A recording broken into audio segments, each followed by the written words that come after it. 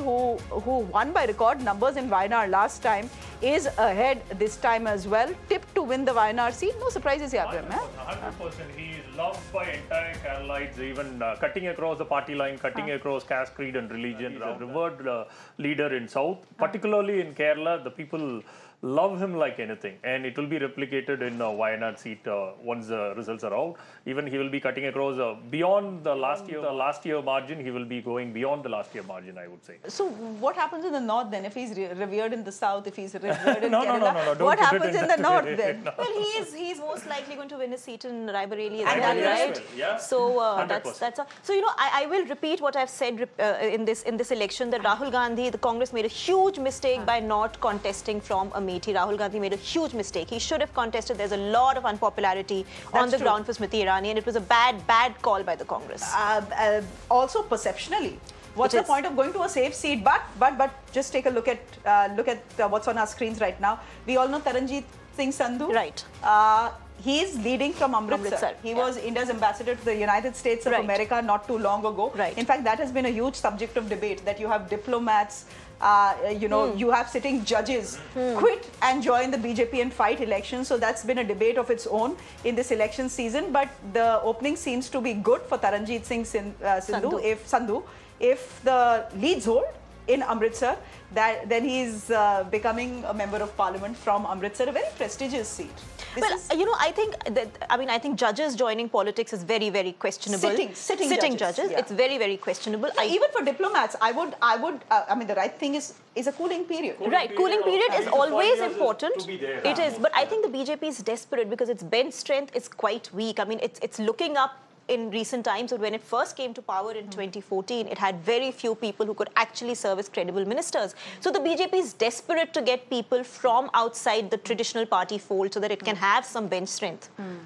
Okay, Rohini Acharya, leading in Saran, had said a couple of things about the Prime Minister in this election which didn't go down very well. Was a big controversy as well. You have two of Lalu Prasad Yadav's daughters contesting this election. You have Misa and you have Rohini Acharya. It seems that the younger one is leading. We'll wait and watch what is happening to Misa, but Rohini Acharya leading from Saran. But I'll just wait for this one, actually. I mean, a lead may or may not convert into... Yeah, that's true for all the numbers. So we are basically, it's just more hypothesis right now based on leads. Any analysis on what we could be seeing in Bihar? Because look, Narendra Modi's reputation is strong in the north. We understand that. But look, who he's allied with. Right. Someone who's called Paltu Ram, aaj idhar, kal udhar. So you can give a vote to anyone. Ultimately, by the end of it, you'll see that there's only one person who ends up becoming Nitish Kumar. Yeah, I mean, Nitish Kumar has really squandered away whatever he had accumulated, the goodwill, the popularity, and his the impression of being a very good administrator. He's to be blamed for where he is right now, and the kind of mockery that is often made of him, because really you can't. This is amusing politics. He's just always the CM with somebody else as support. It can't work like that. Well, it is working, and yeah, it is. I mean, but history is not going to be very kind to him, right? I mean, it's not something. He could have been the kind of leader Bihar needed. He changed Bihar from what it was under the RJD rule. There was better law and order. Girls felt so much safer. Education had improved. He was a good chief minister. I mean, just to be in power, he really squandered away all the goodwill. And this election season, the BJP actually saw a loss. Sushil Modi died of cancer. Yes, of course. So that was a big loss. Of course. That was a big loss for the party. Our guests continue to be with us as we see the numbers racing ahead. Maybe we should just keep, before we go to anything else, just keep a close eye on the numbers, because once 272 happens, I know you can say, abhi 9 bhi nahi baje hain. And these leads, we should just wait. But 272 will be a psychological mark. And so all the laddu making and the puri making and the aloo making we are seeing at the BJP headquarters, uska kuch kaam aayega, which means they know what they are doing. They are prepared. They know how to fight elections. They know when they are winning, and they are prepared for the party. What time do you expect the Prime Minister to hold his roadshow and do the victory march and the victory speech? Sham ko hoga? The only two people who know what the Prime Minister is going to do are the Prime Minister and Amit Shah. I think all journalists always get it wrong because we cannot second guess the Prime Minister, and this BJP leadership is... No, but I can tell you one thing. whatever Prime Minister Modi does, there'll be a victory speech, etc., will be on prime time. Of course. That way is predictable, yes. So it's going to be at 8 o'clock. I don't. So makes it easier for all of you. You have so much to show at prime time then, you know. At 8 o'clock is my show, the Urban Debater. So I'll just read the headlines, say over to the Prime Minister, and the Prime Minister will speak for 45 minutes. That's true. He's going to try and target the prime time, yes. Actually, Neoma, you want to leave? ऐसा कैसे हो सकता है भाई? You are winning today by the looks of it, and you want to leave Mirror now and go to another channel? No. I just wanted to say something when you guys were talking about the women vote bank towards Sri Narendra Modi ji. You know, at one point we only spoke about the upliftment of women. Today we are speaking about the empowerment of women. So there is such a beautiful shift in where we women stand and select the right person for us as a leader. And when it comes to puri and aloo, definitely no calorie count today. No calorie, and everyone at the BJP headquarters will have to eat puri, aloo and laddu for all 3 meals by the looks of it. 274, ladies and gentlemen. 274. Yeah. Ho gaya, Neoma ji. I don't know whether I should start congratulating you right away, but 274 to ho hi gaya. Bye. Chalo. BJP को लगा हो गया हमारा काम. We are done for the day. Bye, Neoma. We'll see you. Tausif Ahmed, the numbers not looking good for you. There's a piece of news that may make you happy. Mr. Annamalai, it seems that the BJP is trailing in Coimbatore, high-profile seat. The Prime Minister made a lot of effort in the state of Tamil Nadu, and you have to give him that, Abraham. That they don't stop trying. 100%. That I will always give it to BJP. As you said, rightly said, they know how to fight an election on the ground zero without any discrepancies, and they will give 100% effort in that. I should agree with that. And the DMK is leading in 24 seats, which means clearly, even this time, as expected, they are running away with this election. 37 to 38 for DMK is sealed 38 out of 39. 39. Only one seat I will be betting on in NDA block. That is Tirunelveli seat. Tirunelveli seat, because it is a former transport minister from the ADMK government who has been switched over to the NDA block. With BJP he is right now. And I would be giving him that seat because he is almost 45 years of dedication work in ADMK as a ADMK minister on ground zero. He is penetrated to length and breadth of Tirunelveli. So I would be giving the first account if NDA block should open in Tamil Nadu, then it will be on Tirunelveli. And not Coimbatore, not Annamalai. Despite what he has done, he's brought so much energy into the election in Tamil Nadu. He never brought anything to the people. He just made sure he did that Padayatra. Top to bottom of the state, even his fellow friends didn't follow the Padayatra. It is a flop show, utter flop show in Tamil Nadu. Even he doesn't agree with that Padayatra is a huge success. Whether it is going to penetrate and change towards vote, that is not going to happen. He will be trailing and he will be losing at least with 1 lakh margin. 1 lakh vote margin he will lose. Keep it and write. His writing is on the wall. Chalo, I am writing 1 lakh. Please, for sure. I am writing 1 lakh. Let us he will lose. You are saying Annamalai will lose with a 1 lakh margin. 100%. 80,000 to 1 lakh margin he is losing. And Mr. Ganapati of Coimbatore from the DMK party, he is well known the length and breadth of Coimbatore, and he has done so much as a party cadre and as a social entrepreneur. But in Tamil Nadu, which is DMK land, you are still giving the BJP 1 seat, and you are saying it's not because of the BJP, it's because of the leader. Not because of Annamalai, because of the ADMK leader who switched over to BJP.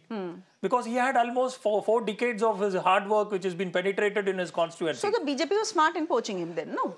It is almost done before 2-3 years back, and he has his own permutation and combination to switch over the party rather than with ADMK. So it is not, I'm not giving the wholesome credit to BJP. Okay, the big leaders in Kashmir are trailing. By the looks of it, Mehbooba Mufti is trailing. By the looks of it, Omar Abdullah is trailing. By the end of it, you could very well see this change, ladies and gentlemen. But for the moment, early leads from Kashmir seem to suggest that the big wigs of this election are trailing. But what an election this has been! I mean, you just need to stand and salute the election in Jammu and Kashmir because of the record turnout, right? Including in the valley, about 50%. That's incredible, yaar. Jo bhi bolo. Of course, yeah, that's true, that's true. That we have to commendable because they believed in the constitution right now after the bifurcation of the state between Ladakh and this. It is, now the repose on faith on constitution has been happening in the Indian democracy. I remember polling percentages in the Kashmir Valley, 3%, 4%. Yeah. From 3%, 4% to 50%. That's incredible. Right. What happened? I mean, there was so much bad blood in Kashmir over, over the bifurcation, over Article 370, etc. What happened? What happened? Well, I think people perhaps do want to, I've not traveled to Kashmir, I can't answer for sure, do want to participate in the democratic process. But I would say that Kashmir is an election we have not talked about enough because it doesn't have those many seats. Everybody's interested in UP and Telangana and Andhra and, West Bengal and Orissa, etc. And Maharashtra. Nobody talks about Kashmir. This election in Kashmir is actually one with a lot more implications than just who will form the government at the center. It is a watershed in a way in Kashmir. So that's an important election to talk about. I do believe that Kanimoi is leading. Of course. She's leading, of course. You're saying, of course. Of course, she will cross almost 3 lakh vote margin, she will win. Nilanjanda, would you want to come in here? I'm just looking at the tally. Early leads, yes. But the NDA, it seems, is running away with this election. Look at their numbers right now, 280 to 107 of the India bloc.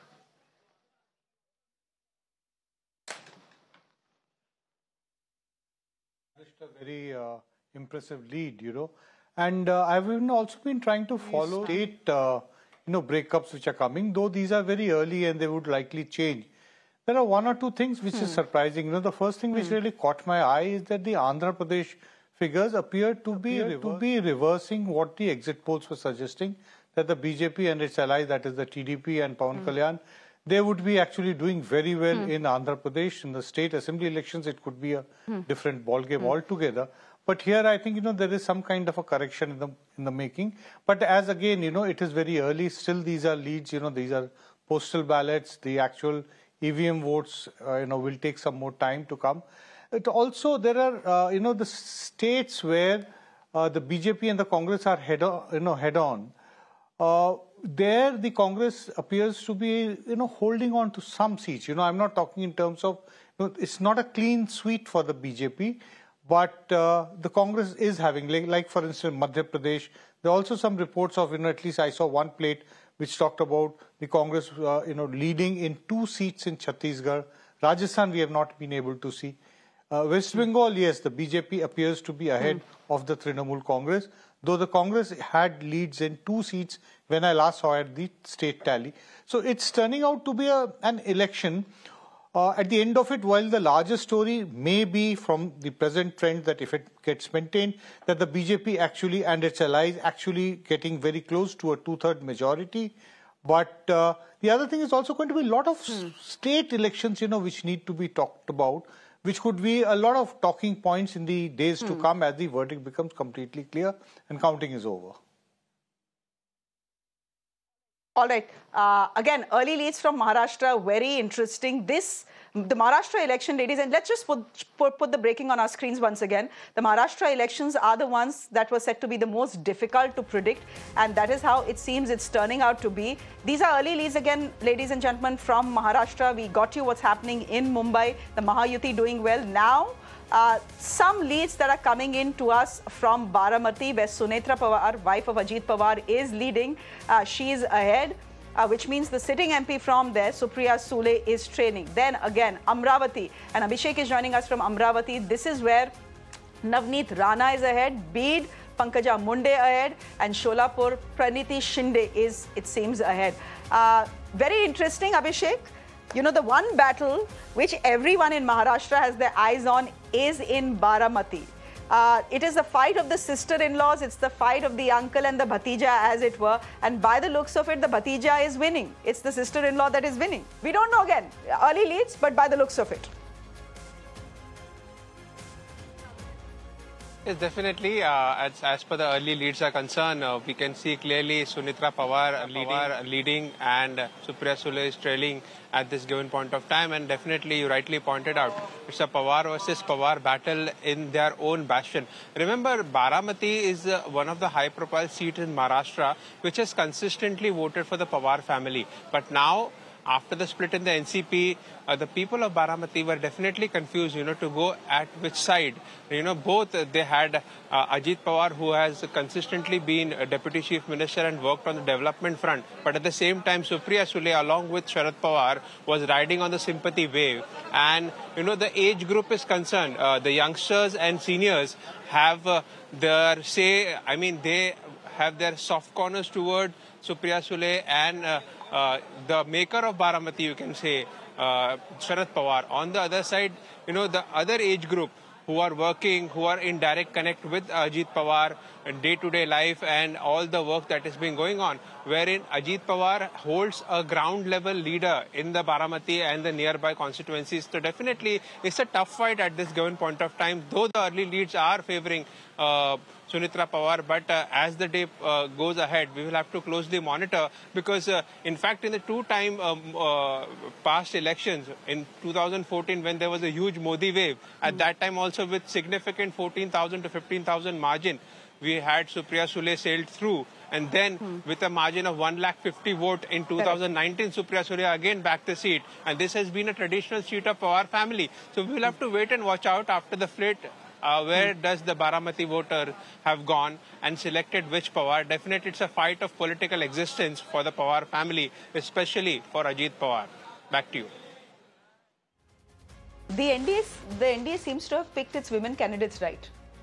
Because you have not just Baramati, you have Amravati as well. You have Pankaja Munde as well from Bid who's leading. Praniti also. Hi Niti. I see you there. Good morning. How are you doing? Hi Shreya. Very well, very well. Good morning. And I'm liking the numbers that I'm seeing on your screen. So, I'm fairly certain Tausif has been, he told me the numbers that he's looking at are fairly depressing for him, but 304 in the leads. You were 303 last time, yani pichli baar ka aankada you have crossed. Congratulations. Although, I think we'll just wait.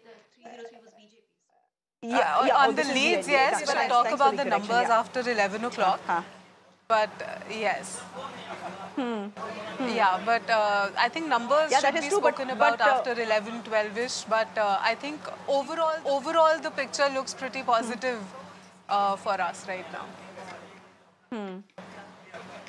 That's absolutely correct. These are, again, ladies and gentlemen, just leads. They will have to convert into seats as well. If you want a crystal clear picture, then the crystal clear picture will be with us at about 11:30, 12. But for the moment, I think it's very clear which way this election is going, at least as far as the leads are concerned. From Wayanad, we know that Rahul Gandhi is leading. That's very clear. And as we speak, these are the numbers on your screens. These are the leads on your screens, not the numbers. Others at 32, interestingly and significantly, the India bloc at 141 and the NDA alliance led by the BJP at 307. Rahul Gandhi is leading in both seats. The news coming in, he was expected to, of course, lead in Wayanad. That is happening. Was he expected to lead in Raebareli as well, which is considered to be the safest seat actually for the Congress party in Uttar Pradesh. So he's leading from both seats, and therefore the Dharam Sankat on which one he will pick, Ruhi. But I would think they should pick Raebareli. It's a traditional family seat. They've already abandoned Amethi. It's very bad optics to also abandon Raebareli. But isn't abandoning Wayanad equally bad optics? Yes. The South has stood with you. The Kerala is giving you the maximum amount of seats that any other state will give you. It's a choice between the devil and the deep sea, right? I mean, you've chosen to do this. You've chosen to contest from both. But I would think if they've chosen to put Rahul Gandhi from Raebareli and not Amethi, then it's only fair to keep Raebareli. Otherwise, he should have contested from Amethi and given Raebareli to somebody else. It's such a safe seat for the Congress. Tausif, would you want to come in here? We'll try and see what we can get from West Bengal in just a bit. But any word on Rahul Gandhi having to pick between Wayanad and Raebareli by the end of the day? As expected, Rahul Gandhi's performance has improved. Not only his personal seat, but also Congress overall, we are going to see a improved performance. And so far, choosing among these two seats are concerned, I think ultimately one of the family members will come. to do a contest in either of these two seats. And I also believe that ideally Rahul Gandhi should stay in Raebareli and allow someone else to hold the fort in Wayanad. In any case, South India, as it is being seen, even the Annamalai, who had so much of weight behind him thrown by Prime Minister, walking with him on the street, so visibly available on camera with Annamalai, and Annamalai being projected as to become a loser, again reinstates the claim by Congress that BJP is a SAF in South India, and whether it is half in North India, we are yet to see. But not so much, at least from the news from the south, is not so depressing. But yeah, we are too early, it is too early to say. We all know. 11 baje tak. Yeah, no, ballot. No, okay. These postal ballot basically, all government votes basically, it remains with the ruling power. We have seen in this trend, it has been so forever. True. So perhaps after the machines are opened, perhaps around the noon, we will be able to, get a sense of really what is happening, how the day will end. Only after maybe 1 or 2 hours, we'll have to be patient. Okay. Dilanjana, you want to say something, and then I'm going to welcome Dr. Pooja Tripathi, spokesperson of the Congress as well. Yeah, very shortly, I'm just looking at the final tally. Not many, just about 50 seats more trends are to be expected. And NDA is 317, which means that it is nowhere getting near what we call 400 par. And if the NDA is 317, I do not know whether the BJP on its own is running towards a runaway majority. Are they, I feel like raising a question that if this trend continues, they may not be able to retain the 303 seats which they won in 2019. They may well fall short. So the last laugh may not be the BJP's if this trend gets maintained as towards the end. We have to still see, and now keep an eye on how much more can the NDA build the lead on. Again, qualifying this, and as I said, I'm going to do this at the cost of repeating myself and irritating all of you, that these are early leads, ladies and gentlemen. It's only about 8:50. Yes. These are postal ballots, and Amit Shah ahead in Gandhinagar as expected. Yes. As we know, BJP is expected to do very, very well in Gujarat. So Amit Shah, ladies and gentlemen, ahead in Gandhinagar on expected lines. But please just be cognizant of the fact that these are early leads. At the end of the day, they will have to be crystallized into seats. The final number will only be put out by the Election Commission of India. This one, I think, will be clear by 12:31. But I do remember a time when we were in the newsroom, the whole because of Madhya Pradesh. You remember that election? The 2018 Madhya Pradesh Assembly Don't election. remind me. Yes. I was in office till 2 o'clock. That election was quite something. It was a cliffhanger. It was a cliffhanger. And you couldn't be sure till the last vote is counted. And ultimately, the Congress did win that one. Through. It's just about although it lost its government eventually. But yes. Exactly. Dr. Pooja Tripathi, good morning. Kaise hain aap? Good to see you. I can see laddu pedas being made at the BJP headquarters. They have already prepared for a win. You can say these are early leads. You can say wait till 12 o'clock, etc. But the BJP has decided that they have won. Aap log kuch bhi bol lijiye. I think everyone should hold their horses, and the laddus and pedas can wait till 12 o'clock. Let the actual numbers come. These are very early. EVMs have been opened at 8:30, and we are still hopeful. We are still looking for a good fight. You are looking for a fight, but by the looks of it, there has been no fight. I mean, there's been a fight, of course. This is an election. We are a part of participative electoral democracy. So obviously there has been a fight. As we began the elections, everyone said, "Kitna thanda election hai? Kuch bhi nahi hai. There is no fight. Everyone knows who is winning." But as you got into the second week into this election, the India bloc did seem to gather its forces, gather some josh and energy and actually give it what it had. So on the ground at least, and in television studios, though, the fight had become very real. But if the numbers stand, again I'm saying early leads, but if the numbers stand, the fight then was only in the studios and nowhere else. Yeah, Will I be wrong in saying that? You don't agree? Go ahead. don't agree. India Alliance gave a very dedicated, very committed fight. We set the narrative from the day one. They were like 400 par, 400 par. I don't see them crossing 400 par even with these numbers. From the day one, the Congress manifesto was out. Prime Minister Modi didn't only attack every point of Congress manifesto. He went to resort to lies and fakery, from Mangal Sutra to Muslims to Bhais Kholenge to Toti. I think where India Alliance stood on the constitutional values, stood on the people's issue. Prime Minister Modi took the political discourse every day down and down, but it's democracy at the end of the day. And we respect the verdict. And let's see how the numbers are. I'm still saying it's very early trend to be this jubilant. And we are still hoping for a good number. No, I'm not jubilant because I'm not the one winning or losing this election. Everyone in the team is here. There is Josh. There is excitement.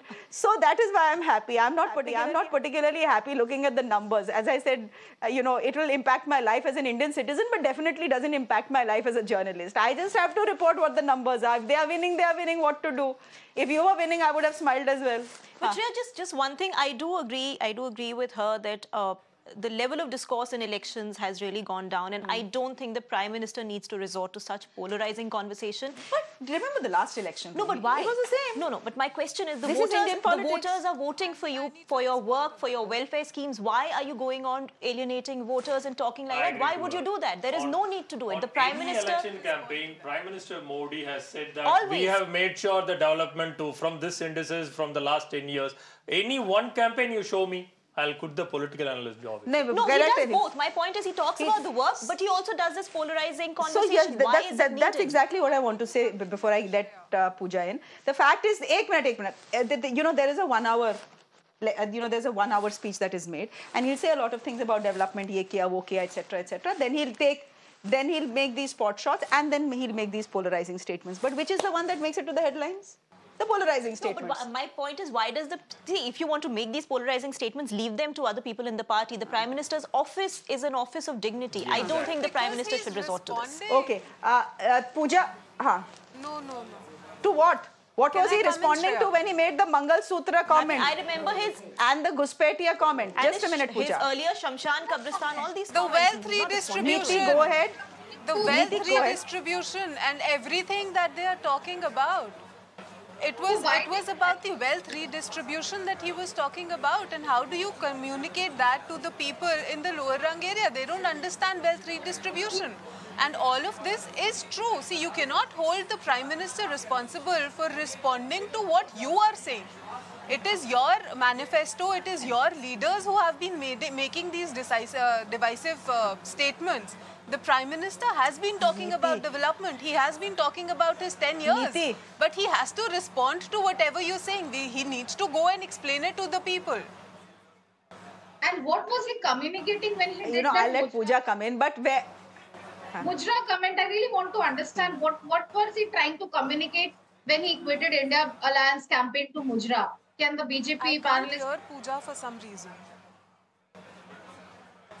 Acha, Pooja is saying that why was the need for him to bring the movement in? What was the message he was communicating there? Maybe he saw Hira Mandi. Who knows?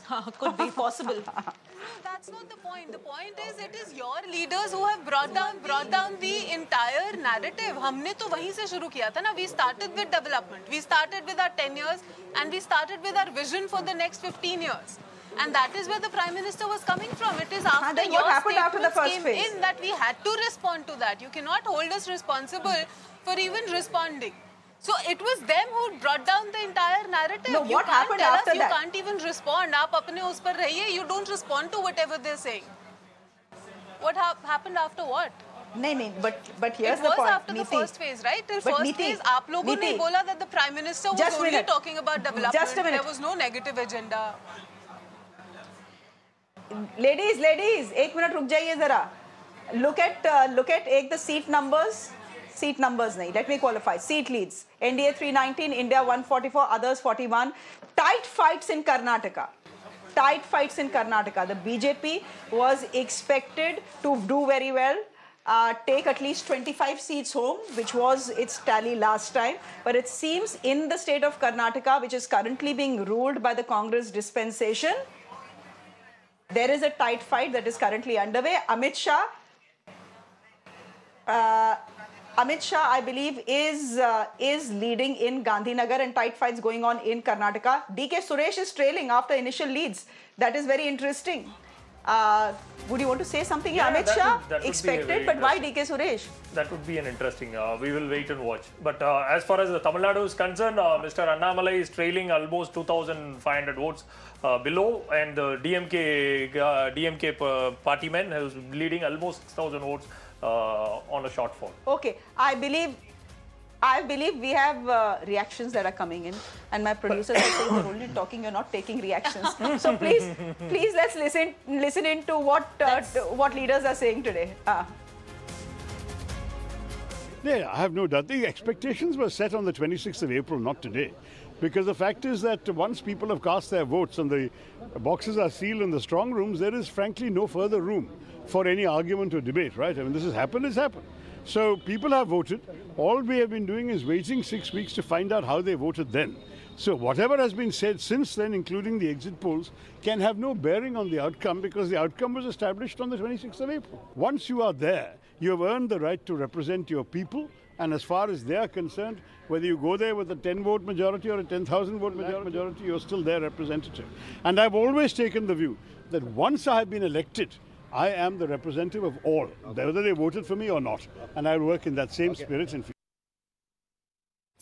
Sir Congress पहले से ही बोल चुकी है कि India block की 295 seat आ रही है कम से कम, लेकिन दूसरी तरफ बीजेपी की बात करें, कह रहे हैं कि आप लोग सपने देख रहे हैं, वहां पर तो मुख्यालय में तो लड्डू बनने भी शुरू हो गए हैं, वो इतने कॉन्फिडेंट दिखाई दे रहे हैं. आपका क्या कहना है सर इस बात? देखिए, लड्डू तो उन्होंने 2015 के बिहार चुनाव में भी बनाए थे, जो बाद में दूसरों को खिलाने पड़े. बंगाल इलेक्शन में भी बनाए थे एग्जिट पोल देख करके. तो एग्जिट पोल इस देश में उसकी क्या विश्वसनीयता रह गई है, देश समझता है. हम एग्जिट पोल की बात नहीं कर रहे हैं, हम एग्जैक्ट पोल की बात कर रहे हैं. हमने जनता से जो फीडबैक लिया है उसके आधार पर एग्जिट पोल आने से पहले हमने कह दिया था कि हम 295 प्लस सीटें जीतने जा रहे हैं. और आज गिनती होने दीजिए, आप देखिएगा कि फेयर इलेक्शन हो रहा है, फेयर मतगणना हो रही है और इंडिया ब्लॉक आसानी के साथ देश में सरकार बनाने जा रहा है. ज्यादा वक्त नहीं बचा है. और अगर भाजपा कह रही है कि हम सपने देख रहे हैं, तो सपने जो देखते हैं उन्हीं के पूरे होते हैं. और हम जागती आंखों से सपने देख रहे हैं, हम सोते हुए सपने नहीं देख रहे हैं. इसलिए आपने जो सोता हुआ सपना देखा है, उस सपने के टूटने का वक्त आ गया है. मेरे को आज दुनिया भर के लोग भारत का पार्लियामेंट लोकसभा का चुनाव के संबंधित रिजल्ट्स के लिए सभी लोग देख रहे हैं. मेरे को पूरा विश्वास है, एग्जिट पोल भी बताए, भारत के 140 करोड़ जनता के आशीर्वाद से नरेंद्र मोदी जी तीसरी बार प्रधानमंत्री बनेगा. जो हम देखिए, भारतीय संसदीय इतिहास में 4 जून 2024 का दिन हमेशा एक बहुत महत्वपूर्ण दिन के रूप में याद किया जाएगा. आज जो नतीजे आएंगे वो विकसित भारत की एक मजबूत नींव रखने वाले नतीजे होंगे और पूरा देश इंतजार कर रहा है और नरेंद्र मोदी जी तीसरी बार प्रधानमंत्री बनेंगे. मैडम, विश्व के इतिहास में इसका एक पैरेलल नहीं है. तीसरी बार जनता के बीच जाकर एक लोकतंत्र में एक नेता इतनी बड़ी जीत हासिल करना, ये बहुत बड़ी बात है. और विश्व के स्तर पे, वो अमेरिका हो, यूके हो, यूरोप के कोई देश हो, जापान हो, किसी देश में एक पैरेलल आपको नहीं मिलता है. मोदी जी विश्व स्तर पे एक बहुत बड़े हिस्टोरिक जीत हासिल किए हैं. पहली चीज. दूसरी चीज ये भी है, जनता ने भ्रष्टाचार, तुष्टीकरण राजनीति और देश को भटकाने का राजनीति, इसको जनता ने साफ साफ तिरस्कार किया है. इंडिया अलायंस को आप जब देखते हैं, या वो जाति के आधार पर बने हुए पार्टी के गठबंधन है, या सब नेता भ्रष्टाचार के आरोप पे या बेल में हैं या कन्विक्ट हो चुके हैं, या बहुत बड़ी मुस्लिम तुष्टीकरण में सब लोग निरत हैं. ये सभी 3 मुद्दों को जनता ने तिरस्कार किए। तीसरा चीज ये भी है कि आप जब देखते हो, विशेष रूप में दक्षिण भारत से जब मैं इसका व्याख्यान करूं, ये उत्तर भारत और दक्षिण भारत के बीच में जो डिफरेंस कांग्रेस पार्टी ने, इंडी गठबंधन ने प्रयास किए थे देश में शुरू करने के लिए, कि उत्तर अलग है, दक्षिण अलग है, बीजेपी का कुछ नहीं चलेगा दक्षिण में, इसको भी जनता ने तिरस्कार किया है। तो ये मैंडेट देश की एकता के लिए है।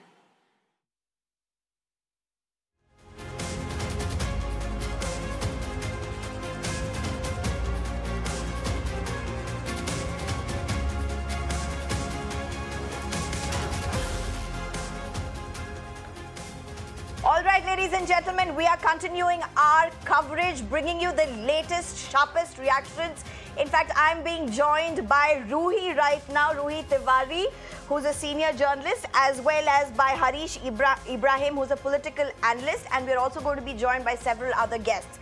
I'm Sneha Koshi. I'm going to take you through the numbers and the latest that's coming in over the next 1 hour. Now, what's fascinating? Remember, as we have been telling you, the numbers that are flashing on your screen are just about the early leads which are coming from the postal ballots. EVMs have also opened. The counting for EVMs has also begun in some places. But the early leads at this point, we're around 9 o'clock in the morning. This is largely based on the postal ballots and the EVMs that are now beginning to open since 8:30 in the morning.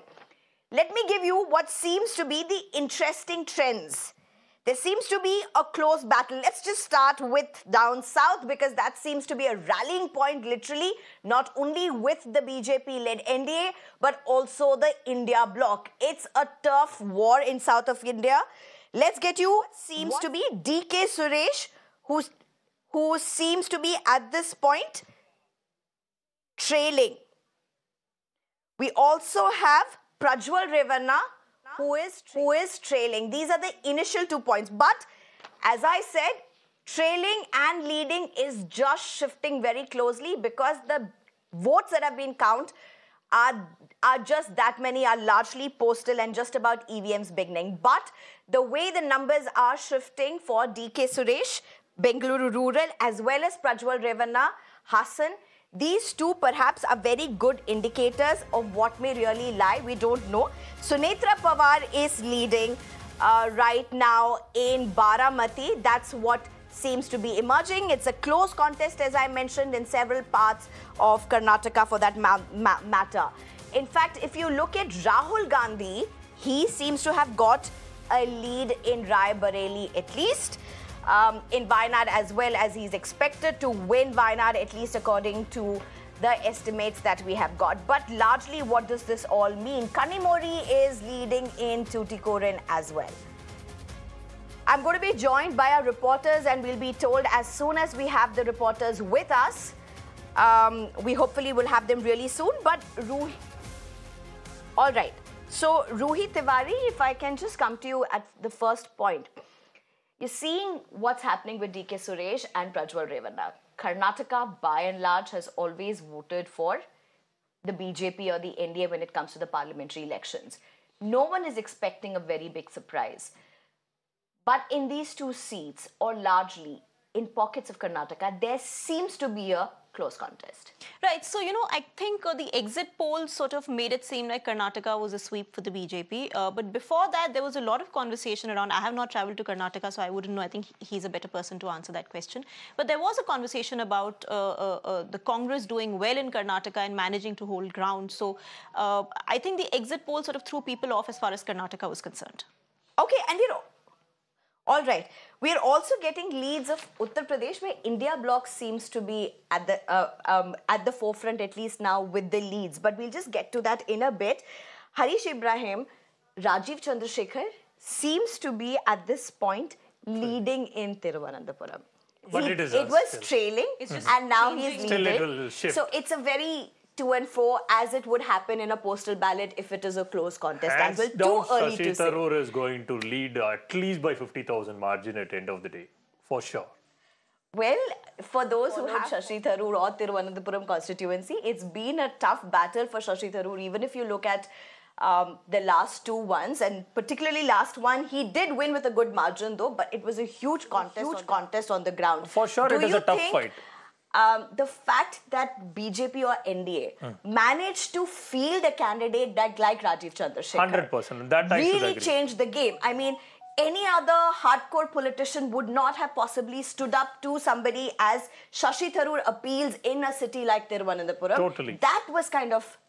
Totally. That was a remarkable and strategic move to make sure Rajiv Chandrasekhar to be there, which gives a huge contest to fight in the battleground, that too with Thiruvananthapuram, which is the state capital, and where Shashi Tharoor not even has, he is a mass leader, whether to Congress or to the ground, it is debatable. But one thing I am pretty sure is it is a strategic move to play where the party leader like Rajiv Chandrasekhar, who made sure there is an indomitable BJP is lying down the current place. That for sure we can agree with that. Yeah, so I would sort of agree with him. The BJP did a gamble, right? Rajiv Chandrasekhar, if he had been, the other option was Bangalore. It would have been a fairly safe seat. If Rajiv Chandrasekhar had contested from one of the Bangalore seats, in all probability he would have won. So BJP gave up a safe seat to put up a fight in against Mr. Tharoor. So I think that was the kind of gamble the BJP played. It was more about optics than necessarily about winning. It was also about trying to show that you're putting up a fight and you're not running away from this fight.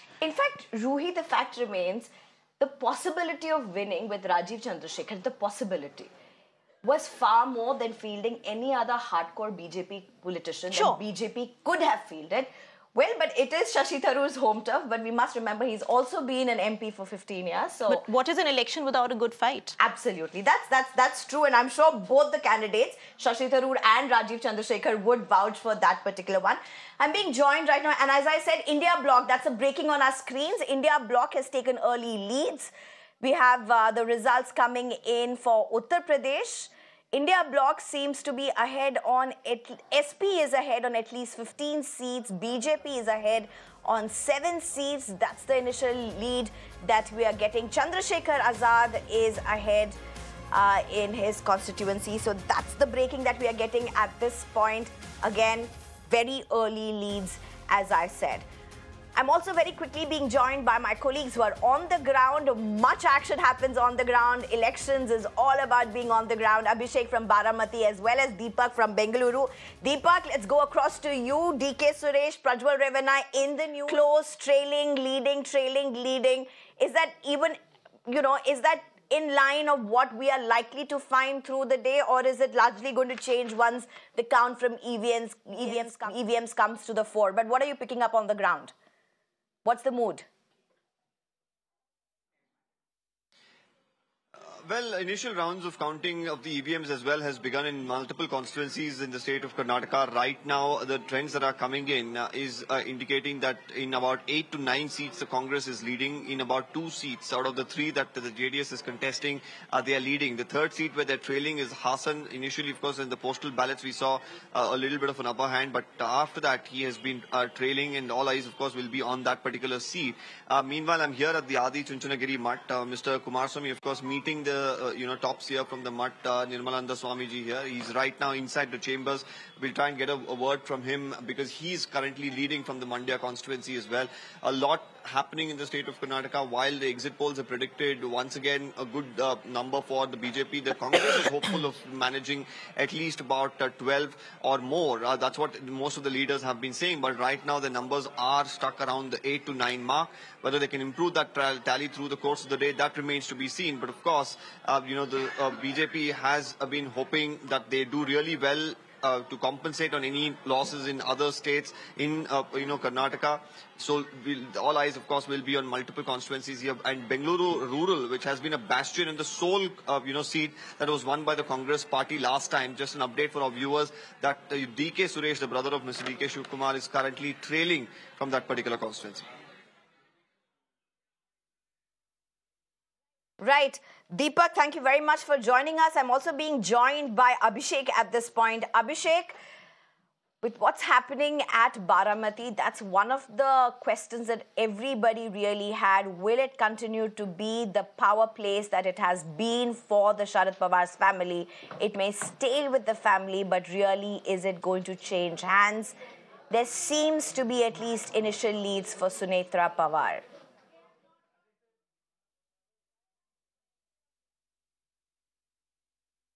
the initial leads were definitely for Sunitra Pawar, but as the round progresses now, what we are coming to know is that again, Supriya Sule is leading, and that's why it's a tough fight. It cannot be predictable at whether Supriya Sule or Sunitra Pawar. And remember, Baramati is one of the high-profile seats, and Baramati has always voted for the Pawar family right from 2014, 2019. This is term Supriya Sule is contesting from there. But now the political dynamics have changed after the split in NCP, and we have seen senior Pawar fighting versus the junior Pawar. And definitely at one side we have Ajit Pawar with the political developmental agenda, who is the Deputy Chief Minister, and on the other side we have Supriya Sule riding on the sympathy wave for Sharad Pawar after the split of the party. And definitely it's a big challenge for the people of Baramati who have already voted, and now whom they have voted for is something we are closely monitoring. But as we speak, currently the lead has changed, and now Supriya Sule is leading from Baramati and Sunitra Pawar is trailing. But definitely this is just initial leads. We will have to wait till the afternoon to get the clarity, and whether Supriya Sule gets a third term, or will there be a surprise of Sunitra Pawar winning the seat, is something that needs to be closely monitored. Back to you. Right, Abhishek, thank you very much for joining us. So, Ruhi, what's your sense you're getting from Maharashtra? It's more than just which side is going to win, which alliance is going to win. It's also about which alliance the people manage to trust through despite all the shifts and change that's happened. Right, I think it is a bit of a survival battle for both the factions of the NCP and the Shiv Sena, because they've both taken huge risks and it's a gamble for both of them. It would also set the tone for the assembly elections that are due later in the year in the state, which are going to be far more complex because of these factions. So I think Maharashtra, that way, I've said it from day one, it's a big khichdi. One doesn't know what's going to happen there, what's happening there. And I think even some seats like Baramati, for instance, it's going to go down to the wire. These are going to be seats for which we have to wait for the election commission results to be able to tell what's happening. The other thing about Maharashtra is that it would, both the BJP as well as the Congress, or mostly the BJP, will have to think about who they have aligned with and whether that alliance is working for them. Because, at the end of the day, Shiv Sena, the Thackeray legacy is important, right? And the BJP has always been a natural Shiv Sena ally. Now, the Shiv Sena is split into two, and then NCP has been more of a Congress ally, but suddenly the BJP has one faction of it. So these are causing a bit of confusion, even ideological confusion, as far as Maharashtra is concerned. And the BJP will have to think about how it wants to go forward in Maharashtra. All right. In fact, I'm told we are also being joined by Charu Pragya. I'm joined by more guests as well. I'll introduce them in a bit. Charu Pragya, you've been waiting for a while now. Charu, give us the sense, initial leads that are coming in. Maharashtra, let's start with that. Sunitra Pawar may be leading at places, but largely the battle is also about which alliance manages to push through with all the changes that have happened.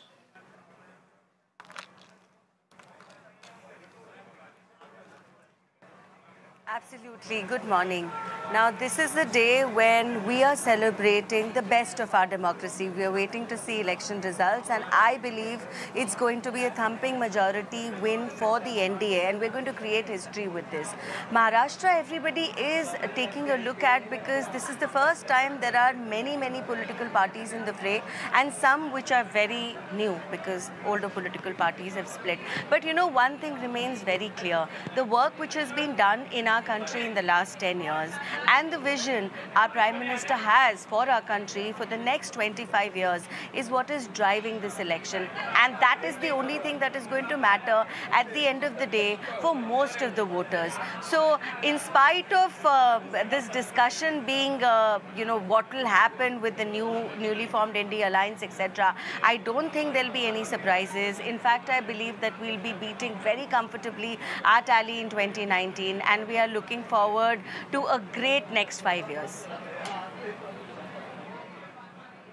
All right. Charu, I'm also being joined by Anand Paranjpe, who's an NCP leader, as well as Nilanjan Mukhopadhyay. All right. I'm told Anand is not there. We are also being joined by Nilanjan Mukhopadhyay, as well as Swati Malik. Thank you very much for joining us. Swati, to you, with the initial leads that are emerging, let's also look at what seems to be the numbers that BJP is getting, at least what's being told about BJP and the NDA. Do you really look at the prospect of what Congress or the India Alliance could have done to this election vis-a-vis what really has happened? Comment on what we could have done better, because only the starting trends right now, and even if you go by just by the starting trends, what I see is that India is 205 plus and NDA is rather 277 plus is the trend that I was seeing. So even if you see these numbers, the whole narrative that was created by the Prime Minister, by the BJP about 400 par and this is going to be historic, etc. Right now, they're not even matching up to what it was in 2019. So you can see the narrative fail. You can only by the trend so far. Although, like I said, my caveat is that this is only to comment right now. This is too early to go by what we could have done better. But looking at the trends, the narrative created by the Prime Minister, whether all those gimmicks of him going into, the meditation zone that he goes into with his camera or other things like that, the whole, the divisive politics that they have been playing, whether he says that, okay, I will not talk about Hindu-Muslims, and then in the next speech he talks about Hindu-Muslims. When you see all that, so in these trends, in these results, we realize that voter is not, we cannot take the voter for granted. Just like we failed in 2014 and 19 to create our dent. In 2014-19, we somehow could not convince our voters about our manifesto, about what our vision is for the country. But now in 2024, we can see, even by the trends, how from 91, it is almost double right now. So we are already doing better, and I am sure it is only going to get better from here, and we will form the majority. All right, at least Uttar Pradesh for now, Congress may have some relief. It seems to be having at least the leads that are coming in for the India bloc at this point seems to be good. Clyde Castro, okay, we seem, all right, we seem to have some audio issues with Clyde Castro at this point. Nilanjan Mukhopadhyay, what really unfolds with this election? What would be the key takeaways? Well, at the moment, it's very difficult to say what are the key takeaways because it's still a counting in process. About half an hour ago, when I was, at a different location on the same program, I pointed out that the trends, what was happening since morning was beginning to reverse, and that is what has happened now. Just about, we need trends of only about 20 seats, and the entire NDA is just at hovering around 300 mark, short by 25%. And largely by postal ballots. And no. By now, there would be a fair amount of EVMs. That is when the trend reversal began. About half an hour, 40 minutes ago is when the EVM vote started getting added into the trends. So since then, there is a reversal of process. So at the moment, out of 543 seats, just about we need the trends of only about 20 more.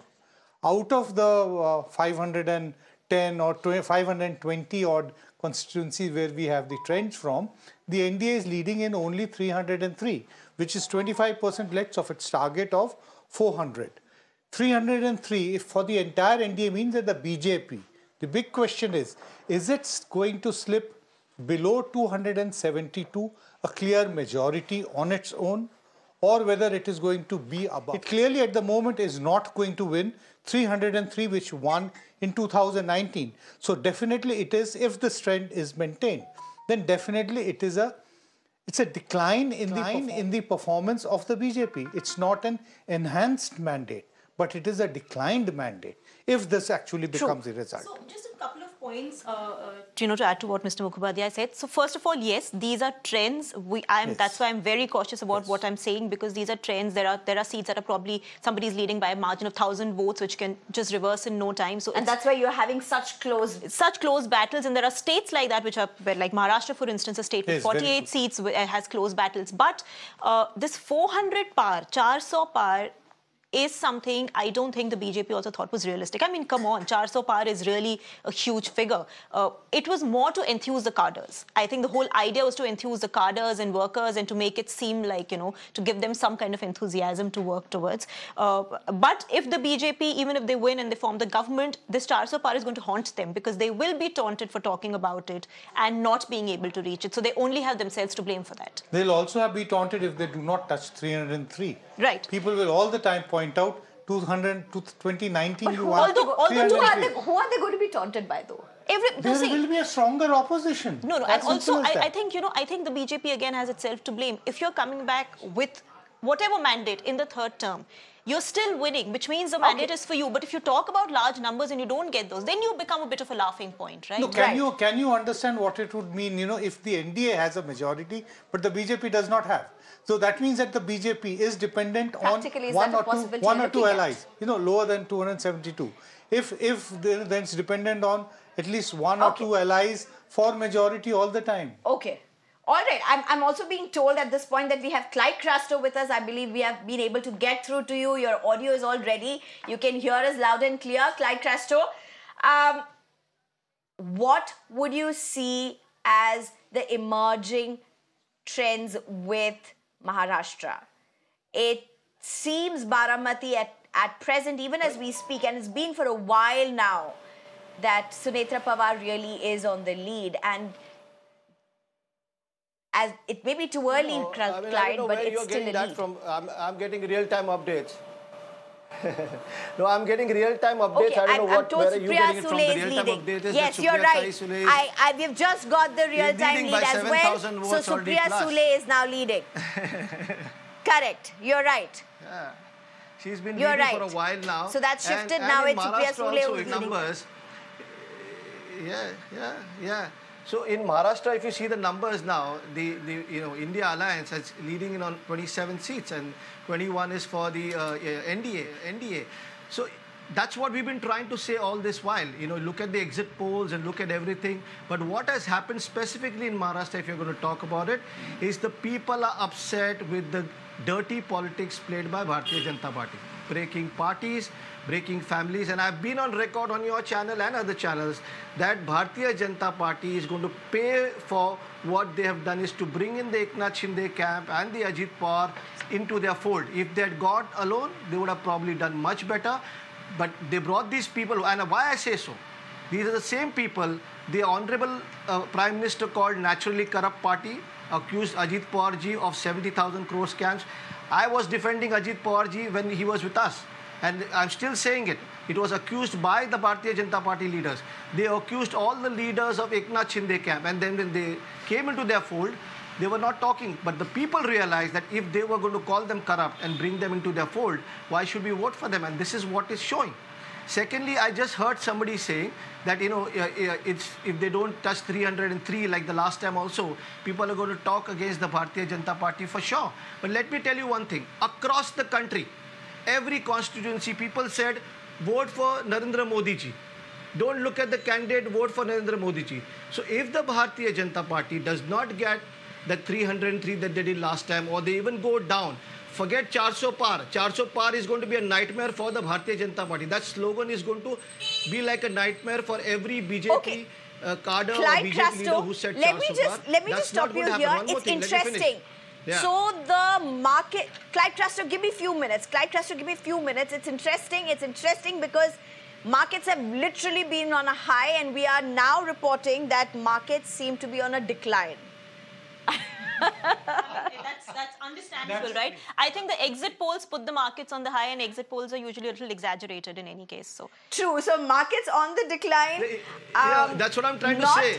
You know, it's not a steep run, a bull run as the exit polls had expected, but largely people had anticipated that there may be a decline in the markets as the voting, as the counting begins to during counting, when the counting is in progress, markets, it's natural for it to be a little shaky. It's only when the results come out that you'll know whether there's an actual decline or an uptick. You know, the point is that the markets are definitely going to look at the poor performance of the BJP-led NDA as a bad sign, you know, because then it's political instability. Because political stability has got associated with Mr. Modi and the government for the last 10 years. So anything else which is outside of Mr. Modi would suddenly, everybody is going to be uncertain. Who will be the Prime Minister? Okay. That will be the first thing. For instance, the NDA is down below 300 for the first time. The India bloc is up over 200. We do not know what will happen in the next 2 hours. We have had some dramatic changes taking place through the counting process. Numerous, elections I can count, where we have been in the studios and seeing everything getting reversed. And let me tell our viewers, to be cautious about saying anything till you have final numbers. No, and we have not even started talking about close contests. Even this does not mean that the India bloc is doing a good, putting up a good show. These are trends, and let's be cautious about trends. True, and even as we start looking at constituencies, there are some constituencies too early, very close battles. Is changing. Yeah, Baramati has been changing by the minute. So it's Ajit Yashwant also joins us. Ajit, you just heard Clyde Crasto. How much of what he has said do you agree with? I mean, you both don't see each other eye to eye when it comes to the political line, but on the counting day, how do you counter what he's saying? Personally, that this is too early to comment on any results of any seats or what scenario is going to get upward. But I feel that in next couple of hours, things will be more clear and there will be a lot of surprises from Baramati as well. So we are just going according to what the trails that we are getting at this moment. And as you rightly said, every minute you can see the results are changing. So whatever updates that we are getting are just changing minute to minute. So we just need to wait for some more time. And I'm sure that with the national president, Shri Ajit Pawarji, we will be performing in a very good state of Maharashtra. And we'll be there getting winning seats in Maharashtra as well. Okay, Ram Pratap Singh, also the national spokesperson for the Samajwadi Party, joins us right now. Heartening for the India bloc at this point as results emerge from Uttar Pradesh? Good morning. Yes, it's a very encouraging start. And certainly one thing stands established that there is no pan-India wave in favor of BJP, and all the hype about 400 plus, etc. stands debunked. And also what the exit polls were trying to predict for last 2 days, and it stands challenged now. And each state, as I said earlier in my several discourses, is behaving the way it was expected to. And similarly, for UP, if I have to talk, that it's certainly very encouraging because the issues on ground were real. And the government of the day and the BJP just weren't willing to listen to the problems of the people, the rampant unemployment, the absolute poverty in so many districts in UP. And that's what people are now come out and voted against the BJP. Over to you. That's interesting, Ram Pratap Singh. Ruhi, do you really think, and is this the truth, issues that people would often talk about on the ground were not really reflected in the campaigns and the politics that played out? Look, I would repeat what I said. This election for the BJP was about whether you want Narendra Modi back or not. So whatever the mandate is, they should understand the mandate themselves, because they were not talking about local issues. They are always... See, there is a limit, I've said this earlier, there is a limit to how much people will vote just for PM Modi and how much they want to vote for the local candidate. And there are many people in Uttar Pradesh that the BJP put up who were unpopular. I can tell you Smriti Irani was very unpopular, Sakshi Maharaj is very unpopular, Hema Malini is very unpopular. There's only so much that you can do under Narendra Modi's name. So it could be perhaps a lesson for the BJP going forward that elections in Modi's name will have limitations. People want to see what the immediate MPs are doing. Just very quickly, I'm looking at numbers in Haryana as well, and both Haryana and Maharashtra go to polls this year. Yes. Very, very interesting numbers. Congress doing well in Haryana. BJP will have some serious rethink to do in Haryana. Again, the BJP has really squandered the state away in the last, I don't know what it has been doing in Haryana, especially with the leadership, etc. So both states, BJP will have a lot of re-strategizing and rethinking to do. There's also another important thing which we have to see. 1/3 of BJP's candidates were those who came from other parties. So it created tremendous resentment within its own ranks. The people who have grown vertically within the BJP over the last 2-3 decades, everybody aspires to be nominated to fight elections. But if you don't, and somebody comes from outside, lateral entry, what they call, in politics, it's extremely upsetting for the cadre and the people who have come up. So that's another problem. Charu Pragya, you heard both the panelists here with us, Mr. Nilanjan Mukhodjay. All right, we have Vinita Hariharan with us. So, Vinita, I believe you heard both what Ruhi as well as Nilanjan Mukhopadhyay spoke. Do you believe, one, that there are possibly limitations to fighting an election under the banner name of Prime Minister Modi vis-a-vis what the MPs would be, or is that a no-gamer at all?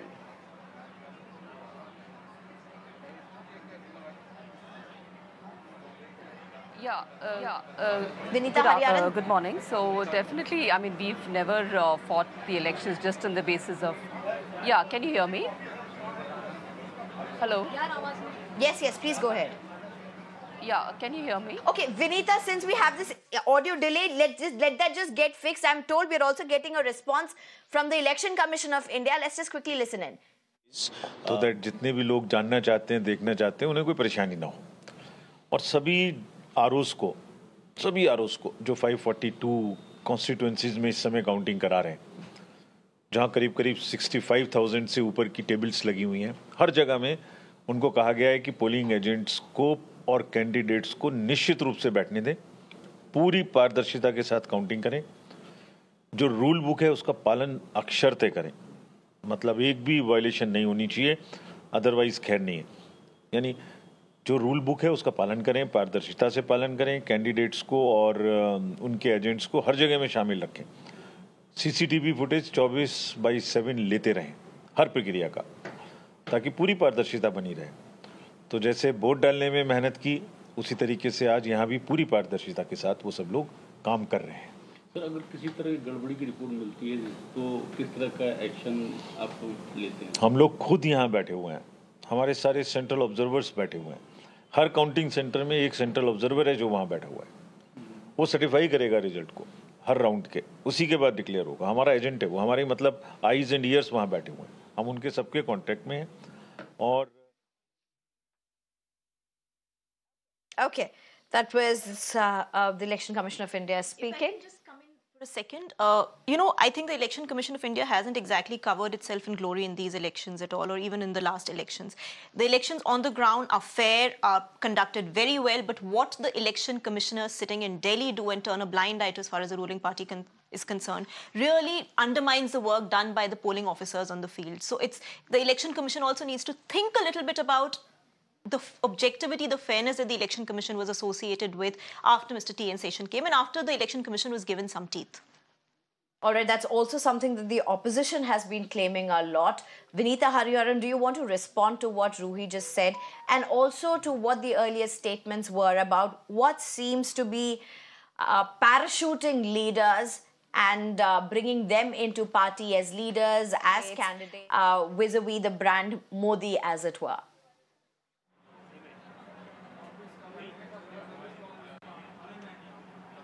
Yes, so as I was speaking earlier, the brand Modi is definitely there. It is Modi's Vikas agenda, Modi ji's Vikas agenda on the ground, which was being actually, propagated and which was used as a campaign plank, not so much of, the personality per se. Of course, Modi ji's personality was, was there all across because he's a 24/7 Karyakarta, as we all know it. So he's there whenever a candidate needs him, wherever he's required. He was there across the country doing road shows and campaigns, definitely. But nevertheless, that doesn't undermine the local leadership or doesn't undermine local leaders on the ground, because they are the ones who translate these programs in the Vikas agenda on the ground. If it is not for their efficacy, it would never have been translated to the voters and how they are voting today. So I don't think it's just a pure, Modi leadership alone, but it's Modi was along with all the local leaders. So it's always been a double-engine philosophy that we've adopted. So I don't think it's just, blindly following just one central leadership. It's always been a combined effort, and it's always been a federal, cooperative federalism structure which has been followed across. So we still maintain that. Okay. Interesting.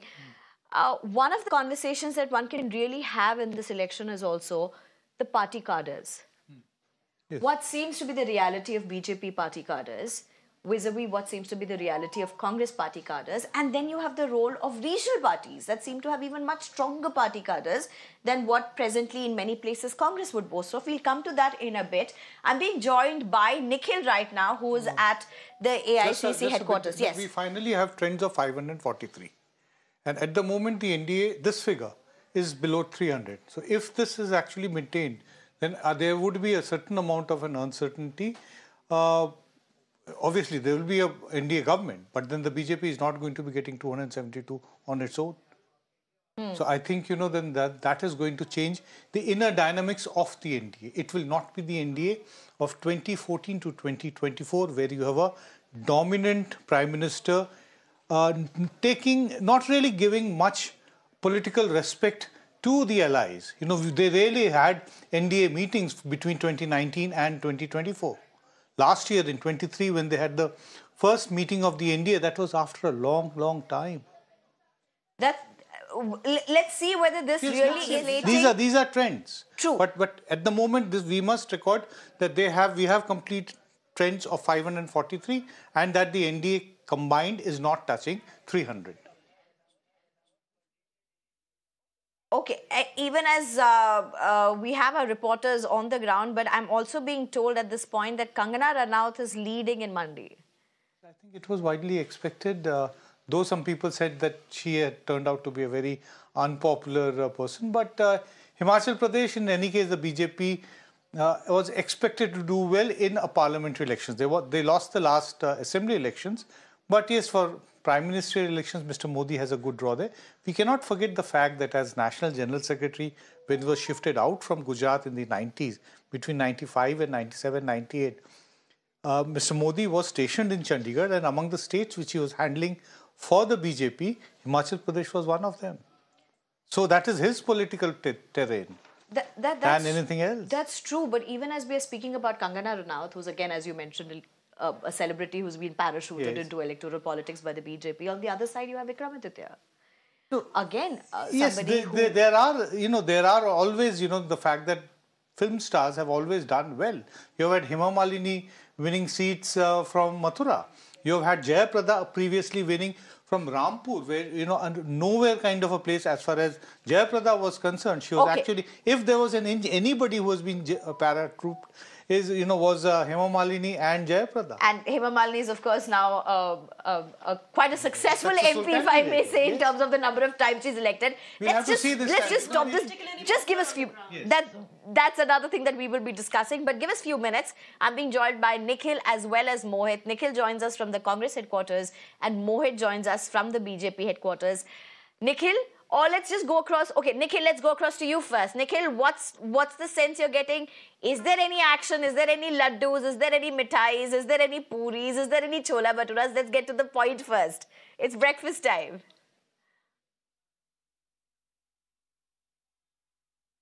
So, Sneha, the energy is something which can be felt from the AICC headquarters, which is the headquarters of the Congress party, and there are couple of setups which can be seen here. I would like my camera person to show you in the very first place. This is the first setup which is being shown here. Sir, थोड़ा सा आगे जाइए, एक बार अंदर जाके दिखाइए क्या अंदर चल रहा है. So these are not just the setups for the media personals, but also for the workers who are arriving here. And we can say that good setup has been done in view of the heat wave which are currently prevailing in the capital city. So this media room and the workers room as well completely filled with these people, and there are multiple screens as well which are set up. By and large, we can see the presence of the media. So this is the hall number 1. Sir, दूसरी जगह भी जाना है, पीछे को आइए. So we are going to show you the other setup as well, where the workers of the Congress party are present in a huge number, or in decent number is what we can say. And the arrangements for the breakfast is equally present here. But energy is something we were mentioning earlier as well, Sneha, that this is something that can be felt right here at the place. The workers are gradually, they have started coming in at the AICC headquarters. They are still very much hopeful about the win, although the results which are coming in, these are just the initial trends. And this is the picture. This is the second setup which we are showing you from inside the AICC headquarters.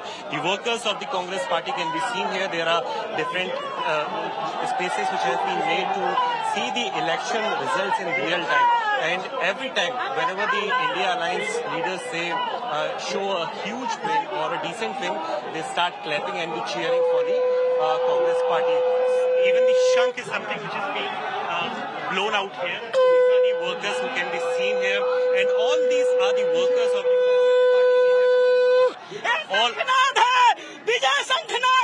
एक बात बताइए, आप शंख लेकर के आए, शंखनाद की बात कर रहे हैं, अभी तो इनिशियली ट्रेंड है ये 2024 पतन निश्चित, इस तानाशाह का अंत करने के लिए ऐसा आदमी 5 महीना पहले. Okay, so we are going to show you another setup, which is the last setup, and this is the indoor setup which we are showing you. Sir, एक बार आप अंदर आ जाइए, थोड़ा सा दिखा दीजिए कितने लोग बैठे हुए. So this is the third setup which can be seen here. So all the arrangements have been made by the Congress Party headquarters to make some of the decent setups for the workers in particular, because it is a scorching heat condition outside. So the indoor setups have equally been made here. But to talk about the figures in particular, whatever the numbers which are coming, these are just the initial trend. But there are 327 seats where the Congress Party is contesting, and the direct contest between the Bharatiya Janata Party and Congress Party is on 173 seats. So those particular seats becomes equally important here. But as we were mentioning in the very first place, that not just the laddus and the breakfast thing, but also the energy and vibe is something which can be felt right here at the AICC headquarters, because the workers who have arrived here, they are still very much positive and hopeful about the better results from their side. Back to you. Right, thank you, Nikhil. Mohit, you're at the BJP headquarters. Take us through what's happening there.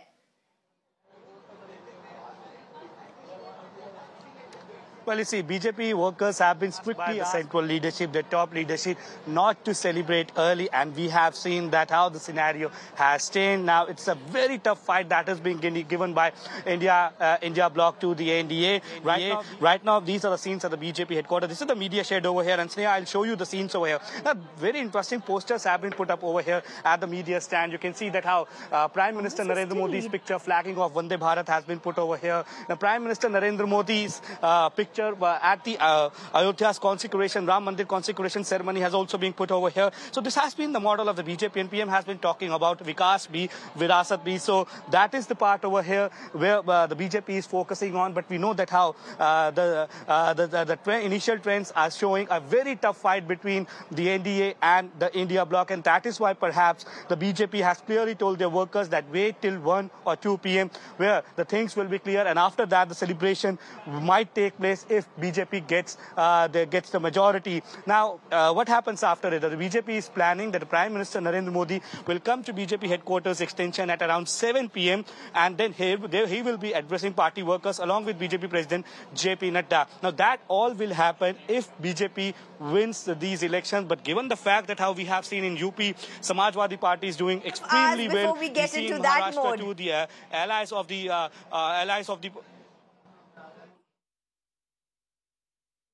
Right, thank you very much, Mohit. Thank you for joining us, giving us a sense from the BJP headquarters. Thank you, Nikhil, for joining us. Will it be fair to say, Ruhi, with the early trends that it's not like a sweep that BJP was hoping, that NDA was hoping, or is it still premature to say that? It's obviously premature to say anything because these are early trends. But if these numbers are anything to go by, of course, it's not a sweep by the BJP that it was expecting. And I think Congress has good reason to celebrate. Look, obviously for a party to win just 100 seats is not ideal for a party that's a pan-India party and that has been, in power for most of independent India's elections. But having said that, it reached such a low point that significantly more than what it won in 2019, I think the Congress has good reason to celebrate, at least for the party. It's not plateauing, it's looking up. Okay, I'm being told Clyde Crasto wants to speak in at this point. Clyde, go ahead. Well, like I said, I was trying to tell you earlier, we've been talking about BJP, and they said even if they don't get 303, it's going to be a big deal, so that's a fact. But I want to stress this point very clearly, is that during the election campaign, anywhere you went, they only spoke about that vote for Modi ji. The vote should go to Modi ji and not the candidate. So the point here is, if BJP goes anything under what they won last time, that means it is a clear mandate against Narendra Modi ji. Because if they had done all the work, if Modi ji was the person that they wanted the votes for, they should have crossed, like they said, 400. Ab ki baar 400 par. So anything that is under 300 or 303 that they got last time, and if the trends are showing right now, because I'm seeing some other channel, I don't want to mention it on your channel because it's a different channel altogether. They are showing much higher numbers for India Alliance compared to NDA. So if that happens, and if they don't get the numbers, then it is a clear mandate against Mr. Modi, because India has voted against him. That's very clear right now. Because now slowly, if you see on different channels, and I'm reading, now the spokespersons of the BJP are saying, no, it's not just Modi ji, it's also the local candidate. But I have been campaigning on the road, I have been giving speeches, and I've been listening to other speeches, and they only kept saying in every kind of election rally that you have to vote for Modi ji. For the moment, don't think of the candidate, it's for Modi ji. So if the win is for Modi ji, then I'm sure the loss also should be for Modi ji. They shouldn't put up Nadda ji's photographs now. That's what I'm trying to say. Okay, let me just get in. I think we have Vinita Hariharan still with us from BJP. Do you want to make a quick response to Clyde Crasto?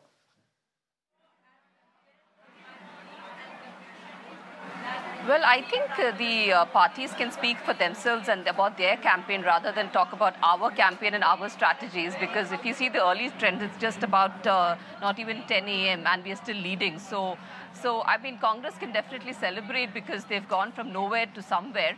So, which is definitely encouraging also for the BJP, because we need opposition. We don't want unopposed voices in the parliament, definitely. So, we are, we encourage opposition. We encourage voices from the opposition. So, but definitely these are early trends. So, let them hold their horses and let them not criticize, the leading party's campaign, and let them reflect upon themselves of how they could, how they've reached so far, whatever it has been. Let them introspect, but not comment on our strategies and our campaigns. So whatever is our campaign has been successful so far, and let's see how it goes from here. We almost got a sense of what the rhetoric would be from the opposition and the ruling, if at all this trend continues. The BJP saying that it would want an opposition in parliament, and that it would respect opposition is very good for the country and for democracy as a whole. This fact about local candidates, blaming them, it's a very typical kind of. We have seen enough leader-centric parties in India. Mr. Modi is not the first one to be leading. The individual becomes more party than the organization. We've had Rajiv Gandhi period, we have had the Indira Gandhi period, we had the Nehru period. It's always been the case. The victory is the leaders, the defeat is the candidates. Always. I just very quickly, because we mentioned how the BJP is talking about a healthy opposition is good. I'm interested in knowing what's happening in Delhi, because you put a sitting chief minister in jail. Does that have repercussions for the BJP, or does it not matter? Oh, but since you mentioned that, do we still have Kanimori leading in Tuticorin? Is that the lead for Kanimori? That will be interesting to see. Because initially, according to what we were getting initially, Kanimori was leading in Tuticorin. So maybe if our team could just check on that aspect as well. And I'm told that we also have reactions that have been lined up, reactions that have come in from different leaders. Let's just quickly listen into some key ones.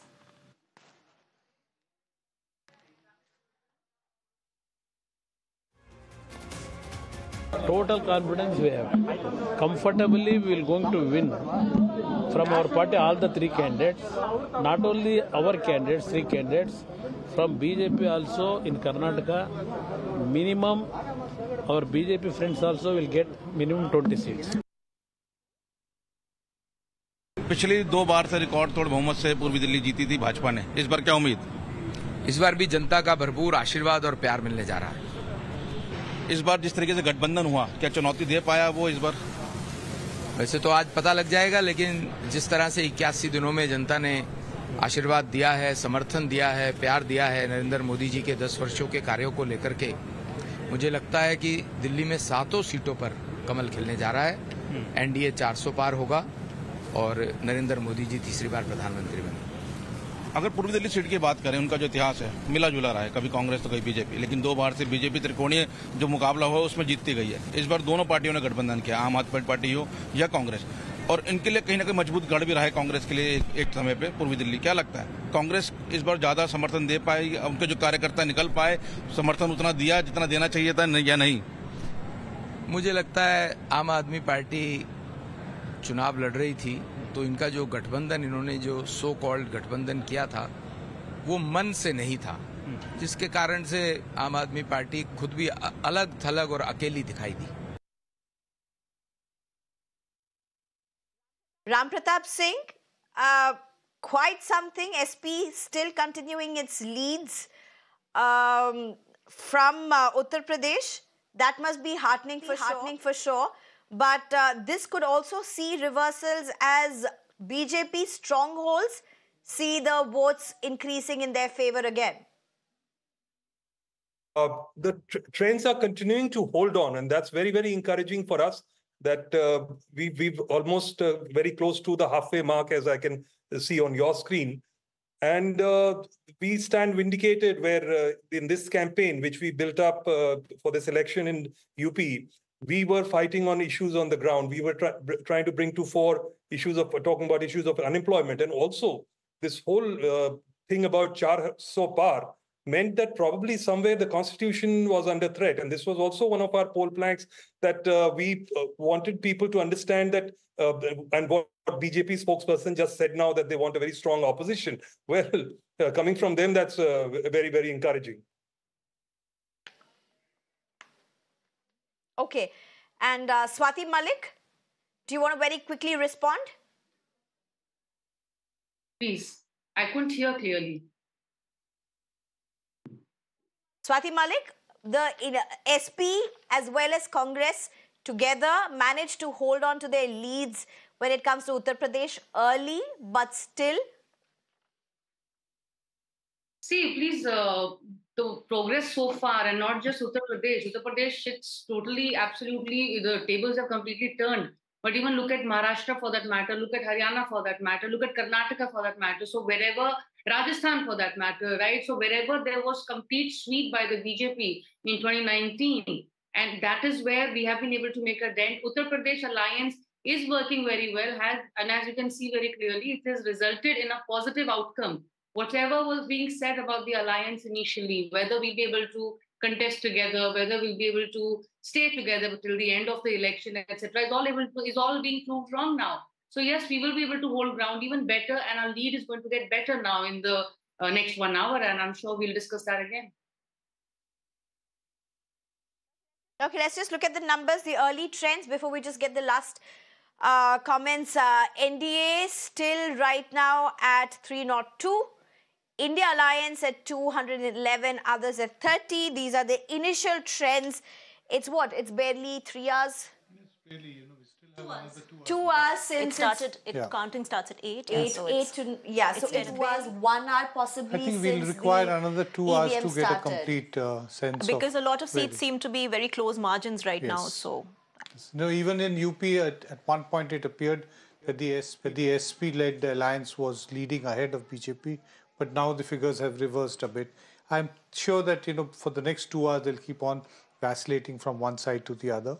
But the trend is being maintained that the NDA is nowhere near the 400 mark. Now, I think it is important to keep track that is the BJP on its own going to cross the 272 mark or not. That is something we have to start keeping an eye on. Because with the kind of numbers and the variation which is showing, BJP is going to be very close to either this side or that side of the magic mark. A quick word on women. Yes. The record number of women that have voted in India. I think if you look at it, it was the last 3 elections, including this one, that has seen an increase in the number of women, particularly crossing men who have voted. In terms of the numbers of women who have been able to go and exercise their franchise vis-a-vis men. Is that telling? Is that telling that I got a sense that this possibly is one of the arenas where they are exercising their domain? Well, it's been there for quite some time. We have been seeing, at least from the 1980s onwards, the elections we've seen, increased women participation, increased evidence of women voting separately from the men in the family, having a clear political opinion, not being very gullible. It would be very incorrect to say that women don't understand politics. I'm talking about the women who are in the rural area, that they're as participative and they have a very strong voice of their own. That is not recognized by a society which is actually steeped in patriarchy. And I'm sorry to say, most of the political parties have also been steeped in patriarchy. The Women's Reservation Bill has been hanging on for so long, and finally it was implemented. But yes, we do not have the promissory date yet on the bill.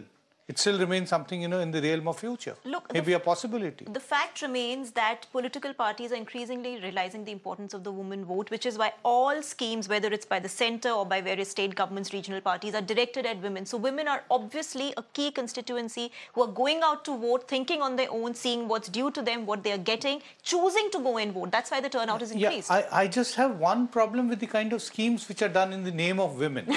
They are all household, issues, gas is being supplied, or water, and all, which should be actually the concern of everybody in the family. But unfortunately, that's how our society is. It's the woman who has to bear the brunt of the life of these. I think interesting leads coming in Uttar Pradesh. Akhilesh and Dimple are leading. Dimple Yadav is leading in Mainpuri. That was expected. Those are the initial numbers that we are getting in. So heartening. In fact, we are going to be joined by Shreya Dondial at this point. Let's just quickly get in reactions, and then Shreya Dondial takes over with our expert panel. It's a democratic process of our election process, and I salute all the people who are involved in this electoral process for months together. They dedicated their time months together. So first of all, I think that all the politicians and all the leaders should express their confidence in this process. The whole world is appreciating the democratic process conducted in our the election process, which is democratically conducted in our country. So we have to express our belief and confidence on this process. If some of us express disbelief, people also will lose their confidence. So I am really very happy. People are very confident.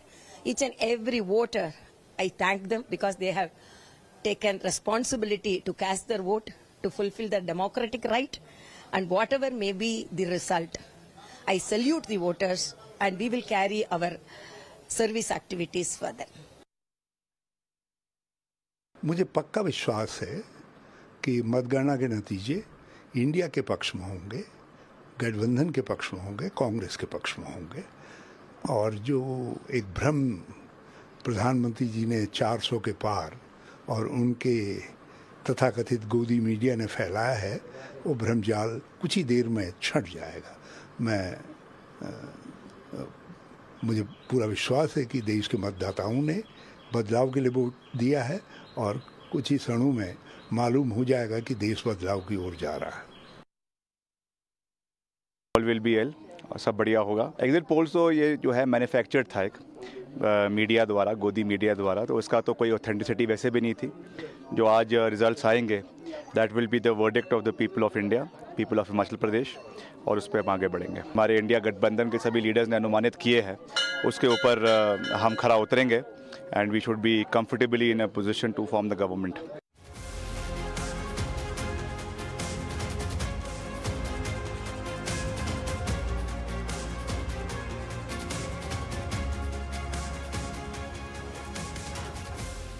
Ladies and gentlemen, I'm back. Good to see all of you once again.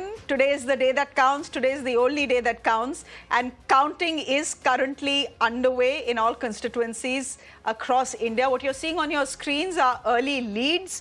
It is 10 o'clock. These leads, will they crystallize into seats by the end of the day? We'll have to wait and watch. But this is not the one-sided game that was being predicted by the exit polls. That much is very clear. As of now, just take a look at the bottom half of our screens, and this is where the story is, ladies and gentlemen. The NDA at 303, down 47. The India bloc at 213, up by 83. Others at 28, they are down by 34. Again, early leads, we'll wait for them to crystallize. Interesting story playing out in the state that sends the maximum number of MPs to the Lok Sabha, which is the state of Uttar Pradesh. There is data coming from there, and I'm taking this data strictly from the Election Commission. The India bloc, which was projected to win no more than 10 seats, at best 12, I believe, as far as Election Commission data right now is concerned, is leading in over 30 seats in Uttar Pradesh. This is a great strike rate for them. The BJP was they were expected to sweep Uttar Pradesh.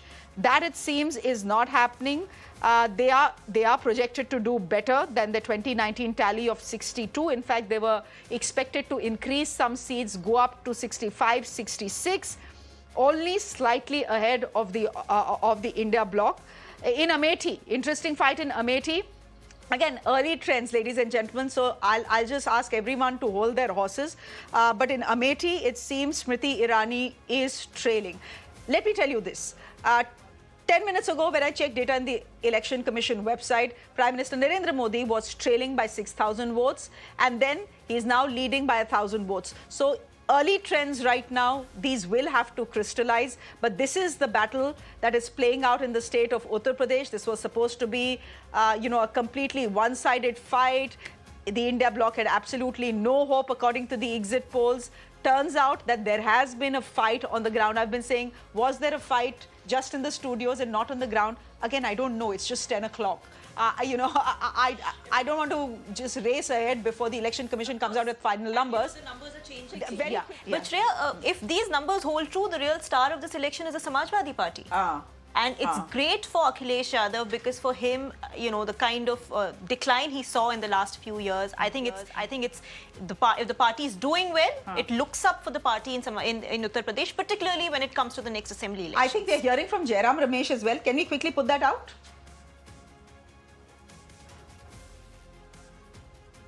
Okay, we'll go to Jairam Ramesh, but before that, just again, keep your eyes on the bottom half of the screen. What we are going to do is put out the state of Rajasthan. The BJP ahead on 14 seats, while the Congress, it seems, is leading in 8 seats. The Congress was supposed to do okay this time in Rajasthan. There were 4 or 5 seats that were given to the Congress party in Rajasthan. Right. The numbers are changing constantly, though, in the desert state, and it indicates that this too, difficult to say, Nilanjan Da. Yes, definitely. As we are saying, these are changing. But the story is that the exit polls have turned out to be not very correct, it appears, if the current trends are maintained. We must keep on saying the right of what we were saying when we were discussing the exit polls even earlier this morning, that these are exit polls, and if these trends are maintained. So if the trends now are maintained, then the exit polls would have got it fairly wrong. It also means that we are heading towards a more competitive politics. That's good. That, I think, in any way is good, because if you actually look at India's history, it's not that coalitions have done badly, have not been good for India. India has done very well during coalitions, Through the entire 90s, the 6 years of Mr. Vajpayee's government and the 10 years of the UPA government, India did not do too badly. Okay. Jairam Ramesh, I think, is now speaking on the early trends. We must listen to him. Early trends. This is Jairam Ramesh, ladies and gentlemen. तमाम भूतपूर्व बनने वाले हैं। कब ऐसा हुआ है कि प्रधानमंत्री पीछे चल रहे हैं? किसी भी चुनाव में ऐसा नहीं हुआ। प्रधानमंत्री वाराणसी में खुद पीछे चल रहे हैं। नहीं, अच्छा चलो, that is a badmashi bite, as I say. I mean, no one expects the Prime Minister to lose from Banaras. He was trailing by... Prime Ministers have lost. But Nilanjan Da, we have to be realistic. No. My job is always to put the rider to say that, look, anything can happen in elections, which is actually true. But again, these numbers are changing very rapidly. What you saw 3 minutes ago has completely reversed 3 minutes later. Okay, Maharashtra. This was always supposed to be a close fight between the NDA and the India bloc. Rajasthan was supposed to be. Rajasthan has turned out to be. Both alliances are leading on 22 seats each. Just take a look at the numbers. Put out the Maharashtra numbers as well. Both alliances leading on 22 seats. Rajasthan too close to call. The BJP leading on 14. The NDA bloc in 8. The fight is, as I said, neck to neck in Maharashtra. 22 seats each in the Battle of the Parivar in Baramati. Now Supriya Sule is leading. Just one point about Rajasthan, Shreya. You know, I think it tells you something about the importance of a chief minister as well, right? Madhya Pradesh, the BJP seems to be doing well. That's the current chief minister, another story. But Shivraj Singh Chauhan, who was chief minister until very recently, is hugely popular in the state. And a lot of votes go more in his favor because he's still with the party. He's very much dedicated to the party and not the prime minister necessarily. Rajasthan, the BJP just decided to put up whoever it, sort of fancied as the chief minister who did not have a governance record, who was not a popular pan Rajasthan leader. You can't just do that. You can't sit in Delhi and call the shots and assume the state voters will just follow suit and will just listen to you. So I think it's important. There are many important lessons for the BJP as far as these current numbers are concerned. A quick word on the key candidates as we take a look at the states. There was an early scare for Prime Minister Modi. Let's just put that out. The key candidates. A bit of an early scare for Prime Minister Modi. Now, he's of course leading in Banaras. And I have absolutely no doubt in the fact that he'll win by a huge margin. Rahul Gandhi, again, key candidate. Can we just put out those pictures, please? Rahul Gandhi fighting from 2 seats. He's fighting from Raebareli. He's fighting from Wayanad. He's leading in both. We'll just try and get the graphics up, guys. Okay, it's on the left side. If you see, it's a small graphic. I just hope, wear your chashma if you can't see it. That's what I would do. Amit Shah is leading with nearly 2 lakh votes from his bastion of Gandhinagar. So Amit Shah leading as well. Again, these are fights, that are more or less settled. Key battle playing out in the state of Kerala. This is where Rajiv Chandrasekhar is pitted against Shashi Tharoor. And it seems, again, Rajiv Chandrasekhar was trailing till half an hour ago. Now he's leading. So Shashi Tharoor, the sitting MP who's eyeing a 4th term there, is now trailing. But again, seesaw, and this seesaw... It's been quite a seesaw, yes, correct. Since the morning. And in fact, a lot of other seats as well, including Baramati. Right. Baramati has also seen that seesaw trend. Yeah. So let's see which way this goes.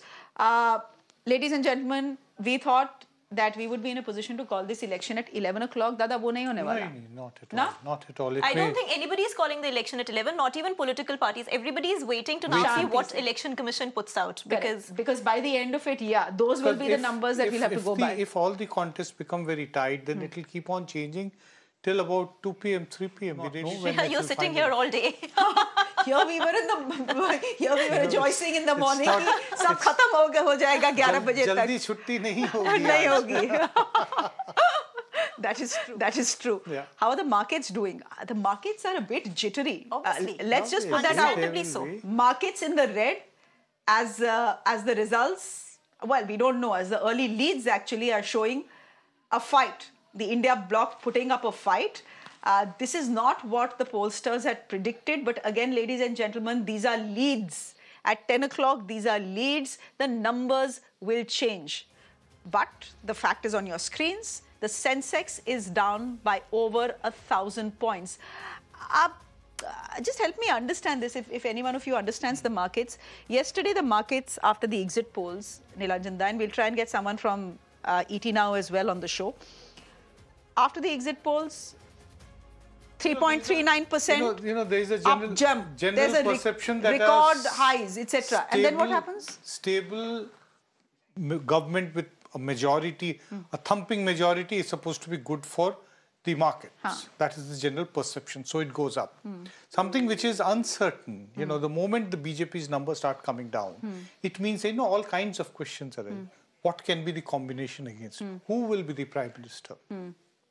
All these uncertainties means that investment gets pulled out of the market, which means that stocks start going down. That is the first thing which happens. Yeah, obviously with counting like this, which is really going in a, in all kinds of directions, obviously the market would be jittery and would want to wait to see what happens. Till then, it's going to be jittery. I mean, how can the market rejoice or not rejoice in a situation I like remember this, way back. This is a story which I'll tell you, something about our media. This is the 89 election, yes. The 89 election when Rajiv Gandhi lost. I used to work for a Sunday newspaper at that time. We were having the editorial meeting of the week on the day when with the Janata Dal leadership meeting was going on. A flash came, mind you, this is pre-internet, all dependent essentially on not even fax lines, but phone calls. So a flash came to the office that Devi Lal had been elected as the leader of the Janata Dal Parliamentary Party. We had a colleague who was our business editor. He was the business honcho of the paper. He coolly picked up the phone, dialed a number and said, "Yaar, mere sare bech do." Acha. And then that is it. So uncertainty, sell. Rising, khareed lo. It will rise further. Ansh, you're joining us from the Mumbai newsroom. You are? Okay. I think ET now is busy with elections as well. Plus, they are having a busy day. Yes. Looks so markets are having a busy day. Markets are fluctuating. Tumultuous day. Quickly introducing my guest to you this morning. Hello, everyone. Good morning. You'll just have to be a little patient with us because, the leads are changing very quickly. Siddharth Yadav is spokesperson from the BJP, joining us from the BJP headquarters. Salman Soz, good morning, joining us from the Congress headquarters. Thank you very much. Faizan Kidwai is spokesperson of the Samajwadi Party. Asif Ansari is a political analyst. Krishna Hegde, spokesperson Shiva Sena. Anand Paranjpe continues to be with us. Vijay Lakshmi Kode, Rahul Tiwari, of course, Nilanjan Dar, Ruhi Tiwari, I beg your pardon, Dr. Akash Deep Muni and Tehseen Poonawala. Thank you all very much. We'll all come to you in just a bit, but first, can I go to Ansh? Ansh, the markets are having a bit of a jitter and a scare. They are watching television too closely. Yes, that's true. So the gains made in the previous session actually driven by exit polls seems to be getting washed away. Nifty today has washed away its all gains. It has registered actually its biggest single session decline in over 2 years. Also, if we see Nifty, Nifty Bank, Nifty Mid Cap, Nifty Small Cap, all have broken their previous session lows. Also, India VIX has spiked by over 20%, indicating heavy volatility in the market. Now, if we talk about sector indices, then yesterday all sector indices were in green, and today all sector indices seems to be trading in red. And PSU Bank, which was the top sector gainer in the previous session, is down over 5% today. Here we are seeing that if we talk about market breadth as well, that also seems to be bearish because over 85% of large cap stocks are in red, over 90% of mid cap stocks are in red, over 95% of small cap are going down. Also, BSE market cap is down by over 18 to 19 lakh crore today. So market does not seem to be liking the results. Thank you very much, Ansh. The markets, well, the results are not out. Maybe the markets do like the results. Abhi to leads hain, they certainly are not liking the way the leads are going right now. But by the looks of it, and Ruhi, you pointed this out, and I'm just going to turn our focus back to the state of Uttar Pradesh as we continue to see that the markets aren't exactly cheering the leads that are coming in. I'm looking at the state of Uttar Pradesh, ladies and gentlemen, and well, what do I say? I'm looking at the Election Commission website. Let me just clarify that for you as I get in Faizan Kidwai and Salman Soz in the broadcast as well. Uttar Pradesh ki baat ki hai, so there is a breaking for from Uttar Pradesh. Smriti Irani is trailing from Amethi, as I said. And when it comes to it seems that the Prime Minister is now leading. Anyhow, coming back to Uttar Pradesh, the BJP right now at 39, ladies and gentlemen. We have Samajwadi Party that is turning out to be the star of the show at 31%. These are leads. The Indian National Congress at 6. It was 1 or 2 last time. The RLD is at 2. Faizan Kidwai, I know that every spokesperson who came to the channel after the exit poll said, let's wait for the exact poll. Now, these are again early leads, but by the looks of it, the Samajwadi Party is the one that is doing extremely well in Uttar Pradesh. Shreya, let me start with saying when you introduced us, you said kindly be patient. To that, I just want to say we have been patient for the past 10 years, so I don't mind waiting for another few hours. That's perfectly all right. As far as the trends which we are seeing not only in Uttar Pradesh but in Maharashtra and all over India, it's the people of India who are fighting this election. It's the people of India who have stood up finally against this jumlebaz dictatorial regime of Bharatiya Janata Party of Mr. Narendra Modi. Can I please just put a share here of Mr. Habib Jalib? He says, तुमसे पहले जो शख्स यहाँ तख्त नशीन था, उसको भी अपने खुदा होने पे बड़ा यकीन था. और ऐसे यकीन करने वालों के यकीन बहुत बार टूटते हैं, घमंड टूटते हैं. आज टूट रहे हैं घमंड. At least initial trends में तो टूट रहे हैं. And I'm sure these trends will hold. Things will only become better for the India Gathbandhan and worse for Bharatiya Janata Party. And they, like, it's a very big thing. Imagine the Prime Minister of India was trailing. The Prime Minister of India was trailing up. So that definitely means Narendra Modi is not the star campaigner of Bharatiya Janata Party anymore. Narendra Modi is not popular the way he was. Like, I heard somewhere that Amit Shah is leading by 1 lakh votes. So Amit Shah is more popular than Narendra Modi. It's high time that Bharatiya Janata Party should ask Mr. Narendra Modi to kindly step down, because it's Narendra Modi who has brought Bharatiya Janata Party to this level. The downfall of BJP should be credited to Bharatiya Janata Party, Mr. Modi. देखिए, rhetoric is all very well. देखिए, Faizan, rhetoric is all very well, but you and I know how voting is done in this country, right? For 4 or 5 minutes, the Prime Minister of this country was trailing. Now he's leading by 15,000 votes. It's a big thing. It's a big thing. It's a big thing. No, it's not a big thing, yaar. It's not a big thing. Counting के rounds go till 22. Supposedly, come on, Shia. Don't defend the Prime Minister. Don't defend the indefensible. The individual who was supposedly the biggest politician on the face of this planet. Bharatiya Janata Party says Narendra Modi is the most popular politician on the face of this planet. That man is trailing. Come on. Yeah. No, he's not trailing now. Siddharth Yadav is not trailing now. He is leading actually by 15,000 votes. But the picture at least at 10-17. It may change by, 12-17 or 1-17. But at 10-17, the picture is not looking very pleasant for the BJP in the state of Uttar Pradesh. Again, I'm only going by what the Election Commission is putting out, because I want to be careful here. I don't want to mislead our viewers. The BJP right now, according to the Election Commission, leading in 39 seats. Remember, the BJP had won 62 seats last time. 62. Samajwadi Party leading in 31 seats. How many seats had they won last time? 5. The Indian National Congress is leading at 6 seats.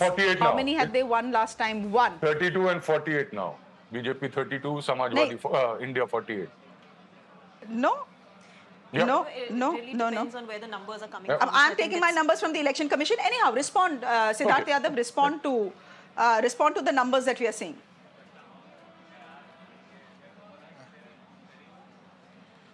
First of all, my friend from Samajwadi Party was speaking about the seat of Varanasi. I'll just request him, Hindi में कहते हैं, थोड़ा ठीक लगा लो, इतना भी मत करो. अभी the Prime Minister is maintaining more than a 50% vote share in Varanasi for 5 minutes. मतलब this happiness is going to be fleeting very soon. पर आपको ये खुशी आपकी मुबारक है, 2 घंटे में तस्वीर बदलने जा रही है. पर आप अपनी इस खुशी को, इस 2 घंटे की खुशी के लिए आप बिल्कुल खुश रहिए, क्योंकि 5 साल के लिए the people of this country have chosen a government. They have chosen prosperity, distribution over your property distribution. And let me tell you, take that seriously. There's only one national party in this election. It's all because of these jumlas that people are voting you. Please, have the audacity. Please have the courage to hear me out. Let me tell you, Shreya, after the results are out, there will be only one party which will have seats, which will have vote share in all states of this country. One party which is going to do better pan-India, and one leader which is going to have popularity from Kashmir to Kanyakumari, from Attak to Cuttack, from all regions of this country, from all borders of this country. So these are very early trends. It is 10 o'clock, 10:30 this morning. The final results, or a clearer picture will be able to, we are going to see that around 12:30, 1, 2 o'clock. So but I congratulate my friends from the India Alliance. At least for a few hours, they're not going to blame the EVM. They're not going to blame the Election Commission. And they're not going to abuse the people of this country who have voted for Prime Minister. At least Salman Soos, would you want to come in here? Specifically for Uttar Pradesh? Well, thank you. Ye baat to hai. At least now you're being called the India Alliance. But let Salman Soos come in. Yeah. So first, let me just make a small correction. I'm not in the AICC office. In fact, in 2014 and 2019, I was in AICC office on election results day, and we lost badly. And this time, I decided that I would not be in Delhi, and I'll come home. Just so that maybe there's some good luck for us. So I'm here. And Pan India, I think the early trends are encouraging for us. Probably they might perform even worse, sir. Don't take it upon yourself. No, I mean, my friend from the Bharatiya Janata Party, is very confident about the PM's popularity from Kashmir to Kanyakumari. Meanwhile, BJP is not contesting a single seat in Kashmir because they're so popular. But anyway, the issue I think in front of us is that, look, these are still early trends. I think I don't get too excited and I don't get too gloomy by early trends. It is very interesting to watch. But I think what we are seeing is that this election seems to be sending a message that the people of India should not be taken for granted. The issues facing people were very, very grave. They're about livelihoods. They're about inflation, which is really hurting families. It's about things like Agniveer scheme. I mean, you will see that the Agniveer scheme has repercussions not just in the traditional Haryana kind of Western UP belt, but in Himachal, in Maharashtra, all over the country, people are looking at these kinds of things and saying this is not good. So all the promises, this whole idea that if you give five kilo ration to people, they're just going to vote for you, and you actually tell them, you're telling people, we're doing this as a favor to you. Meanwhile, this is a right. Food is a right enshrined in the Constitution under the UPA government. So this is people's right, but the BJP, the way they have done this, is like basically told people that you are we own you in some ways. And I think people have basically sent a message. You don't own us, don't take us for granted, and learn some humility. And I hope the BJP does learn some humility, but I'm hopeful for our alliance. I'm very hopeful that in UP especially, we will do very well. Samajwadi Party, Akhilesh Yadav ji has been consistently saying that we're going to do much better than the exit polls are suggesting. In fact, he had said that we would get more seats than the NDA, the BJP out there. So let us hope. I'm hoping for the best. Okay. It's 10:23. We'll just wait for these leads to concretize into numbers. I just need to keep qualifying that. This is going to be a long day for everyone. We had thought this would get over very quickly based on the exit poll. Seems it's going to be a long day for everyone. Yes, Mr. Yadav, you wanted a quick word. Then I want to go to the state of West Bengal. Yahan pe a rout was predicted for the TMC. It's not working out that way, but go ahead, please, Mr. Yadav. Yes, I just request my friend from the Samajwadi Party will just... Can you give me a minute? Can you give me a minute? Can you give me a minute? I'm sure you won't mind.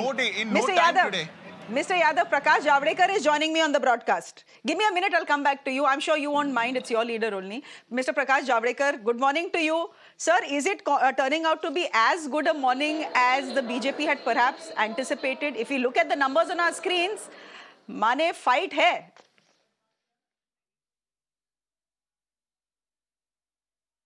See, there is no fun in victory without fight. But the truth, finally what will emerge in the evening is, BJP has registered its third massive victory, and Modi is going to be the Prime Minister for the third time of the country, realizing and working on the vision of developed India. So that is the sum and substance of what is happening today. No two elections are equal. And I'll tell you one example. In Uttar Pradesh, subsequent election in 95 and 97, I think, two elections, all the parties' strength were the same. Same means exactly same. But when I studied deeper, 1/3 of seats were changed of each party. So elections always are different. But here the basic thing is very clear that NDA is winning handsomely and Modi is becoming Prime Minister again. So to speculate on a raw data is not a good idea. So today I'm in Kerala. Kerala, we have made a change in Kerala politics. Our two candidates are leading and leading comfortably. Even Rajiv Chandrasekhar and Suresh Gopi are leading. And there is one more surprise also that can happen. We are waiting for that. Let us see. So this is the first time Kerala will be sending any MP or BJP to parliament. And what is important is Kerala, our vote share, which was 10 and 12%, will be more than 20%.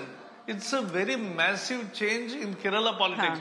So we are now the third pole of Kerala politics. This is because of Modi ji's leadership, trust he has created, the faith he has achieved in Kerala. Achha, sir, you just spoke about another surprise that could happen. Bataiye, what surprise is this that you're talking about? In Kerala, we are also expecting one more thing to go in our favor, but let 5-6 rounds be over, then only we can tell. Yeah. Okay. Chaliye. So we have approximately, the Election Commission is telling us that four rounds is not a small thing in Kerala. Okay. I agree. Four but rounds if, only over, if out of 62 seats, right now, correct. So, Mr. Prakash Javadekar, I want to ask you this. I'm just going to, you turned the focus on Kerala where you are hoping to open your account, which is all very well. But let me shift your focus to the state of Uttar Pradesh, sir. 80 seats aati hain, yahan se BJP does very well. Last time the BJP had won 62 seats here. So right now, Kerala. Yes, I agree. And it's a good move also. I mean, if you are opening an account, I will congratulate you, of course. But I just want to turn your focus to Uttar Pradesh because this is where the story is becoming absolutely fabulous and delicious and interesting. The BJP right now, sir, is only leading in 36 seats. The Samajwadi Party is leading in 33 and the Indian National Congress in 7. Sir, this is data that is coming from the Election Commission. This is not data coming from anywhere else. Are you a little taken aback at what is coming out from Uttar Pradesh, given the fact that the BJP traditionally does well here?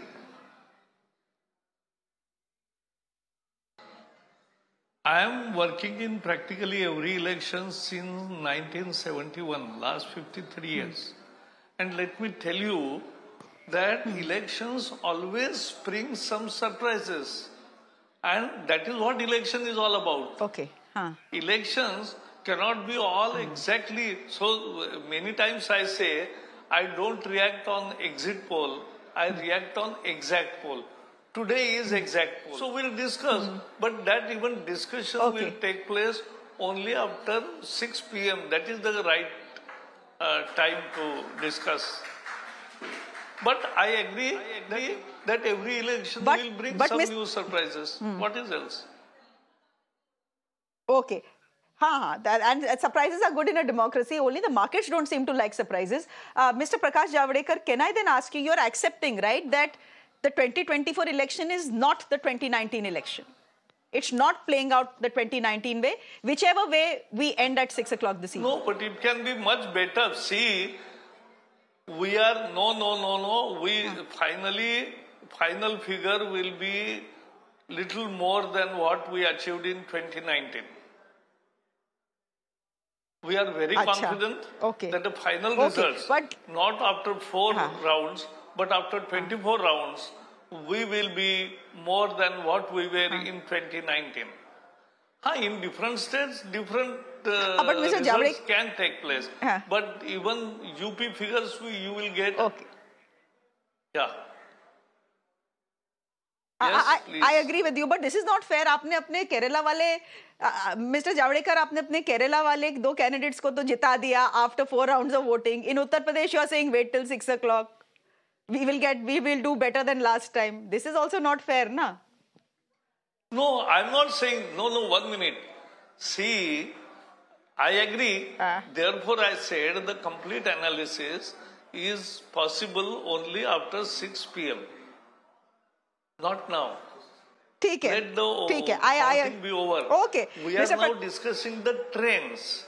And in trends, yes, there are different trends emerge in different states. That is the election. Otherwise, why there will be election? And people in our country, robust common sense is very effective. And more importantly, they take their decision on the perception. So let us see, let us wait for a little complete picture after 2 p.m. Okay? Thank you. Okay, Mr. Javadekar, thank you very much. I hope you will join us at 6 o'clock and then we will revisit this conversation we've had. Thank you very much. Bye. Bye. Bye. Siddharth Yadav, you were saying something before I interrupted you. Please go ahead, complete your point, because I'm going to shift my focus then to the state of West Bengal.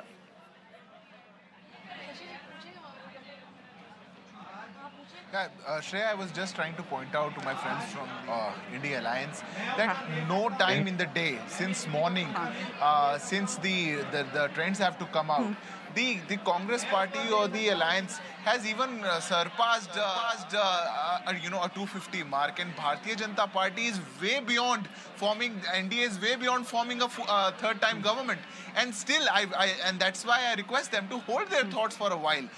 According to the official election commission data, the Bharatiya Janata Party is already leading on more than 230 seats. The NDA has crossed the 272 mark. We are reaching what we had set as our target. The people of this country has given us enough mandate, enough blessings, enough support, and we are very confident when the final results will come out.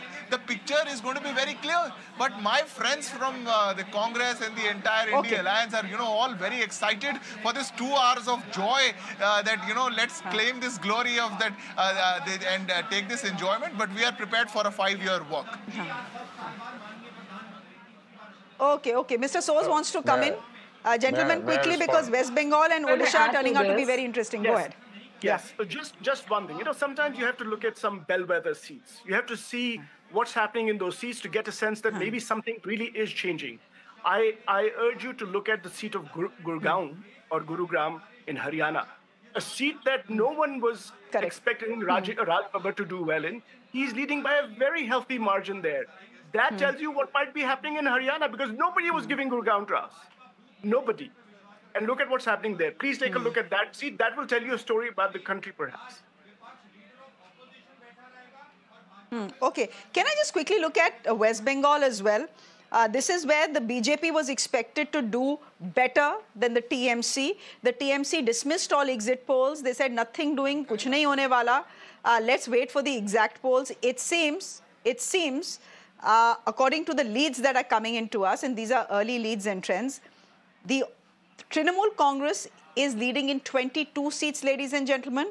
The BJP in 10 and the Indian National Congress in 2. This data has just revised itself, continues to be the same. The TMC at 22, the BJP at 10. Ruhi? Yeah, so, the figures last year were 22 for TMC, 18 for BJP. Correct.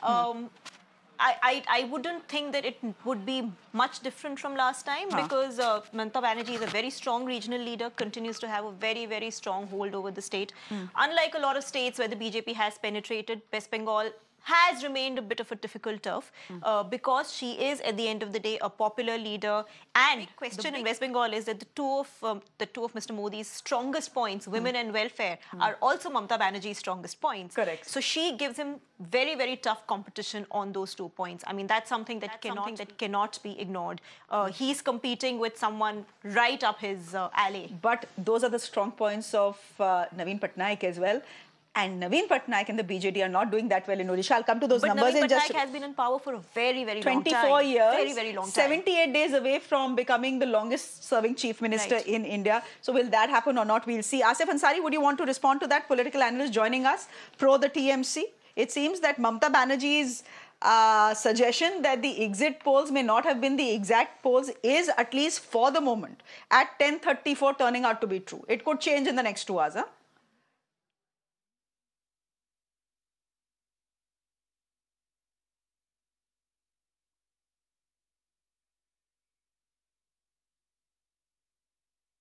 Okay, there are some pictures that are coming to... Yeah, can you... I'm audible. You're on mute. Could you unmute yourself, please? Yeah, you're absolutely audible. Please go ahead. Yeah, good morning to everyone. It's a new day and it's a new hope for all the non-BJP candidates and the party members. The thing is that what Mamata Banerjee has said regarding the exit poll, the exit poll which have shown was totally incorrect and it was out of proportions.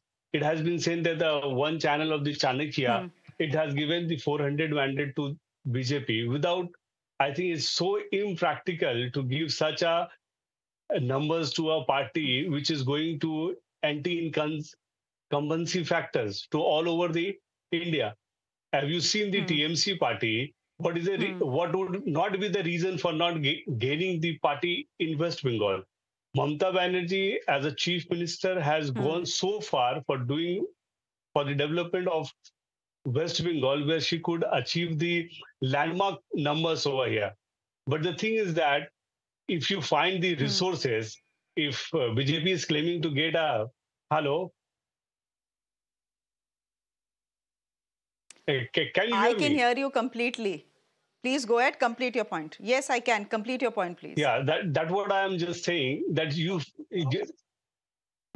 see the resources. What the Prime Minister, today Bengal you will be saying in the terms of revenue, Bengal is lacking far behind where that 23 years of CPM regime, 34 years of CPM regime has become so back economically. After coming back in the power, TMC gained so much of economical gain over here. So the fact is that now you see the resources where Prime Minister is coming for a rally. He's spending so much of money going every part of the Bengal, whereas the Chief Minister of Bengal cannot afford to go to inside of the land where she has the voter. But still, with the minimum resources, he has.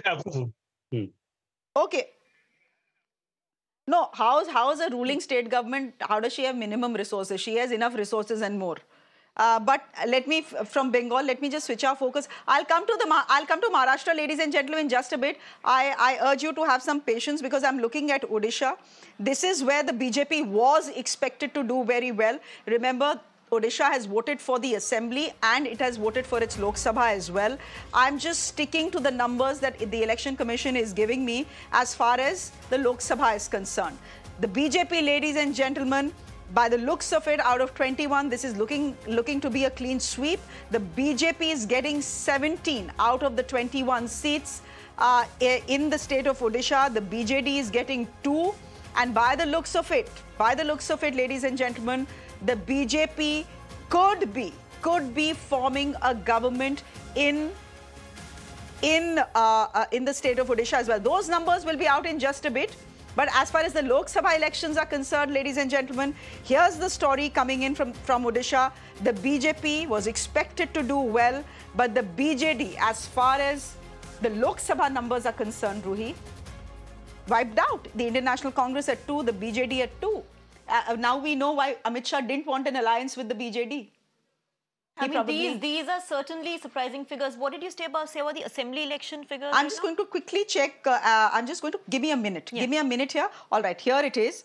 The BJP is leading, so 147 seats in all. And these are the assembly figures. What I gave you previously, ladies and gentlemen, that figure on your seats is the Lok Sabha figure, just to clarify.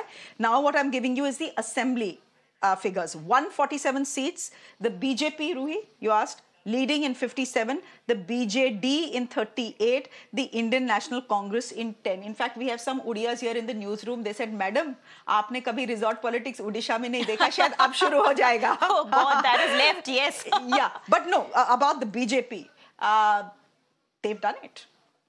If these numbers hold, they have done it. Yeah, I think the caveat right now for everything is if these numbers hold, because it's been quite a tumultuous morning and numbers have been fast changing, etc. Now look at this, the gap narrowing between the NDA and India Alliance on your screen even further. So yeah, but if these numbers hold, then the BJP has managed to make sizable inroads in Orissa. But again, the whole question about women having your own constituency, welfare schemes, Naveen Patnaik has done fabulously on all those counts. And yet, he's losing, at least as far as the Lok Sabha elections are concerned, by a huge margin. And by the looks of it, the assembly constituencies, if these numbers hold, the BJP is set to form the next government in Odisha. But again, qualifying, I think we'll have to qualify after every 3 sentences. Yes. It's 1040. By 140, this may change. Also there is something to be said about voter fatigue, right? It doesn't mean Naveen Patnaik is unpopular. It just means the voter gets bored. Look at what happened to Shivraj Singh Chauhan in 2018 in the assembly elections. He lost by, BJP lost by a margin despite his popularity and despite PM Modi's popularity, because he had been the chief minister for so many terms. People were just bored. They didn't dislike him. They still liked him, but people were bored. So there is something to be said about voter fatigue. So there is a big political churn in the state of Odisha, and by the looks of it, Odisha has been saffronized at 10:41. Things will change. Things could change. As far as the battle for Andhra Pradesh is concerned, ladies and gentlemen, well, what do I say? The YSRCP completely wiped out. If you look at the right-hand side on your screens, that is where the Odisha numbers are. That is where the Andhra Pradesh numbers are. Quickly going back to the Andhra Pradesh numbers, ladies and gentlemen, we saw some celebrations at the TDP office in Andhra Pradesh. So the TDP BJP alliance very comfortably, absolutely and very comfortably in a position to form the next government in Andhra Pradesh. This is really southern politics churning, ladies and gentlemen. The BJP plus, which means BJP plus TDP, at about 117. Salman Soz, any comments? Well, this was going to be a tough fight in Andhra Pradesh, and we have not done well. Clearly, we've tried, but we knew that we would not do as well.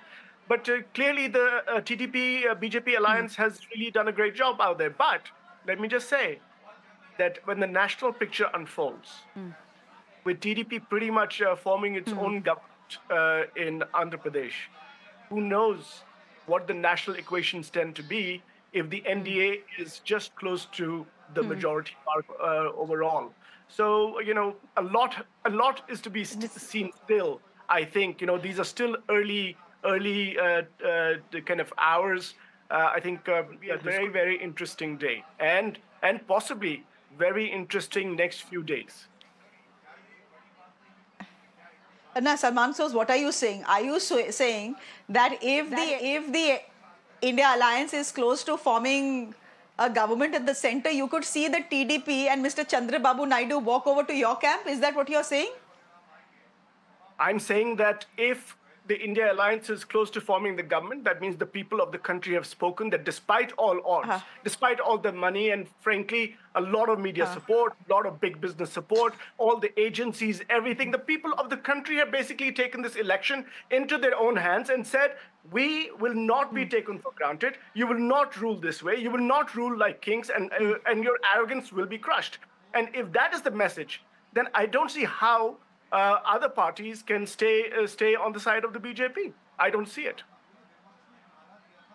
Oh, okay. Gopal Krishna Agarwal, spokesperson of the BJP, is also joining us from the broadcast. He's joining us from the BJP headquarters.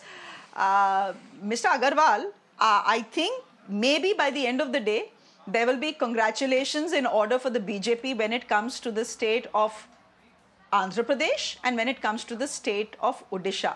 But are you looking at the picture that is being thrown up from across the country? The NDA at 292 down by 59, the India Alliance 222 up by 92 and others at 30 down by 33. Will you also, like all the other BJP spokespersons, ask us to be patient and say, abhi ruk jao, picture abhi baki hai?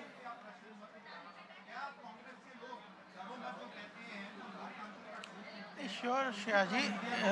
It is just only now 3 hours that the counting is proceeding. I think there will be big changes in the whole outcomes. But what I want to tell from this is, if you only look at the current scenario, I would expect that the opposition now will say, at least now, that they have full faith in the democratic institution of the country, and whatever may be the outcome, they will have faith on the EVM. They will not question the EVM, whether it is in Andhra or in Odisha, that they will question EVM, and where in Uttar Pradesh they will say that elections are fair. This bipartisan way, the way they were trying to create narrative between South and North divide, the democratic institution, democracy at perils in India, all these narratives and aligning with the Western forces which are not conducive to India, they will come. I hope that they will desist from today onwards, from this point of time. Our final outcome will come when everybody will know in the evening. And we are very hopeful that our last 10 years of work, where India's image at the global level has seen a big boost, Our economy has grown at a very good pace. Our welfare delivery of more than 30 lakh crore has gone to every person. People will do their analysis based on our past 10 years performance, and they will come to the right conclusion. Our democracy is matured. People are very well aware, and I think what we respect the outcomes at this time also, and at the end of the election result today, whatever the outcomes, we respect. It is the opposition which has to now commit itself to the democratic values of the country. Okay, Salman shows that jibe and tana is coming for the India bloc, that at every stage, in every phase, the one thing that the opposition successfully did was raise a question mark and doubts over the entire electoral process. The BJP spokesperson is very simply asking, bhai, ab to kuch nahi bologe na, if the India alliance ends up doing well. At least then all these tanas about the election commission should stop.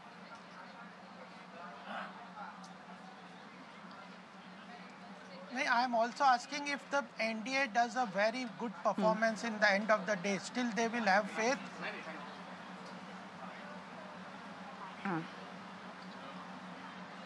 Gopal, let me just go say... ahead, Mr. Sos. Yes, let me just say that, although Gopal is a reasonable spokesperson of the BJP, but I'm shocked that on this day, he would basically brand the opposition as influenced by Western things and basically cast as an anti-India party. They should be ashamed. There are crores of people who have voted for the India Alliance. Crores. And possibly as many as for the NDA. You should be careful about what you say about your countrymen and women.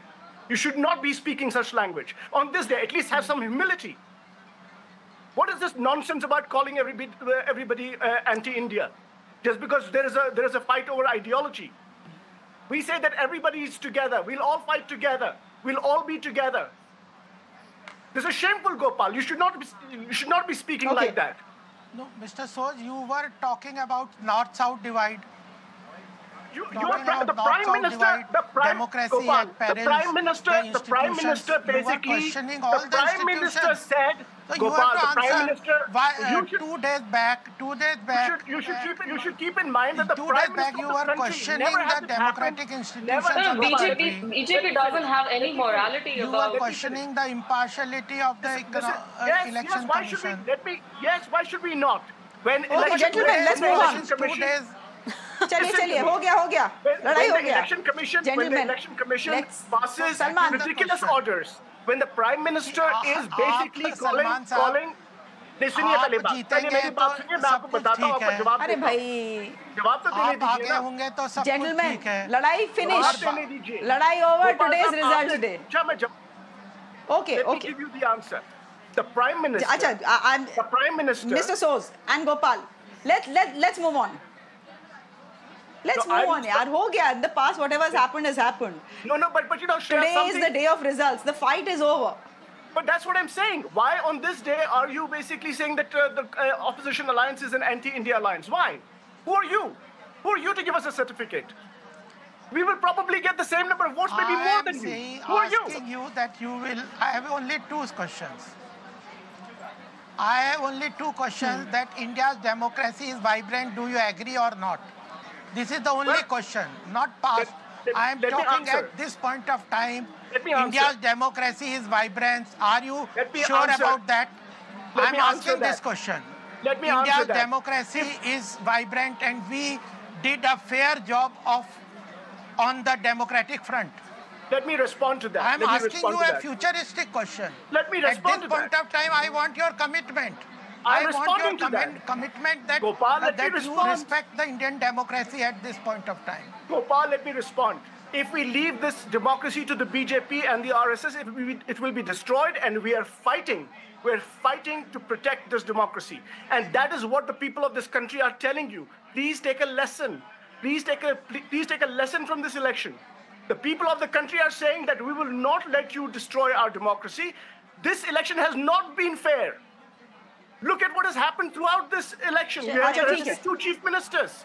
2 chief ministers have been arrested. Is that He's fair? This election has not been fair. You are saying This election has not been free and fair. Gentlemen, ho And gaya. yet the people of the country, are telling No. yet the people of the country are Salman, telling why you are a you saying message. this election has not been free and fair? Yes, this election has not Look been at the free and leads fair. that are coming in. This election If the leads hold, then they have been free and fair, yaar. नहीं क्या कहते हैं आप Shreya? Party, आप क्या BJP कहते is the only हैं? ruling Public party. institutions को आपने ठीक है अच्छा रुक जाइए अच्छा आप दोनों रुक जाइए आप दोनों जरा रुक जाइए Ruhi wants to come in. मित्रों 1 minute. See, there are 2 points for both the opposition and the BJP. Give Sir, me a आप minute. बोलने तो दीजिए किसी और को. बोलिए. The opposition, I hope this puts an end to this conversation about EVMs. हो गया बहुत अब. I don't think they should talk about it. And 2, BJP listen in humility simply because see, why would you come up with तो 400 पार नारा? अगर आप सरकार बनाते हो 3rd term में वो भी बहुत बड़ी बात है ना कि आप 3 terms तक last कर रहे हो. You only have yourself to blame for setting these unrealistic, completely hubris-ridden targets and then, you know, now being subjects of taunts by everybody.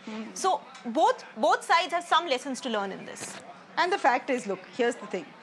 By the end of the day, what are the numbers that anyone needs to form a government? And what is the vote share? Yes, why would BJP get into such kind of hyperbole? It doesn't make sense. No, it's a good walk cry. Ab ki baar 400 bar rhymes as well. I mean, it's good to be ambitious, no harm. Just Modi Sarkar or something like that would have worked, right? I mean, should we take a look at Maharashtra? Maharashtra was expected to be closed. Akashdeep, I apologize. Maharashtra was expected to be closed. Again, I'm looking at the numbers that are coming to us from the Election Commission. Total number of parliamentary seats, 48, the second highest after Uttar Pradesh. These are the numbers as they stand. It seems the India bloc, the Mahayuti, is doing very well. The BJP is at 12. The Uddhav Thackeray faction of the Shiva Sena, this is such a khichdi. The Uddhav Thackeray faction of the Shiva Sena is at 10. The Indian National Congress is at 9. NCP, the Sharad Pawar faction is at 8. The Shiva Sena, the Shinde faction, is at 7. And the NCP, which means Ajit Pawar, is at 1. And independents are at 1. So, bhai, when we look at the numbers, Vijay Lakshmi Khode, thank you for your patience, by the way. I know you wanted to come in a couple of times into the conversation, but go ahead. When you look at these numbers at the Election Commission, again, I'm just qualifying this. I apologize, I'm correcting myself. These are not numbers. These are leads and trends, ladies and gentlemen. These could change by the end of the day. But just looking at what we have on our screens right now, Vijay Lakshmi, go ahead, please. Surprisingly, with the propaganda that the BJP had of, everyone saying 400 par and the propaganda of the exit polls and everything, I thought, honestly, today I would wake up to the sounds of firecrackers, freshly fried jalebis and all. And I thought that the opposition leaders might take, that let's wait, let's see what is happening is I think, a cautious stand that I was hoping that the opposition leaders would take. But surprisingly, what I'm seeing since morning is that the ruling BJP is saying, let us wait. Now, it is something very different and something, that why are they being so cautious is something I'm still trying to figure out. And it's probably because the landslide majority that the BJP thought it would win, the propaganda that it had created in the minds of the people, that 400 par is going to be a landslide majority they're going to have, that doesn't seem to be happening. If at all anything would happen, it would be a very, very close fight overall. Overall throughout the country, it's going to be a very, very very close fight. So having a landslide majority and that sort of arrogance is not going to work. And I think because Indian elections are anything but predictable, and I think we should give our voters the credit for it. I know, especially when Maharashtra is concerned.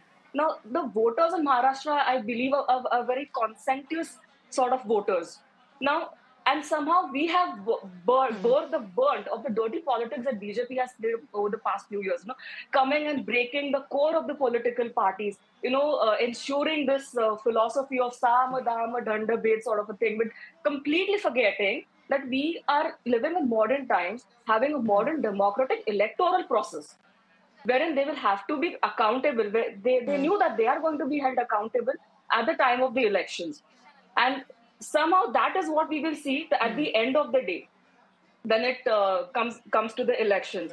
Now, I am very sure that the voters are going to hold BJP accountable, especially for what they did to the state of Maharashtra, the the dirty politics of Maharashtra. Okay. And as far as the Sharad Pawar-led NCP is concerned, I'm going to let Krishna... One thing. Just one sentence. As far as the Sharad Pawar-led NCP is concerned, we are going to rise like a phoenix in these elections. Sharad Pawar, NCP only at 1. Mr. Anand Paranjpai, good morning. Not looking like a very good morning for Mr. Ajit Pawar.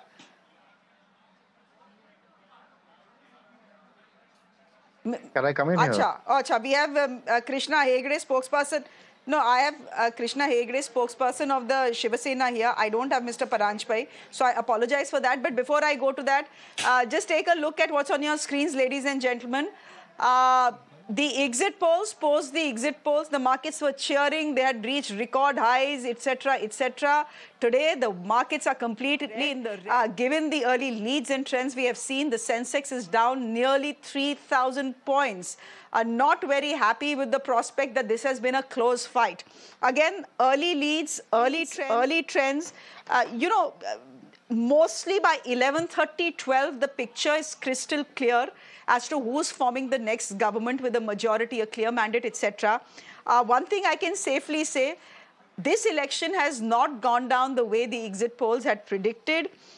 When this election had begun in April, ladies and gentlemen, everyone had thought this is a done deal, aana hai to jeetega to Modi hi, etc., etc. And that, by the way, still may happen by the end of the day. But this has turned out to be a fight. This has not turned out to be a one-sided match. For the moment, a complete bloodbath. That narrative has changed, but the bloodbath in Dalal Street is not something any one of us can cheer. This is, you know, an investor's wealth being wiped out. So, I mean, irrespective of which party you're on, I think no one can cheer what is happening at Dalal Street. Krishna Hegde, anyhow, moving away from the markets, would you want to respond to what Vijay Lakshmi was saying? Tight fight bola tha aur tight fight hi lag raha hai. You know, Vijay Lakshmi ji was saying that we broke 2 parties, the BJP broke 2 parties. You can't break away 100 MLAs, that too in a space of 4 months. You don't break parties like that. They just want to leave you and go away. That is the writing on the wall. Why would 100 MLAs leave you in 4 months and leave? Secondly, when you are saying that the BJP did this or that, let me remind you, it is the BJP and Shiv Sena who fought the elections together in 2019 in Maharashtra in the name of Hindutva under the leadership of Narendra Modi ji and the ideology of Balasaheb Thackeray ji. The same Balasaheb Thackeray ji, Hindu Hriday Samrat, who said that jo din mujhe Congress ke saath haath milana pade, main meri dukaan band kar dunga. And it is Uddhav ji who went with the Congress, it is not the other way around. So secondly, let me tell you that these are early trends and the NDA is still over 300 and it is NDA which is going to form the government under the leadership of Narendra Modi ji for the 3rd time. And what Salman Sood was saying, you know, the murder of democracy, and he was talking about humility and he himself was shouting at a fellow panelist, I don't think it works this way.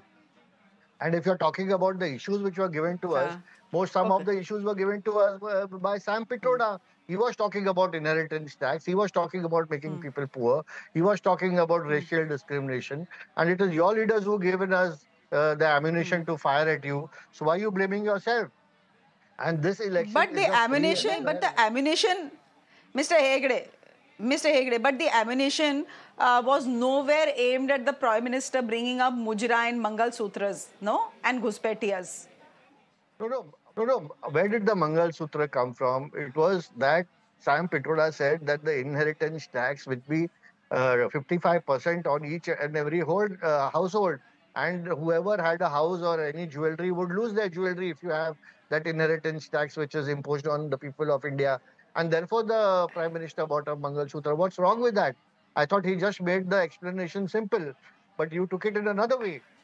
The other thing is, now we have to analyze... And Mujras and Ghuspetiyas and jo log bacche zyada paida karte hain? No, let us talk about the issues in Maharashtra. kahan tak explanation denge, Mr. Hegde? Exactly. वो तो explanation देंगे, हमारा काम ही है. That's easier to do. कोई issue नहीं है.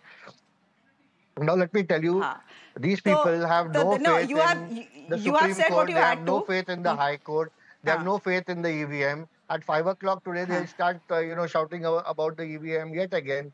And then they'll say, okay, the country has gone down, democracy has been murdered, and the same story will continue for another 5 years. All these things don't work this way. The people of India are clever. They know whom to elect. They know who will take the country forward. Yes, it's a tough fight, we admit, but these are early trends. Let's wait till 5 p.m. Okay, let's wait till 5 p.m. I think that is, those are wise words and those are words we'll stick by. But Niranjan, welcoming you back to the show. I'm welcoming Karan back to the show as well. Good to be here. Karan, MVA leading in Maharashtra. This was supposed to be a close fight. There's khichdi politics in Maharashtra for the last 2 years. We'll see which way this goes. Whichever way it goes, it's an interesting battle playing out. Niche, there are visuals of TDP workers at headquarters in Vijayawada, absolutely elated about the fact that not only have they swept the Lok Sabha elections, they also have swept the assembly elections. So that's congratulations to them. And the YSRCP completely wiped out, actually. If you look at the numbers that are coming in, completely and totally wiped out. The one common string is loyalty, if I talk about it. Even in Andhra Pradesh and in Maharashtra. In the morning only, I told you that when Uddhav Thackeray was taking a jibe at the Prime Minister, I said this is a moment of redemption for Uddhav Thackeray. People in Maharashtra, where they revere their leaders as Sahib, they don't like it when their parties are broken and when the old guard is just shifted into oblivion. They do not appreciate that, and that's precisely what we saw, and I had expected that. Pretty much this was expected in Maharashtra. Maharashtra, the voter will also, just as we all are taking time to understand which party is this, kaun si wali Shiv Sena, kaun si wali hai. So people are going to take some time, and which is what lays the ground for a very interesting assembly election for Maharashtra this year. It will be very, very interesting there. But all in all, Shreya, one thing that we can all be happy about is that today there is cheer in every quarter. And at least democracy is alive, vibrant and kicking, and nobody is going to cast aspersions on the election commission or on the processes. At least that we should all reach a consensus by now. That's my humble request. I'm again just now trying to log on to the, to the election commission website because it's just best to, trust what the election commission is saying. But we had both of you in the morning. Yes. And in the morning, the way the numbers were going, and they were actually just sprinting ahead. Yeah, I had sounded a note of caution. Yes. That is where wisdom comes, and that is where experience. It's a collective victory that we were right in actually saying hold your horses. Hold our horses. I was running ahead, I think. I was running ahead with the numbers. No. At the end of it, it is the three of us in the morning who said, let's not run away, let's not get overexcited. There was a consensus amongst all of us. But what are these numbers telling you? Dada, it's 11 o'clock. You have covered many elections before this. And I'm going to come to you as well. But Dada has covered more elections than you and me combined. So I just want to ask you, how should we read these numbers? Now, every NDA Neta who's come on this show in the last 4 hours has said, wait, these numbers will change. Yes. And the NDA is going to form a government by evening. Okay, maybe they will. 272 is what they need. 272, probably they'll get more than that only. But when you see this picture on your screens, the lower half, what is the story that it is telling you? And how will it turn out by the end of it? I am not very sure about the NDA staying what it was prior to the elections. There is a fairly strong chances. We are in a country of shifting loyalties. It is quite likely that many opposition parties who are part of many parties which are part of the NDA may not like to continue with them any longer and would like to switch allegiance to the India alliance. It is quite possible. It is also possible that they may think that now we will have a slightly diminished Mr. Modi, so we will be able to dictate terms to him just the way that coalition partners did with Manmohan Singh, especially towards the end, when he said there are compulsions of coalition politics. Mr. Modi has not ever had the need to show his skills to manage a coalition. Possibly he does not have, from whatever little I understand of him, about his personality, he is either his way or the highway. So listening to the coalition partners is possibly going to be very difficult. So we are in for a much more competitive politics in the country and a greater debate and respect to the institution of parliament. That's a good thing. A strong opposition. And if by the end of this election we see a strong opposition, it's good for this country. It's good for our democracy. Yes, definitely. I think more than strong, a responsible opposition is good for the health of our democracy. If large reforms are stalled, I mean, as the farm laws were stalled. But you can't rush through laws as well, na? Doing dadagiri and manmani, which this government has done. So they should be discussed on the merits, right? Just taking to streets, causing blockades, that is also not called for in a democracy. It was an illegal blockade that happened at Shaheen Bagh, that farm protest. If these sorts of blockades are going to be strengthened by the increased number of opposition, then it's a sad day. I think the opposition should also behave responsibly. Tomorrow we might have a lot of reforms, whether it's land acquisition, tomorrow it could be farm laws also in a different way. So I think the opposition also should start respecting whatever mandate they get, in an increased role. If with power they do not show responsibility, I'm afraid they'll go back to the margins that they came back so from. You already are saying, here at this stage, that before expecting the opposition to behave, whichever party is in opposition, it could well be the BJP, which is in opposition. Parliamentary traditions, are they being followed? They have to. Look at the number of bills which were referred to the standing committee, which is a mandatory, tradition. It has been completely reduced in the last 10 years. You do not pass laws without referring it to the standing committees. Let them study. Where is the, you actually passed the very important laws in 2 hours, 3 hours in Parliament between 2019 and 2014. The one on Kashmir, you did it, just in a matter of a couple of days. So let us be more, greater adherence to our parliamentary traditions and the institutions. Let us not completely devalue the institutions. It's very important.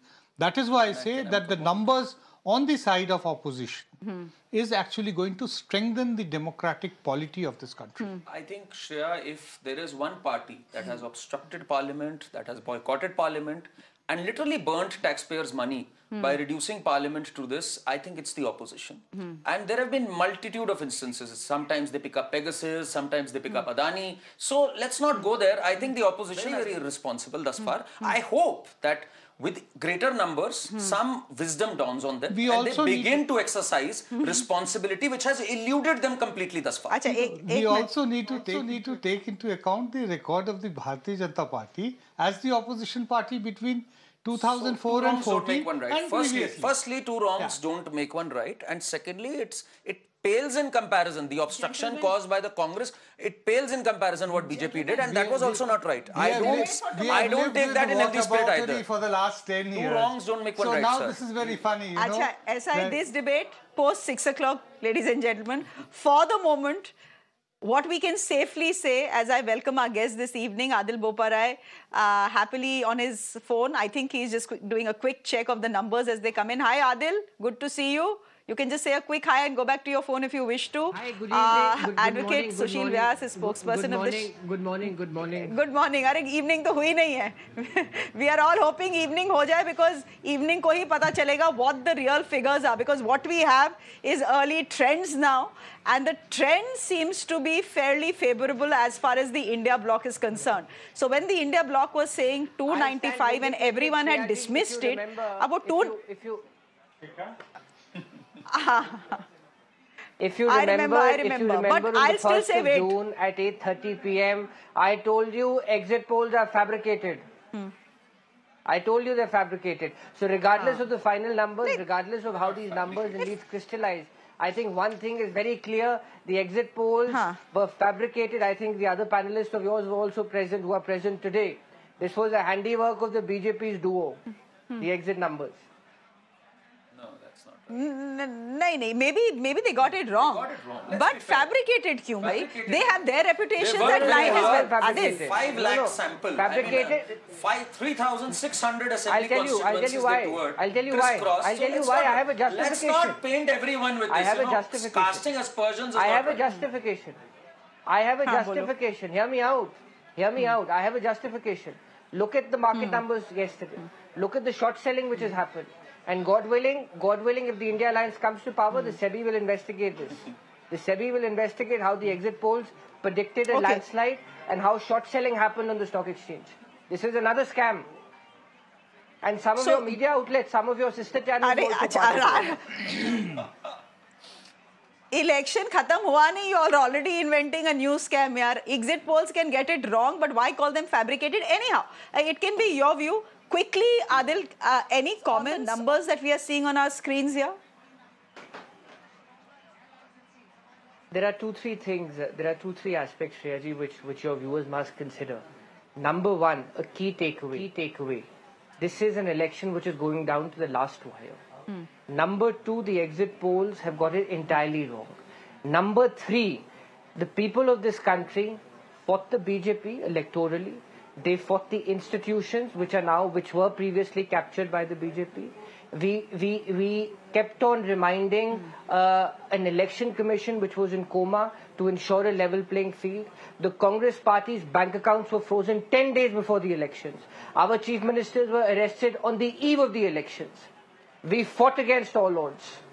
And the initial numbers indicate that the people of this country, at least I'll hold my horses till about 2 p.m. But one thing is very clear, the palpable anger which all of us saw, the palpable anger which we saw in UP, the palpable anger which we saw in Haryana, the anger which we saw in Maharashtra is coming to fruition. The BJP's, the initial results are a repudiation of the BJP's arrogance. The problem is their arrogance. And Indian politics, and I'm of course much younger than all the August and the esteemed persons on your program, but one thing which I have learnt and which I have read is that the Indian voter does not like arrogance. Okay, 272 is what any bloc will need to form the government. And even if we go by the trends that are on our screens right now, the NDA has crossed that 272 mark. So they are in a position to form the government unless kuch aur jhor hota hai. The India Alliance at 231 up by 101. You wanted to respond, come in, and then I'm going to Anuja. First of all, Shreya, I'm witness to an arrogance of a different sort, even though they have not yet won, and they're nowhere close to winning. It's going to be Modi 3.0, all said and done. Yes, the margins can be different.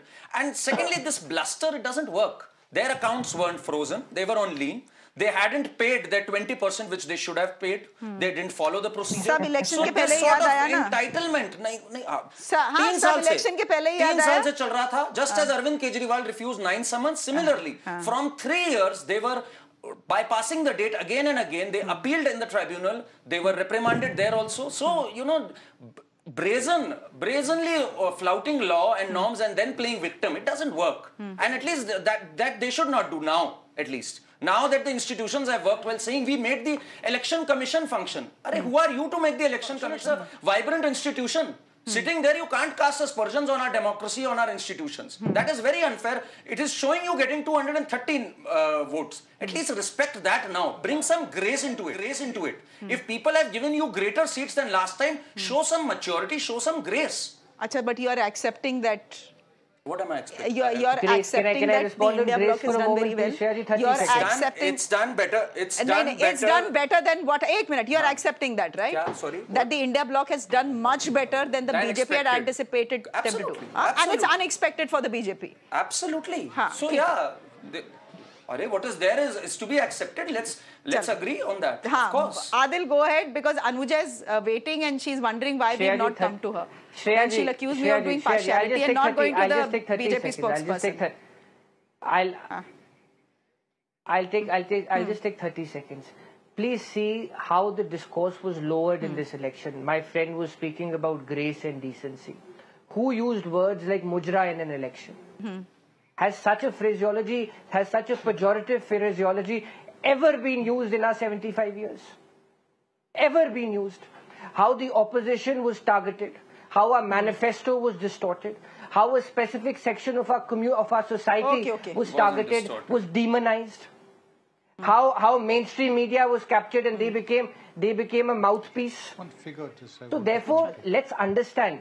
This is ultimately the results and the initial trends indicate that the people of this country closely monitor all this. Play by the rules of the game. Don't alter a level playing field. You may be in power today, you may not be in power tomorrow.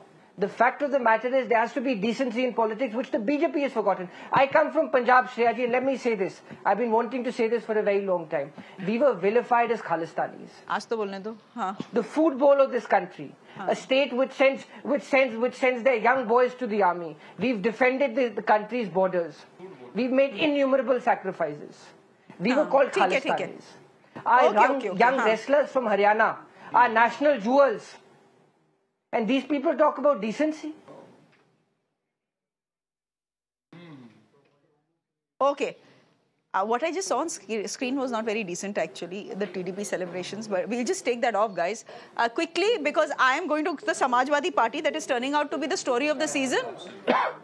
I mean, just look at, again, ladies and gentlemen, everyone thought Uttar Pradesh would be a sweep, a clean walkover, as it were, for the BJP. They had 62 seats last time. What was the prediction? That the BJP on its own will go up to 65. This is where the numbers stand at 11:16 a.m. I'm saying this could change. This could change. We don't know if it changes or not in the next couple of hours. But this is where the numbers are, ladies and gentlemen. BJP at 37 on its own. The Samajwadi Party at 33. The Indian National Congress at 7. So if you combine the two, that's already 40. The RLD is 2, which is, of course, with the BJP. Vivek Silas, national spokesperson of the Samajwadi Party. Go ahead, please. Good morning. This is turning out to be a very good morning for the Samajwadi Party. Subah, you know, Akhilesh Yadav has raised some questions about the election commission. आप तो नहीं करेंगे ना? आपको तो अच्छा number दे रखा है. Very good morning to you, Shreya ji, and all my panelists, the viewers. Yeah, it has been a good day for the Samajwadi Party, and it was just to charge our, our youth and to charge the people and supporters of the Samajwadi Party that we have to be alert. That was the thing. And today you are showing that Samajwadi Party definitely with the alliance is around the 40 mark seat, but our data shows that the Samajwadi Party has crossed the 50 mark in Uttar Pradesh, which is very substantial, which is very good. We are very thankful if it contains like this till the end. Very thankful to the people of Uttar Pradesh. The campaign was excellent. The response that we were getting from the people of Uttar Pradesh was absolutely phenomenal. The same thing I said in Varanasi when I was debating with Times Now, and no one was ready to believe me. Even the spokesperson of the BJP literally fell down from the chair. He said, this is a joke and you are daydreaming. I said, no, I have seen the reality on the ground. So I think it's the contest that is happening at the moment is excellent. I hope to form the government. We hope to form the government by today evening. Let's see what the final data comes out. But thank you so much for the cooperation to the people of Uttar Pradesh and the people who have supported the India Alliance and the Samajwadi Party. But where are you getting this 50 figure from? Mr. Silas, where are you getting this 50 figure from? Abhi to the election commission is giving you 33. How are your numbers racing faster than the election commission? No. Actually, the numbers that are coming is on the WhatsApp group that has been that is the Samajwadi WhatsApp group where I'm attached, and we get all the data instantly from everywhere. So it could be 51, 49, whatever. Yeah. Right now we are standing on 50. Okay, we'll see. It rises into seats actually. Before Nilanjana, can you give me a minute? I know you're giving me interesting figures, but I quickly want to get in Anuja. Anuja, 37 for the BJP. This is where double engine ki sarkar is. This is where Yogi is a popular chief minister, and I can tell you that he is a popular chief minister. Prime Minister Modi continues to be very popular in the Hindi heartland, especially in Uttar Pradesh. I come from Lucknow, so I can attest to that. Yeah, the Karan as well. Did something go wrong in your calculations? Because by the looks of it, it did.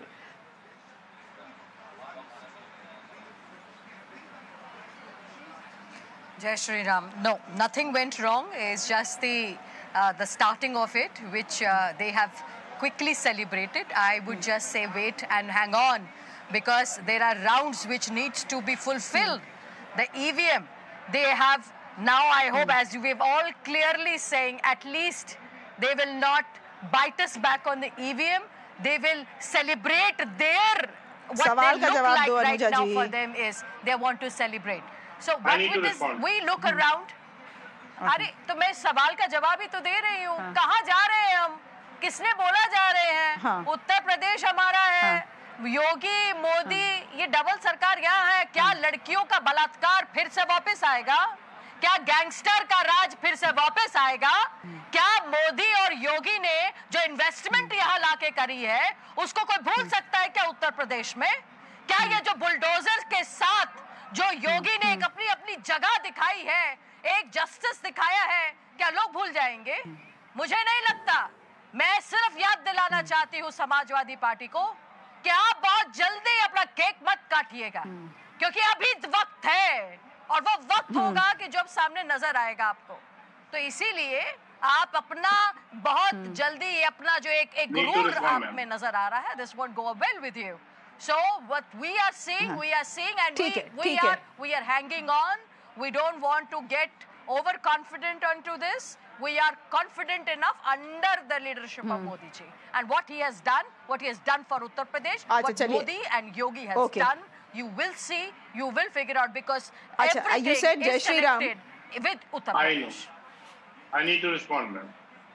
Achha, you said Jai Shri Ram as you began. 1 minute, Mr. Silas.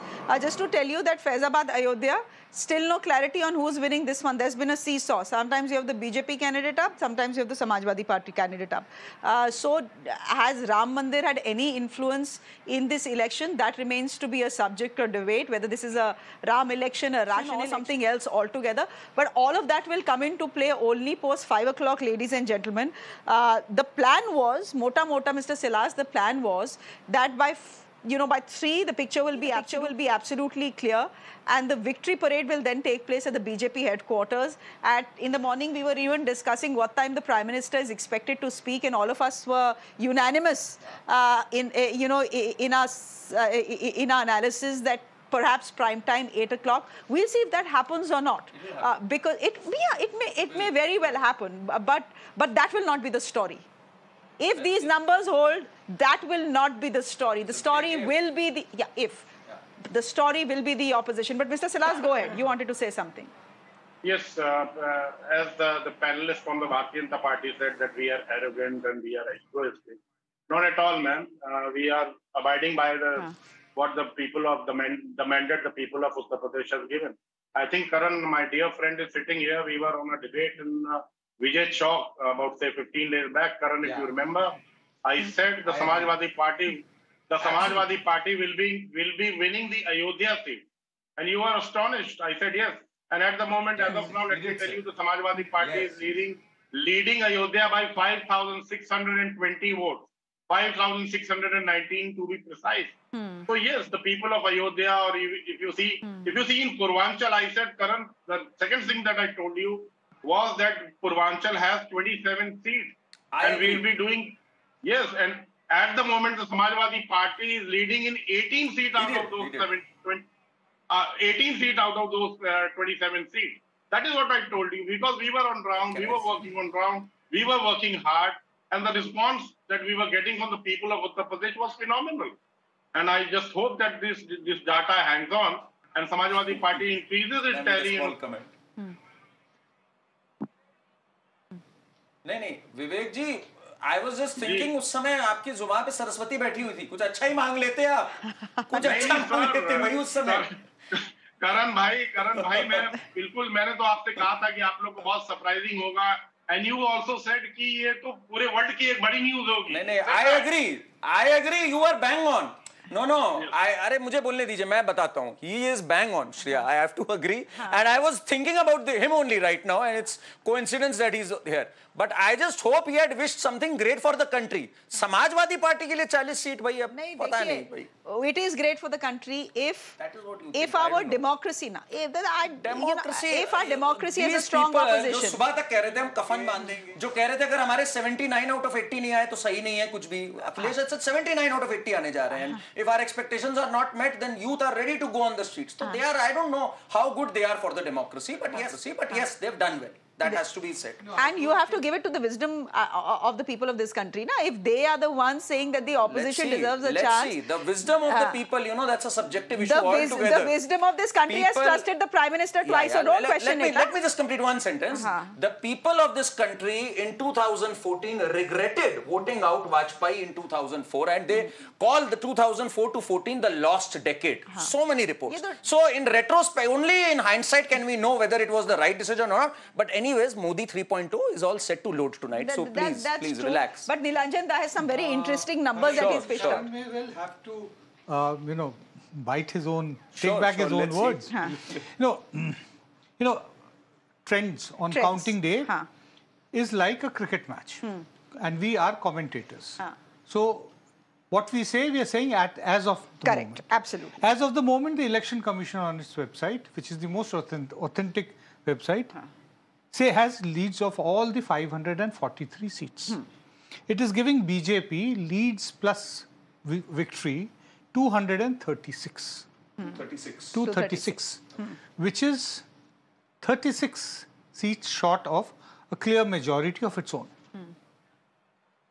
The Congress is getting a lead in 96, which means that collectively the two largest party in parliament are less than 340. 200 seats is being smaller parties. This is actually the message that we can see from this is that this is an election, a mandate which has been given to the smaller parties. So let us not start running down parties on the basis of our perceptions and misconceptions, even as the mandate is coming in. Let us at least respect the mandate of the people. We cannot be like respecting a mandate in 2014 and in 2019, then say suddenly somebody came and did hypnosis. That's not on. You respect every mandate. We respect every institution. We do respect the Election Commission, but we did feel that there were certain processes which could have been more transparent.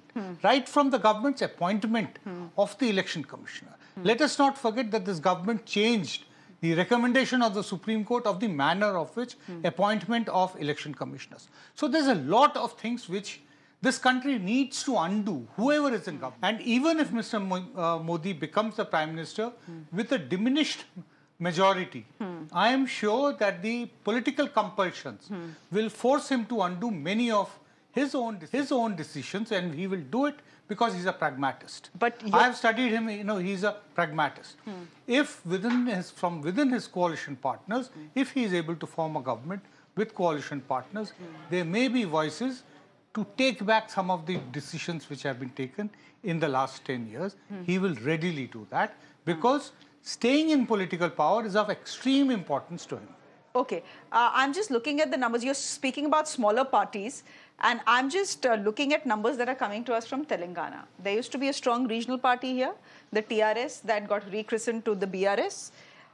Where are they right now? Where is that regional party right now, Nilanjan? Here's what the Election Commission is telling us. The BJP is at 8 in Telangana out of 17. Yes. The BJP is at 8. The Indian National Congress is at 8, which means dead heat here. And the AIMIM is 1. The BRS wiped out from the assembly and wiped out from national politics as well, by the looks of it. For the moment, yes, you know, but there is never any full stop to any political career, either of a political leader or of a party. So it is definitely a big setback for the BRS. Importantly, Asaduddin Owaisi, you know, is going to retain his seat in Hyderabad. So the big challenge seems to have not been really very successful. Oh, well, it was a spirited fight. But let's give Madhvi Lata that. In fact, she was the one first of the block. You know, people early in the morning. Smriti Irani did in 2014. This is the first version of. Smriti Irani, by the way, trailing. I know. Then Smriti Irani finally, one second. Smriti Irani finally became the giant slayer in 2019. So this is Madhvi Lata of Smriti Irani of 2014. In the next time when we see, she will also slay the giant, and she'll also win from Hyderabad. Are you saying, you know, that OSC has the status of a Defeating Rahul Gandhi? In Hyderabad, that seat, of course, he's larger than life. His family has held that seat. We're talking about a national No, I'm picture. talking about that one seat. What Madhvi Lata is doing there I don't is exactly what... I'm no great admirer of Rahul Gandhi, but I don't think that... I'm saying exactly what Smriti Irani did. The first time she contested against Rahul Gandhi, she came close, but she lost. Similarly, this time around, Madhvi Lata has given a fight, and if she hangs in there, the next time around, she will beat Asaduddin Owaisi. She gave a fight with a mandate of 2014 under her belt, under courtesy Mr. Modi. And that is why in 2019, the dominance of the BJP was what actually enabled her to defeat Rahul Gandhi in 2019. So the dominance of... Let us understand one thing, that whatever is the final verdict... Shreya, one thing that we are still missing because of the high expectations set by the BJP is, BJP is still head and shoulders above everyone. I mean, we are looking at 236 seats where Congress is not even in 3 digits. Let's not forget this. It is well 2 times ahead of any political party in the fray. Let's not miss that. Just because their expectations are so sky high, just like Virat Kohli, that you expect 100 every time. Let's not forget they're still head and shoulders above everyone. From 370, they're down to... From dekho alag baat hai, but they are still there. You are measuring them by their expectations. Let's hear from... Measuring them by their expectations. Gentlemen, there is some input that is coming to us from the Congress office. I think this is Salman Khurshid speaking to our reporter Ranjita. Let's listen in. खड़े होकर लड़े fight में हमारे लोगों ने साथियों ने सहयोगियों ने बहुत अपना कंट्रीब्यूशन किया उसको मानते हुए आज हम यही कह सकते हैं कि लोकतंत्र बहाल रहे लोकतंत्र और मजबूत हो और हमारा योगदान लोकतंत्र को मजबूत करने में आपके सामने आ गया है इसको ऐसे ही आगे फाइट में है क्या सरकार बनाने के भी अंक मिल पाएगा मिल पाएगा नहीं मिल पाएगा हम तो सरकार 5 साल से बनाने के चक्कर में हैं लेकिन सच्ची बात यह है कि जब अब परिणाम आ रहे हैं सामने तो फिर अनुमान काहे लगाए जाएं हम विश्वास से कह रहे हैं कि हम एक ऐसी पार्टी हैं जिसको सरकार बनाने का अवसर प्राप्त होना चाहिए हमको कितना अवसर प्राप्त हो रहा है कितना हमको समर्थन मिल रहा है वो आपके सामने राहुल गांधी को प्रधानमंत्री भी तो 5 साल से 10 साल से बनाने की कोशिश देखिए जो हमारे मन में है राहुल गांधी जी के बारे में उसको कोई नकार नहीं सकता लेकिन एक बात अनुशासन की भी होती है राहुल गांधी जी ने बैठकर और नेताओं के साथ कुछ निर्णय लिए हैं कि किस समय पर क्या होने पर हम प्रधानमंत्री का चेहरा तय करेंगे तो हम उसके साथ हैं लेकिन हमारी जो मन की बात है जो भावना है वो अलग है आपके गृह प्रदेश की बात की जाए तो उत्तर प्रदेश में बहुत अच्छा प्रदर्शन इंडिया गठबंधन का दिख रहा है फर्रुखाबाद से आपको टिकट नहीं मिला इस बात का कई बार आपने मलाल भी दिखाया था क्या कुछ अब पता नहीं फर्रुखाबाद में हम होते तो शायद एक गिनती में 1 नंबर और आ जाता लेकिन आज अब आएगा कि नहीं आएगा वो हमारे सहयोगी लड़े थे अगर उन्होंने अच्छी लड़ाई लड़ी है तो उनको भी पूरी बधाई हम देंगे और देते रहे हैं लेकिन बात यह है कि उत्तर प्रदेश में जो इस समय देखने को मिल रहा है उससे मनोबल बढ़ता है उससे विश्वास एक दफा फिर पैदा होता है जो हम कहते रहे हैं कि उत्तर प्रदेश में हम वापस आएंगे आज लग रहा है कि हम वापस आ गए ये सही है कि समाजवादी पार्टी और हमारा दोनों का साथ आ गई है और किसको कितना श्रेय मिलना चाहिए उस पर आप लोग अवश्य बैठकर उस पर चर्चा करेंगे लेकिन मैं मानता ये हूँ कि हमने एक दूसरे का पूरा सहयोग किया वो सहयोग कामयाब रहा सफल रहा और इसलिए आज हमको ये परिणाम देखने को मिल रहा है धन्यवाद सलमान खुर्शीद हमारे साथ बात करते हुए हालांकि फर्रुखाबाद पर अभी भी Okay, ladies and gentlemen, you know, everyone had said that Odisha and Bengal were going to be the states that would be very interesting, Maharashtra as well. No one had even spared a thought for Uttar Pradesh because Uttar Pradesh was a done deal. Turns out Uttar Pradesh is not a done deal if you go by the numbers. And the party that has managed to do exceptionally well, at least as far as the early trends are concerned, is the Samajwadi Party. We'll wait for another couple of hours to see if these trends, these are not even early trends, ladies and gentlemen. To be fair, it's 11:30 and these are not early trends. But if these trends do convert to seats, then the Samajwadi Party definitely deserves a headline tomorrow. The entire India opposition, the India bloc does deserve a headline, but the one party that deserves a headline is Samajwadi Party because look at all the things that were said about Akhilesh Yadav. You go to the extent, you know, in 1991, Mr. Advani said, this one of the most brilliant lines Mr. Advani said, you know, Lal Krishna Advani ji, the victor came second. Now, are we going to say the victor came third? something for us to deliberate. Not the victor. Something to think about. But the surprise came third. Yeah. So that's something to think about. Because what will be the top? We don't know. Again, this is just based on at 11:34. As of now, let us just keep qualifying this after every 5 minutes, so that we are not accused of misreading the elections and declaring results. As of now, the top headline will be the opposition. The second headline will be the Samajwadi Party, and the BJP also, I think, has, you know, as far as Odisha is concerned, West Bengal is Odisha is concerned, not West Bengal. No, I think a very important point has is been that a good Odisha, story for the BJP. Odisha and, you know, little bit presence in Telangana, which is getting still not there. The BJP certainly is no longer being just a Hindi heartland party. No, it is going beyond the Hindi region, despite the kind of pro-Hindi, pro-Hindu politics, you know, which it espouses.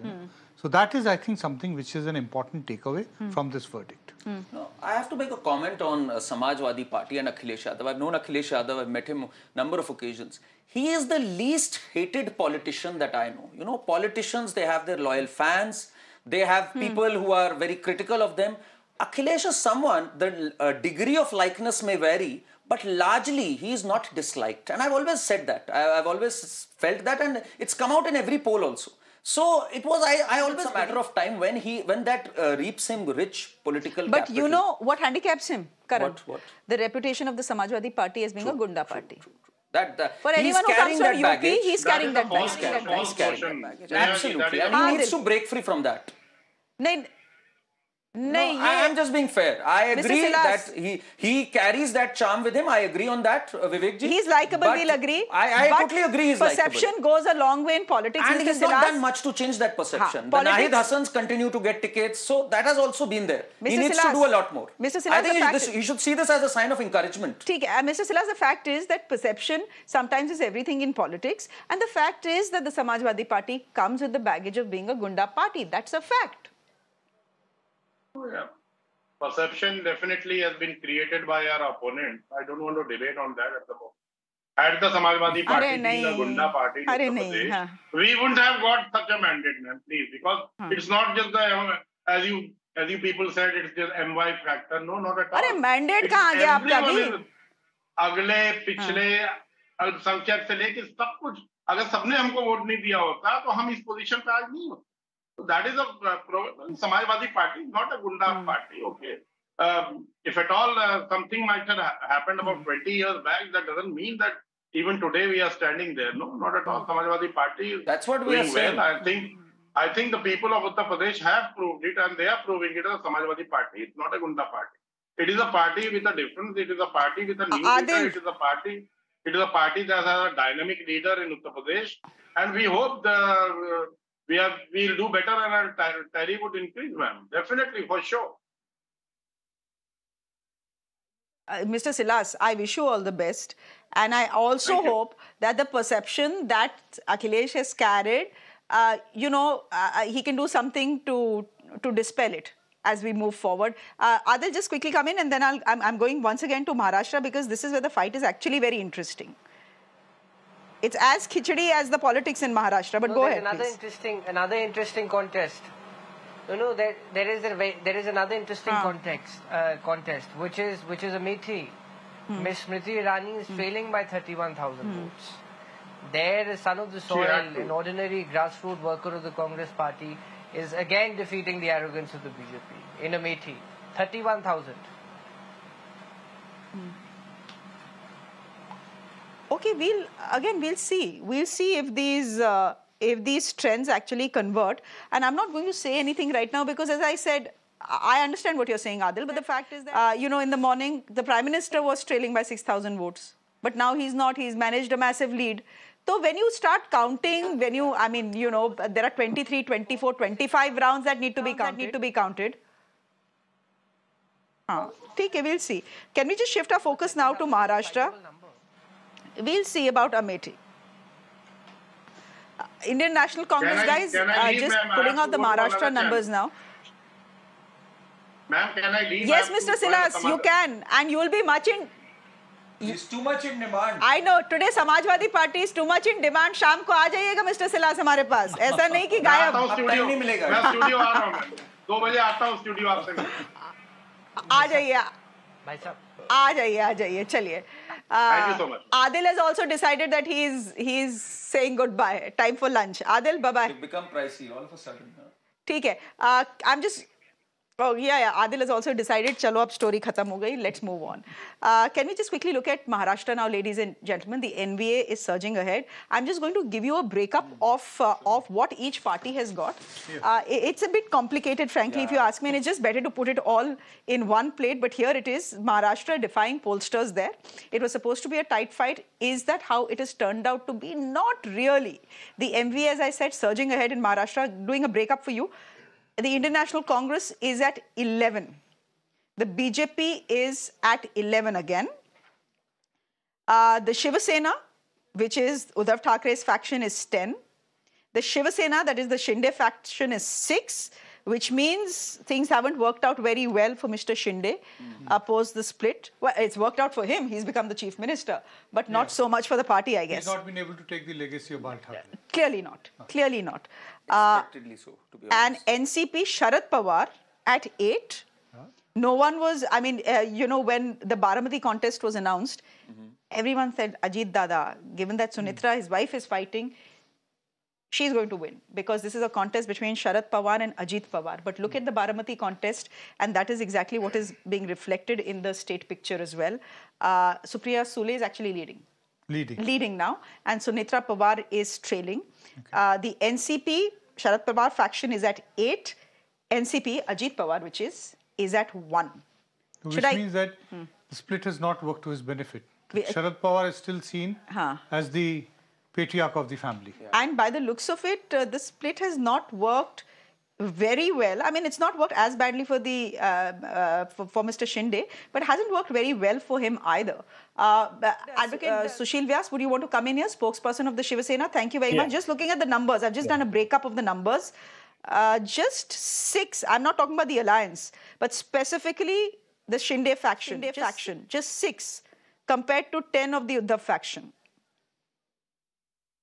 Madam, we must take into consideration that the Uddhav faction contested 22 seats, whereas we have contested 15 seats. Now, secondly, we are not contesting this election as a Shiv Sena, Ajit Pawar group also. We are contesting this election as a NDA. So, NDA includes BJP, Ajit Pawar group and our group. That there is a solid one team. So, we are contesting as a NDA. So, as a strike rate, if you see 22 versus 15, then my information from my party hierarchy is that we are leading, in fact, in 8 seats, and 2 seats we are very trailing with a very narrow margin of less than 3,000 votes. And this is very initial stage, as you said earlier. These only 5 or 6 rounds are completed. There are on average 25 rounds will take place. So let us wait for up to 2 p.m. or so. We will see that we will retain our seats, which we have won last time. So, if you want to wait till 2 o'clock, we'll wait till 2 o'clock. Chandrasekhar Jha, I'm going to give you 20 seconds to respond, because badi khabar is coming from Odisha. Very badi khabar is coming from Odisha. Please respond. I'm going to Odisha, quickly taking a look at the numbers as well now.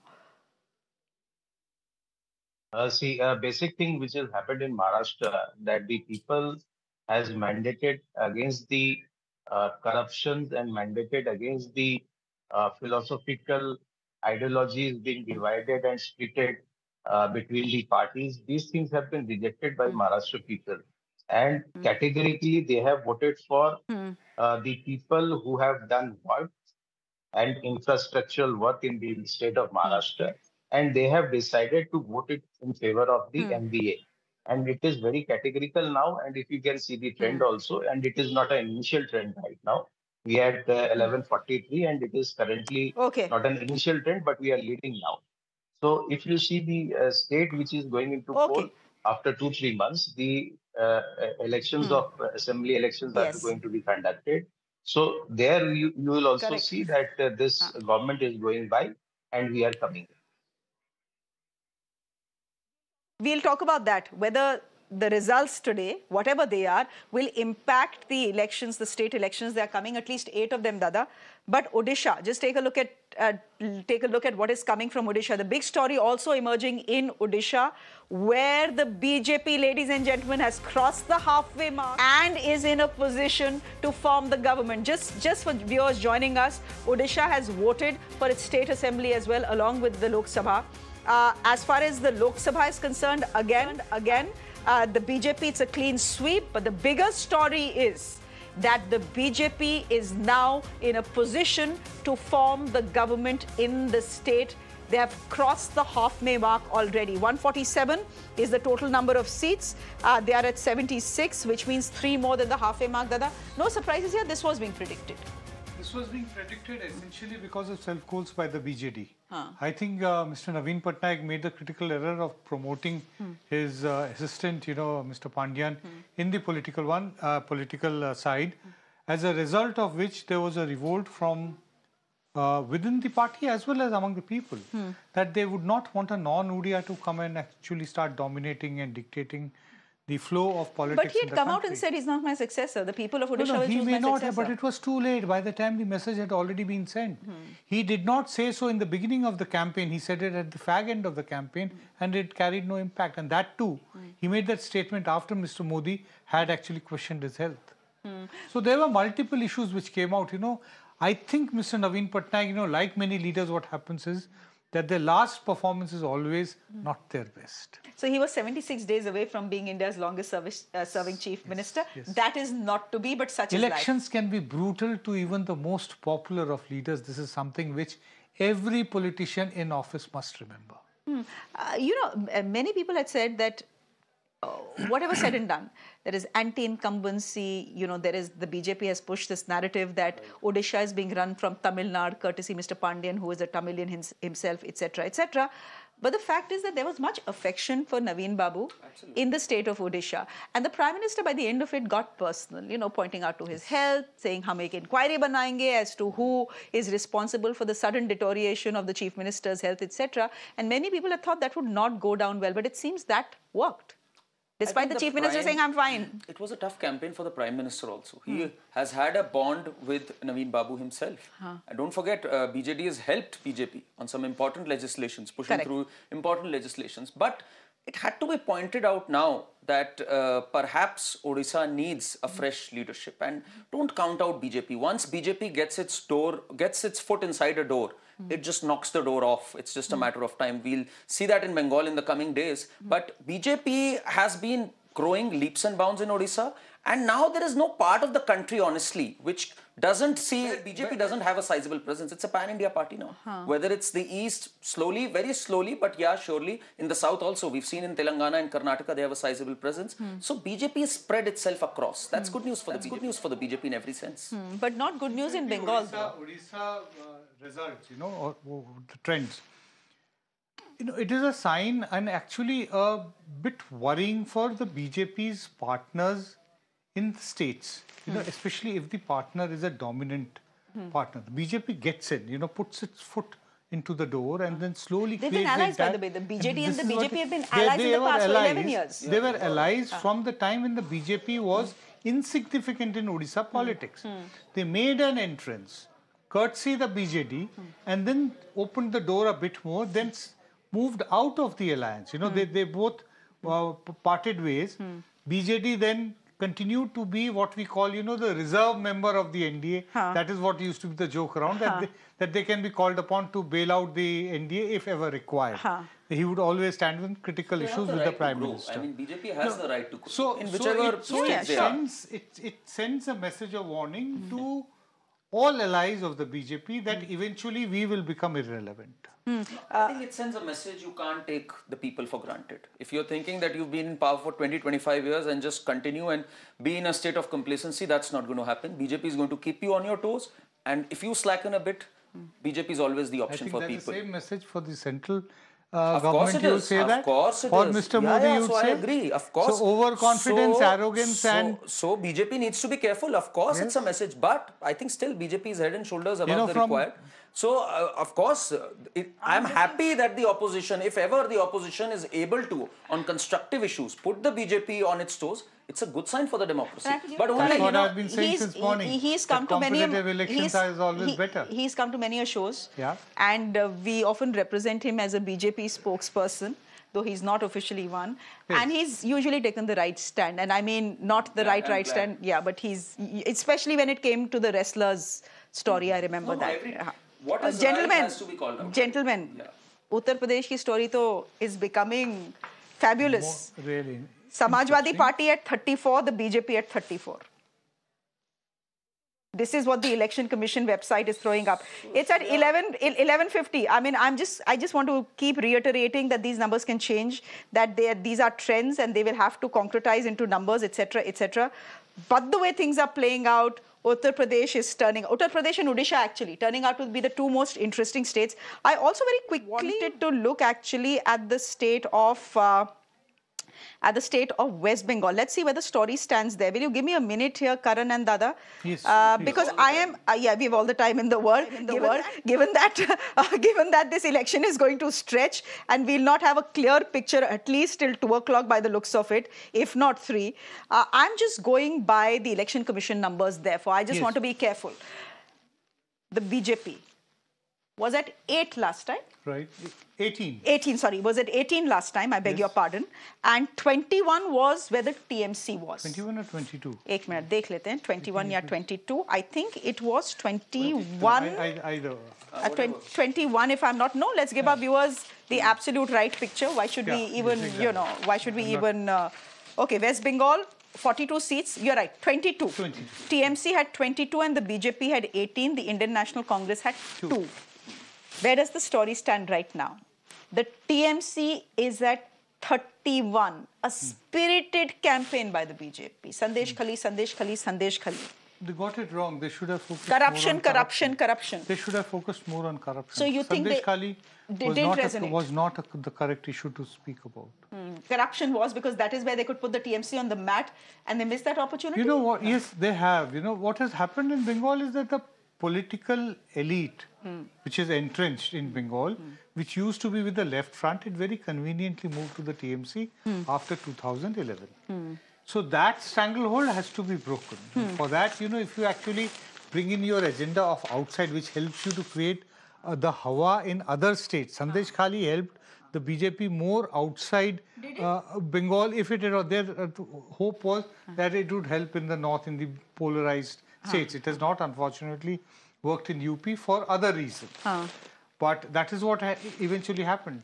As an issue of communal polarization, Sandesh Khali did not work with the Hindu voters in West Bengal. And TMC is not just leading, by the looks of it, the TMC is sweeping the state of West Bengal. So leading is, we are underplaying it, but it's good to underplay till the numbers are final. If they're winning 31, you can't say sweep. It has 42 seats, so out of 42, 31 cannot be exactly called a sweep. But it is an improvement of 9. No, but yes, it's an improvement of 9 from last time. It is an improvement of 9. It's more or less the same as the 8, performance in 2021. That kind of a performance. So which means that 2026, as far as Bengal is concerned, and the Congress is winning how many? 1. 1. So maybe only Adhir Ranjan's seat they are ahead. Probably. So maybe Mamata Banerjee had a point when she said.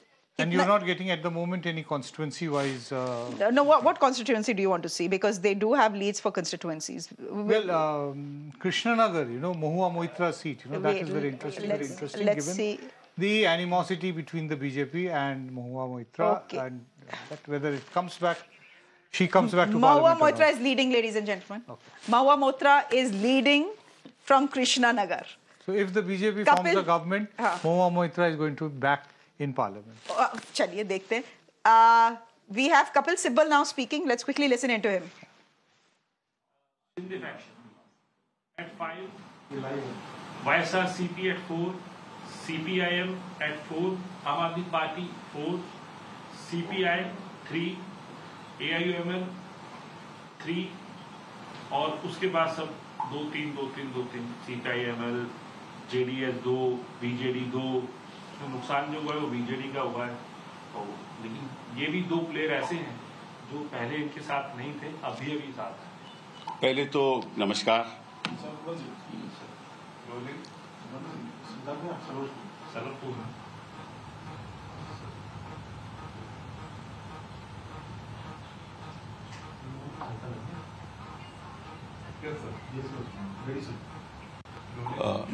नमस्कार।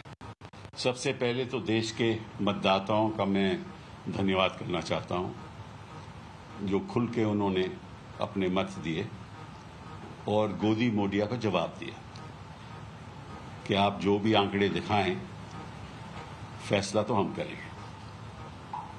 So first of all, I want to thank the electors of this country for having reflected their opinion,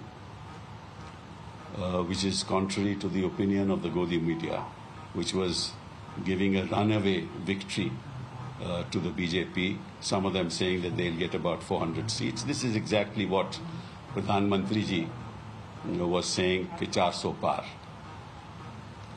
सबसे पहली बात तो ये।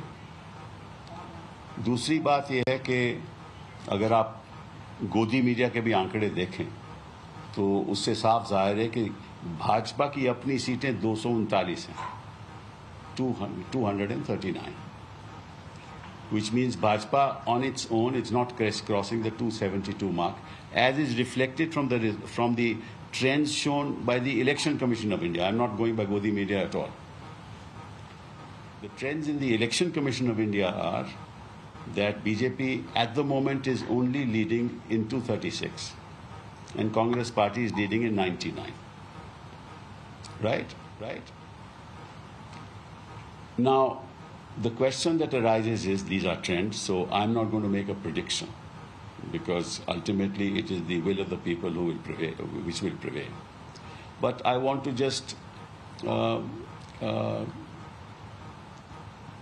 request the counting agents in all the constituencies where they are present. मैं सभी counting agents से आग्रह करना चाहता हूं कि जब तक पूरा चुनाव खत्म न हो, जब तक उनको सर्टिफिकेट ऑफ विक्ट्री न मिले, वहां से वो उठे नहीं। पहली बात तो ये। दूसरी बात कि जो पोस्टल बैलेट्स हैं उनकी पूरी संख्या, पूरी काउंटिंग पेनल्टीमेट राउंड से पहले होनी चाहिए। ऐसा न हो कि 10वां या आखिर का चरण की काउंटिंग हो जाए और पोस्टल बैलेट की काउंटिंग ना हो। ऐसा मत होने दीजिए। ये भी मैं आपसे आग्रह करना चाहता हूं। आप सब चौकन्ने रहिए, क्योंकि जो गोदी मीडिया के द्वारा झूठ और फेरेब फैला सकता है वो कुछ भी कर सकता है, तो आप इस बात पे चौकन्ने रहिए। तीसरी बात जो मैं इलेक्शन कमीशन से आग्रह करना चाहता हूं कि उनको जल्दी से जल्दी आंकड़े अपडेट करने चाहिए। पीछे मैंने देखा कि लगभग 8 घंटा उन्होंने आंकड़े अपडेट नहीं किए, तो मैं उनसे आग्रह करूंगा कि आप इसको कंटिन्यूअसली अपडेट करते रहो। ये बहुत ज़रूरी है ताकि जनता को पता चले कि रुझान किस तरफ हैं और कितनी सीटों में कितने दलों के रुझान हो रहे हैं। ये 3 बातें बहुत बहुत ज़रूरी हैं। अब ये नहीं मुझे मालूम कि आखिर नतीजा क्या होगा, किसकी सरकार बनेगी, लेकिन इतना ज़रूर है और मैं गोदी मीडिया से भी आग्रह करूंगा कि जब प्रधानमंत्री जी पीछे चल रहे थे तो गोदी मीडिया उसके बारे में कुछ नहीं दिखा रहा था। कुछ मीडिया हाउसेस दिखा रहे थे और जब पीटीआई ने ट्वीट किया तब उन्होंने दिखाना शुरू किया। तो ये ठीक नहीं है। और पहले उनकी एक तरफ तस्वीर थी राहुल गांधी की, दूसरी तरफ थी मोदी जी की। अभी तस्वीर राहुल गांधी है और दूसरी तरफ नड्डा जी हैं। साहब ये भी ठीक नहीं है, अच्छा नहीं लगता। आप कितनी भी गोदी मीडिया हो जाइए, इतना भी ना घुसिए, क्योंकि कहीं ना कहीं तो आपकी जवाबदेही होगी ना। The time will come, no matter what happens, that you will have to answer. all the media channels will have to answer.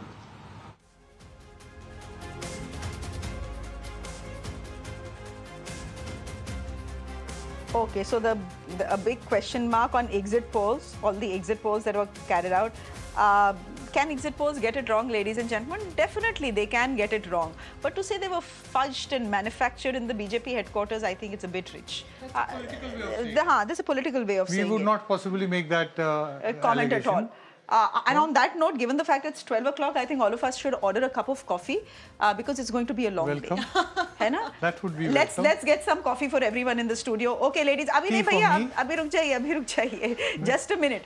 Let me, as you take a look at these numbers on your screens, ladies and gentlemen, 12 o'clock, 8 o'clock is when the ballot box is opened. So it's four hours since. Usually by 12 o'clock, the picture is crystal clear. The trends are all in. Is the picture crystal clear?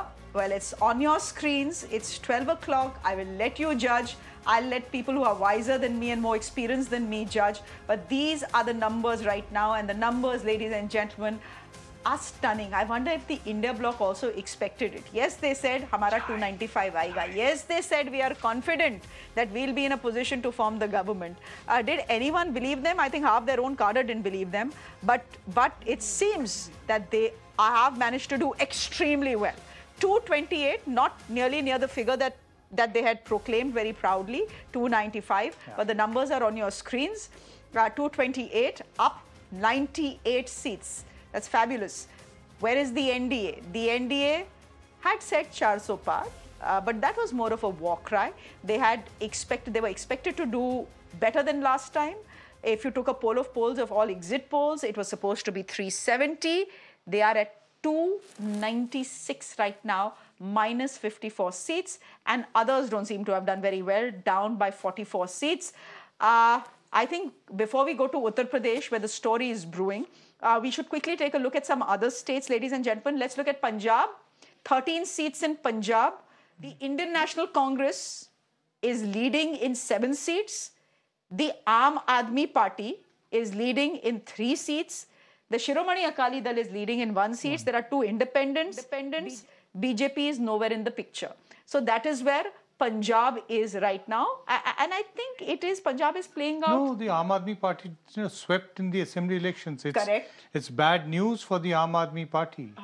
You know, for the government as also, because there are murmurs we have been hearing in the last few weeks about dissent against the Chief Minister in Punjab, given the kind of developments which are taken place in Delhi and the fact that the opposition alliance has not been able to make any dent in Delhi. We should be focused on trying to see that what is going to happen in Punjab. Okay. Will there be a revolt from within the Aam Aadmi Party? On that note, then I think it's good to look at Karnataka as well, because yes, Karnataka again, the Congress had won the assembly elections. Yes, they have a government in place. How are they doing? They're somewhat doing better. Last I checked, they were leading on 10. And the BJP is leading on 16. Plus 2. And the JDS is on 2. So 18, 10, which is not as bad as it appeared in the initial when the trends came, and it looked like, 24, 3, that kind of a trend has got changed in the last 2 hours. So the BJP was, last time they had swept. They had got 25 seats out of 28. Yes. So they are losing seats from there. In fact, the BJP is possibly, ending up winning more seats in Odisha at the moment is 1 seat, and Telangana. These are the 2 states which possibly have given it some. Shreya, see, here's what happened. The states in which the BJP had peaked, except Madhya Pradesh, which it's doing phenomenally well even this time, I think largely thanks to Shivraj Singh Chauhan, who's hugely popular. BJP could not have done any better. It could have only gone down or could have plateaued, right? It's the new states, for instance, Orissa and Telangana, which could have given BJP some fillip. But then again, these are not states with such huge numbers. What the BJP didn't factor in was that in the states where it had peaked earlier, it could actually go down by a significant margin. I think that is where they sort of didn't do that kind of math. They kept thinking of where they would gain, but they forgot that they could lose in seats where they had peaked, right? Because there's no way to go up in those seats. Like Uttar Pradesh, even the BJP, to be honest, off the record, was admitting that they would probably be around 60. They were not thinking but they were 62 last time. Correct. Which So is they, just down by 2. so they had not thought they would gain. They were more 34 realistic. right now. But they have fallen to such an extent, I don't think anybody realized that. And even in BJP UP, I mean, they were honest enough to say we will not gain, we'll probably lose 2 seats. And I think I know what 2 seats they were talking about. One of them is Smriti Irani's seat. Okay. But Pilibhit. No, also Amethi, right? It was a big win for the BJP last time. I get that. And Smriti Irani is trailing. But again, 4 rounds hue hain. So we'll see. We'll see by the end of it. There are 22 rounds. No, but what I'm saying is the BJP did realize that it's a tough seat. To just put it that way. So they but realized... the Congress didn't. Because had they realized it was a tough seat... I'm not going to comment on that. I think Congress really played its cards very badly. If Rahul Gandhi had contested from Amethi, he would have won it with a very, very healthy margin. I've been saying that since I went to Amethi 2 months ago. I was trolled relentlessly on Twitter by the BJP ecosystem, or whatever ecosystem that was. But that's a huge mistake by the Congress. But the larger point being that the BJP did not factor in losing seats where it had already peaked. It thought हमने तो peak कर लिया, हम तो वहाँ उतना ही अच्छा करेंगे. That hubris got them.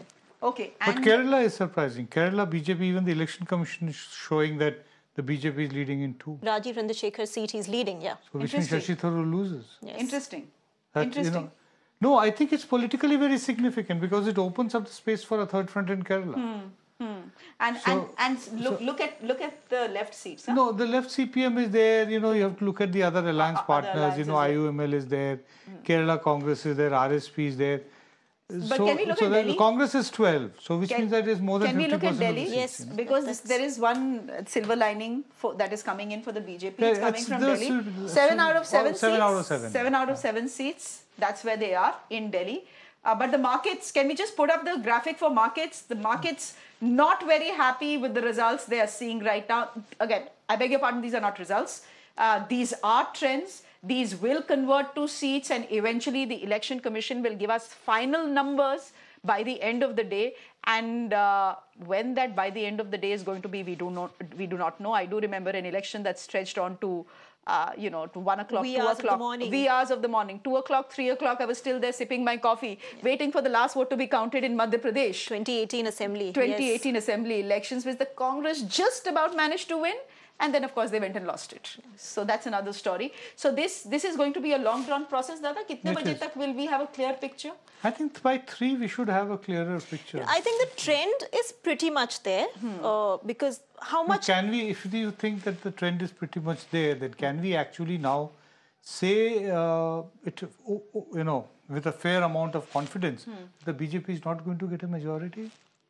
They are showing 235 on the Election Commission website. I mean, I would say let's wait. So still too early to say that because the story would be completely different with BJP at 235 or 240 but I mean that the opposition has put up a significant fight. Yes, and that the BJP is going to emerge out of this election bruised, even if it forms the government. Yes. And it is going to be a diminished Mr. Modi as Prime Minister. But he has only himself to blame for that. As I said, why did he need to go on with the 400 par?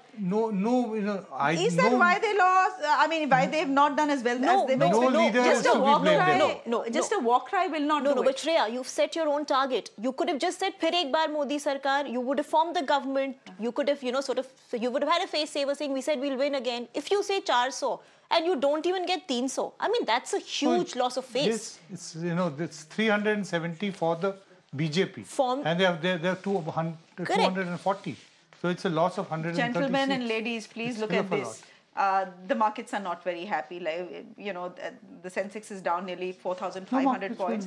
This is a day after they were cheering the exit polls. So Modi is good for business, we know that. Businesses like stability, the markets like stability. Is the picture that is being thrown up according to the market? This entire idea of Majboot Sarkar, is what the market laps up. They think that Majboot na ho, they don't have a runaway majority, we will not get a good government. They forget the fact that some of the most important, crucial economic decisions were made by minority governments. 1991, Narasimha Rao didn't have a majority at that time. Yet the economic reforms and liberalization was started in 91. From that time onwards, we can keep on reeling the dream budget of Chidambaram, United Front government of 97, that dream budget, still talked about. But some of the most important reforms in the markets which are I done. think all coalition governments. There are a couple of things we can say, and please add on to what I'm saying here. And do let me know who are the guests who are joining me, because I'd want to speak a bit. They are on my prompter. Okay, thank you very much, because I would want to speak about Uttar Pradesh, where the Samajwadi Party is now leading in more seats than the BJP, at least for the moment. Ladies and gentlemen, here's the thing. And I'm just going to go to Uttar Pradesh now as we get a cup of coffees. Total 80 seats. It sends the maximum number of MPs to the Lok Sabha. The Samajwadi Party had won 5 last time. They're at 35. They're leading at 35 right now. The BJP is leading in 34. Had won 62 last time. The Indian National Congress had won. Only Raebareli, I think. They are leading in 8. The RLD, which has gone with the BJP this time, they are leading in 2. So the picture is looking extremely interesting in Uttar Pradesh, where the India Alliance may just manage to get more seats than the BJP. I'm wondering, what did the BJP, forget the forget Mangalsutra, forget mutton, forget everything else.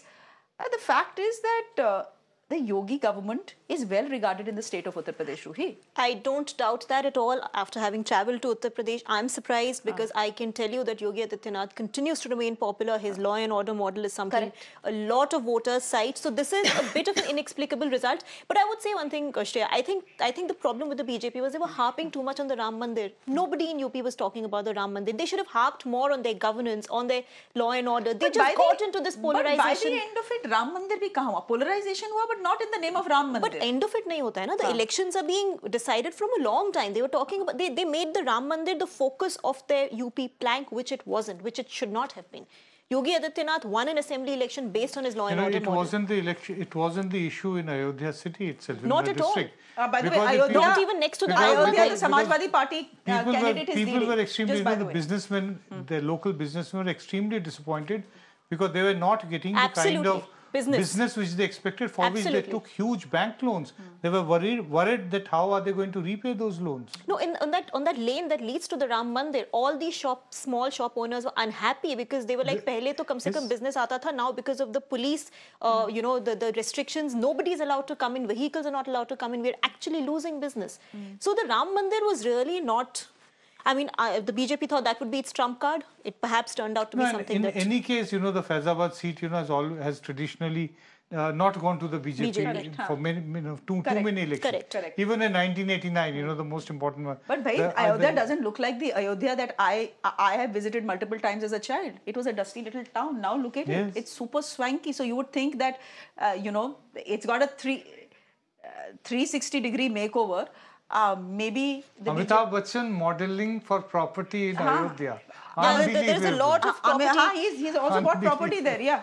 Pawan Khera ji, good afternoon. Turning out to be a very good afternoon for the India Alliance and the Congress Party. Sach batayega. I know you said 295 when you came on Mirror Now 24 or 48 hours ago. But sach batayega, is this what you expected? Or is this a surprise to you? Yes. In fact, better. In fact, I still expect better. I think the issues that the governing party tried to push down the throat of the voter did not gel well with the voter, because the voter's issues were something else. And that came out very clearly when Rahul Gandhi undertook the Bharat Jodo Yatra and later the Bharat Jodo Nyaya Yatra. That came out very clearly when Mr. Mallikarjun Kharge used to brief us and tell us that, look, these are not the issues. The issues in the countryside are different from what you think they are, because you guys watch a lot of television. The issues on television are different from the issues on ground. And those issues were, I think, highlighted very well with our ace campaigner, and I must say this on record, Priyanka Gandhi. The way she campaigned, the way she enumerated these issues, I think came out very well. So it was a good team as far as the Congress Party is concerned, and a good team as far as the India Alliance is concerned. We worked very well together. I am expecting much better results. So let's give ourselves a couple of hours more. Okay, we'll give ourselves a couple of hours more also, because we don't want to jump the gun. Just simply going by the numbers that the Election Commission is putting out. Yeah, I think it's premature to jump the gun. Yes. You know, the opposition. Correct. Yeah.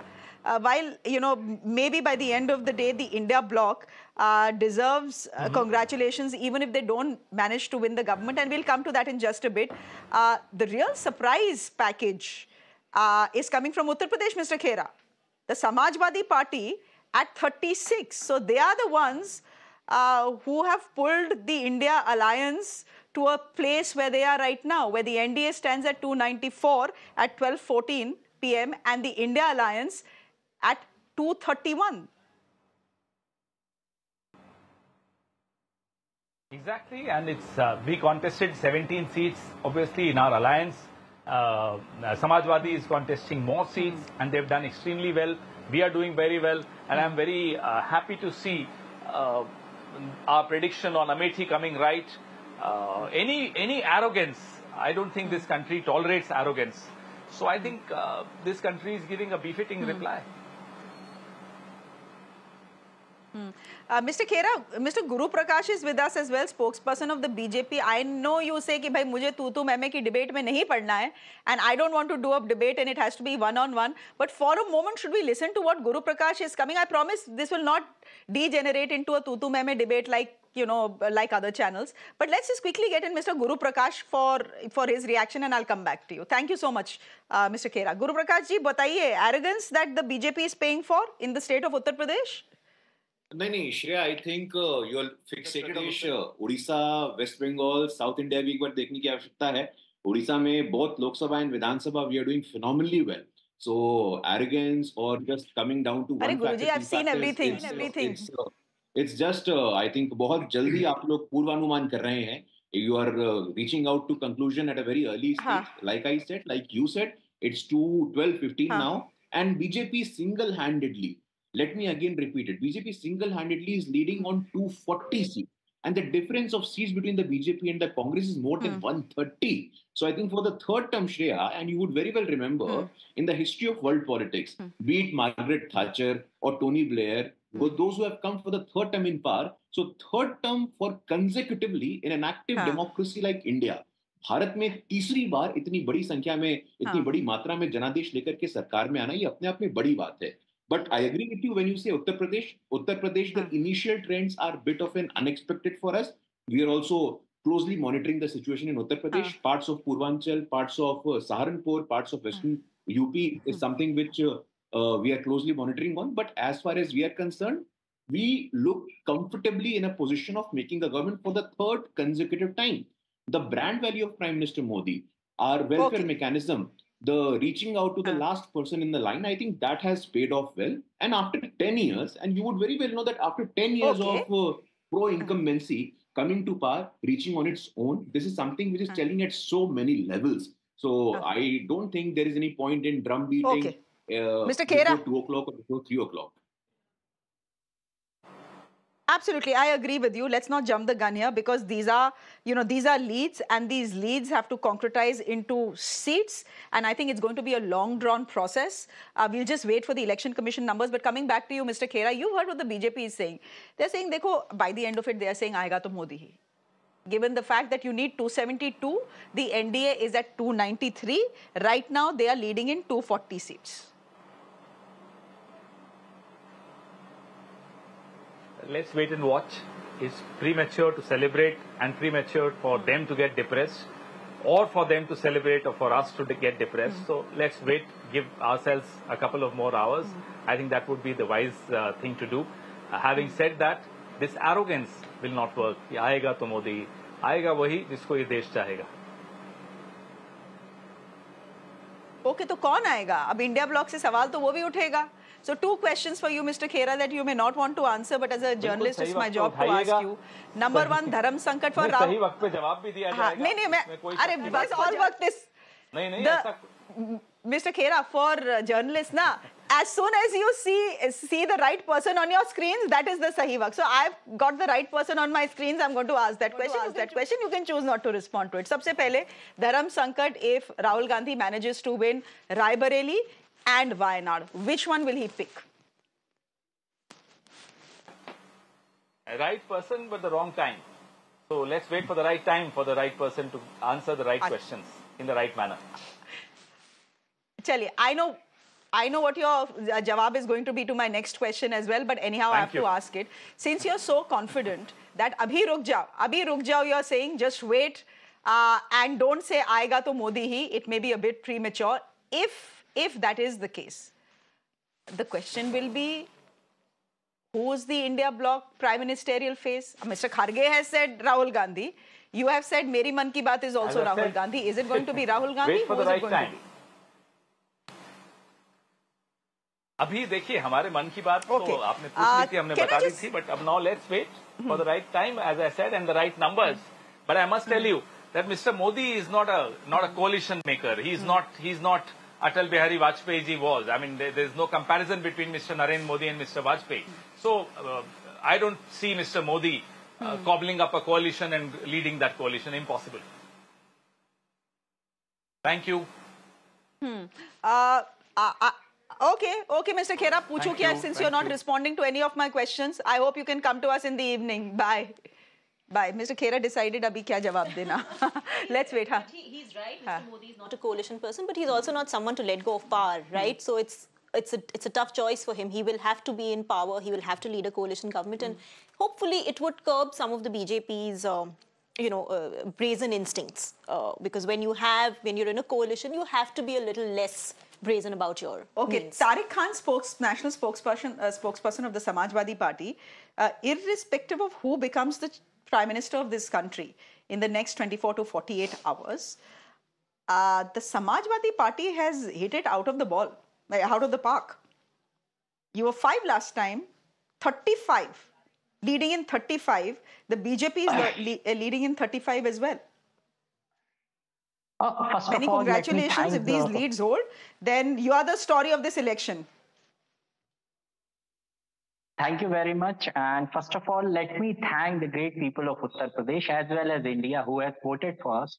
And this is really a great time we have let the things happen. And Uttar Pradesh believe that what Akhilesh ji convincingly delivered the message to the people of Uttar Pradesh. And please, this is the message to BJP that please calm down and bring your arrogance to a lower level. Please, because in Uttar Pradesh, there is no space for arrogance, just like Yogi ji, and whether he is going to accept the defeat and step down from the post of the CM, or what he is going to do, because each and every exit poll, even though your channel or your co-partner channel, Times Now, has said that we are not going to win even 9 seats, 8 seats, 6 seats. Now, look at the numbers. Because why? Why I'm saying this?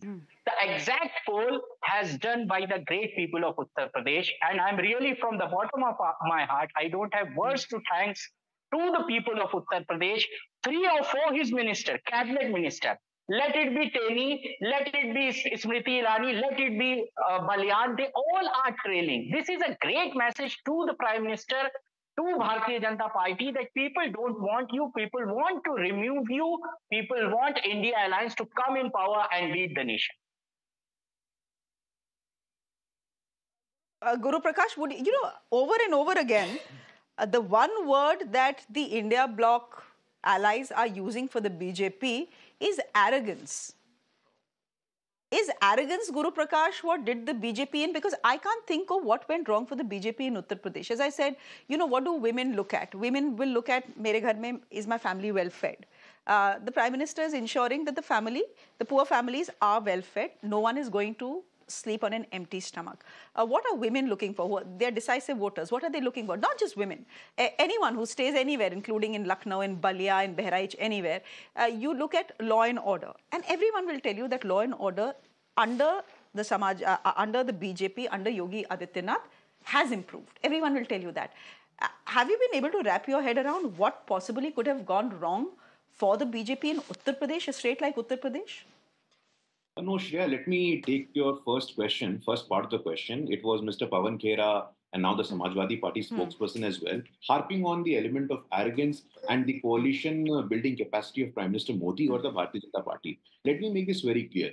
Shreya, we started our journey from 2 members of parliament, 2 MPs we were in 1984. And from there we reached 303. And still we are reaching 300 plus as of now, BJP single-handedly. So I don't think this argument of arrogance is even remotely connected to the party. If there is any arrogance, then it is from the side of the new feudal elites of the India Alliance. Because if you look at the rise of Draupadi Murmu, in fact, time and again, first ever tribal woman reaching the highest constitutional office in the country. What sort of verbal diarrhea she was exposed to?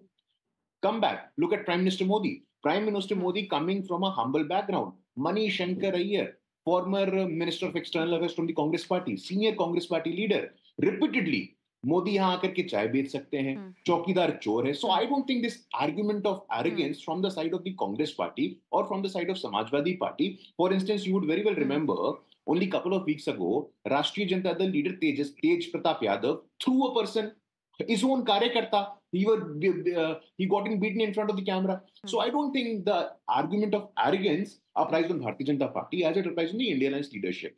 Second, on coalition building capacity, let me make this very clear. The term coalition dharma, you have very senior people and experts sitting on your panel, Shreya. Nilanjan ji is over there. The term coalition dharma first came into existence by Atal Bihari Vajpayee ji. It was Atal Bihari Vajpayee ji who brought coalition dharma in the political lexicon of the country by running a coalition of more than 25 political parties. It had members like Farooq Abdullah ji, our Karunanidhi ji, even Mamta Didi. So I don't think coalition building capacity or arrogance, these are any sort of argument. As far as the voting behavior of the better halves are concerned, you've raised a very important point. And I think triple talaq has been one of the key reasons. Shauchalaya has been another important reason. Har Ghar Nal has been another important reason. So these 4 important, apart from identity issues, we go to existential issues, survival issues, toilet accessibility, education, gas connection, food, ration. And I think that is something Uttar Pradesh, obviously in the initial trends, it's showing a bit of a disturbance from us. I agree Guru with you. Prakash ji, that is exactly what I'm asking. Then what went wrong? Something clearly went wrong. Going by Election Commission data so far. एक minute, lead सुन लीजिए, जरा lead सुन लीजिए. The Bharatiya Janata Party is still the single largest party in this country. It's leading in 244 seats. Far short of the majority mark. Far short of the majority mark and far short of even 303 last time. The Indian National Congress was at some 52 last time. It's doubled its tally almost. 94, yeah. 94. So they are leading in 94. The Samajwadi Party is emerging as the 3rd largest party in this country, leading in 33 seats according to the Election Commission website. The Trinamool Congress at number 4 at 30. The DMK at 21, leading at 21. So there's a story there. There's a story in Tamil Nadu because the DMK had 20 out of 28 seats. They had, no, out of 29 seats, they had 28 last time. So there is a story that is playing out in Tamil Nadu, which we'll look at a little closely, because the DMK was expected to get more numbers than this, which means that the BJP is managing to get at least 2 seats in the state of Tamil Nadu. No, at the moment they're not showing. If the DMK is at 21, is leading in 21. No, I don't think so that the it's on the Election Commission.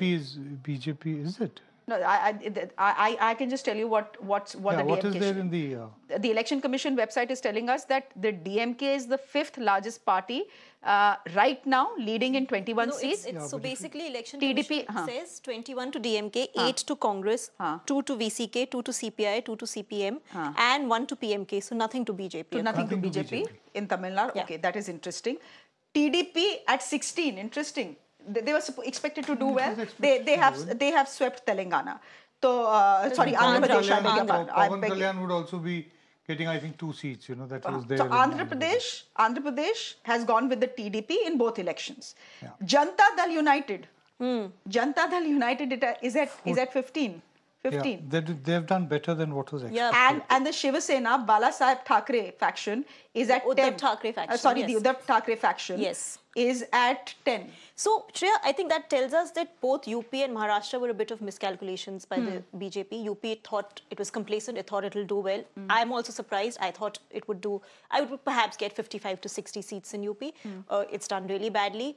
And Maharashtra, obviously the alliances did not work out. Both the allies, both the factions that have done well are the factions that are with the Congress, whether it's the NCP led by Sharad Pawar or whether it's the Uddhav Thackeray led Shiv People Sena. have rejected those who left the main party. Yeah, so it was seen as betrayal by a lot of people. Both by the Shinde faction as well as by Ajit Pawar. Correct. So in Maharashtra, the BJP loss has been largely thanks to the allies, because there is a lot of bad blood against these allies, the new factions. But can I ask you, Ruhi, since you traveled to Uttar Pradesh and since the woman vote is such a big vote even in the state of Uttar Pradesh, like it is for the rest of the country, we know that these have been record-breaking elections for us. 64.2 crore people voted. Out of them, 31.2 crore were women. Now, if you looked at the exit polls that various channels have put out, we didn't have one of our own. But the granular data that came in said that overwhelmingly women had voted for Modi. But if overwhelmingly women had voted for Prime Minister Modi, Uttar Pradesh mein these results would not, the leads would not have been what they are. Women are not the only ones voting, right? That is one block that is voting. But it's a very big block. It is a big block, but that's how first past the post system works, right? I mean, it doesn't mean that just because women are voting overwhelmingly. Not all women would have voted for Mr. Modi's BJP. No? But Shreya, I'll say one thing. On the ground in Uttar Pradesh, you are right. There is a lot of support for Yogi Adityanath's law and order. I mean, obviously, he won the state election not very long ago with a very, very handsome majority. And we had esoteric debates here on Mirror Now about how bulldozer justice was no justice, it was injustice actually, that you might as well take that bulldozer and take it to the High Court and the Supreme Court and bulldoze the High Court and the Supreme Court if this is the sort of justice that you need to get. But people on the ground are actually cheering, saying, "Arey, rape accused hai, bhag gaya, to uske ghar ko to putna hi chahiye." So that was the image, which I'm talking about. And also the last Samajwadi Party government was associated with a lot of gundagardi. People still talk about it. So I don't know what has happened there. I'm equally surprised. But there's just one thing to be said. Akhilesh Yadav has got a fresh lease of life. He needs to detach himself from this gundagardi image that the Samajwadi Party has developed. The beginning has been made in the candidate selection of the Samajwadi Party. They've done a good candidate selection as well. They have actually widened their social base there in terms of candidates going to the EBC sections and reducing the number of Yadav candidates, only down to 5. Can we just talk about a state we have not spoken about, and maybe we should, because we are talking about women here. Yes. And we all saw how Manipur burnt for months. Yes. And that is very surprising. Women were raped, there were no FIRs, the police abandoned them. We heard all those stories. Just take a look at the results. Again, leads. 2 seats in Manipur. The Indian National Congress is leading on both of them. Does it tell us something? Yes. Clearly it does. Right. It does. Keeping quiet, not showing up in Manipur will not work. The fact is Rahul Gandhi did show up there. You tried to stop him, that's okay. This is remarkable. But this is... Given the fact that everyone kept saying, why is this chief minister still here? It is under him for 6 months that Manipur has burnt, more than 200 people have died. BJP obviously handled Manipur very badly, so that's not even neglect of Mr. Modi's government in the last year and a half, Manipur. Has been. They handled it very poorly. There's no doubt about it. I mean, they didn't even bother. It would have been terrible if the BJP had won in seats. In fact, its effect should be seen finally in a few other states in the northeast. So Manipur, if the leads stay what they are at 1232, Manipur has spoken. Manipur has effectively spoken about the way the BJP dealt with the entire crisis. Correct. Ladies and gentlemen, on that note, are you confused? Don't be. This is the Indian elections, and this is the fun of Indian elections. They'll throw up numbers. We are saying we are not sure if the leads will hold by the end of the day, because that's the truth. Don't let anyone tell you otherwise. We'll just wait for a final word from the Election Commission. Hopefully by 2:30, we will have a crystal clear picture of which way this election has got. But I think the numbers on your screens are enough to tell you what is happening in the country right now and how the country has voted right now, ladies and gentlemen. The opposition down and out till 6 months ago.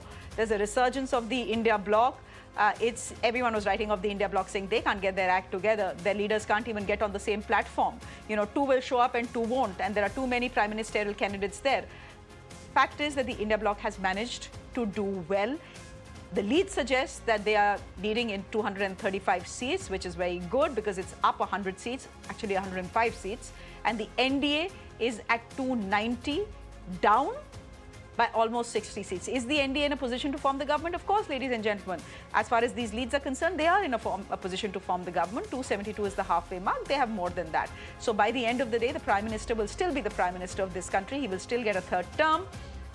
But the story will be the opposition, and the story will be Uttar Pradesh and the Samajwadi Party. Also Manipur, where we've just pointed out to you that 2 seats in Manipur, the Indian National Congress leading in both of them. And this is where there is a ruling BJP government.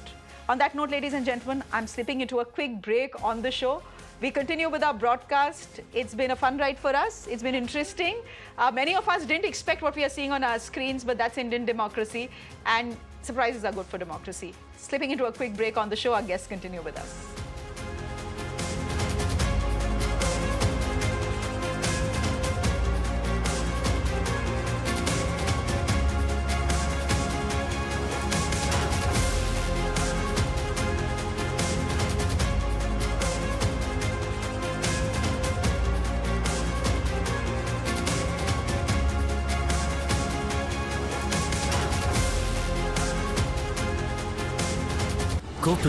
Presenting a show. You're watching the Urban Debate. Where we try to find answers for all the questions the day has brought with it. A show where instead of easing behind bickering and noise, if we don't start planning for the future, things will only get worse. What has happened in Bangalore? कभी जीती तू, कभी मैं हारा, फिर भी खूबसूरत है ये नजारा, क्योंकि इसमें है खुला कुछ मेरा, कुछ तुम्हारा. Amazing spaces के लिए Green Lamb Laminate. Sacrosanct criteria. I have to follow the constitution. State government of Karnataka is very clear, saying that the civic authorities have been involved in road apathy where the road accident has happened. So we can together improve our urban reality. The Urban Debate with Shreya Dhondial, weeknights at 8 p.m. only on Mirror Now.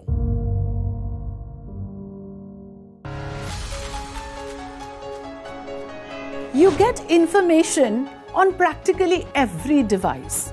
What you don't get is the correct context. We often miss the wood for the trees. On Nation Tonight, we come with the promise of giving meaning to the information, taking you through the day's biggest events that define the state of the nation. With me at 9 p.m. on Nation Tonight.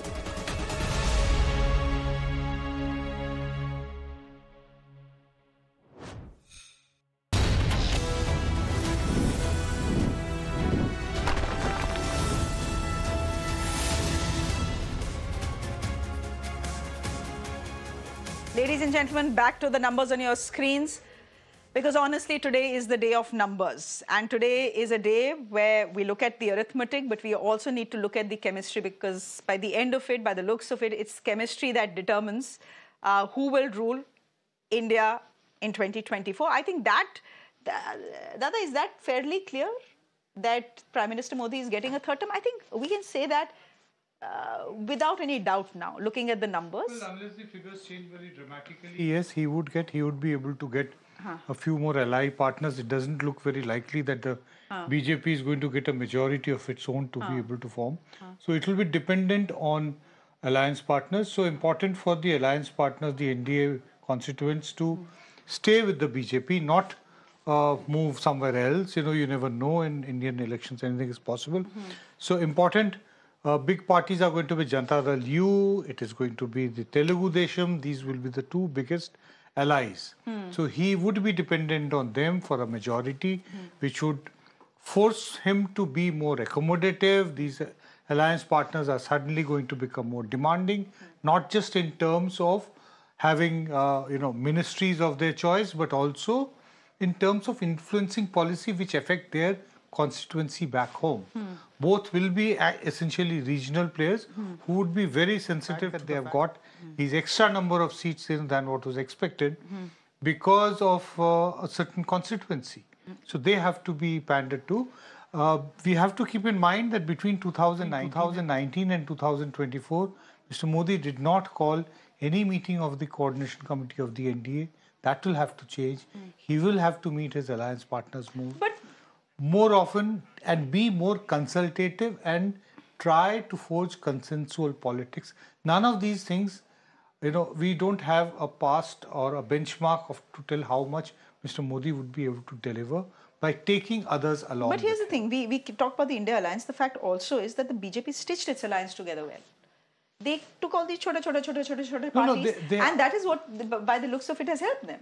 No, it has helped them. That is how the NDA is getting a majority. Correct. But it can become difficult also while managing a government while not having a majority of one's own. So, Shreya, also what is interesting when you talk about alliances is that these alliances, say in UP, the vote transfer did not happen in Uttar Pradesh in these alliances earlier in the opposition alliances. It's happening in this election. So something has obviously changed. There's some smart technique, strategy that the Samajwadi Party has managed, because it didn't manage that in 2019. They picked smart candidates. Sure, but there is choices. But the vote transfer is very crucial when you're in an alliance in a state like Uttar Pradesh, when both the parties are traditionally I think from the state. What message went round to the cadre of both the parties is that this is a very crucial battle, and if we don't combine our forces this time, then we are really going to be out. And if the BJP comes back with a greater mandate, then it's going to be very difficult for us to ever come back. Can I just welcome Mr. Tom Vadakkan, spokesperson of the BJP, joining us on the broadcast. Good afternoon, Mr. Vadakkan. Good to see you. Tariq Khan is national spokesperson of the Samajwadi Party, continues to be with us. And Avinash Adik is State General Secretary and spokesperson of the NCP, which is the Ajit Pawar faction. He continues to be with us as well. Mr. Vadakkan, you're smiling. Nothing to smile for the BJP today by the looks of it?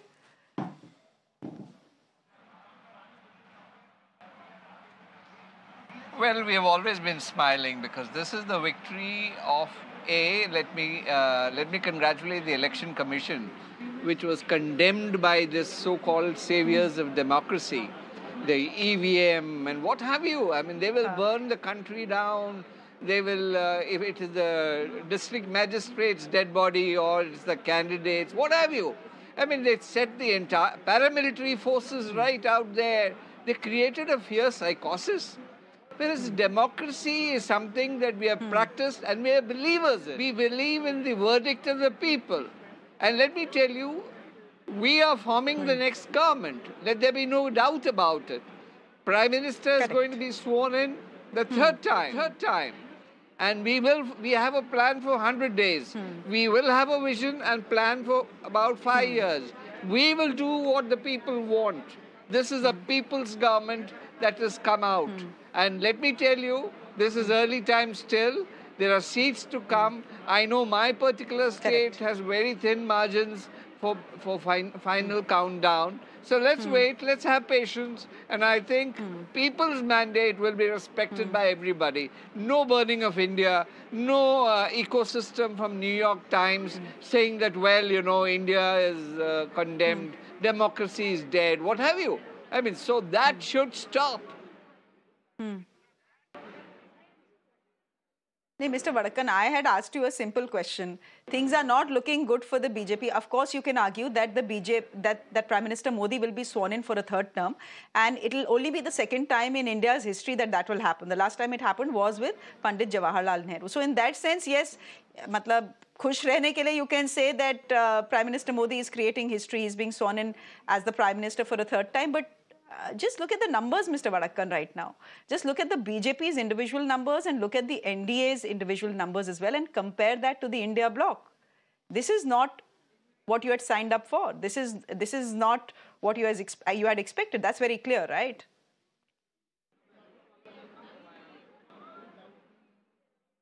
Expectations and the reality may not match immediately.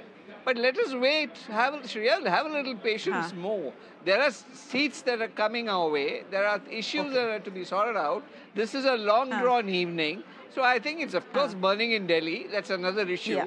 But point is, a little more patience. All your reporters on the ground are there. It's very hot. But the reality is this election is also going to be very hot. It's going to be a photo finish. So let's see how it plays out. Mr. Vadakan, it's interesting. You are now saying from 400 par, you are now saying this is going to be a photo finish. You are the first BJP leader who has come and said it. I know you've already said that the BJP is in a position to form the government, which it very well is, but you're saying this could be a photo finish. Are you prepared for the possibility? And I'm only asking you this question because a Congress spokesperson was on the show a bit earlier and said, wait, let the final numbers come out, and then you never know how things will play out. So Mr. Modi should not be very confident of being sworn in this evening or day after, because things could change if the India bloc manages to do as well as it is doing right now. For all you know, the TDP could walk over. For all you know, some of your allies could walk over to the other side.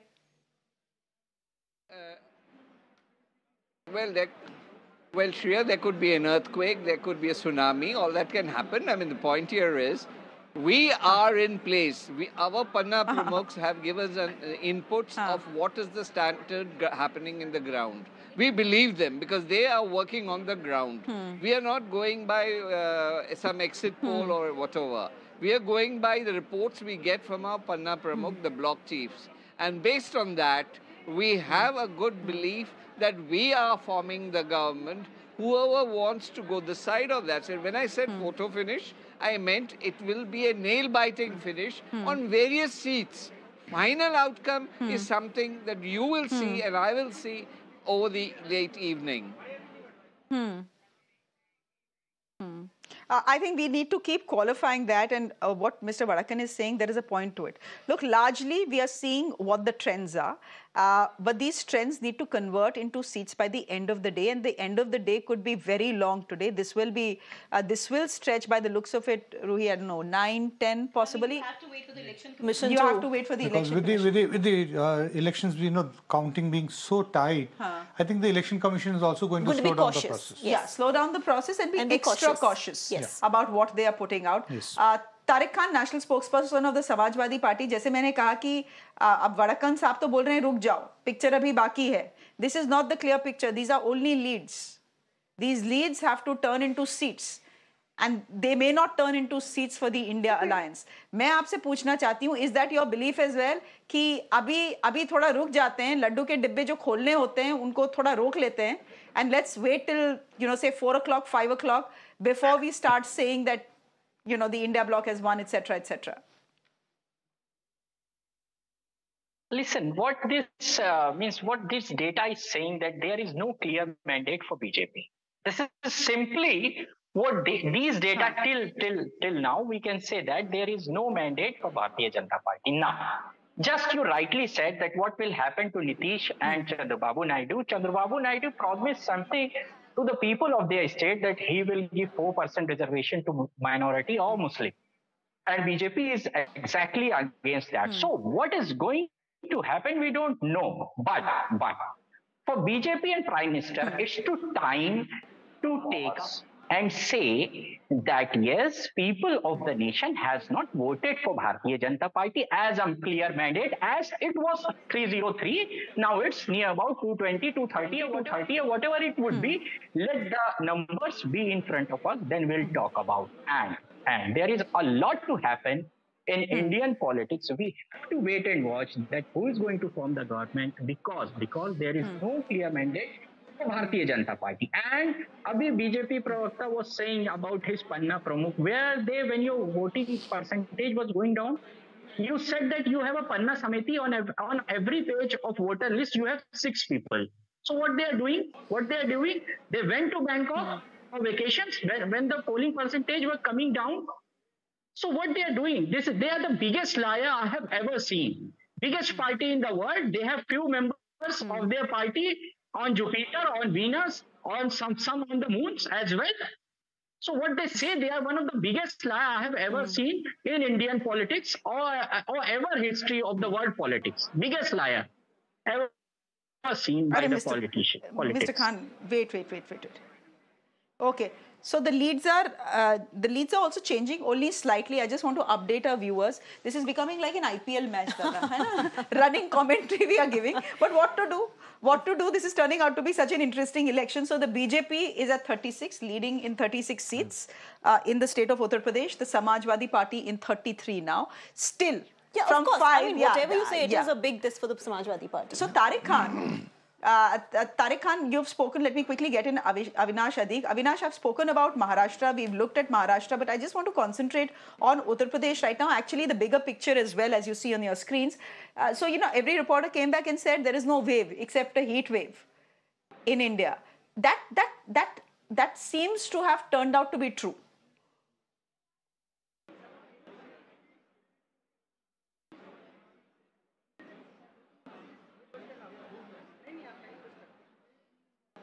Sorry about that, Shreya. My mic was switched off. Yeah, you're quite right. The only wave at the moment in India is the heat wave. Whatever numbers I'm seeing on the screen, one has to accept those. Yes, I would have wanted the numbers to be better for the NDA, especially in Maharashtra. But then, as they say, we are still coming to the last few overs.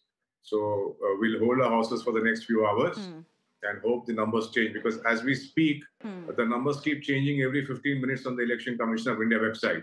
So unless you give me an update and I have access to more happening at the grassroots, I really wouldn't know. There are lots of close fights happening. So you could see some change in the numbers that we're seeing for Maharashtra, which is where I'll be focusing my attention on. But pan-India, you're quite right. You're quite right. The only wave is the heat wave. The only wave is the heat wave. So since we are speaking about Maharashtra, let me quickly get in the Maharashtra numbers as well. As they stand now, again, not numbers, leads. I just need to keep correcting myself here. The BJP is at 12. The Indian National Congress is at 11. The Shiva Sena Uddhav faction is at 9. The Shiva Sena Shiva Sena Shinde faction is at 7. I keep getting confused over this. The NCP Sharad Pawar is at 7. As are the voters, by the way. As are the voters. And when it comes to the NCP, sir, Aapka Party, 1. Just 1. Yes. 1. Yes, I can very clearly see that it is 1 in our favor. There's a very close fight happening on a second seat. I think the third and the fourth seat, the gap has widened to such an extent that even if I was to be very optimistic, I don't think I can see that reversing. And we have an alliance partner on our fifth seat. I'm waiting to see the outcome there as well. But yes, we had always expected 2 on the minimum side. We are very hopeful for a third because we only contested 4 seats. So a 3 out of 4 would not have been a bad strike rate, but I'll take 2 out of 4 as well. Can I ask you if you have any updates on Baramati? Because last I checked, and in fact, I'm going to check once again, since it's such an interesting seat.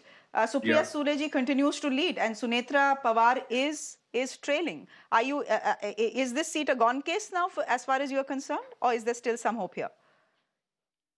Lead in Baramati at the moment that I have is that Supriya Sule is leading by 13,032 votes. And there are about 12 or 13 rounds to go. Yes, correct. So this could reverse. We expect to get Baramati in our favor. So I think I'll be very optimistic till the end of the counting. I know it's too early, Avinash Adik, and maybe we'll have this discussion tomorrow or day after. But is there a sense of what could have gone wrong for your alliance in the state of Maharashtra? Is it that the people of the state didn't take to this splitting, family fights, betrayals very well? So see, I'll tell you very honestly now, we were asking for more seats to be given to us. For example, we were asking for Mada. We thought Mada was a seat which we could easily win. We thought Satara, we could put up a very strong fight. We wanted Nasik to be given to the. All these 3 seats were denied to us. If these 3 were contested by the NCP, you would have seen a different picture. I'm very confident about that. So I think when the seat sharing discussions happened, the decisions on those seat sharing decisions was very delayed. That also has cost us. And yes, the agrarian crisis has taken a toll. Onion being a very big issue in Maharashtra, which I remember we were trying to convince the BJP leadership to take a decision with regards to the export of onions way early in the campaign. But I think it was only taken in the 4th or the 5th stage of the polling. So that has taken its toll on us. This is very interesting. You can already see cracks in the alliance. I was about to say that. There are murmurs about how the BJP mismanaged the situation, played Big Brother, didn't give the seats the NCP, the Ajit Pawar faction wanted. So obviously that is not a stable, solid alliance, and that has played out on the ground as well. I mean, if you can already see murmurs, it's barely 3 hours into the results since the morning. Obviously, there were contradictions even within the alliance, and NCP is not a natural BJP ally in any case, right? So clearly something went wrong in Maharashtra, and clearly something is going to go wrong for BJP in Maharashtra if it doesn't get its act together, given there are state elections coming up. And I will repeat, Uddhav Thackeray is a force to reckon with. He's seen as the right inheritor of his father's legacy, make no mistake about that. And I think the BJP will need to find, maybe come up with Devendra Fadnavis again, or find some answer to Uddhav Thackeray, otherwise it will be in trouble in Maharashtra. Mr. Vadakkan, if you're still with us, Ruhi, being the good journalist she is, picked the news point and went straight to the heart of it. Ye to 3 ghante nahi hoye and there are cracks in the Maharashtra alliance already visible.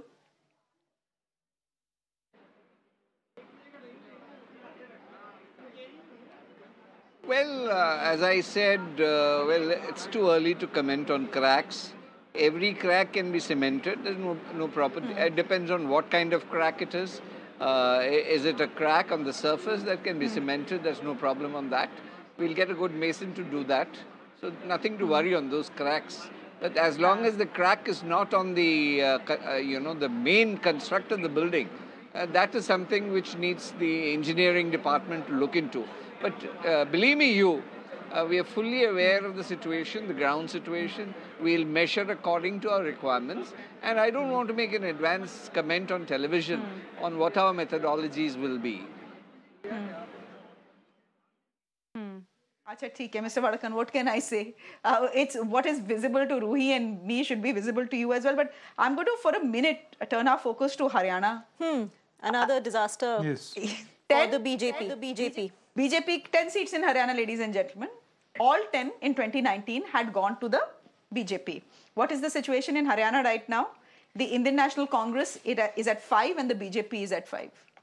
So, as I said earlier, it tells you something about the BJP just choosing chief ministers of states at whim, right? It doesn't work like that. Look at Rajasthan. What has happened in Rajasthan? Why it's such a BJP state? It's a bastion. It just won an assembly election. Why has it turned so much? Why has Haryana turned so much? I mean, Uttar Pradesh is an outlier. I will agree with that because Yogi Adityanath is popular, etc., etc. But look at the other states. It tells the BJP something. There is a reason.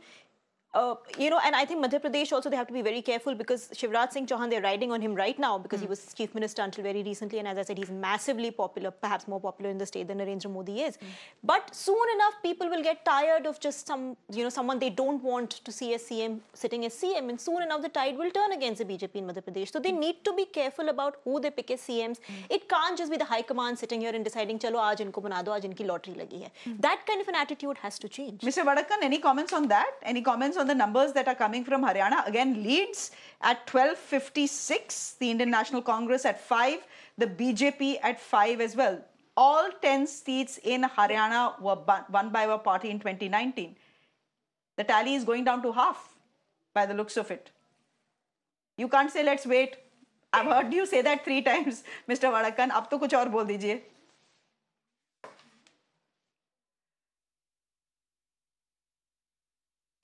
Oops, the audio is only gone. Mr. Vadakkan? All right, I think Mr. Vadakkan's audio itself is gone. So what we will do right now is Mr. Vadakkan, glad that you can hear me. My question was over Haryana. Yeah, the fact is that you had won all 10 seats in Haryana last time. This time the BJP is down to 5. It's leading in 5 and the Indian National Congress is leading in 5.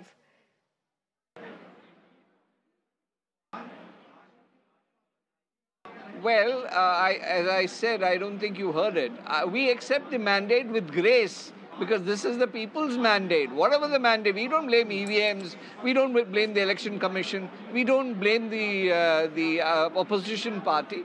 We are fighting for the people and the people believe that they have to support us, we are there for them. So that's it. That's my reply.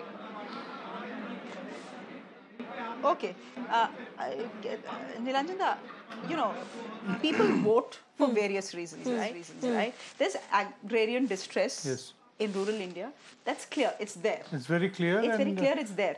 But as far as Haryana is concerned, could Brij Bhushan Sharan Singh, the women wrestlers, the scandal that played out, the way the BJP reacted, could that have been a part of why we are seeing what we are seeing? Yes, all of this plus one more thing I think which we missed, that during the farmer struggle, that where a lot of focus was on Punjab, but the basic support to the agitation was provided by people from Haryana. In terms of, the taking care of the people, who were actually camping there, came from people in Haryana. So there was a lot of unrest, coupled with the fact that right from the beginning, the BJP has tried to work out by propping up the non-dominant communities. So the Jats, got completely alienated from the BJP. You cannot actually politically survive in Haryana by alienating Jats in such big numbers. You can also possibly, once we have the detailed figures, we can see if this has had any impact in the sections of Rajasthan which adjoin Haryana. Sure.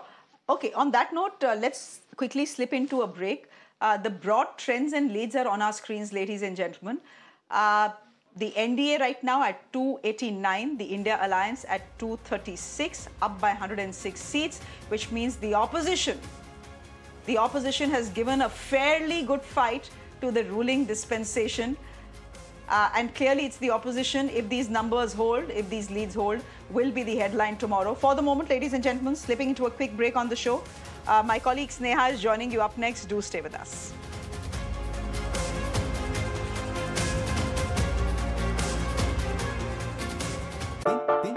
Presenting a show. You're watching the Urban Debate. Where we try to find answers for all the questions the day has brought with it. A show where instead of easing behind bickering and noise, if we don't start planning for the future, things will only get worse. What has happened in Bangalore is a violation of an individual, a citizen's fundamental right. authorities are forced to commit and respond on issues. Good conduct, assume for a moment it was so, but that is not the sacrosanct criteria. I have to follow the constitution. State government of Karnataka is very clear, saying that the civic authorities have been involved in road apathy where the road accident has happened. So we can together improve our urban reality. The Urban Debate.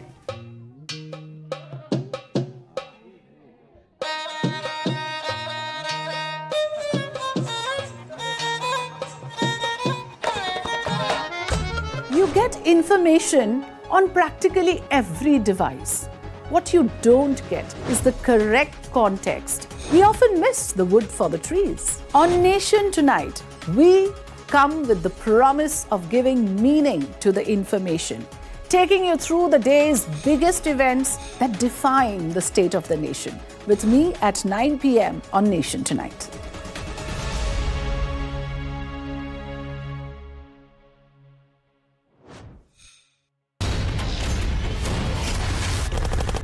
To me, news is about one bold, strong voice that breaks silence. बोलो आपकी जान की रक्षा करते आप उनको मरवाने के लिए लेके आते हो. We go extra mile to give voice to stories that otherwise go untold. This tunnel is being constructed with the connivance of Pakistani army.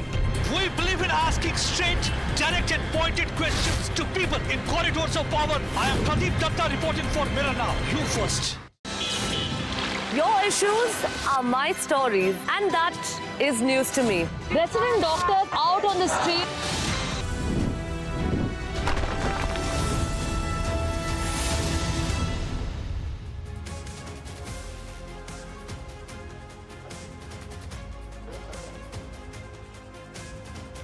Good afternoon, ladies and gentlemen. Thank you for joining us. We are bringing you round-the-clock coverage of what seems to be exciting elections. That's really what democracy is. This is really what Indian elections are all about. I am a journalist, but have to say this. I think pollsters, exit polls, everybody needs to get their game together and try to understand how to decode the mandate of people in a way that can be anywhere close to appropriate. It's not the first time, and that's why when you have exit polls out, when they're giving out, they usually give it a disclaimer, this can go wrong. But let's just quickly look at what the game has been so far. So in contrast to what the sweep from the BJP was in 2019, at this point, you have Delhi, MP, Chhattisgarh, Himachal, Uttarakhand. That seems to be the BJP's strong point. Of course, Odisha being the big game changer. Odisha is where the BJD has been decimated, if I may use that word. BJP making absolutely strong inroads into the state. Whether it be in the assembly election, Lok Sabha election. So Odisha as a state was seen as a swing state and is going to be decisive in deciding who goes on to form the government. Odisha has everybody's eyes on, even as the other results are unfolding. Now let's just look at what really seemed to be the big rallying points. Uttar Pradesh has thrown in a huge surprise. The India bloc is formidable there. Of course, things can change. Countings are still happening. We don't know which way this may go, but nonetheless, Uttar Pradesh is a strong fight by the India bloc led by the Samajwadi Party, but Congress also holding its fort. Both of them together emerging the single largest alliance, if I may. But nonetheless, Uttar Pradesh, a very strong surprise. And remember, Uttar Pradesh, of course, is the state that has the largest number of states. The Congress was routed last time out of Uttar Pradesh. So what unfolds in Uttar Pradesh this time is going to be very interesting. What emerges, at least at this point, you have Smriti Irani. You have Smriti Irani, who seems to be on a losing trail in Amethi. That's a very huge point as well. Kerala, again, a state down south. Remember, there was a lot that was spoken about BJP's focus down south. Tamil Nadu, as contrast to what was believed, has not thrown in favorable results, at least at this point from what we can see in terms of seats. Vote shares will have to be seen eventually. Kerala, there are at least 2 seats where the BJP is leading. You have BJP leading in Thiruvananthapuram, where Shashi Tharoor is the sitting MP. Rajiv Chandrasekhar is challenging him. And you have BJP leading in Thrissur, where you have Suresh Gopi. These have huge consequences. Again, a state where the UDF is likely to win handsomely in terms of the maximum seats, but getting even 1 seat in Kerala is a big deal for the BJP. You have almost 2 seats that are coming in. We'll look into all of this in detail in a bit. But first, let's just get you a sense of what's unfolding on the ground. Dharni, my colleague, joins us from Chennai, as well as Adib from Amethi. Adib, to you first. Amethi is throwing in a surprise for journalists and for people across, but are people in Amethi, are they surprised?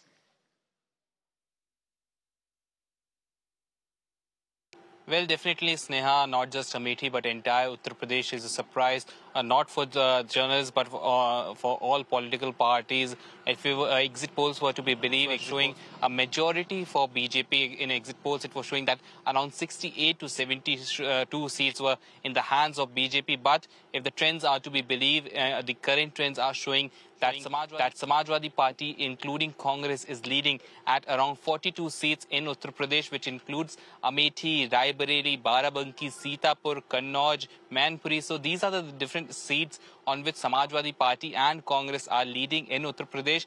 Earlier, when the elections were going on, and at the time of voting, people were saying that they are voting for development, and they were hinting that they have voted for BJP. But it was not very easy to track the mood of the people at the end of the day, where they are going to cast their vote, on which button they are pressing on the EVM. So it was not very easy to track the mood of the people this time.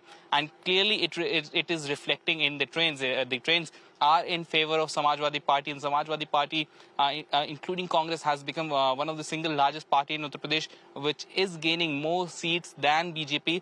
In exit polls, it was being predicted that BJP is leading, but as of now, and if this trend continues, then it will be a big boost to Samajwadi Party in Uttar Pradesh, as Samajwadi Party is gaining more than 30 seats, and on the other hand, Congress is gaining around 5 to 7 seats in Uttar Pradesh. Back to you, Sneha.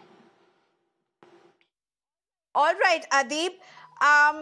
You know, I'm also being joined at this point by Mr. Mukhopadhyay. But before I just come across to him, we also have Dharni right now, and so we can go directly to him, to the panelist. Dharni, you are in Chennai. DMK would be ecstatic. How's BJP? In fact, it was Tamil Nadu where they were expecting to get seats, but it looks like there is no leads really for the BJP in Tamil Nadu. Strong message. The DMK is comfortably leading in over 35 seats out of the total 39 seats in Tamil Nadu. And of course, I'm standing right in front of the party headquarters that is called Arivalayam. And you can see the visuals over here. The supporters of the DMK, they're already starting to arrive at the party headquarters and they are raising slogans praising Chief Minister M.K. Stalin and the party. And as I told, most of the star candidates of the DMK, be it Kanimoli Karunanidhi, Dayanidhi Maran, Kalanidhi Veeraswamy or A. Raja, they're all leading in their respective constituencies. Likewise, the DMK's alliance partner Congress is also leading in all of their seats, especially former Union Minister P. Chidambaram's son Karti Chidambaram is comfortably leading from the Sivaganga parliamentary constituency. So the DMK Dharni, we barely can hear you. I understand there's so much happening around you. We barely can hear you. Thank you for bringing us those scenes. This, of course, is unfolding in Tamil Nadu. We are also being joined by other reporters. But allow me. I'm being joined by Pinky, Imran as well. But allow me a few minutes, as well as Jay Lakshmi. Allow me a few minutes. We are also being joined by Nilanjan Mukhopadhyay, as I said. But there's also some breaking news that's coming in at this point. And the breaking news is about the TDP winning looking at almost a full majority in Andhra. And we're looking at N. Chandrababu Naidu to be sworn in as a Chief Minister on June 9th. I think it's a big recovery for Chandrababu Naidu, having been in sidelines the last 5 years. It's been a remarkable comeback for him. It's huge. I mean, if you look at Jagan Mohan Reddy, he's literally been routed. He's literally been routed. There's no doubt about this. The way the people have given a mandate. So, it's quite surprising because it was being said that BJP. No, it was being said that there was a lot of support for him, especially from the women in urban areas, saying that they were with Jagan Reddy, but somehow eventually it turned out to be a false understanding of this ground situation there. That's right. In fact, I'm being joined by Imran. Imran, you are on the ground. It was expected to go this way. Jagan Mohan Reddy completely routed. His YSRCP completely routed. What's the messaging here? Also, this isn't a BJP success. It's a TDP success. So which way is Chandrababu Naidu really going to go with the larger picture changing as well?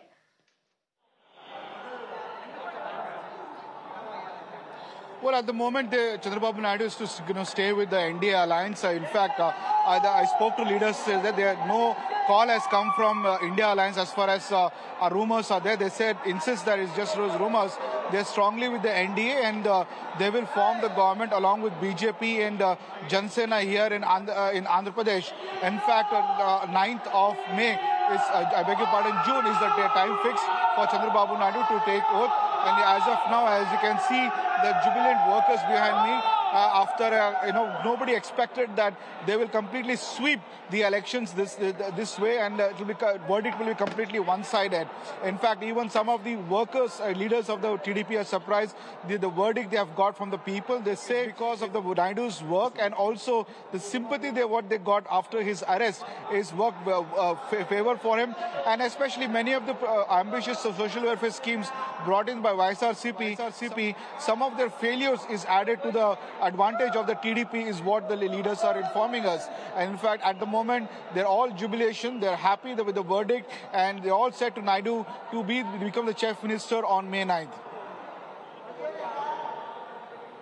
In fact, Imran, allow me to, when I say this, is it correct to say that the hero here, in fact, is Pawan Kalyan? How he managed to stitch BJP, Naidu and himself together. Isn't that also extremely important?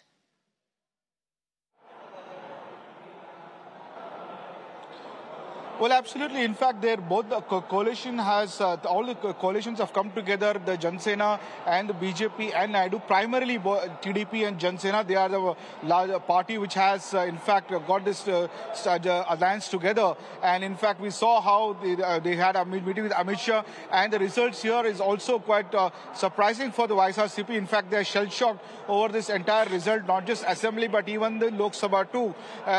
We have, as of right now, the TDP is leading in more than 15 seats, and 4 seats is the BJP and 2 seats in Jan Sena. So it's also a shell-shock to their YSRCP. We are not yet reacted to the results which are coming up right now. But we are expecting the chief minister to respond by evening once complete results are out, is what the YSRCP is clearly telling us.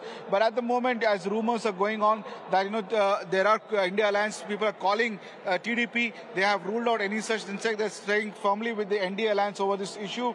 And on June 9th, they're expecting even the Prime Minister Modi to come here and be part of the vote-taking ceremony of Chandrababu Naidu. Imran, just a minute. Mr. Nilanjan Mukhopadhyay has a question for you. Please go ahead. Hi, Imran. What about the Modi factor? How important it was for this particular victory?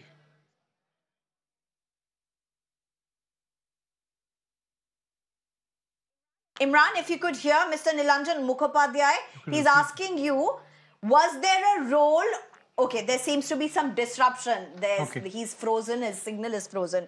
But from what seems to be very engaging narratives and results emerging at Andhra, there's also another important state, and that's Kerala.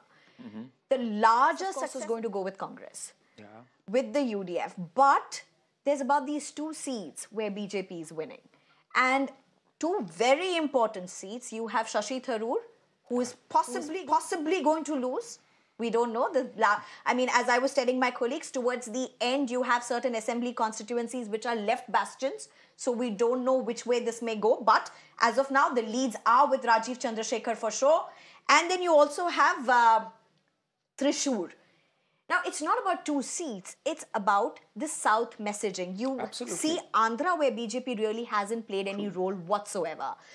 But if you look at Kerala, to get even 1 seat, a vote share increase would have been phenomenal. Here, you likely are getting 2 seats. Abhishek Sudhir. Karan Verma. Karan Verma, please. Yeah. Yes. So, it's historic in the sense, and the one big message that goes out today is that BJP is no longer confined to one area. We saw them making a government in Odisha. We saw them making rich gains in Telangana. In Kerala, as you rightly pointed out, 2 seats now. So BJP has spread its presence pan-India now. Yes, they might lose some, they might win some, but it is a viable option for the electorate everywhere.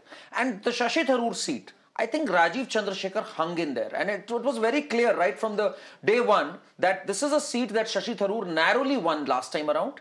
And Rajiv Chandrasekhar went about it full hog. And it was expected, to be honest, that he would roll the dice here. Actually, Shashi Tharoor did not win it narrowly last time. He won it better. It was a better margin last time. It was last time that he won extremely with a very, very tight margin. But nonetheless, he's been a 3 times MP.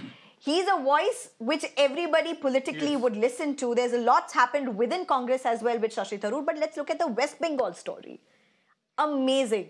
In the sense that BJP doesn't seem to even get the numbers that it had boasted of in 2019. Mamta Banerjee, who supposedly was on the back foot, Sandesh Khali, where TMC was absolutely on the back foot, seems to be going the TMC way. Khali, I think, this is a point which I made earlier in the program also. I think it was a misreading of us in the Delhi media that it's a big issue.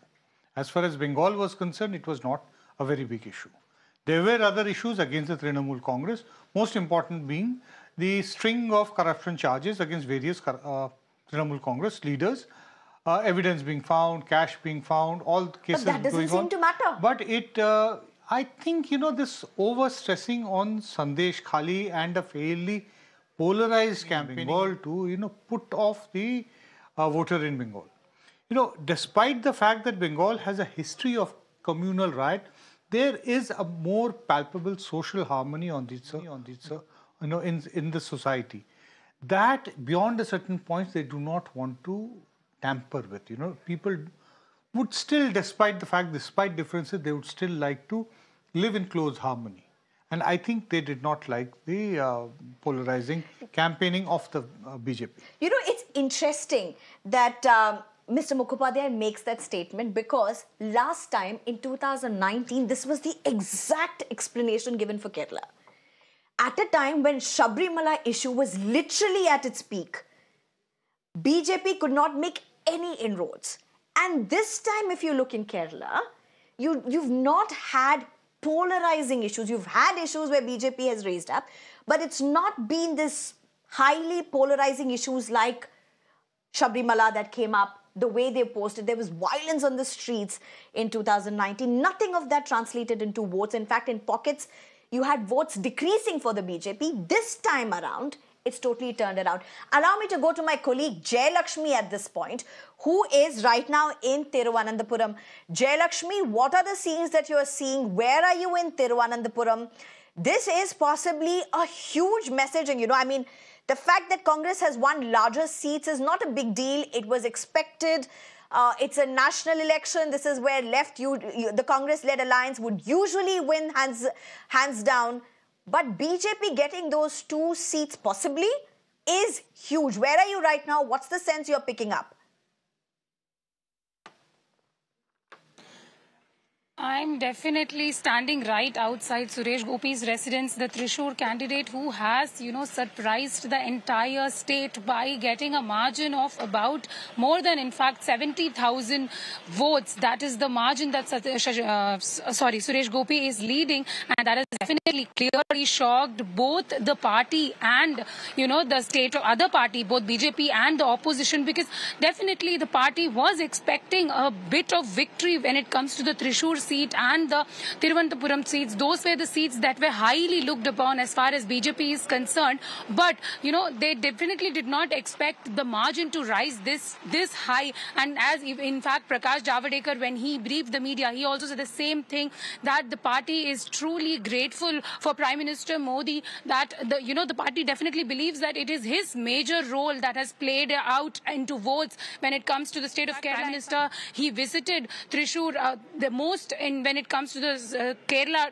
The Thrissur district was the most visited by Prime Minister. In fact, he even came in and attended Suresh Gopi's daughter's wedding. That was the first message that Prime Minister officially put out, that, you know, Suresh Gopi, even before his candidature was declared, he had openly come out and sent a very strong message. Okay. Definitely a huge, very huge setback to the opposition parties, both Congress and the left, who believed that BJP will not be able to open an account. But definitely BJP has succeeded in at least winning one seat. And the second seat, which is the toughest, the Shashi Tharoor and the Rajiv Chandrasekhar, which is going on neck to neck, might happen anything. But right now, Rajiv Chandrasekhar is leading with a vote of 11,900. All right, I mean, to look at the margin also, it's reducing for Rajiv Chandrasekhar. If you look at it, at one point it was a little over 20, it came down to 16, it's 11 now. Yes. We don't know how much of that will cover up, but voting is still happening. Nonetheless, he's been leading for a while now, Rajiv Chandrasekhar. But there's a breaking news that's coming in at this point. We're getting information that Jagan Mohan Reddy is going to step down, is going to resign as the Chief Minister at 4 in the evening today. Imminent. Imminent. Absolutely. But what would you, Karan, very quickly say to the larger messaging, whether it be West Bengal, whether it be Uttar Pradesh, whether it be Karnataka, is this opposition's resurrection?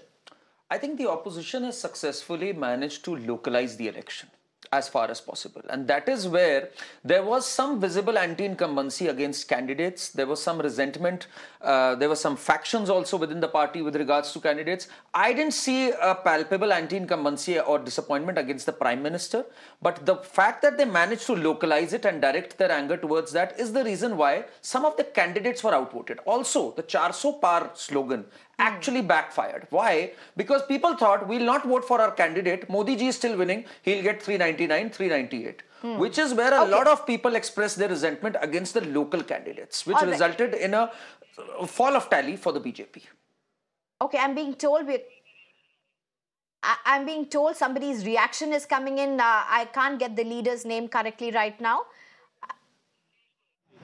जीतेगी, मुझे पूरा विश्वास है कि देश में भी इसी प्रकार से भारतीय जनता पार्टी और एनडीए की विजय होगी और पुनः एक बार देश की सेवा करने का जनता हमें आशीर्वाद देगी और मोदी सरकार देश की सेवा करेगी। धन्यवाद।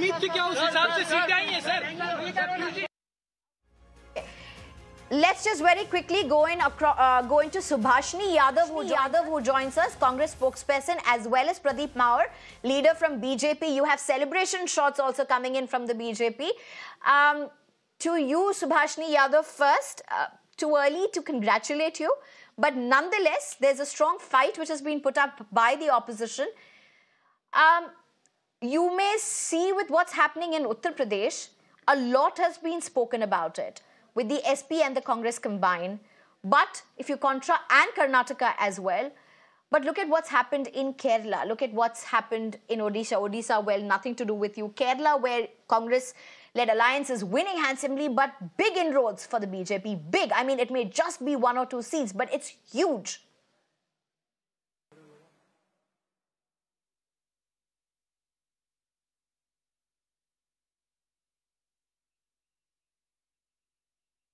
All right, I think Subhashini Yadav couldn't hear me at this point.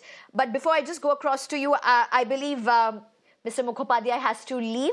Thank you very much for joining us, sir, and see you soon. Thank you. We have a lot remaining with you. Subhashini Yadav, to you again at this point. Yeah.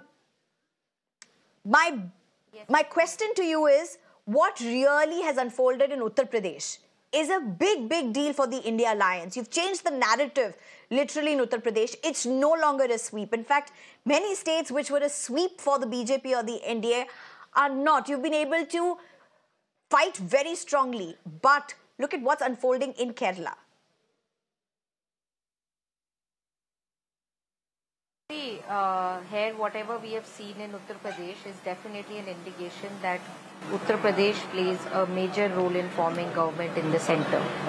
We were expecting this result. Our leader Rahul Gandhi ji and our ally leader from Samajwadi Party, Akhilesh Yadav ji, were constantly saying this, that there is going to be a huge difference in Uttar Pradesh and we are coming up with majority of seats.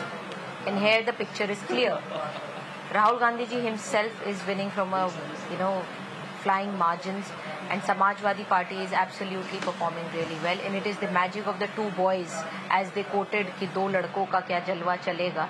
So it is definitely the two boys who have proved themselves, and it is the people of Uttar Pradesh who has given this mandate, who have believed in the ideology of saving constitution, who have believed in the ideology of safeguarding the farmers and certain other issues. It is the people who have made this result possible.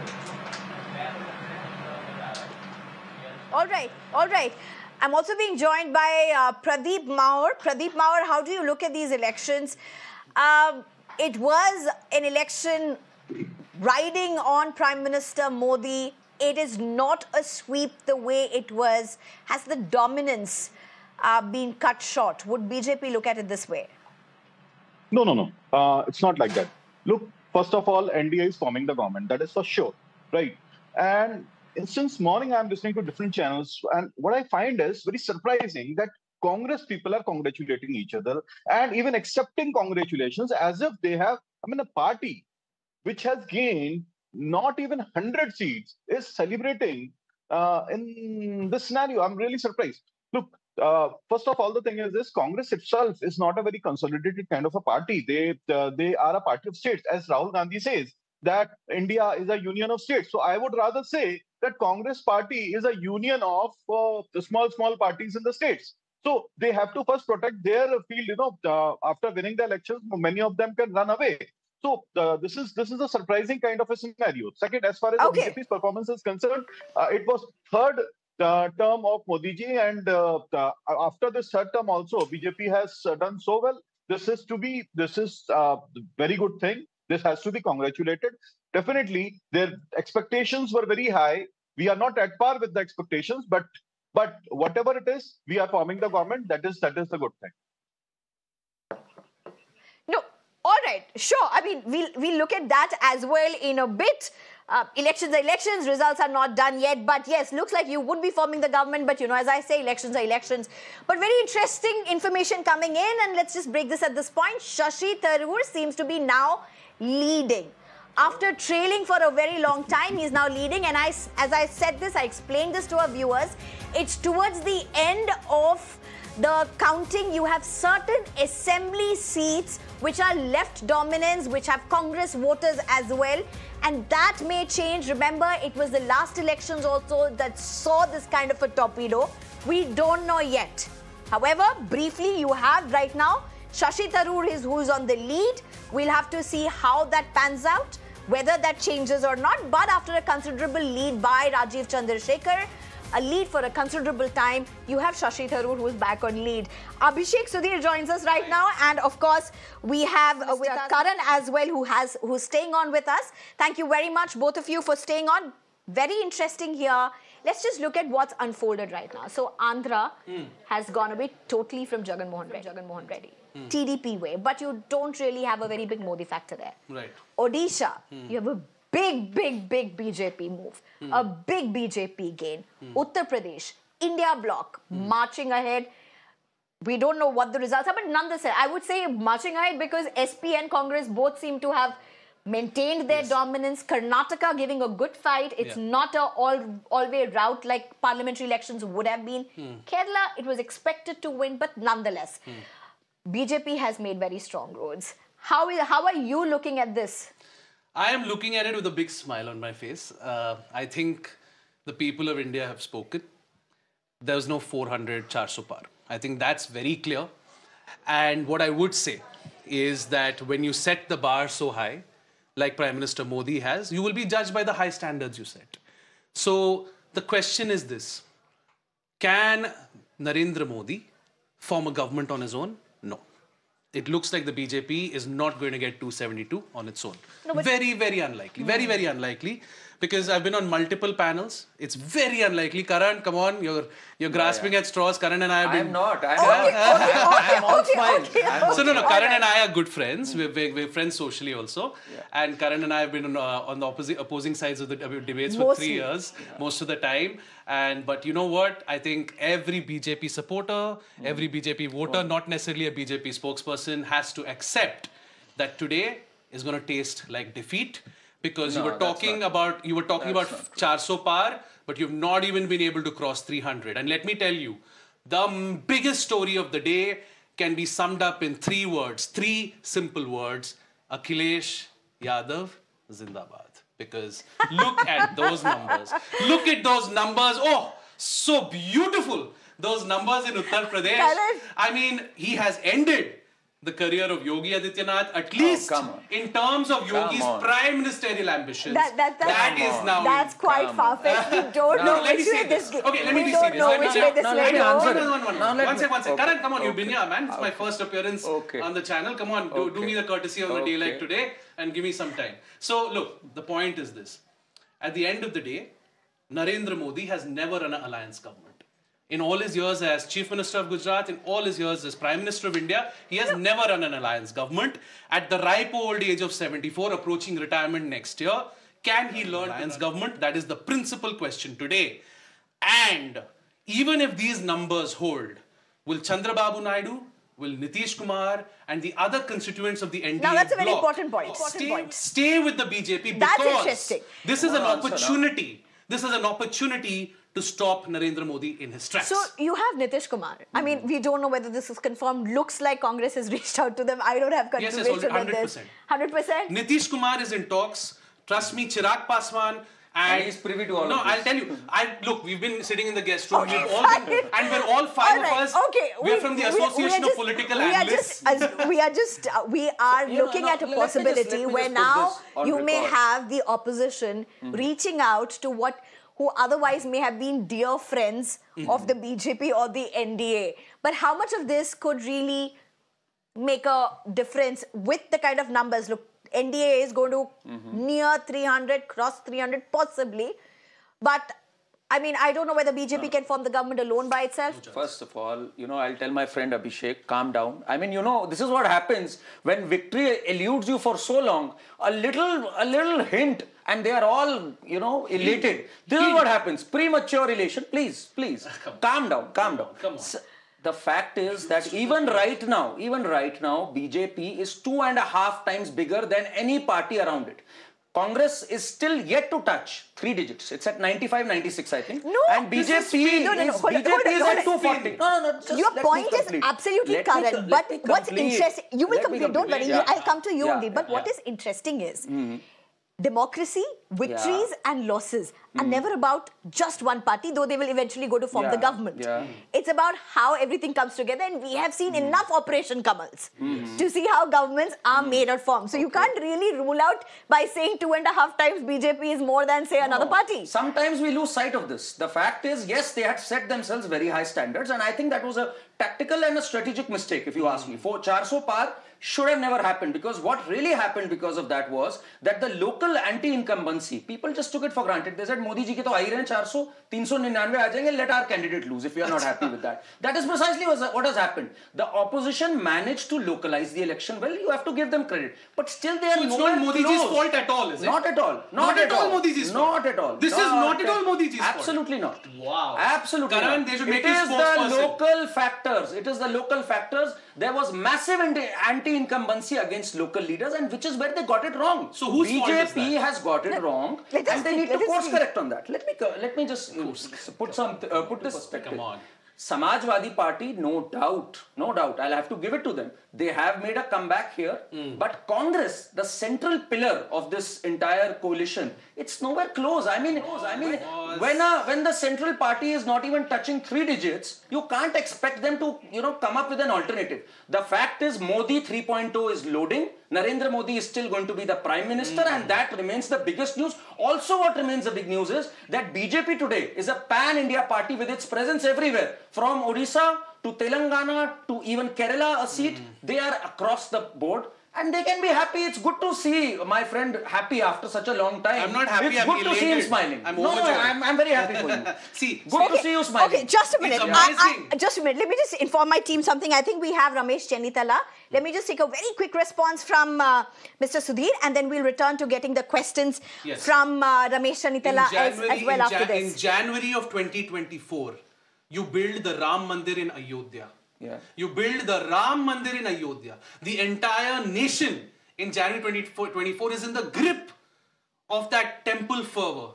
And you can't even beat the Samajwadi Party 5 months after building the Ram Mandir. That was not a political issue. That was not a political issue. What? I told you they never politicized it. I'm partisan. Now at least. I'm partisan. Sneha, was it not a political issue? It wasn't. It's going to be. Come on. They never politicized it. It's going to be very hard to see that not part of politics. Sneha, one line. जो राम को लाए हैं हम उनको लाएंगे ये 2022 का था ये 2022 का नारा था युक्ति नहीं चाहिए Karan and no both of you will have to pull it both I'm being joined by right now I'm being joined right now by my I'm being joined by Mr. Chennithala right now, Ramesh Chennithala at this point. Thank you so much for joining us.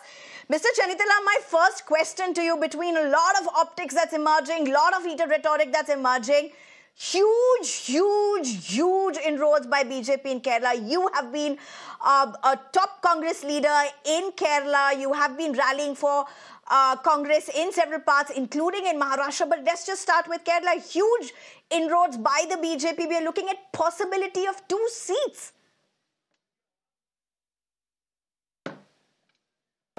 I feel that there is a secret understanding between LDF and BJP.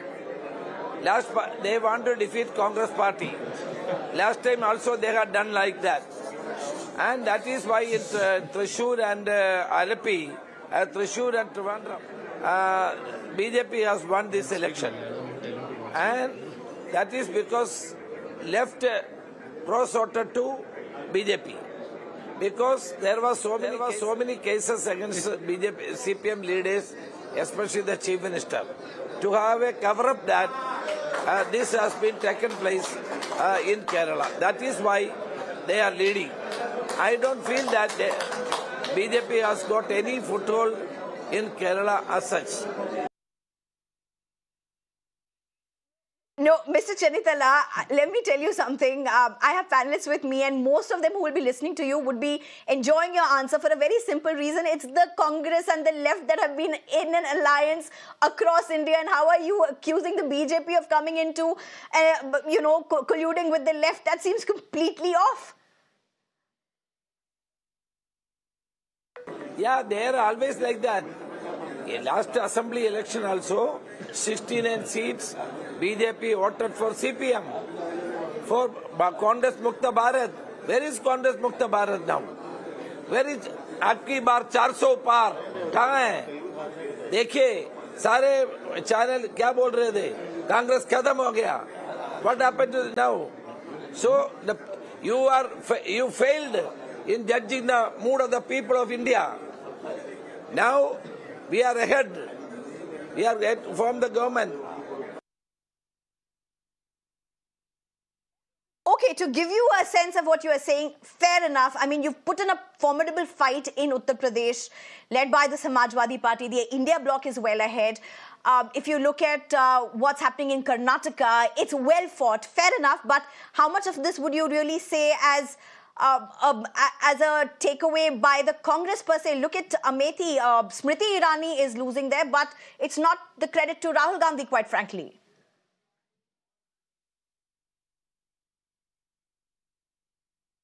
I feel that there is a secret understanding between LDF and BJP. They want to defeat Congress party. Last time also they had done like that.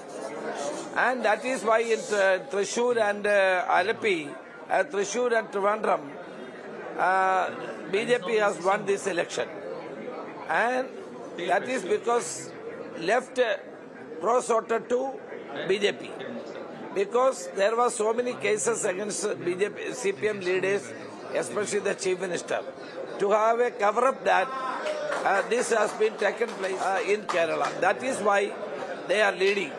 I don't feel that BJP has got any foothold in Kerala as such. All right. Okay. Thank you very much, Mr. Ramesh Chennithala, for joining us. I'm sure this is not the last word. We'll get to hear more of you, but let me just come across to you. Yeah. See, and this is a serious point. Sambit Patra did it in Odisha in terms of Lord Jagannath, and then he said, I made a mistake, where he said, Lord Jagannath is a Bhakt of Modi. This line that they've been using, and it was used predominantly in 2022, but it was also used in 2024, which was that Jo Ram ko laaye hai, hum unko laayenge. I went to Ayodhya. I was in Ayodhya in January, and this slogan was everywhere.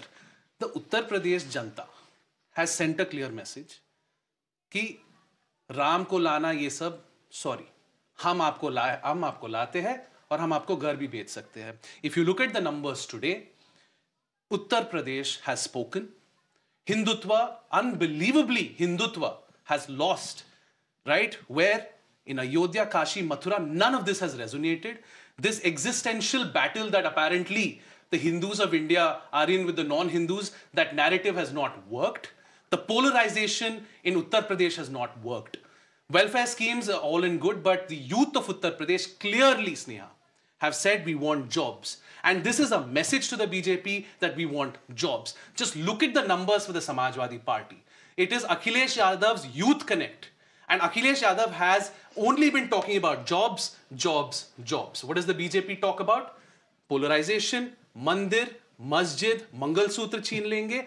All of this has fallen flat. And I return to that question, Sneha.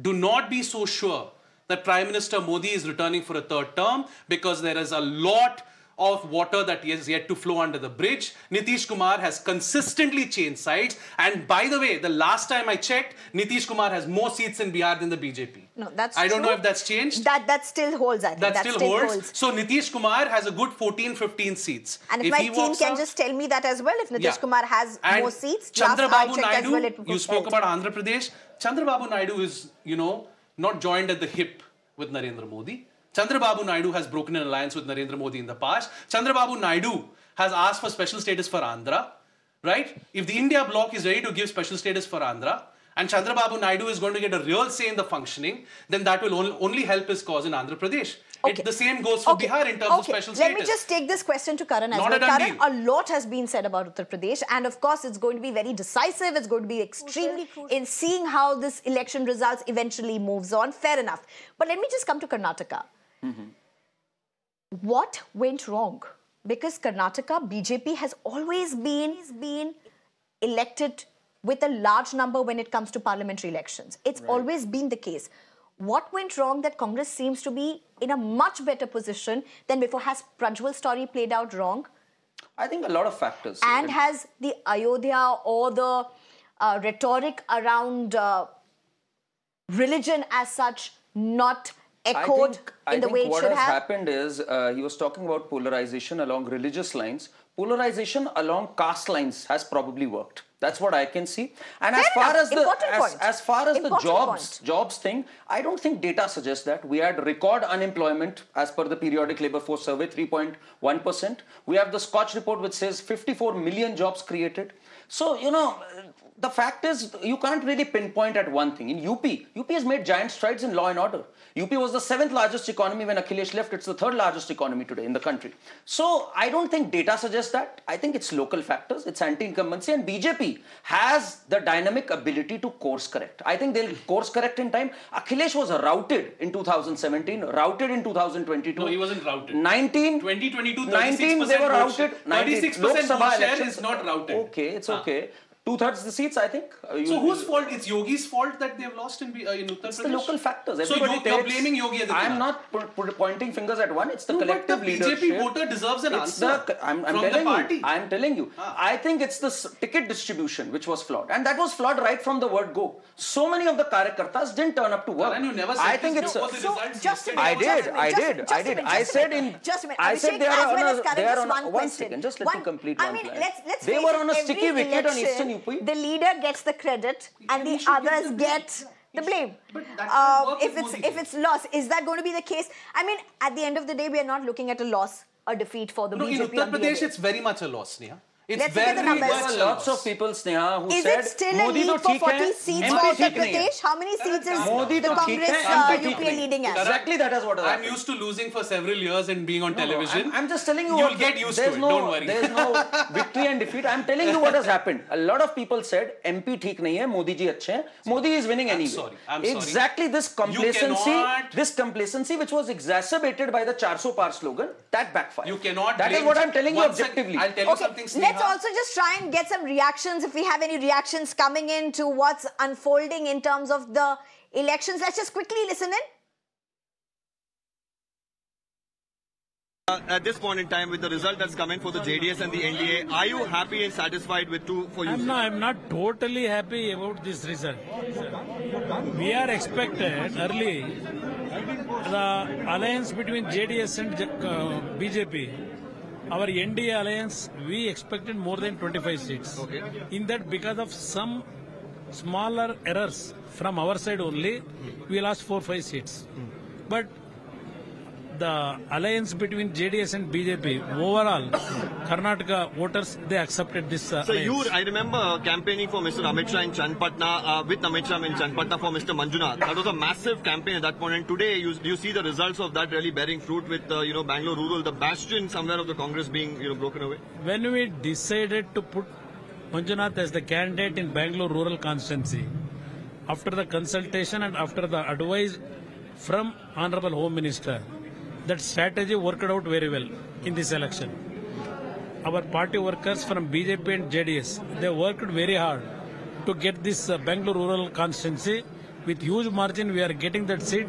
That strategy worked out very well. Last question for Hassan, sir. How do you really look at that? Hassan, that result, some mistake is done by us also. But future days we will say. So what do you think is the mistake? Actually, people, our party workers, at that time, they are not happy with some development in Hassan. For that, they advised us several issues, but some error by taking some decision. Do you think the selection of the candidate, sir? But because of that error, we lost the election. Sir, congratulations. BJP. All right. There seems to be some admission that there was some error. Now, what error are they really referring to is something that we will have to decode. But for now, a very short break.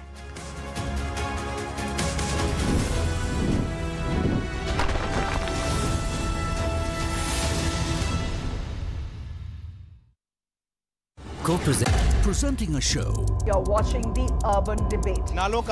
Where we try to find answers for all the questions the day has brought with it.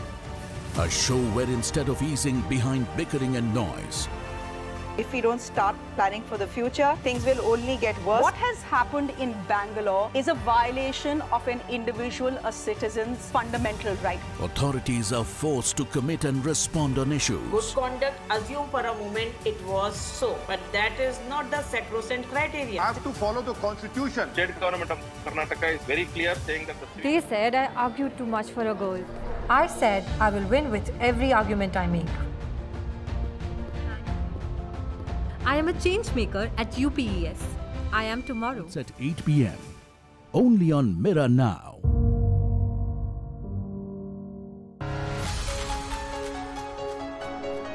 You get information on practically every device.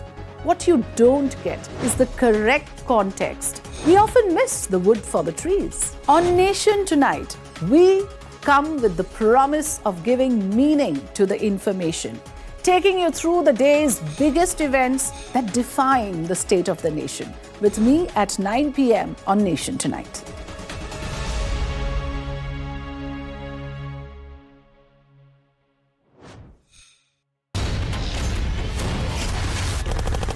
To me, news is about one bold, strong voice that breaks silence. बोलो आपकी जान की रक्षा करते आप उनको मरवाने के लिए लेके आते हो. We go extra mile to give voice to stories that otherwise go untold. This tunnel is being constructed with the connivance of Pakistani army. We believe in asking straight, direct and pointed questions to people in corridors of power. I am Pradeep Datta reporting for Mirror Now. You first. Your issues are my stories, and that is news to me. Resident doctors out on the street. We expose the lies, uncover the truth, and demand accountability, all for a better tomorrow. With a transformer blast, no arrests have been made.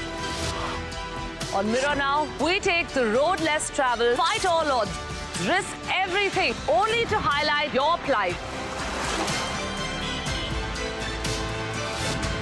I am Neha Hebale, reporting for Mirror Now. You first.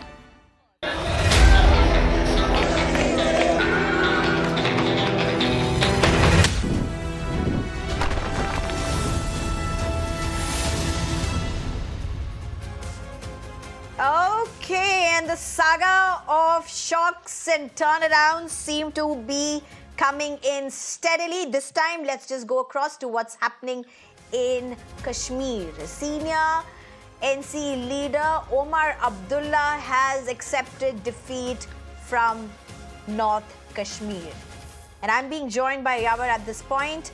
Yavar, what does this mean? An independent candidate emerging winner. Omar doesn't seem happy at all in his post on X, but nonetheless, he has admitted to defeat. This is going to be very embarrassing.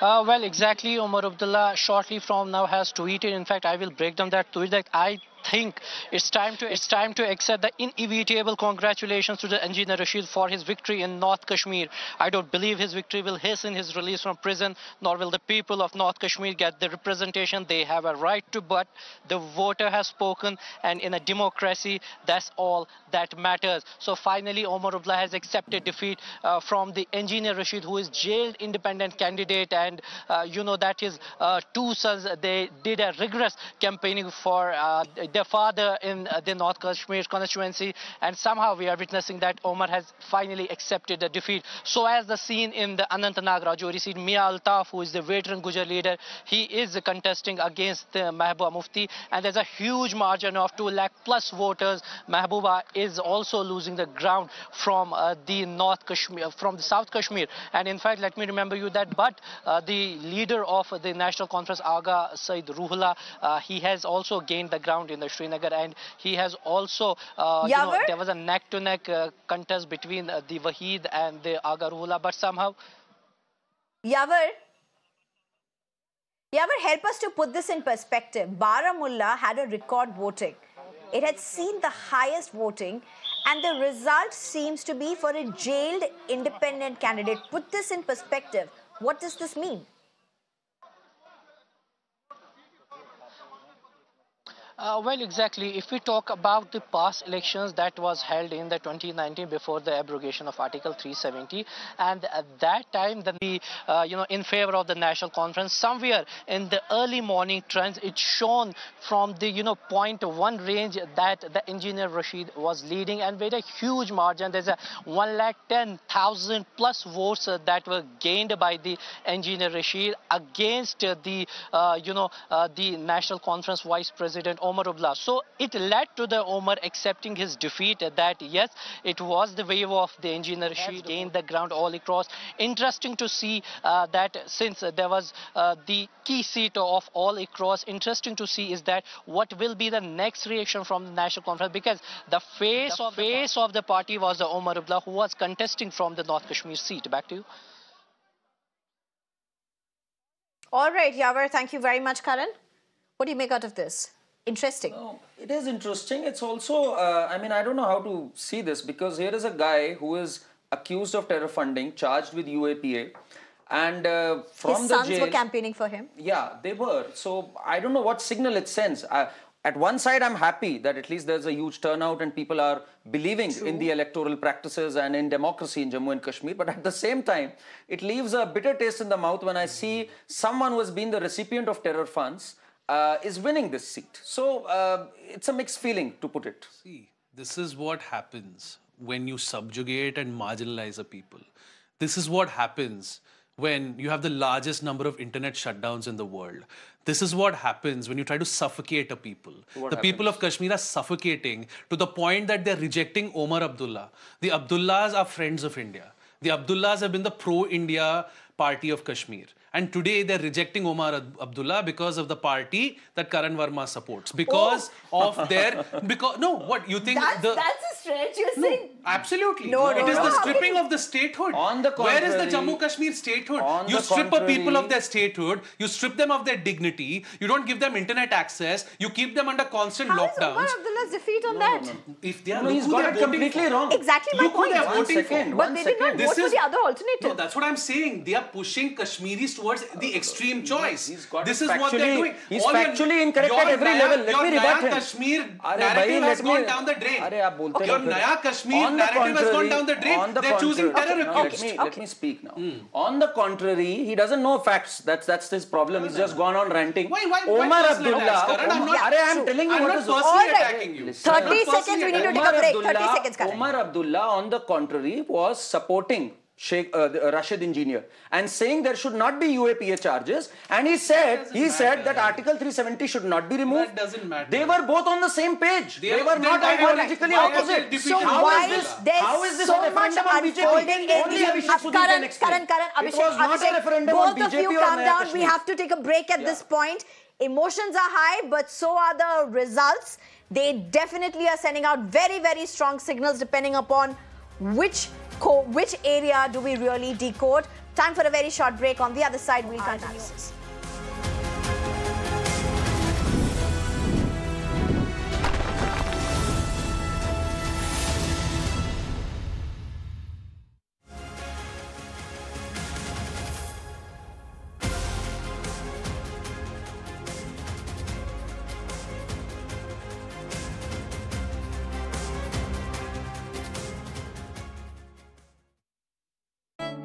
Presenting a show. You're watching the Urban Debate, where we try to find answers for all the questions the day has brought with it. A show where instead of easing behind bickering and noise, If we don't start planning for the future, things will only get worse. What has happened in Bangalore is a violation of an individual, a citizen's fundamental right. Authorities are forced to commit and respond on issues. Good conduct, assume for a moment it was so, but that is not the sacrosanct criteria. I have to follow the constitution. State government of Karnataka is very clear, saying that the civic authorities have been involved in road apathy where the road accident has happened. So we can together improve our urban reality. The Urban Debate with Shreya Dhondial, weeknights at 8 p.m.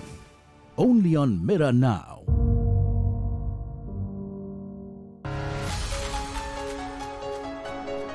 You get information on practically every device.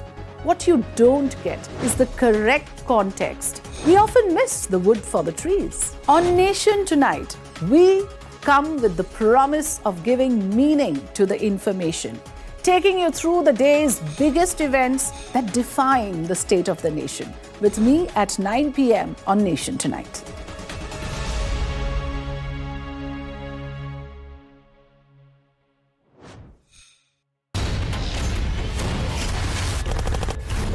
News is about one bold, strong voice that breaks silence. बोलो आपकी जान की रक्षा करते आप उनको मरवाने के लिए लेके आते हो. We go extra mile to give voice to stories that otherwise go untold. This tunnel is being constructed with the connivance of Pakistani army. We believe in asking straight, direct and pointed questions to people in corridors of power. I am Pradeep Datta reporting for Mirror Now. You first. Your issues are my stories, and that is news to me. Resident doctors out on the street. We expose the lies, uncover the truth, and demand accountability, all for a better tomorrow. With a transformer blast, no arrests have been made. On Mirror Now, we take the road less traveled, fight all on urban life. We are with you. Mirror Now. You first. When you get back home from work after facing the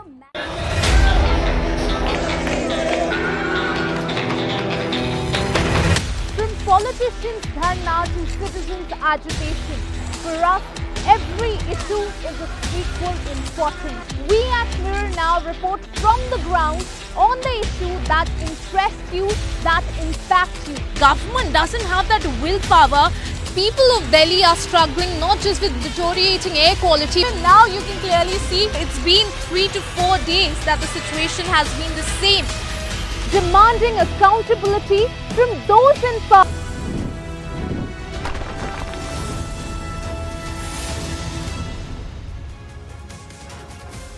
Hello, good afternoon. Welcome to our special continuous coverage of the Lok Sabha election results. I'm Shreya Upadhyay. Well, what a day it's been there, viewers. Twists and turns aplenty. How this day is unfolding was not something that many expected. Exit polls predicted something. The results, the leads that are coming in are completely different. Has the Modi magic diminished this time around? Well, the numbers seem to suggest so. Has the opposition increased its vote share? Have they done very well by their own standards? That is also being confirmed by the leads and the numbers. Remember, some key states like Uttar Pradesh, Tamil Nadu and Maharashtra have really brought in big surprises, a big setback for the BJP in these states. We'll get you more on that, but let's quickly first get you the big takeaways in this election so far. BJP's 400 Par plan has been shattered. That is clear from the numbers. The target now is to cross 300. Whether or not that happens, we'll have to see. The BJP Sarkar is now dependent on allies Nitish Kumar and Chandrababu Naidu. Remember, in Bihar, the JDU has so far emerged as the biggest party. Chandrababu Naidu's party has really done well in Andhra as well. The Samajwadi Party Congress resurgence in Uttar Pradesh is something that has been a huge surprise in this year's election so far. Now, of course, it has left the BJP stunned. On the other hand, the only saving grace for the Bharatiya Janata Party so far has been the state of Odisha, where the BJD bastion has fallen. The BJP has done very well in this state. We'll tell you more on that. We'll get you more of an analysis on what exactly happened there. But remember, a resurgent Congress is what we are seeing in these elections. Silences the talk of irrelevance. That is something that the Congress party and the India bloc will be extremely happy about today. In Maharashtra, another state that has sprung a surprise, the Aghadi is ahead. Voters have decided on the real Sena, the NCP. That's what the trends and the results that are coming in are showing. Switching to West Bengal, where Mamata Banerjee, Didi's Bengal bastion, is safe. The BJP threat has wilted in the state. The BJP, in fact, has emphatically been punished by its northeastern voters in Manipur as well. That's the latest that is coming in these elections. Lots of setbacks for, as I call them, defending champions, Bharatiya Janata Party. Clearly, that is not happening this time around. I have Abhishek Sudhir, lawyer and political analyst, with me in the studio. And clearly that is something that, yes, well, all of us thought, Abhishek, that they are the defending champions, but clearly that match has been snatched away by the opposition from the BJP. Are they losing Ayodhya? Well, I think I can't believe this. I think the BJP is losing Ayodhya to the Samajwadi Party. What more? The Ram Mandir has not had an effect in Ayodhya. So where else will it have an effect? I mean, I have to say, Shreya, I had lost faith. I had lost faith yesterday. I said, I was expecting 350 to 370 for the NDA. And I said, third term of Narendra Modi. I felt long period of single party rule.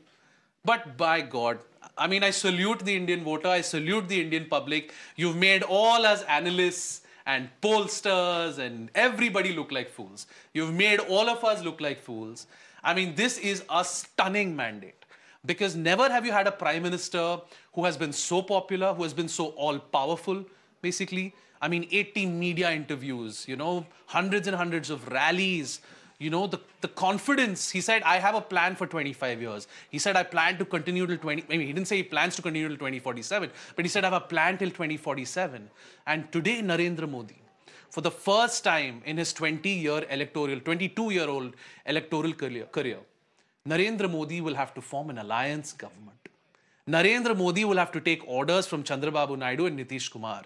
Today, Narendra Modi will understand the Herculean task performed by Sonia Gandhi, who held the government together for 10 years with just 160. Abhishek, hold that thought. Lots to discuss this time around, whether it's Uttar Pradesh or the forming of an alliance or kingmakers in these results.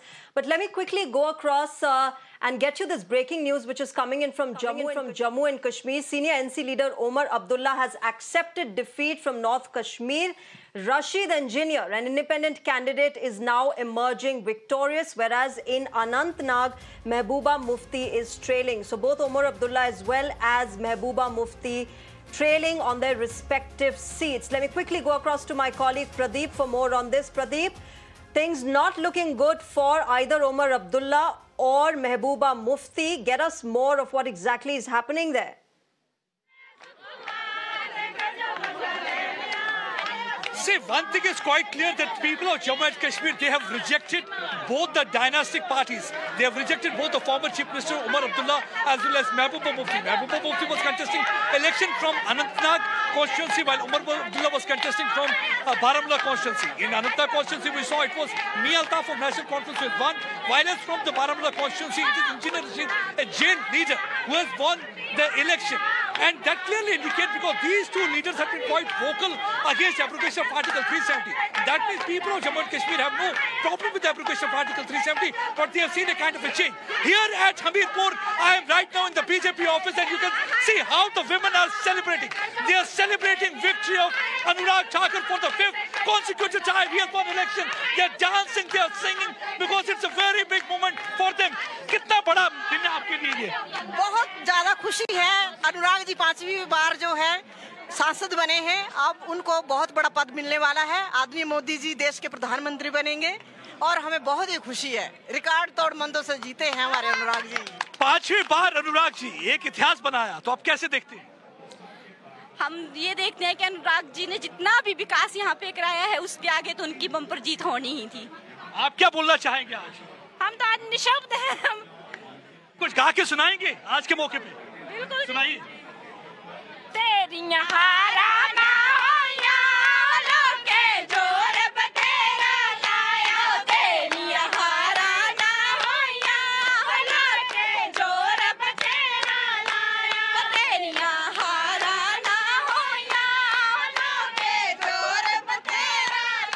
What they are trying to say, if you listen to the lyrics carefully, they are saying that opposition party, they tried their level best to defeat you, but they did not succeed.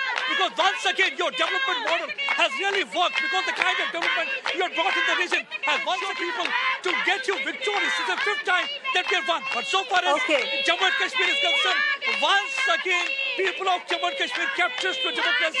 But yes, Pradeep, you know, I'm not able to hear you very clearly because of all the singing, but clearly it's a good day for Anurag Thakur individually, perhaps not so much for his party, the Bharatiya Janata Party.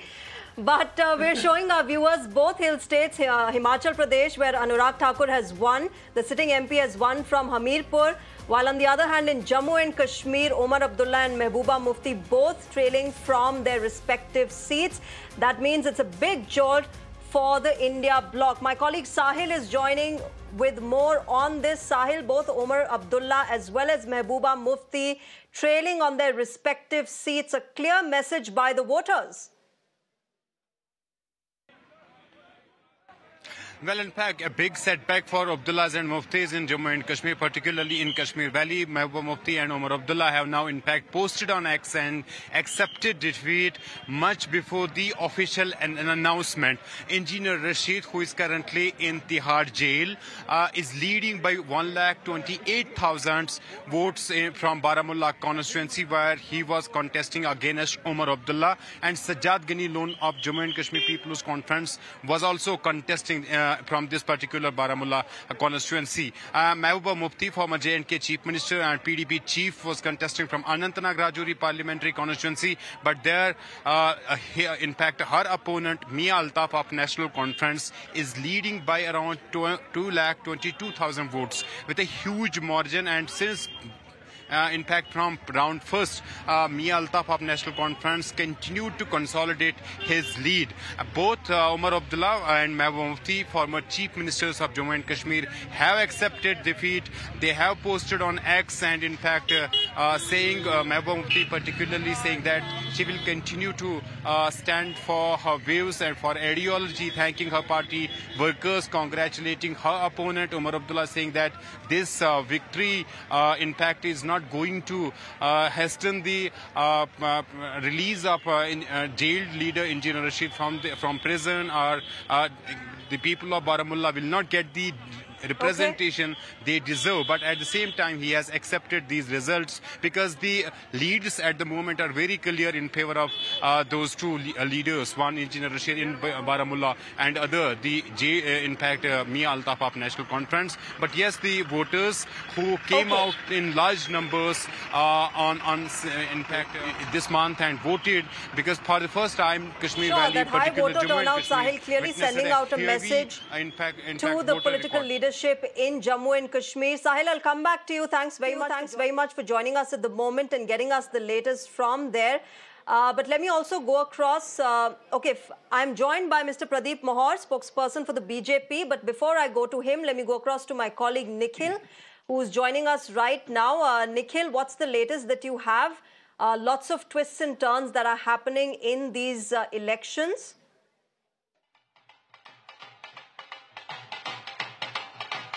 So Shreya, we are currently reporting from inside the AICC office, which is the headquarters to the Congress party, and the goals are something which can be heard here. They are being played out by the workers there who have gathered here from different places. And as the temperature is also rising, and basic clarity is also coming up from the side of the election commission, as many of the workers of the Congress party, they have gradually started arriving more in the All right, Nikhil, I'll come back to you. Lots of celebrations, of course, happening there. I will come back to you, Nikhil. Let me go across to Pradeep Mahar, who's joining us, spokesperson for the BJP. Pradeep Mahar, what happened to the Modi magic today? Modi magic is intact. NDA is forming the government, first of all. And why somebody's laughing, I don't know his name because I have just joined, so not been introduced to him. So he's laughing as if, since morning, I'm really surprised. what I am seeing is... No, I have Mr. Abhishek Sudhir with me. You should ask him, they're losing Ayodhya by 1 I'll lakh get him votes. to respond to you. Pradeep Mahar, you said NDA is forming the government. 400 par is what you had said. Today, you're not even able to cross 300. Or not. Look, it's not a matter of 400 par or not. NDA is having the majority and they are going to form the government. This was important. Important is that India is going to be ruled by Prime Minister Narendra Modi ji. Again, this was important, and that is satisfied. Look, I have been listening to many channels. Now, what there is going on is, I mean, Congress people and Congress sympathizers also, not only Congress spokespersons and people, they are very happy as if something great has happened. Look, Congress party has shrunk down to less than 100. That is their actual status, and they are talking about India Alliance. India Alliance is nothing. At the last juncture of elections, when they realize that alone they are not going to do anything, so they formed an alliance, and that is a broken alliance. That alliance is going to shatter down after these elections. That is for sure. And even as far as the Congress is concerned, Congress is Pradeep not Mahar, a consolidated leave party. the India Congress bloc. Let's just talk about the BJP and the NDA. There are some big setbacks that you have faced today. Let's talk about Uttar Pradesh. We have to compare apple with apple. Let's talk about the BJP and the NDA. What happened in Uttar Pradesh? What happened in Maharashtra? Yeah, but there are some good news also. Earlier, people used to say that BJP is a party of Hindi heartland. Now, BJP is all over India. It's everywhere. Why not talk about Andhra Pradesh? Definitely. There are some areas where the shortfall is there. And because of that shortfall only, the numbers that was expected, that's not there on the table. So that is for sure. But these shortfalls do not lead to forming a majority, do not lead to abstaining BJP from forming a majority and forming a government. So that till then, it is a good news. It is a good news for everybody, and it is a prime of celebration for India. And the way you have seen that the stock market Let me get Abhishek Sudhir to respond to you, Pradeep Mahar, and he has a very important question for you as well. One question, sir. One question. Sorry, I shouldn't laugh. I shouldn't laugh. So one question. You can laugh. Are you aware that you are losing? Thank you. I'll tell you why it's a happy day. You are losing Ayodhya by 1 lakh votes to the Samajwadi Party's Avdesh Prasad. You heard the question. You're losing Ayodhya by 1 lakh votes to the Samajwadi Party's Avdesh Prasad. You're not able to win Ayodhya. Should Prime Minister Modi be Prime Minister again for a third term? Or should he resign on moral grounds? Because he's lost Ayodhya for the BJP. First of all, Ayodhya, individual seats, if we talk about, that is a matter of introspection. Something has happened at some place. Definitely, it needs to be, discussed. We need to find out where were the gap areas. And when you fight elections, when you go for the elections, there are many different perspectives that need to be considered. There are perspectives not only of people having, sympathy with you or people connect with you. There are many other reasons, many other factors of caste, creed, and in UP this time, what I feel is, this kind of politics might have worked. So what has happened. If you've lost Ayodhya, shouldn't Yogi Adityanath at least resign? If you've lost Ayodhya, shouldn't Yogi Adityanath take moral responsibility and resign? Ayodhya is not 1 lakh votes, sir. That's a huge margin. Ayodhya has played a very important role in. Look, Ayodhya has an important role as far as our feelings are concerned. Ayodhya, as far as elections are concerned, elections are something very different. Exactly why, Mr. Mahar, the question arises, if Ayodhya was so attached to our sentiments, why is BJP trailing there? Despite the Ram Mandir inauguration. Shocking. It's shocking. So it needs to be introspected. We need to find out what has happened. Because at this point in time where results are not also announced, we can't say anything. In future, definitely, these needed types of introspections need to be there. This will be there. But overall, in India, BJP is in majority. That is good news for me. And Varanasi, we were told in Varanasi, Shreya, that last time Prime Minister Modi won by 4 lakh votes. And this time Prime Minister Modi will win by 8 lakh votes. And the last I heard, I don't know, your team can correct me, Prime Minister Modi's lead in Varanasi is barely 1 lakh. So that's not... So those numbers are still coming in, Abhishek. We'll have to see. His personal brand is at stake in Varanasi. And his brand of politics, one sec, sir. His brand of politics is at stake in Ayodhya. If you are not able to deliver Ayodhya to the BJP, have you, the Prime Minister, should you, the Prime Minister, not take moral responsibility for that defeat? You have lost the home of Hindutva in Uttar Pradesh. You have not invited Lal Krishna Advani for the inauguration, or sorry, he was invited but he could not come. I think I got you did not, the Shankaracharyas did not show up. Have these factors played a role in them losing Ayodhya? Have the people of Ayodhya lost faith in the BJP? That's unbelievable. Okay. Pradeep Mahar, respond to that, and then I go to my colleague Nikhil, who's joining us from the Congress headquarters. Yes. As far as Pradhan Mantri Narendra Modi ji is concerned, because of this majority and increasing number of votes all over India, I mean, 2-3% votes have increased from the last time. That shows that the popularity of Pradhan Mantri, Prime Minister, is increasing. Right. Second thing, as far as you are talking about Uttar Pradesh and other seats, that definitely we need to check about it. And one major aspect that has played, what I can say it right now, the turnaround of voter turnaround. And that did not happen because people might have been very confident, either I go for vote or not. Ultimately, Modi ji is going to win. So this kind of scenario worked there in Uttar Pradesh. You have failed to mobilize your voter. You have sidelined the RSS in Uttar Pradesh. The RSS is able to mobilize the vote for you in Uttar Pradesh. You have sidelined the RSS. JP Nadda says we don't need the RSS. This is a story. This is a story. This is a story. I mean, you can cook up any story. So the turnout is low because of the people. Whenever. Sir, you have failed to bring your voter to the booth. India Bloc has brought its voter to the booth. It's again your fault. So now, what about your Panna Pramukh, sir? This is one of them. Where is your Panna Pramukh? To face all those stories. Panna Pramukh is there. Where is the Panna Pramukh? You're not able to win. You're not able to win Ayodhya. You can cook up stories, Mr. Mahar, but you can't cook up the numbers that are coming in. We'll come back to this, but let me go across to my colleague Nikhil, who's joining us from the Congress headquarters. Nikhil, early in the morning, we saw visuals of Congress headquarters preparing for a good day ahead, and we in fact had, visuals of chole bhature being cooked. If not chole bhature, at least mithai to ab batni shuru ho gayi hogi.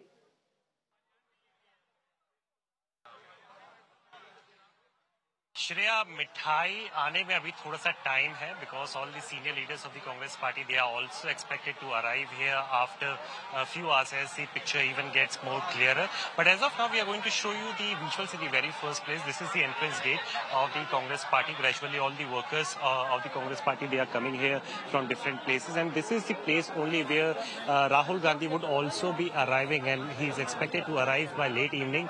The workers are gradually coming here in a huge number. The banners and the flags of the Congress party, they are also coming here in equal number, and the people have come here. You can see India हुआ खुशहाल आ रहा है राजीव का लाल.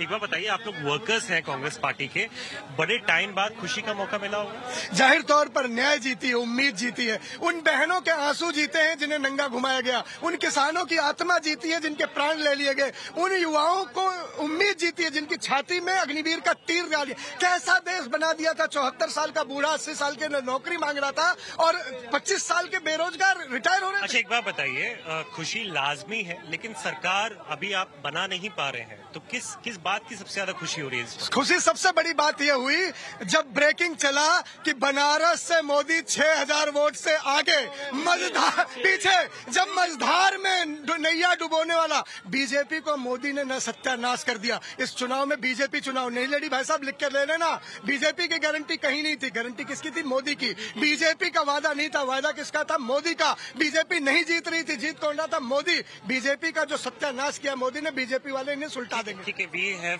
सम other people as well, other workers as well. आप एक बार बताइए, number निकल के आ रहे हैं, आपको लगता है राहुल गांधी की छवि थोड़ी सी इससे जरूर बदलेगी? देखिए, राहुल गांधी जी की छवि पहले से ही अच्छी है. वो एक प्रोपेगेंडा के तहत बीजेपी की आईटी सेल ने उनकी छवि खराब की है. उन्होंने ओपन डिबेट के लिए निमंत्रण दिया था मोदी जी को, पर वो नहीं आए क्योंकि वो डिबेट कर ही नहीं सकते हैं. तो इसलिए अब जनता ने उनकी वास्तविक इमेज को जाना है कि वो किस तरह के जुझारू व्यक्ति हैं. पर इतने ही अगर जुझारू है फिर मार्केट क्यों डाउन जा रहा है? क्योंकि वो भी तो रिफ्लेक्शन दिखा रहा है ना। देखिए वो इसलिए जा रहा है क्योंकि जिस तरह से अभी 2 दिन पहले और इसी शेयर मार्केट को एक बनावटी रूप में उछालने के लिए और अपने उन्हीं पूंजीपति मित्रों को जाते जाते उनको लाभ देने के लिए जिस तरह से मार्केट में उछाल लाया गया, तो एक बनावटी उछाल था उसको जिसको Okay, so this is the word which is coming in by the workers of the Congress party. We are going to show you the presence of dhols as well. They have been equally kept here. The workers who are playing out dhol, they are also deployed in different nooks and corners. And now you are seeing on the screen that the Indian Youth Congress workers have also arrived here. And Srinivas Bivi, who is the president of the IYC, he is also expected to come here in a short time from now. So this is the mood like which is currently being played out at the Congress party headquarters. And by late evening, we are expecting that more and more senior, in fact, the top leadership of the Congress party, they are expecting to arrive right now.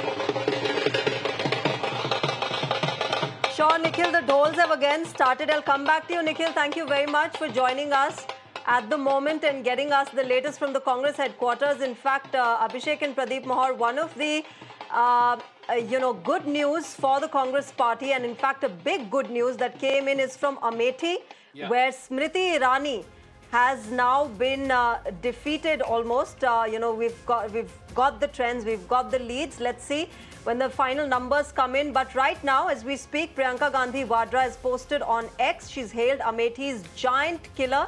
She said that she's never doubted Kishori Lal Sharma.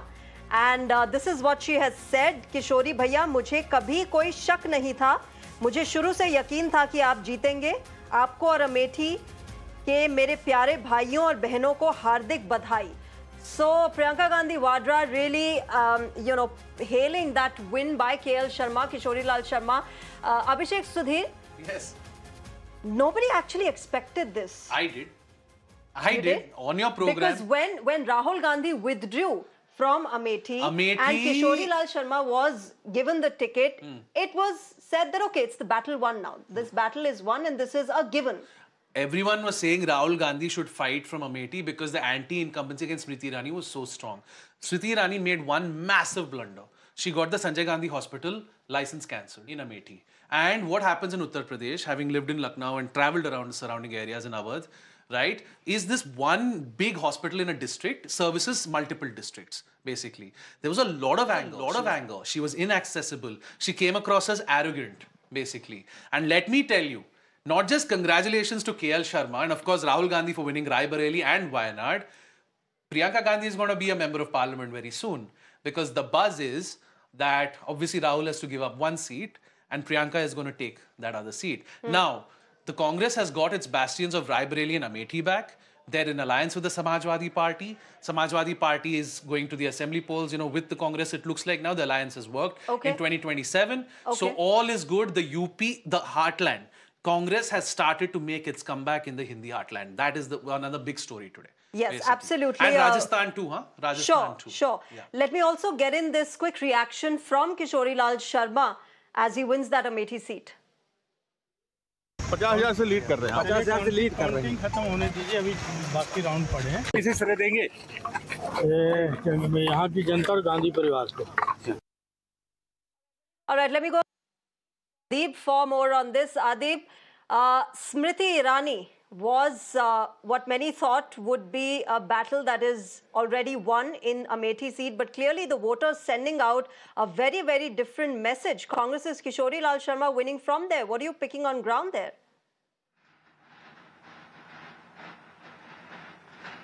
Well, see, there are many reasons behind this. Smriti Irani, who defeated Rahul Gandhi in 2019, was a member of parliament from this very particular seat. And now, as the trend is showing, Kishori Lal Sharma is leading with 90,000 votes. So, what led to this? The main reason is that the touch of Gandhi family on the seats of Amethi and Rai Bareli, the love that the people of Amethi and Rai Bareli has with the Gandhi family, Gandhi and Nehru family, and Amethi people has always said that this is the bastion of Nehru Gandhi family. Before the elections, before the candidates were announced for the seats of Amethi and Rai Bareli, this was a demand of Congress workers here in Amethi, the voters of Amethi, that a Gandhi family member should be contesting from the seat. But they placed Kishori Lal Sharma, which was a shocking case for both the Congress workers and the people in Amethi. But after Kishori Lal's candidature was announced, Priyanka Gandhi herself campaigned in Amethi for more than 10 days. She held mega campaigns, mega road shows in Amethi, and this is what has gained voter turnout, voter share in Amethi. And that people of Amethi, the voter of Amethi who trust in Gandhi family, showed their trust once again in KL Sharma. KL Sharma, remember, is just a face, but on the ground, Gandhi family is the one who was contesting this election. Similar situations were in Raebareli. And if we talk about Uttar Pradesh, not just these two seats, Samajwadi Party and Congress has done very well in these seats. If the exit polls were to be believed, exit polls were showing that Samajwadi Party and including Congress will be getting around 10 to 12 seats in Uttar Pradesh. But as of now, if the trends are to be believed and trends turn into exact mandate, it is showing, the Election Commission data is showing around 35 seats are going in the hands of opposition alliance, which is the India bloc. And the two main reasons for that is the Dalit votes, which deviated into Samajwadi Party's account. The Dalit voters who were constant for BSP came in with Samajwadi Party. Samajwadi Party was saying, the Samajwadi Party leaders were saying that Dalit are with us this time and Dalit will be voting to save the constitution. This is what Samajwadi Party was saying. And the second reason is the consolidation of Muslim and Yadav votes, again with Samajwadi Party, and both the Congress was saying. Sure. All right, Adib, thank you very much for joining us at the moment and getting us all those details from one state that has given a major upset and a big surprise to the other one that has sprung a surprise. I'm talking about Maharashtra, and there's a major update from there. Sharad Pawar is all set to address a press conference at 3 o'clock in a short while from now, in a half an hour from now, at his residence, Silver Oak. And Uddhav Thackeray is likely to reach the Sena Bhavan around 3:30 to 4 p.m. That's what we're getting right now. Let me go across to my colleague Shweta for more on this. Shweta, the MVA really doing well in Maharashtra. Another surprise that was sprung today in these elections. The leads going in favor of the MVA. What more are you picking up? Press conference now being organized at 3 o'clock? Well, absolutely. Here we are getting to learn that Mr. Sharad Pawar will be holding an important press conference at his residence, Silver Oak. And currently, I'm present outside Sena Bhavan, the spot for celebration, the place of hues and colors of victory. Celebrations have begun. My video journalist Anil Shinde is showing you the mashal flaring up. All the flags are flaring up. And the people have been started to celebrate the victory. Now, what we understand is the ratio 4:2. 4 has been backed by the Mahagadi and 2, of course, by BJP in Mahayuti Sarkar. But clearly, the celebrations have begun, and here the crackers that posted a short while back. Now you see traditional Marathi. In fact, people are here with their traditional music. I beg your pardon. And here we see that the flag symbol is flaring high. We just try to speak some of them. क्या लग रहा था, ये नतीजे आपको पता था ऐसे आने वाले हैं? बहुत अच्छा है, गद्दार को सुलाया, वो बहुत अच्छा लग रहा है. उसका हम लोग हैट्रिक तोड़ा. बिल्कुल बिल्कुल. विजय, निष्ठावंतांचा विजय. विजय भाव, this is the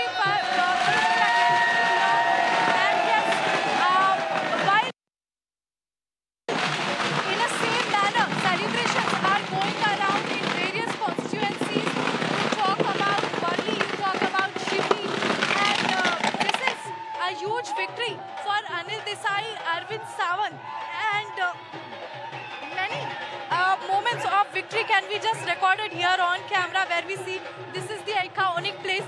Anil, if you can just show up that this is the iconic place of Sena Bhavan. And what we are also learning from our sources is that around 4 p.m.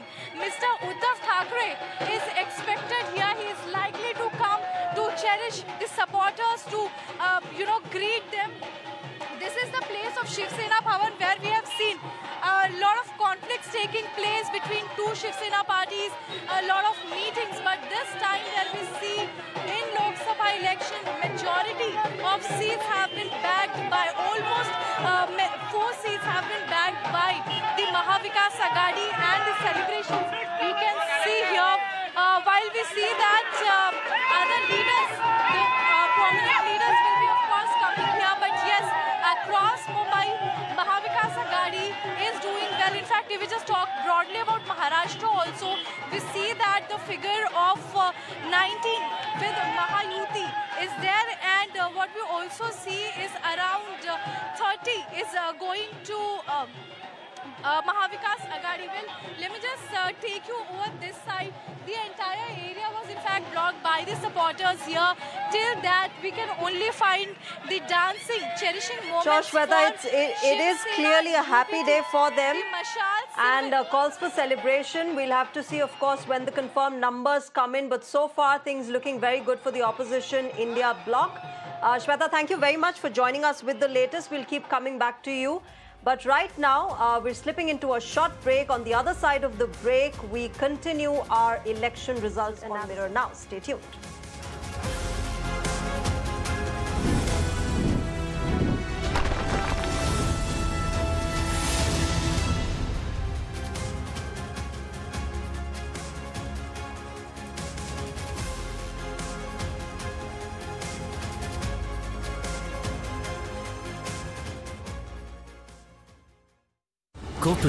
Presenting a show. You're watching the Urban Debate.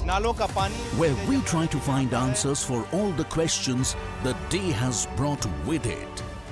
A show where instead of easing behind bickering and noise, if we don't start planning for the future, things will only get worse. What has happened in Bangalore is a violation of an individual, a citizen's fundamental right. authorities are forced to commit and respond on issues. Good conduct, assume for a moment it was so, but that is not the sacrosanct criteria. Have to follow the constitution. State government of Karnataka is very clear, saying that the civic authorities have been involved in road apathy where the road accident has happened. So we can together improve our urban reality. The Urban Debate with Shreya Dhondia, weeknights at 8 p.m. only on Mirror Now.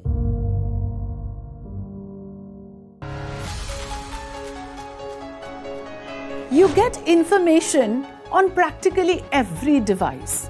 What you don't get is the correct context. We often miss the wood for the trees. On Nation Tonight, we come with the promise of giving meaning to the information, taking you through the day's biggest events that define the state of the nation. With me at 9 p.m. on Nation Tonight.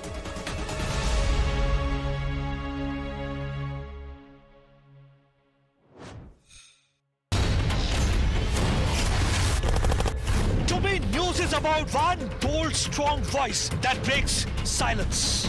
बोलो आपकी जान की रक्षा करते हैं, आप उनको मरवाने के लिए लेके आते हो. We go extra mile to give voice to stories that otherwise go untold. This tunnel is being constructed with the connivance of Pakistani army. We believe in asking straight, direct and pointed questions to people in corridors of power. I am Pradeep Datta reporting for Mirror Now. You first. Your issues are my stories, and that is news to me.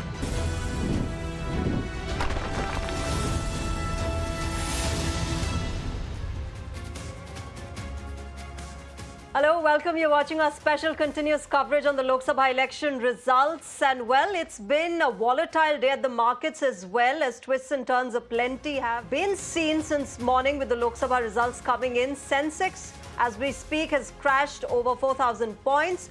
All gains from yesterday have been erased. Nifty as well has tanked over 1,200 points. The bloodbath on Dalal Street continues. Remember, since morning, as the leads started coming in, the markets have been pretty volatile, and that continues. Abhishek, Sudhir, you know, just before we slipped into the break, we talked about Uttar Pradesh and Maharashtra. Maharashtra, you heard one of the guys saying there on ground, telling my colleague Shweta, Gaddar ko hara diya. Yeah. And that is probably was one of the big concerns and something that we had to see whether or not, you know, the Ajit Pawar camp versus the Sharad Pawar camp, how they really fare. Something which has also been reflected in the Baramati seat where there was Supriya Sule versus Sunetra Pawar, where Supriya Sule is leading comfortably, right? See, Shreya, Sushma Swaraj, wonderful speech in Parliament. You know, she said कि जो विपक्ष में बैठते हैं ना, वो हमारे शत्रु नहीं है. They're not our enemies. Virodhi hai, but Shatru nahi hai. So what Narendra Modi's BJP has done, it has broken all the norms of warfare. Elections are a form of warfare, right? You don't fight after sundown. For example, in the Mahabharata or the Ramayana, you don't poach the soldiers and you don't poach the generals of your opponent. There are certain rules to the warfare. What have they done in Maharashtra? Not only have they poached Eknath Shinde and Ajit Pawar, they have essentially deprived Sharad Pawar of using the name of the party that he built with his blood, sweat and tears. Sharad Pawar has to call it NCP Sharad Pawar faction. Bal Thackeray's son has to call the Shiv Sena UBT, Uddhav Bal Thackeray faction. What did Eknath Shinde think? That he became chief minister because of him, Eknath Shinde. It was the lion of the Sena that made him the CM. And what about Ajit Dada Pawar? Dada talks a big game about this and that, and let's see how he does in Maharashtra. But what has he done to his uncle, the Bhishma Pitama? Right? What has he done to the Bhishma Pitama of not just the NCP, the Bhishma Pitama of Indian politics? Prime Minister Narendra Modi used to say, I have a lot of respect for Sharad Pawar. What did you do to his party? You think that the Marathas are going to forgive that? The proud Maratha. You have embarrassed him. You have reduced him to tears. You have him begging for his own party symbol. You think the Marathas are just going to stand by? The Marathas ruled India. You think the Marathas are going to stand by when two Gujaratis run roughshod over them? Absolutely not. Let me get in Pradeep Mahar to respond. Pradeep Mahar, what happened in Maharashtra? Okay, we don't have Pradeep Mahar. He's happy he's gone. He's gone. Right now, we don't have him.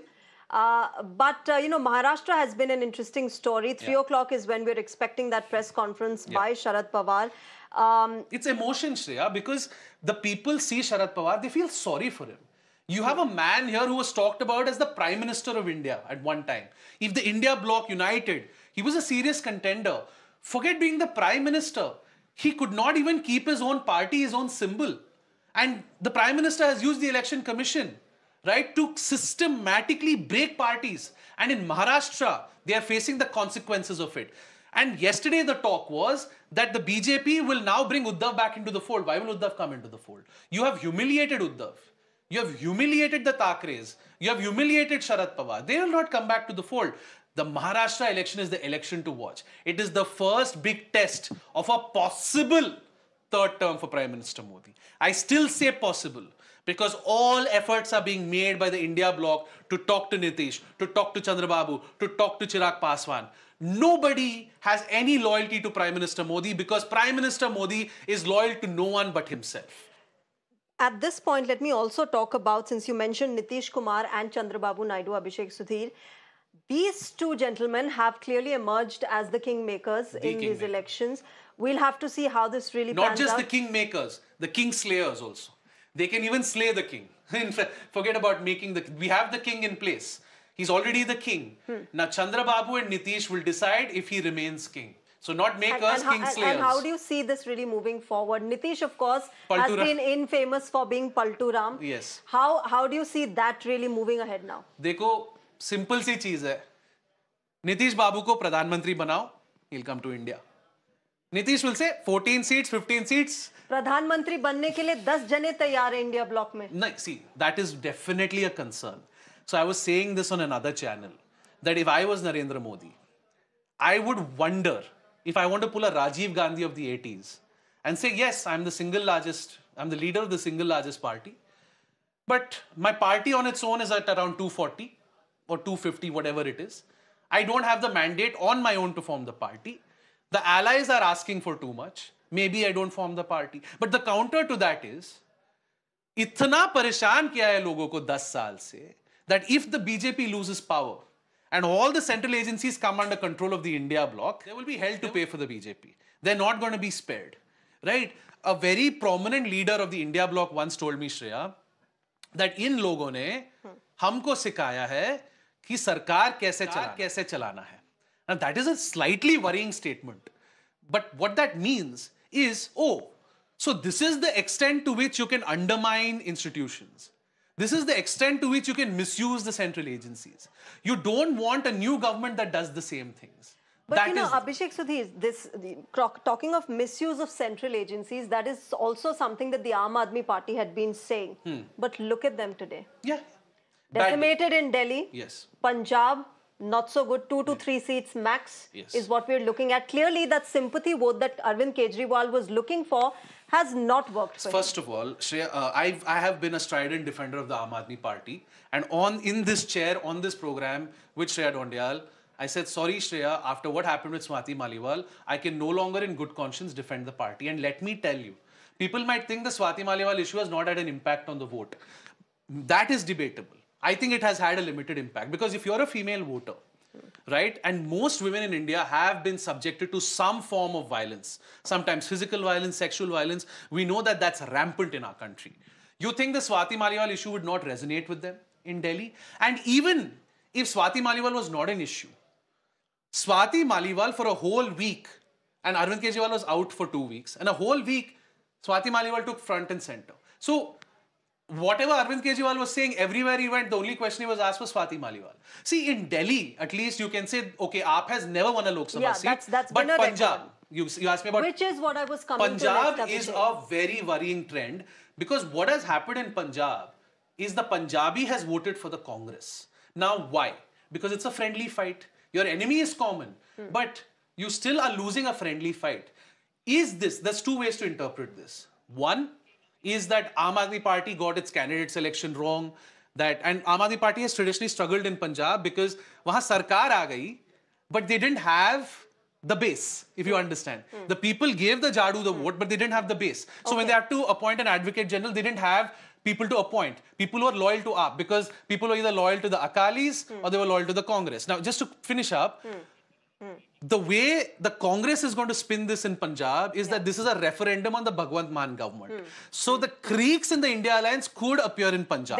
And that would have to be managed. Which there were earlier as well. We saw through all the campaign that there were creeks. But let me quickly get our viewers the breaking news that's coming in at this point. Prime Minister Narendra Modi is at the BJP headquarters at 7 p.m. this evening. He's expected to address the workers. The NDA leaders meeting is also expected in Delhi tomorrow. So a lot of introspection that is needed.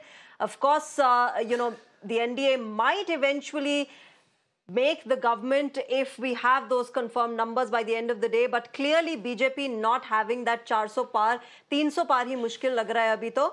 But let me go across to my colleague Pragya, who's getting us more details on that. Pragya, Prime Minister Modi, as always, going to the BJP headquarters and addressing the workers as he always does after every election. Absolutely, and the BJP has made preparations for that as well. While the numbers are yet to come, even the final tally is yet to come. BJP believes that it is still the largest party as it will form the government. NDA is forming the government rather, and that is why Amit Shah, Union Home Minister, is reaching out to all the allies. This is, the customary call that HM and PM is giving to allies every time there are results. They speak to the ally partners, and that is what they are also doing now.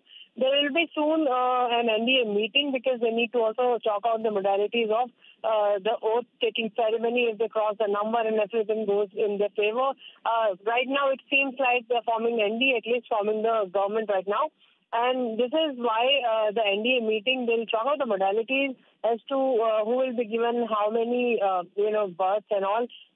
They'll also, speak to each other about the 100 days agenda also. This is what we are given to understand. But the main point is that they have already spoken to PDP as well, Chandrababu Naidu.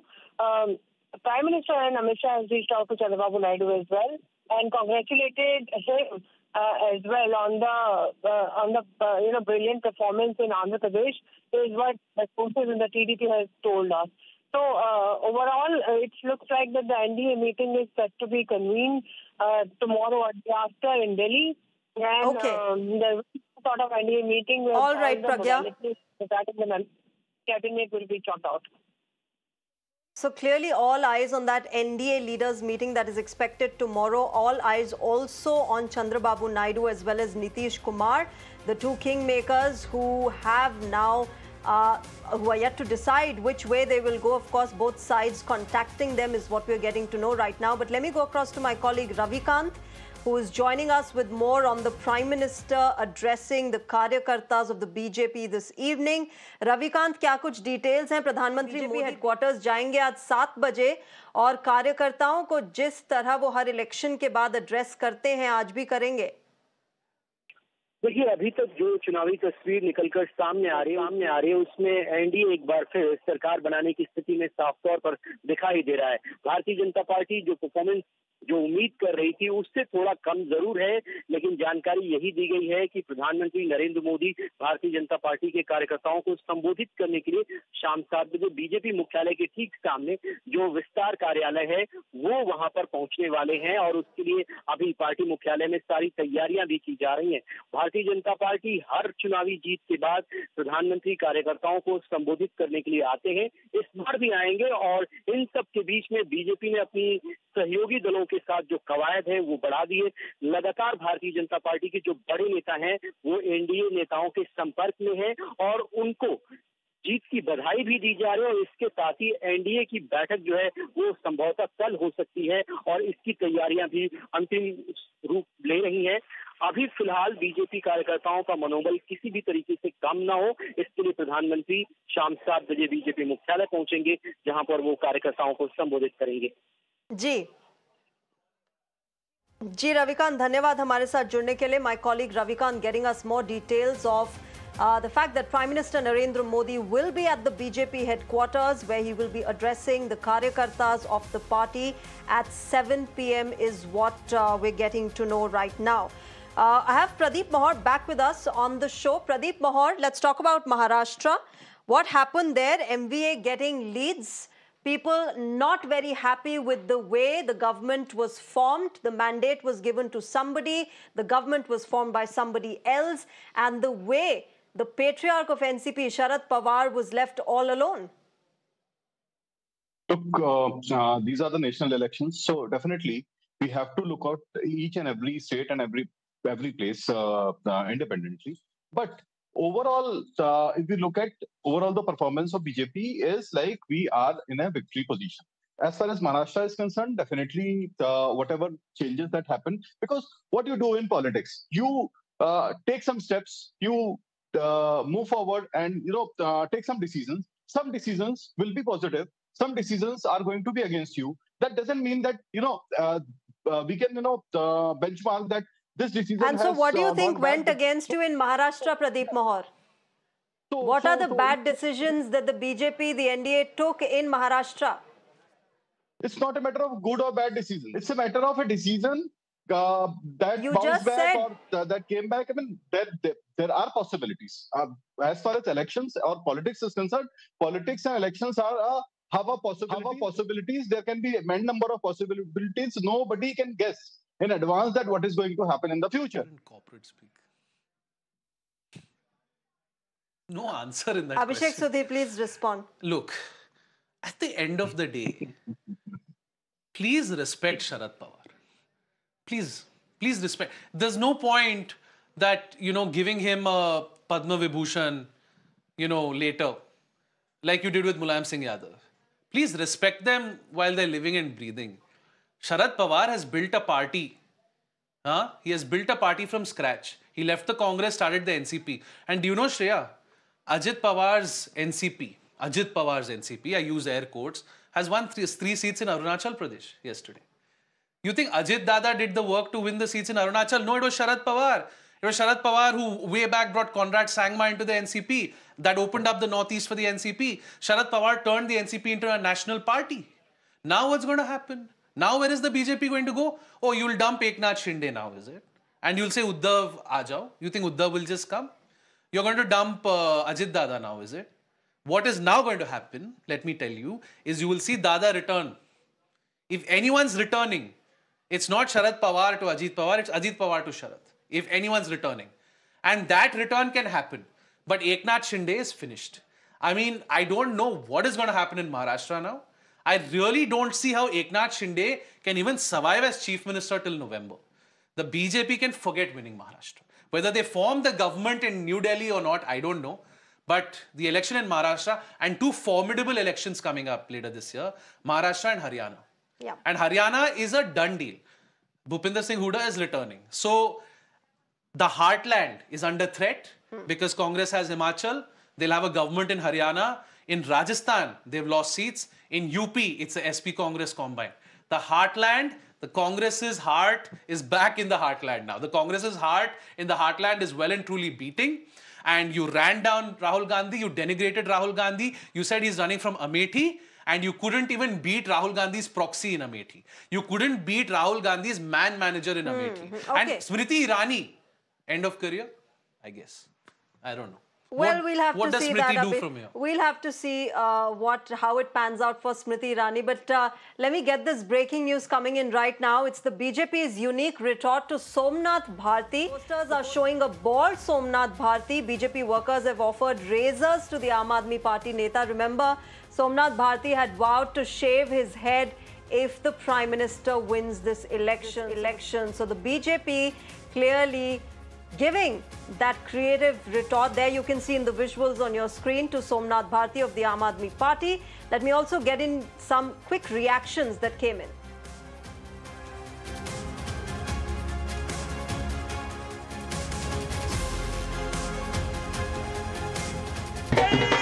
बहन हमारी जीत गई, महादेव की कृपा हो गई उन पर।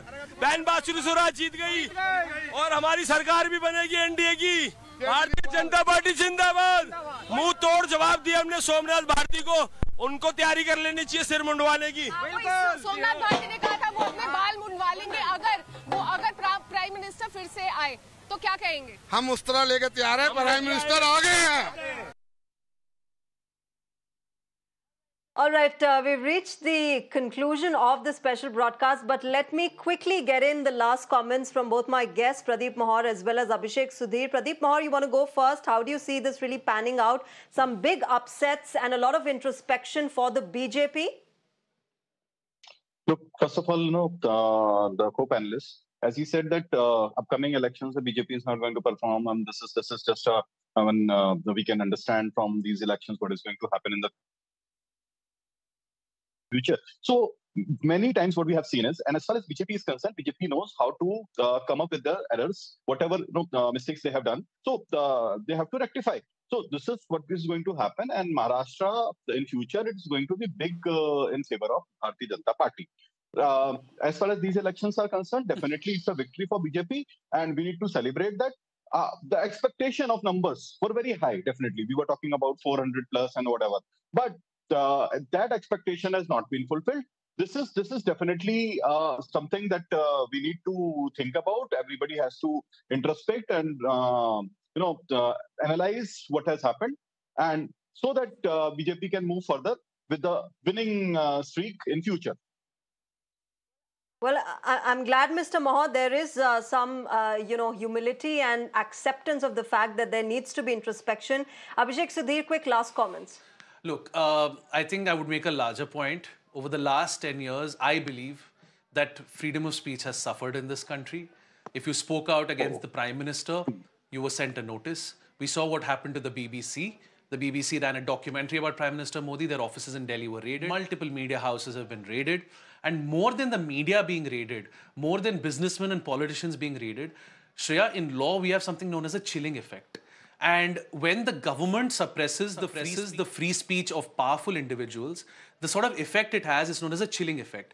I, Abhishek Sudhir, will hesitate as a citizen of India with no political affiliation, with no deep pockets, to speak out. Okay. Basically. And what this mandate does, irrespective of whether he returns for a third term or not, it reduces the arrogance of the Bharatiya Janata Party. The citizenry can breathe freely and we can speak our mind freely. And thank you, Mahatma Gandhi. We have once again won back the freedom you got for us. And Mr. Gandhi was known well before 1984, let me tell you, in a lighter vein. All right. We'll leave it there. Abhishek Sudhir and Pradeep Mahar, thank you very much to both of you for joining us on the broadcast right now. As we see, the tally is at 296 for the NDA and the Opposition India bloc is at 230. We'll keep getting you on Mirror Now the latest results as they trickle in. But thank you very much for joining us right now. Our continuous coverage of the Lok Sabha election results continues.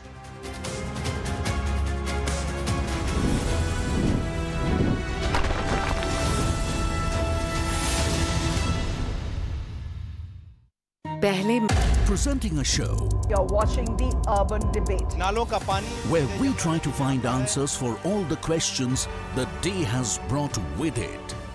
A show where instead of easing behind bickering and noise, If we don't start planning for the future, things will only get worse. What has happened in Bangalore is a violation of an individual, a citizen's fundamental right. authorities are forced to commit and respond on Good issues. conduct, assume for a moment it was so, but that is not the sacrosanct criteria. Have to follow the constitution. State government of Karnataka is very clear, saying that the civic authorities have been involved in road apathy, where the road accident has happened. So we can together improve our urban reality.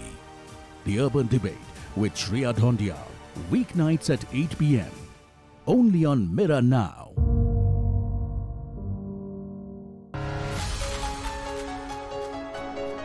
you get information on practically every device. What you don't get is the correct context. We often miss the wood for the trees. On Nation Tonight, we come with the promise of giving meaning to the information, taking you through the day's biggest events that define the state of the nation. With me at 9 p.m. on Nation Tonight.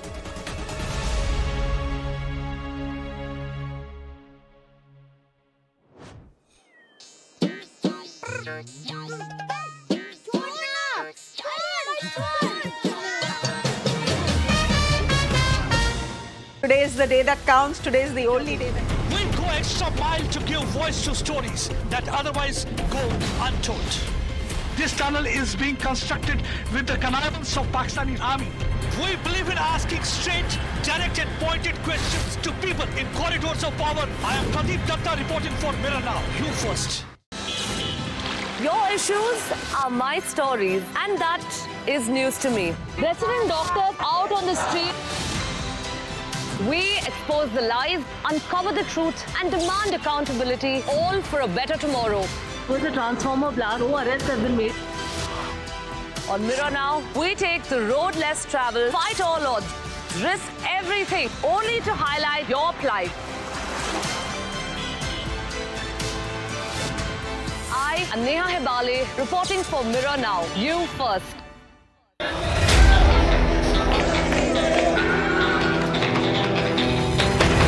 From politicians' dharna to citizens' agitation, for us, every issue is of equal importance. We at Mirror Now report from the ground on the issue that interests you, that impacts you. Government doesn't have that willpower. People of Delhi are struggling not just with deteriorating air quality. Now you can clearly see it's been 3 to 4 days that the situation has been the same. Demanding accountability from those in power and for those who are unheard. We raise our voice for you and your issues. I am Ishika Verma reporting for Mirror Now. You first.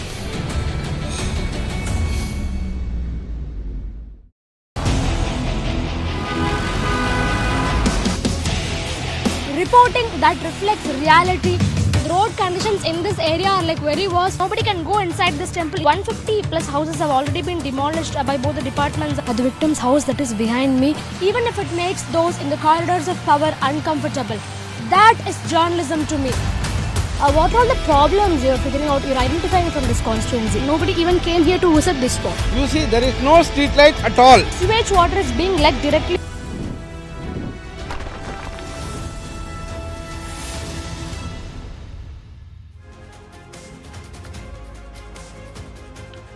Good afternoon and welcome, and what a day it has been so far, and it's nowhere close to ending yet. We hope you have been enjoying our election coverage as much as we have enjoyed bringing it so far. But in case you've just joined us, welcome. I'm Ritangshu, you're on Mirror Now, and let's begin with the headlines.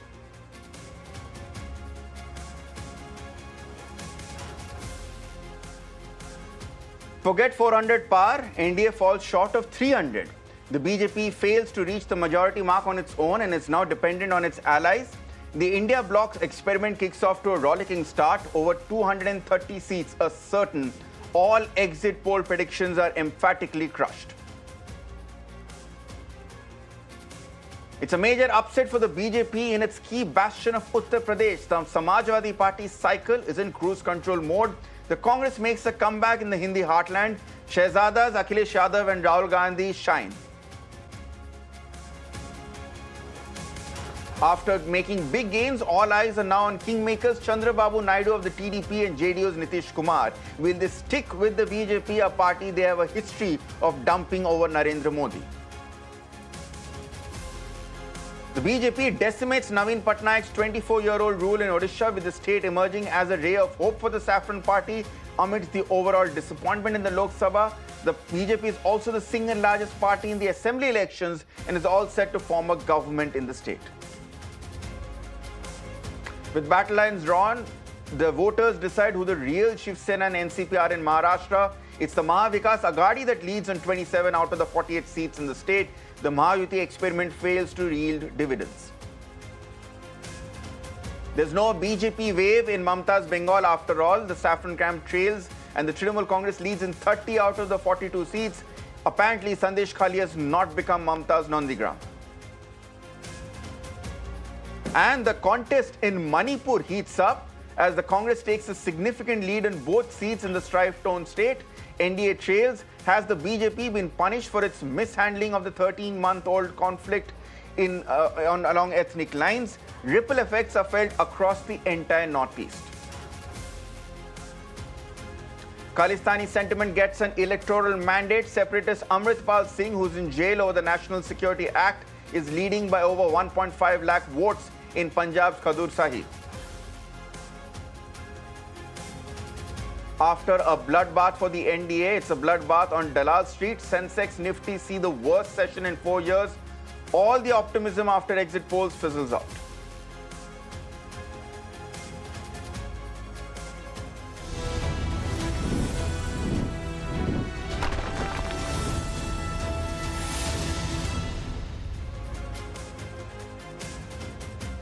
So the big story here. On Saturday, ladies and gentlemen, the pollsters had predicted a clean sweep for the BJP-led NDA. Cut to today, and the picture, as you can see under your screens, is quite different. The BJP, which got into the elections with a promise of making it 400 par, is now struggling to reach the 219 number of 303. In fact, it is struggling to even reach its 2014 number, where it had crossed the majority mark on its own as the party. The numbers on your screens have been brought to you by regional parties, and there has been a rise and how. Akhilesh Yadav, Mamta Banerjee, Uddhav Thackeray, Nitish Kumar, and Chandrababu Naidu, these are all the leaders who have shown, and in fact, they have smashed some of the bouncers put to them by the bigger national parties. And the first three have put the India bloc in a comfortable place. The India bloc has packed in a lot of surprises. The biggest surprise comes from Uttar Pradesh, where the BJP is definitely not Uttam, and the Samajwadi cycle is cruising on its way to the top. Let's start with the key takeaways here, which are already on screen, but let's go through them one by one. Number one, the biggest takeaway, the 400 par plan, that the dream of 400 plus, which has only been achieved once in India's history, has been shattered. Now the BJP or the NDA is looking to cut 300 at this point. In fact, we'll come to these takeaways shortly, but we've got some breaking news coming in at this point, because we've got the first response coming in from Sharad Pawar, one of the key winners in the Lok Sabha election so far.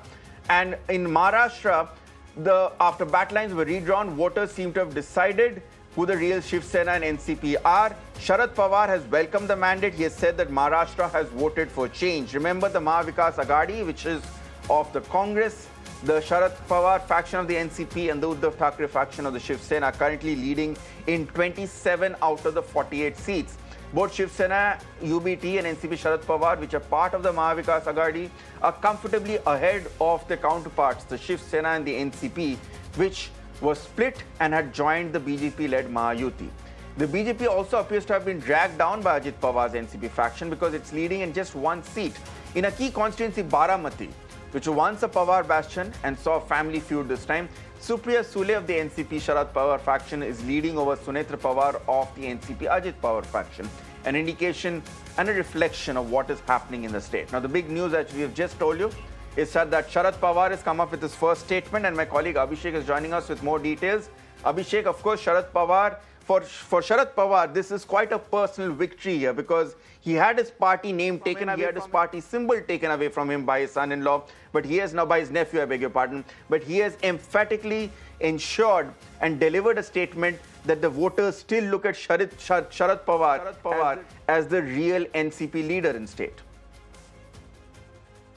Definitely, we will have to understand the fact out here that, Sharad Pawar is known as the Chanakya of politics. In fact, he was the one who architected the entire Mahavikas Aghadi in 2019, wherein ideologically different parties came together and had a common minimum program. And in that way, similarly, India Alliance was made.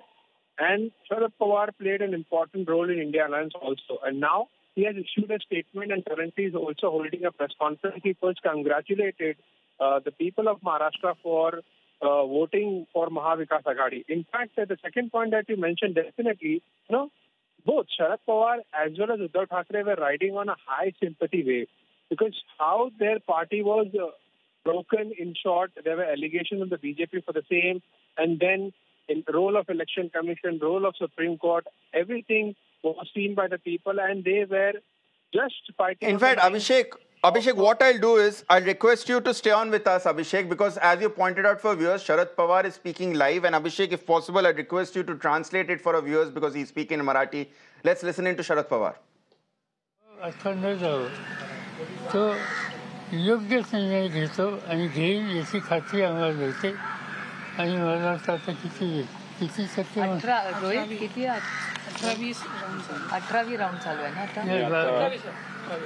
16वी round publish झाली publish 16वी झाली किती झालं त्याच्या आधी बारामती विधानसभेत कसं मतदान झालं 10व्या राऊंडला 22,000 होता आता 35,000च्या पुढे लीड असेल बारामती विधानसभेत एका विधानसभेमध्ये 35,000च्या पुढे आता लीड असेल आणि बाकीच्या मतदारसंघातलं तुमच्याकडे सगळं असेल हो म्हणजे बाकीमध्ये पण लीड आहे खडकवासला थोडंसं कमी आहे बाकी सगळे लीड आहे बाकी सगळे गेल्या वेळेस पेक्षा खडकवासला चांगलं टोटल किती लीड असता अजून या क्षणी आता 16व्या राऊंडला roughly 76,000च्या आसपास आहे आणि अजून 3-4 राऊंड अजून 6 ते 7 राऊंड बाकी आहे 6 ते 7 आज आपला निकाल लागला आहे यानंतर विधानसभेत and we are hopeful that the lead will certainly increase to what we are coming to know. लोकसभेचा निकाल महाविकास आघाडीला सुद्धा म्हणजे वेगवेगळं करतील सगळीकडे दिसतील तुम्हाला काय वाटतं पक्की झाली अजून आमची साधारणतः जो विचार विनिमय होतोय झालाय त्याच्यामध्ये महाराष्ट्र ही विकास आघाडी जी आहे त्या विकास आघाडीच्या वतीनं आम्ही सामूहिक कष्ट करू लोकांच्यात जाऊ आणि उद्याचं महाराष्ट्राच्या विधानसभेचं चित्र बदलायला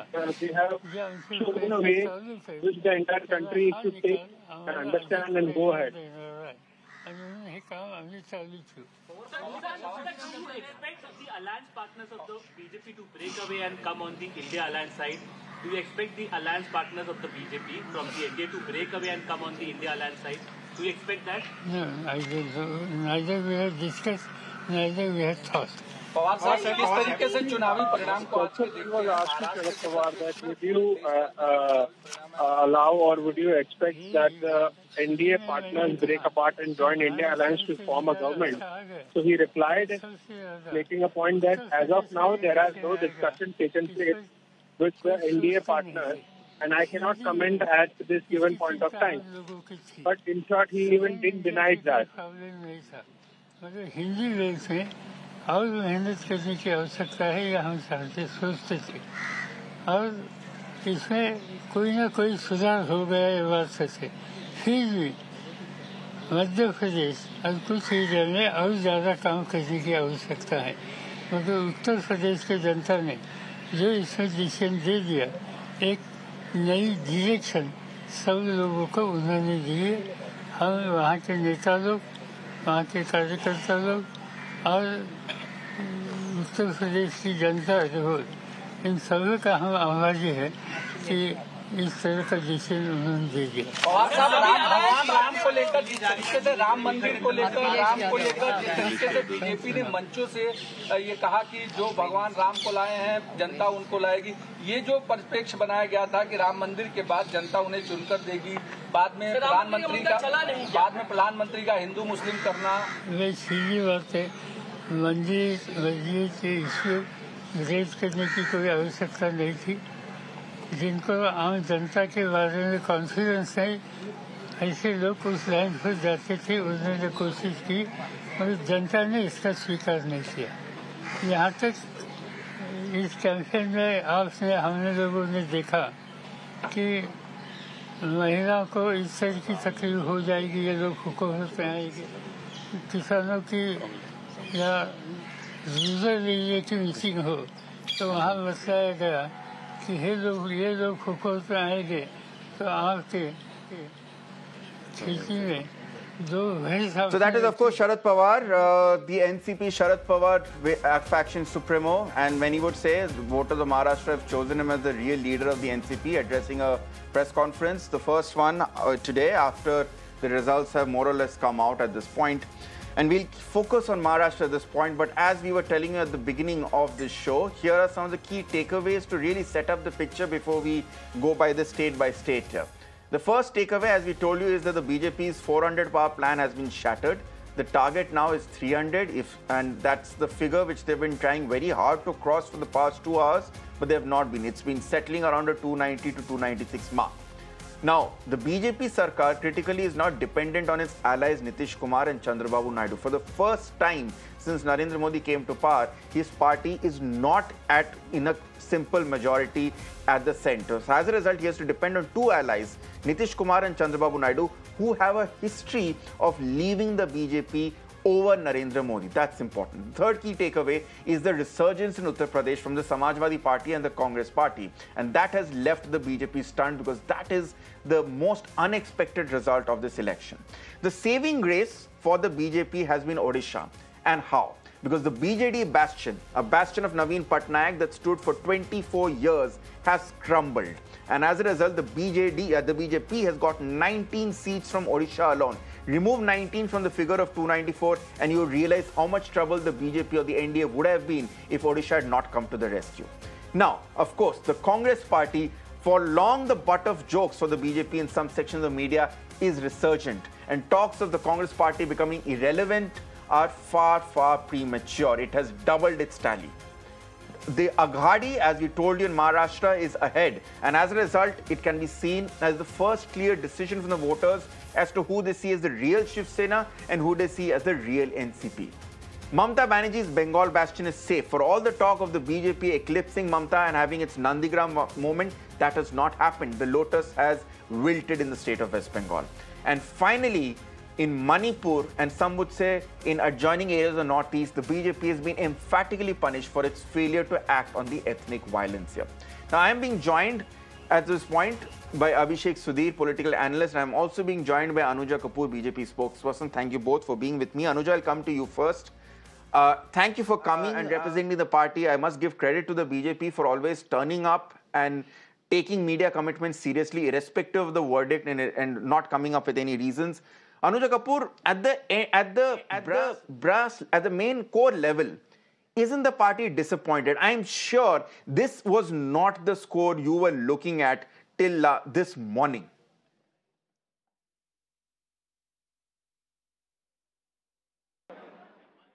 Was India Alliance looking at the 295 score till now?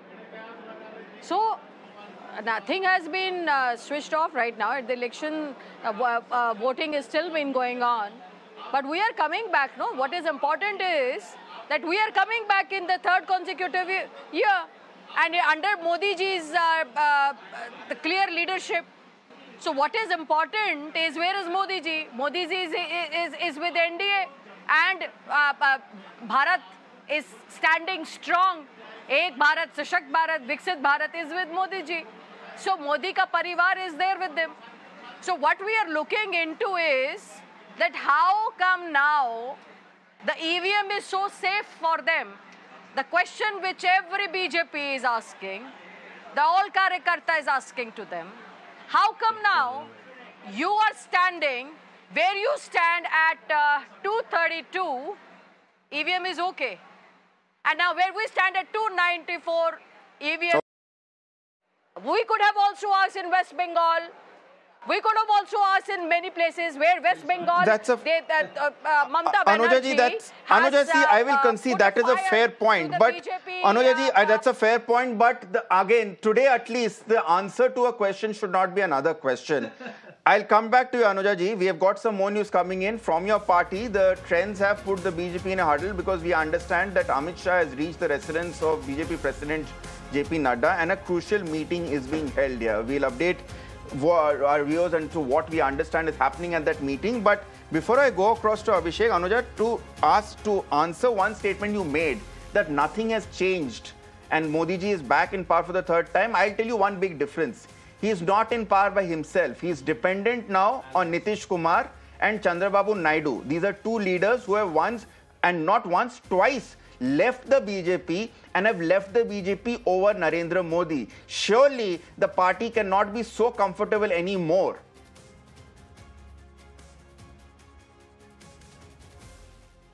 The election voting is over, sir.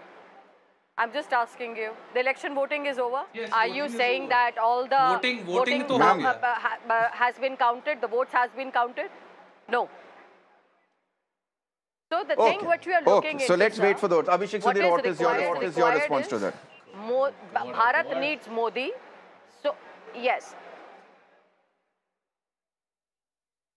Okay. So, yeah, Abhishek. Bharat needs Modi, is it? I see. Ayodhya is not standing with Modi. Bharat is standing with Modi. You're losing Ayodhya. Narendra Modi is losing Ayodhya. How can Narendra Modi even think of forming a third term? He should resign on moral grounds. And I have an insider, I have a scoop for you. Okay. I just spoke to somebody in the Samajwadi Party in Lucknow. The BJP office in Uttar Pradesh in Lucknow is deserted. The BJP office in Lucknow is deserted. So that's huge news. Nitish Kumar and Chandrababu Naidu are by no means firmly in the NDA.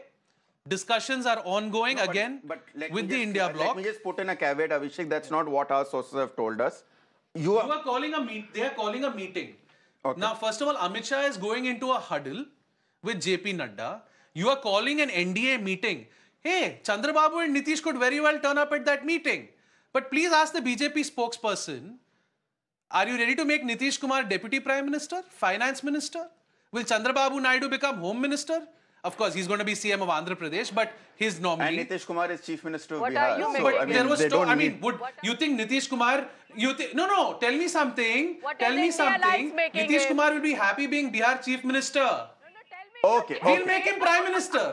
Okay. I think we are...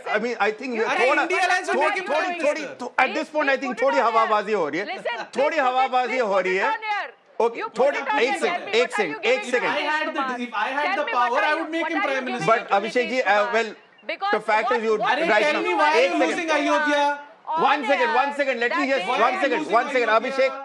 Abhishek, Anuja ji, this is not a time to come up with havabazi. I will just like to put it on record once again that counting is still going on. Anuja ji, 1 second. I'll come to you. I'll come to you. Let me just tell our viewers what is happening in Uttar Pradesh, sir. They deserve to know the facts on the ground, then you can put your spin to it. Let's start with the state which has sent the maximum number of representatives, that is Uttar Pradesh. The fact is that there is a stellar resurgence of Akhilesh Yadav, Samajwadi Party and the Congress led by Rahul and Priyanka Gandhi in the Hindi heartland state. And that has left the BJP stumped. The India bloc, as we speak, is leading in 44 seats. The numbers are constantly changing. But so far, the India bloc is ahead. Samajwadi Party, last we checked, is in 37 seats. Congress in 7. The BJP-led NDA is not far behind. It's not a domination. Let's be very clear about it. It's in 35 seats. But what was once a dominant state for the Uttar Pradesh, for the BJP in UP, that's changed as well. But here's perhaps the statement or the statistic which will be most embarrassing for you. Rahul Gandhi's lead in Rai Bareli is twice that of Prime Minister Modi in Varanasi. Union Minister Smriti Irani is trailing in Amethi. And of course, as we said, Faizabad, which has Ayodhya, is seeing a Samajwadi Party victory. Let me quickly go across to Adib, who's joining us from Amethi. Adib, the big story coming in from Amethi, that Smriti Irani, the giant killer of the BJP, the Neta who brought down Rahul Gandhi in his own bastion, has today been brought down. The giant killer has now become the giant who has been killed, Adib. Well, definitely Kishore Lal Sharma, who was fielded by Congress party in a last-minute decision, is now leading with a vote of around 1 lakh votes. Kishore Lal Sharma is leading from the seat of Amethi, while Rahul Gandhi is leading with a vote margin of 3 lakhs. Rahul Gandhi till now has got around 6 lakh votes. It's a large number of votes which Rahul Gandhi has got in Uttar Pradesh. Apart from these two seats, if we are talking about the entire Uttar Pradesh, Faizabad is another seat which is coming as a surprise for every party, including BJP and Samajwadi Party. Samajwadi Party is leading on Faizabad seat with a vote margin of 20,000. Though the Lallu Singh, who is the candidate of BJP, was maintaining a lead early in the morning, but now it's Avdesh Prasad who is maintaining the lead in on the seat of Faizabad. Then there's the seat of Barabanki, where Tanush Punia is maintaining a lead of around 1 lakh votes from the seat of Barabanki. He's the Congress candidate. He's the son of senior Congress leader PL Punia, and he was fielded from the seat of Barabanki, and he's also maintaining a lead of 1 lakh. But the two most important seats of Uttar Pradesh which remain in this entire election is of the seat of Amethi and Raebareli. And in Amethi, KL Sharma is leading with a margin of 1 lakh votes. And clearly, it's the connection of Nehru Gandhi family with the people of Amethi and Raebareli which has worked over here. The people of Amethi were demanding that a Gandhi family member should be contesting from this particular seat. But however, Congress fielded KL Sharma, and when the time came for campaigning, it was Priyanka Gandhi herself campaigning in Amethi for KL Sharma. She was here for more than 10 days holding road shows, holding public gatherings, addressing public gatherings. So this was Priyanka Gandhi herself campaigning in Amethi. That has changed the whole scenario. However, BJP was very confident about Amethi and Raebareli, and not just about these seats, but they were confident about UP. In fact, BJP was saying that it will be a clean sweep in Uttar Pradesh as far as BJP is concerned. But if EC data is to be believed, BJP is getting around 35 seats in Uttar Pradesh, while Samajwadi Party is getting 33 seats, and Congress is getting 7 seats in Uttar Pradesh, as the trend is showing as of now. Okay. All right, Adib, thank you so much for getting us those brass tacks. Anuja Kapoor, I think the one clear message today, and I'm sure even the BJP will admit, is that arrogance or at least overconfidence does not pay. And sometimes it is perfectly fine to accept that, yes, perhaps we made a miscalculation and perhaps we erred in our calculations here. Would you not be at least graceful to say that perhaps the BJP underestimated the opposition in Uttar Pradesh? Because these three headline figures are coming out. The loss in Ayodhya, the defeat in Amethi by over 1 lakh votes, and the less than expected margin of victory for the Prime Minister himself in his sitting constituency of Varanasi. Something has definitely gone wrong. Will the BJP introspect on that?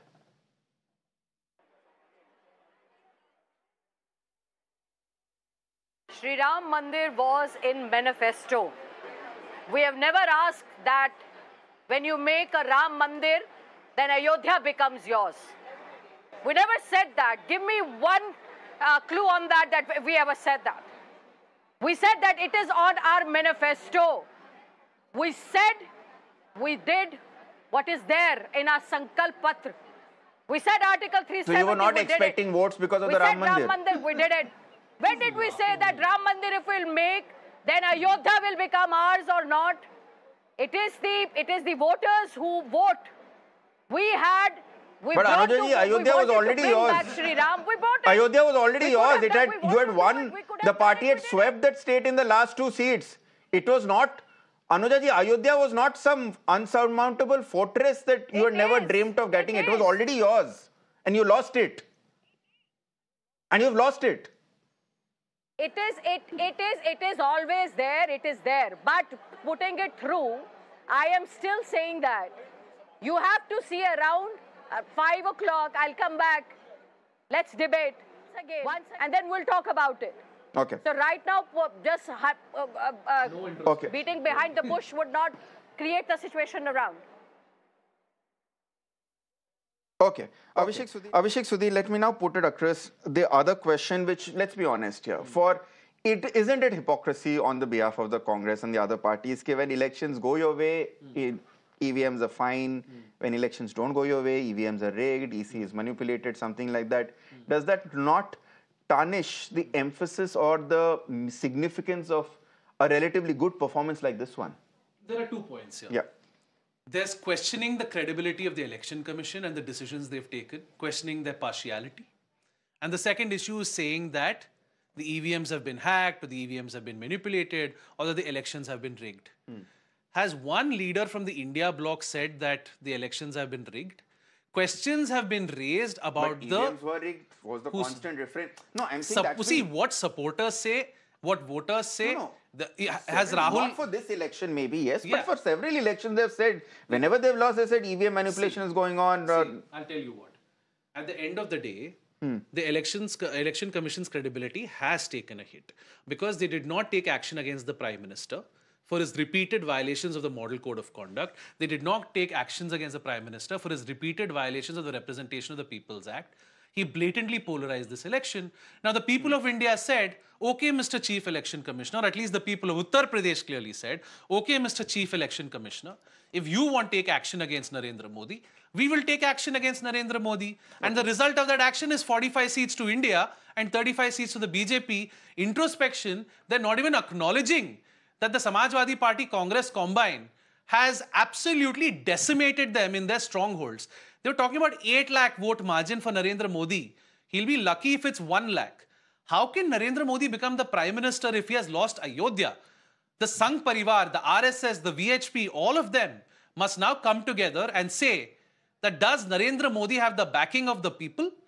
Or should someone like Nitin Gadkari take over as Prime Minister? That's a discussion that's being had. They do have the majority. And that's he a has discussion won. Being had. They have won a Lok Sabha. The BJP has the majority, sir. And Narendra Modi has won. It doesn't. So, at the end of the day, margin is not. Narendra Modi cannot take the credit for the victory and deflect the blame on someone else. On 26th of May, what did he do? Okay, one second. Let's focus on Anuja Kapoor. Let's focus on the good news coming in.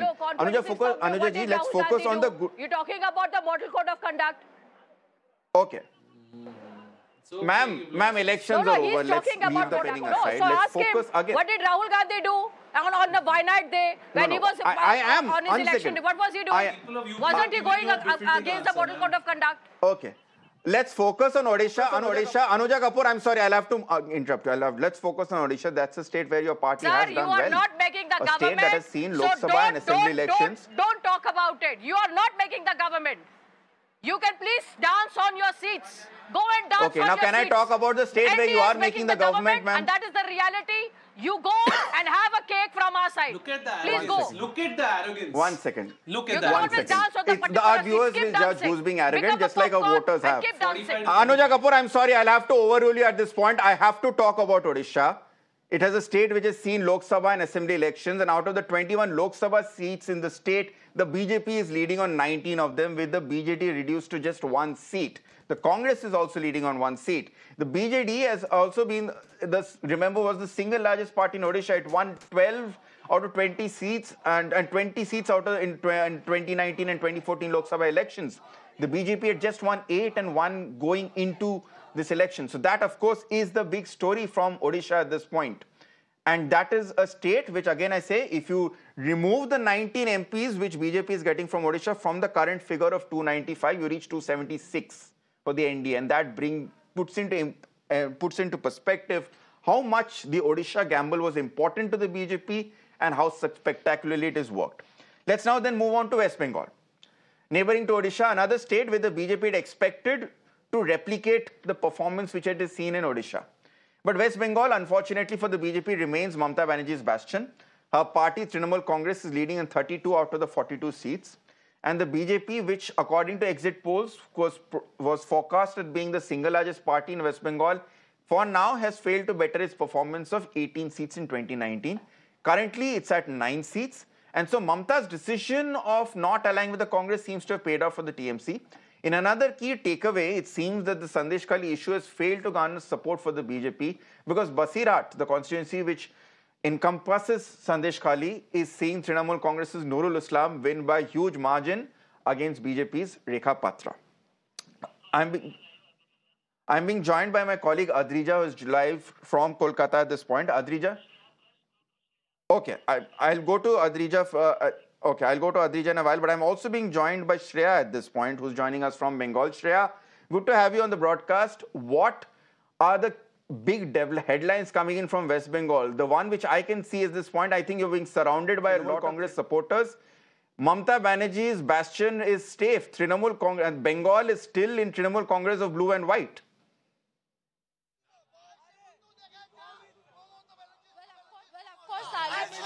Looks like it is going to be a huge win by once again the mighty Mamata Banerjee government.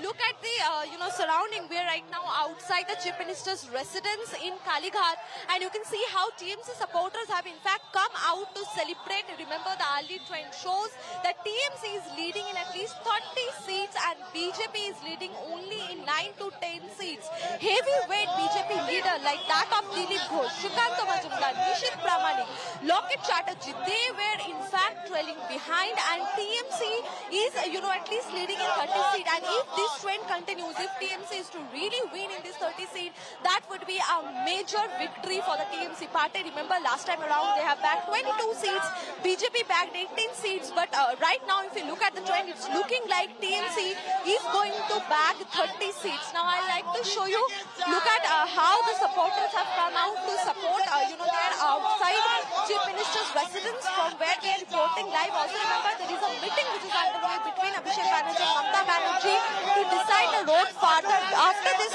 massive win by the TMC in the state of West Bengal. Let me try to talk to these people and try to understand. आप लोगों को 30 seats मिल रहे हैं, आप क्या कहना चाहते हो? अर्ली ट्रेंड्स दिखा रहे 30 सीट्स आपको मिल सकते हैं। লক্ষ্মী ভান্ডার, স্বাস্থ্যসাথী, সবুজ সাথী, কন্যাশ্রী, রূপশ্রী, শিল্পশ্রী, এমনকি জন্মালে টাকা মরলে টাকা, মানুষ কিন্তু বেইমান না। দিদির গ্যারান্টি, মোদিজি का গ্যারান্টি के बारे में, মোদির গ্যারান্টি ফালস, মোদি ভাউতাবাদ। কথা বলেছিল সন্দেশখালী নিয়ে মানুষকে অনেক ভুল বোঝানো হয়েছিল।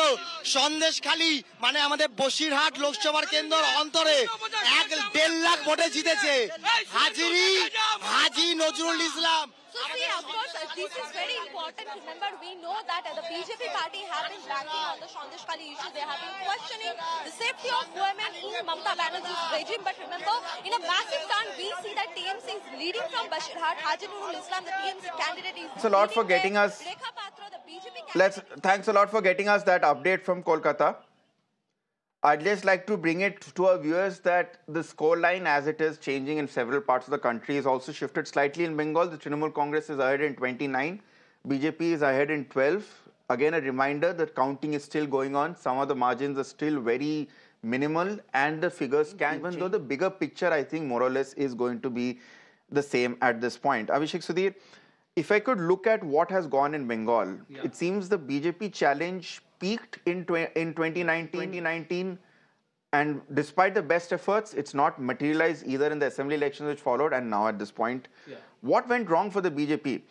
Keep in mind that Bengal has a history of keeping incumbent governments in power, because many people say there is a very strong local body cadre network which ensures that it's very difficult for an outsider or a incumbent party to remove it. Are we seeing the same trend in Bengal? What Mamata Banerjee has done today is seismic. I mean, you not only have to contend with the BJP, but you also have to contend with a belligerent Adhir Ranjan Chaudhary, right? You have the Congress and the left, who you're not in alliance with. And wow, Didi, wow. Like, what a decision to contest on her own. You have to give her that credit. She backed her gut instinct. She backed her party machinery. She backed her leadership's instincts. And she said, you know what? I'm exiting the India bloc. I'm going it all alone.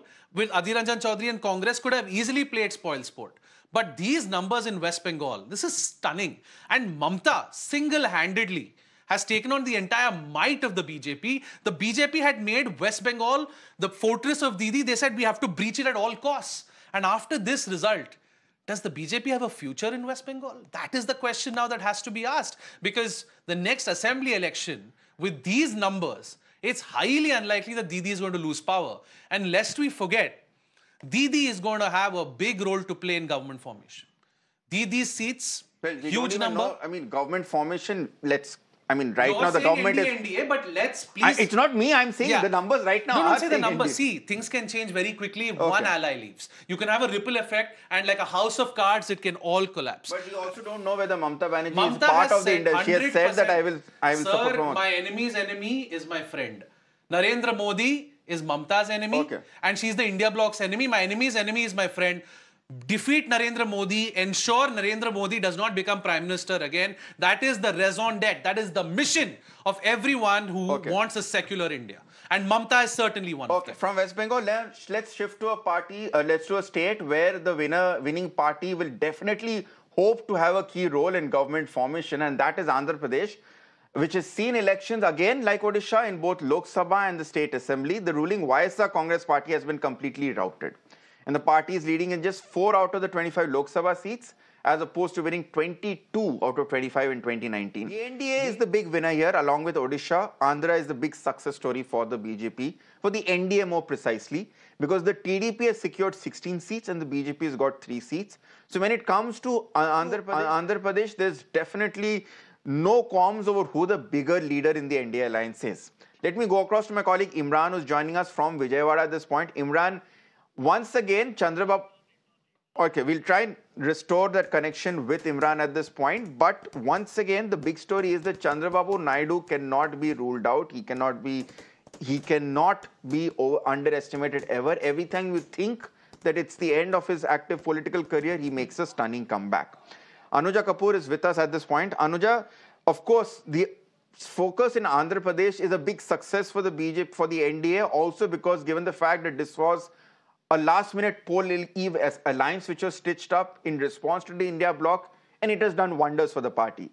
But again, Chandrababu Naidu is someone who's quit the NDA twice. From being a Vajpayee ally, he's quit it twice, and at that point he had made his reservations clear over the politics of Narendra Modi. Are you absolutely sure that Chandrababu Naidu is with the NDA and he will remain a part of the NDA?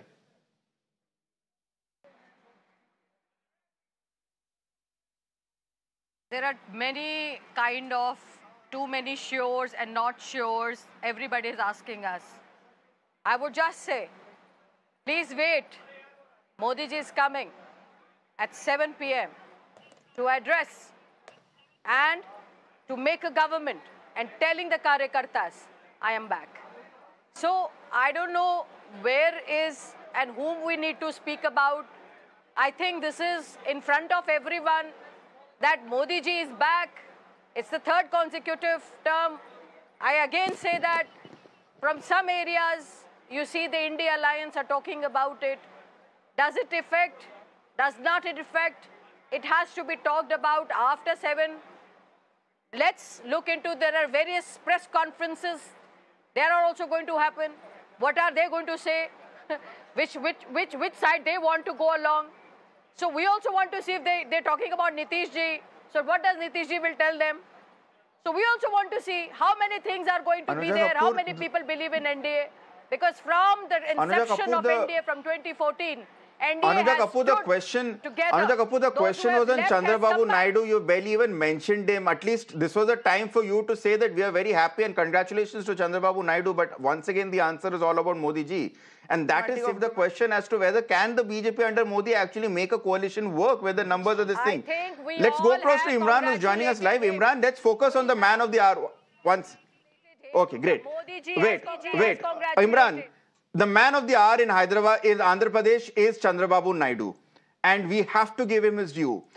For the past 25 years, Chandrababu Naidu may be down several times, but he's refused to be out. And he's made a stunning comeback, both in Lok Sabha and as well in the Andhra Pradesh Assembly.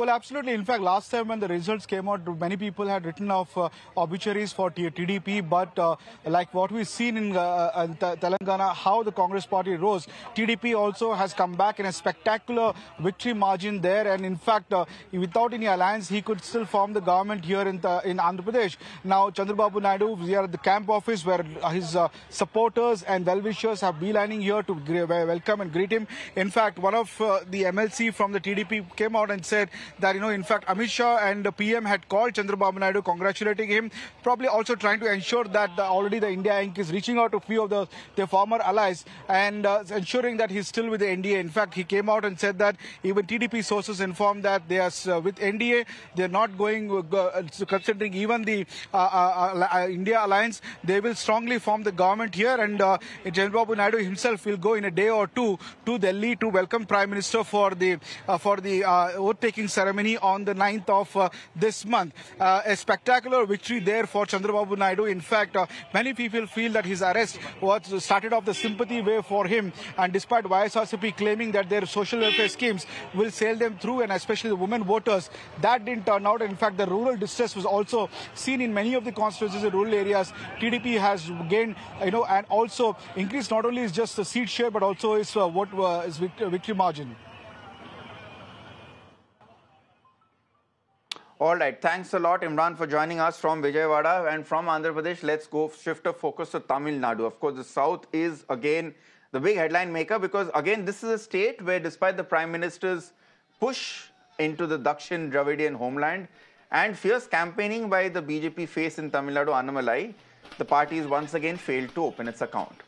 The India bloc, comprising of the DMK, the Congress and more, are leading in 38 seats out of 39 in Tamil Nadu. And BJP State Chief Annamalai himself is trailing in Coimbatore by over 30,000 votes against the DMK candidate. The other big story, of course, which I must mention here, the fact that people are barely talking about them also indicates how far they've fallen. That is the AIDMK. It's a complete wipeout. And I think they have already ceded second position to the BJP as the opposition.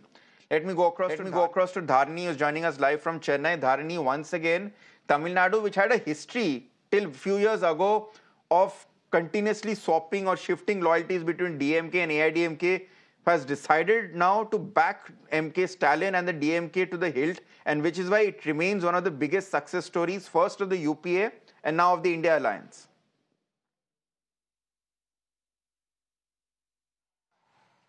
From the latest information on the Election Commission of India's website, we're given to understand that the DMK alliance is leading in all the 40 parliamentary constituencies in both Tamil Nadu and Puducherry. And we also know for a fact that Suresh Gopi of the BJP has won from Kerala, from the Thrissur parliamentary constituency. So this can potentially mean that Tamil Nadu is the only state in South India in which the BJP doesn't, get to win a single seat. Tamil Nadu will become the only state in South India in which the BJP itself doesn't have a member of parliament since Suresh Gopi from Kerala has won in Thrissur. So definitely celebrations are bound to happen in the DMK's headquarters around 5 or 6 p.m. Chief Minister MK Stalin will be coming to the party headquarters around 5 p.m. He'll be holding a press conference in which he'll be thanking the party cadre and the functionaries for their continuous support and hard work. And definitely last time, remember, in 2019, the DMK was able to win 38 seats and, of course, one seat in Puducherry, 39 seats. The only seat that the DMK alliance lost in 2019 was the Theni parliamentary constituency, but this time the DMK alliance's Thanga Tamil Selvan from Theni, he also seems to be taking the lead with a bigger margin. So definitely in all the 40 constituencies in Tamil Nadu and Puducherry combined, the DMK alliance is leading comfortably, and by the end of the day the results will become official. But the cadre they've already started celebrating. Just a few moments back we saw the supporters of DMK in front of the headquarters here bursting crackers and distributing laddus among themselves. Once the Chief Minister comes to the party headquarters around 5:30 p.m., the celebration will become official. After the press conference that he holds, the celebration will become official. And you can see in the visuals over here, the press is all set, media houses, they are starting to pour in to the DMK headquarters, and in another 1 hour from now, the Chief Minister will be here addressing the people of Tamil Nadu and also the people of India, thanking them for their support that they've rendered to the India Alliance altogether so far.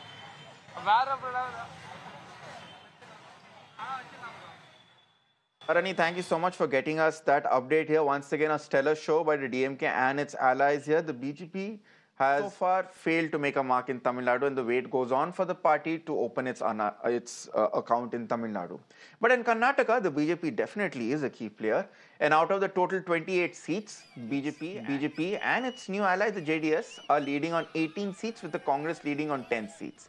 The big story coming in from Karnataka, however, and this is something I can leave my neutral journalist hat aside and say that this is something which is heartening news, that JDS's Prajwal Revana, who is embroiled in the sex scandal case, is trailing by over 40,000 votes in Hassan against the Congress candidature. In Bangalore, Tejasvi Surya is leading a very healthy margin against Congress's Soumya Reddy. Deputy Chief Minister DK Shivakumar's brother DK Suresh is trailing by 265,000 votes against the BJP's Dr. C.N. Manjunath. Let me go across to my senior colleague Deepak, who's joining us from Bengaluru with all the updates. Deepak, the big story, you have been focusing that on South Speak for the past 1 month. Now, yes, elections happened in Prajwal Revana's constituency before the sex scandal came out, but many people said that the knowledge of his exploits was known among the local population for a few days before it made the headlines.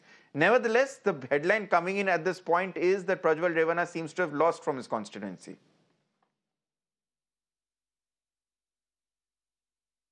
Well, yes, and if you heard the conversation that I had earlier with Mr. Kumaraswamy, it's pretty clear that, he has conceded that Hassan was a mistake in terms of, he says, mistakes have been done and part of the JDS in itself. Now, he's not referring to the tapes here.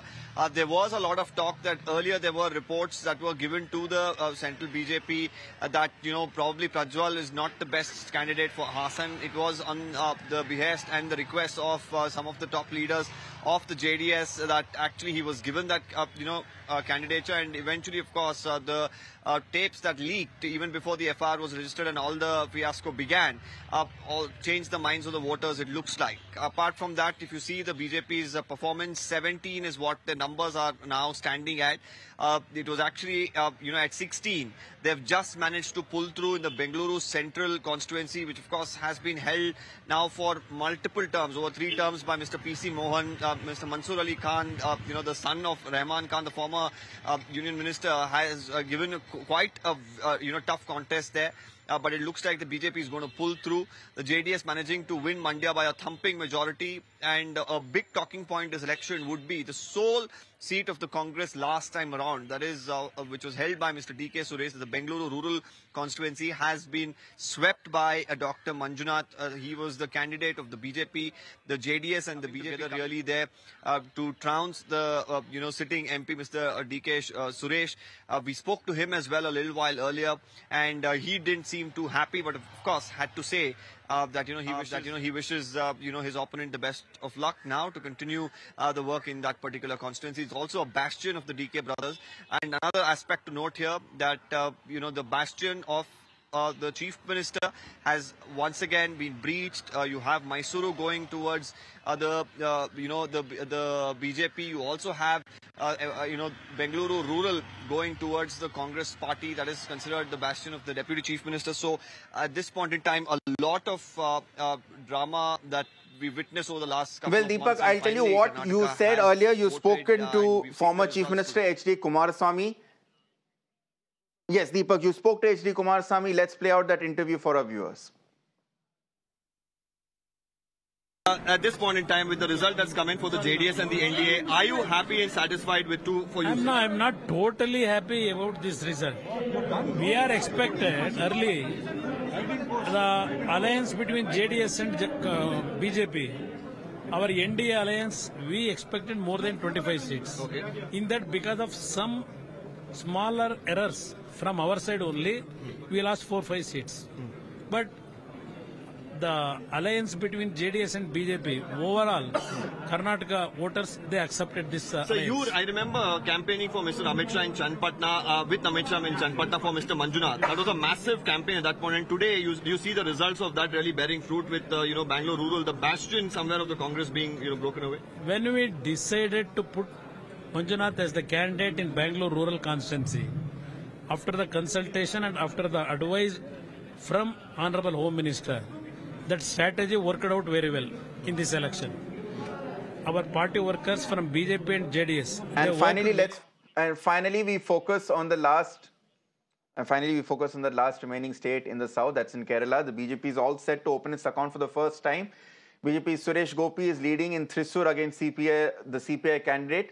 And after the initial hiccups in Thiruvananthapuram, Congress's Shashi Tharoor is now leading with over 14,000 votes against Union Minister Rajiv Chandrasekhar. And we have my colleague Neha who's joining us from Thiruvananthapuram. And without any further ado, let's quickly go across to Neha.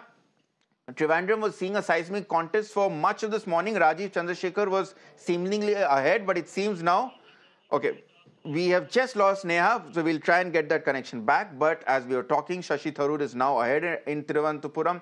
The other big story also from Kerala, Rahul Gandhi, who is the sitting MP from Wayanad, is leading by a mammoth margin of 340,000 votes. These are live visuals coming in from Kerala at this point. A celebration by, of course, the Congress candidate.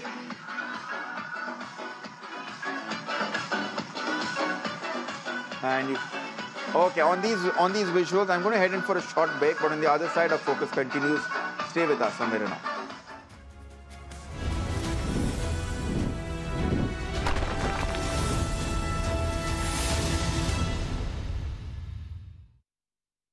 Co-presented by Presenting a Show. You're watching the Urban Debate. Nalo ka pani. Where we try to find answers for all the questions the day has brought with it. A show where instead of easing behind bickering and noise, If we don't start planning for the future, things will only get worse. What has happened in Bangalore is a violation of an individual, a citizen's fundamental right. authorities are forced to commit and respond on issues. Good conduct, assume for a moment it was so, but that is not the sacrosanct criteria. Have to follow the constitution. State government of Karnataka is very clear, saying that the civic authorities have been involved in road apathy where the road accident has happened. So we can together improve our urban reality. The Urban Debate with Shreya Dhondia, weeknights at 8 p.m. only on Mirror Now.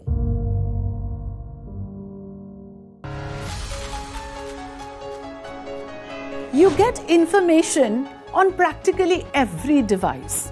What you don't get is the correct context. We often miss the wood for the trees. On Nation Tonight, we come with the promise of giving meaning to the information, taking you through the day's biggest events that define the state of the nation. With me at 9 p.m. on Nation Tonight.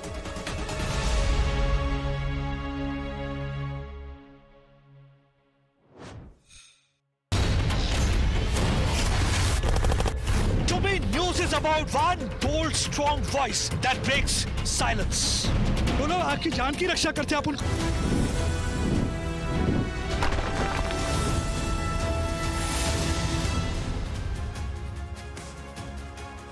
And we've got breaking news coming in at this point. As the celebrations have begun in the Congress camp, as it is doubled almost its 2019 tally. And it seems to be heading a reasonably successful show by the India camp. Congress celebrations have begun, and the big news coming in, Rahul Gandhi and Mallikarjun Kharge, the Congress president, are set to address the media. And they're expected to brief the media at 5:30 p.m. That's the big story coming in. Of course, we will be covering it and tracking the fallout from that. But it's time for a short break. On the other side, we join you back with more news and updates. Stay tuned to Mirror Now. Stay tuned to Mirror Now.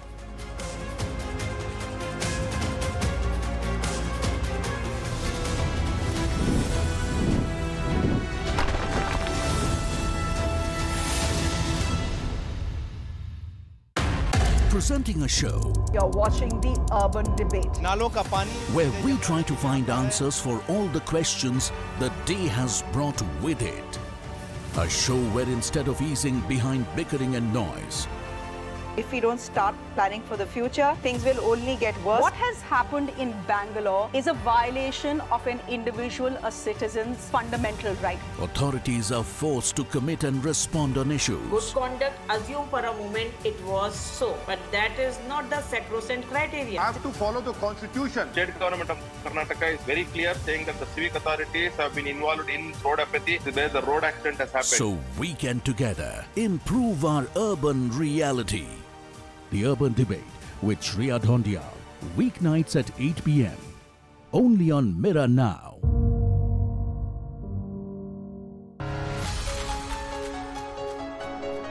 You get information on practically every device.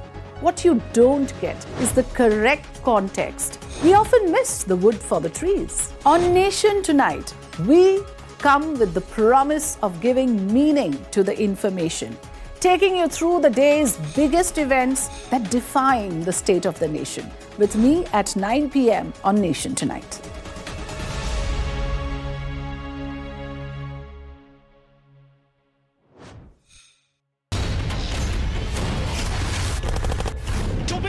Is about one bold, strong voice that breaks silence.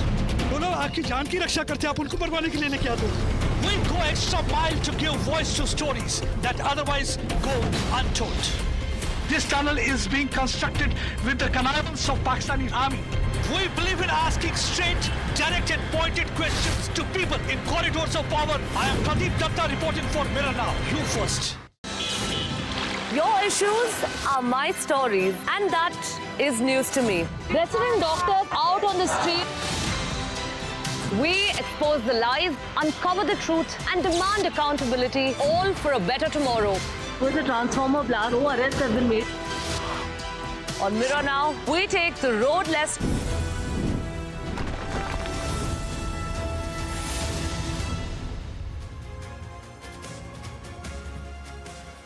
Hello, welcome. You're watching our special continuous coverage on the Lok Sabha election results. Numbers are still trickling in. Leads have been coming in, but so far the picture is clear. There is no 400 par for the NDA. In fact, it's fallen short of 300. We'll get you more on that. We'll also get you what else is happening in the India bloc front. It's been a good day for the opposition India bloc, doing well across the country. But let's quickly first, before all of this, get you the headlines that we're tracking at this hour. Forget 400 par, the NDA falls short of 300. The BJP fails to reach the majority mark on its own. Now it is dependent on its allies. The India bloc alliance Dharma kicks off to a rollicking start. Over 230 seats certain. All exit poll predictions crushed today. Major upset for the Bharatiya Janata Party in its key bastion Uttar Pradesh. Samajwadi Party cycle in cruise control mode. The Congress makes a comeback in the Hindi heartland states. Shehzadas Akhilesh Yadav and Rahul Gandhi shine. After big gains, all eyes on the kingmakers, Chandrababu Naidu of the TDP and JDU's Nitish Kumar. Will they stick with the BJP? The BJP decimates Naveen Patnaik's 24-year rule in Odisha, with the state emerging as a ray of hope for the Saffron Party amid the Lok Sabha election upset. The Bharatiya Janata Party emerges as the single largest party, all set to form the government in the state. With battle lines redrawn, voters decide the real Sena and the NCP in Maharashtra. Opposition Mahavikas Aghadi leads on 27 seats in Maharashtra. Mahayuti experiment fails in the key state. Split in factions results in split in votes.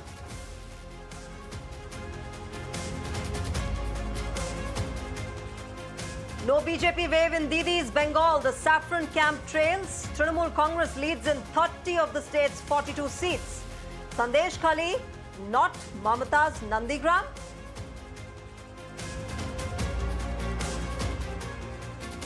The contest in Manipur heats up. Congress takes significant lead on both in the strife-torn state.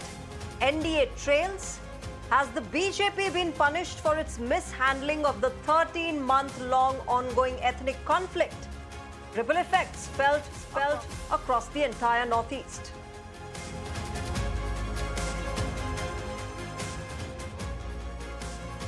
After a bloodbath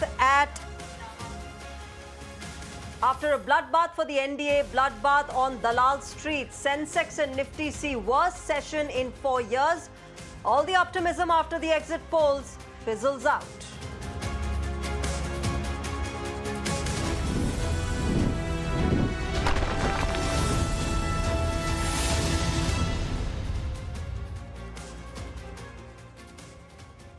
It has been a roller coaster of a verdict day, and guess what? 8 hours since the ballot box was opened, we still don't have an idea on who is where at the poll position. The BJP-led NDA was projected to surpass their 2019 tally of 350 by almost all the pollsters. Some exit polls even predicted 400 par dream to come true.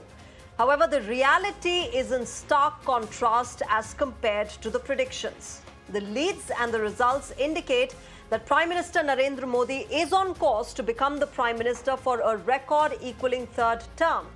The NDA has the numbers on their side. However, unlike 2014 and 2019, the future of the Bharatiya Janata Party is now in the hands of two alliance partners, that's Chandrababu Naidu and Nitish Kumar, both notoriously famous for switching sides as per their political convenience.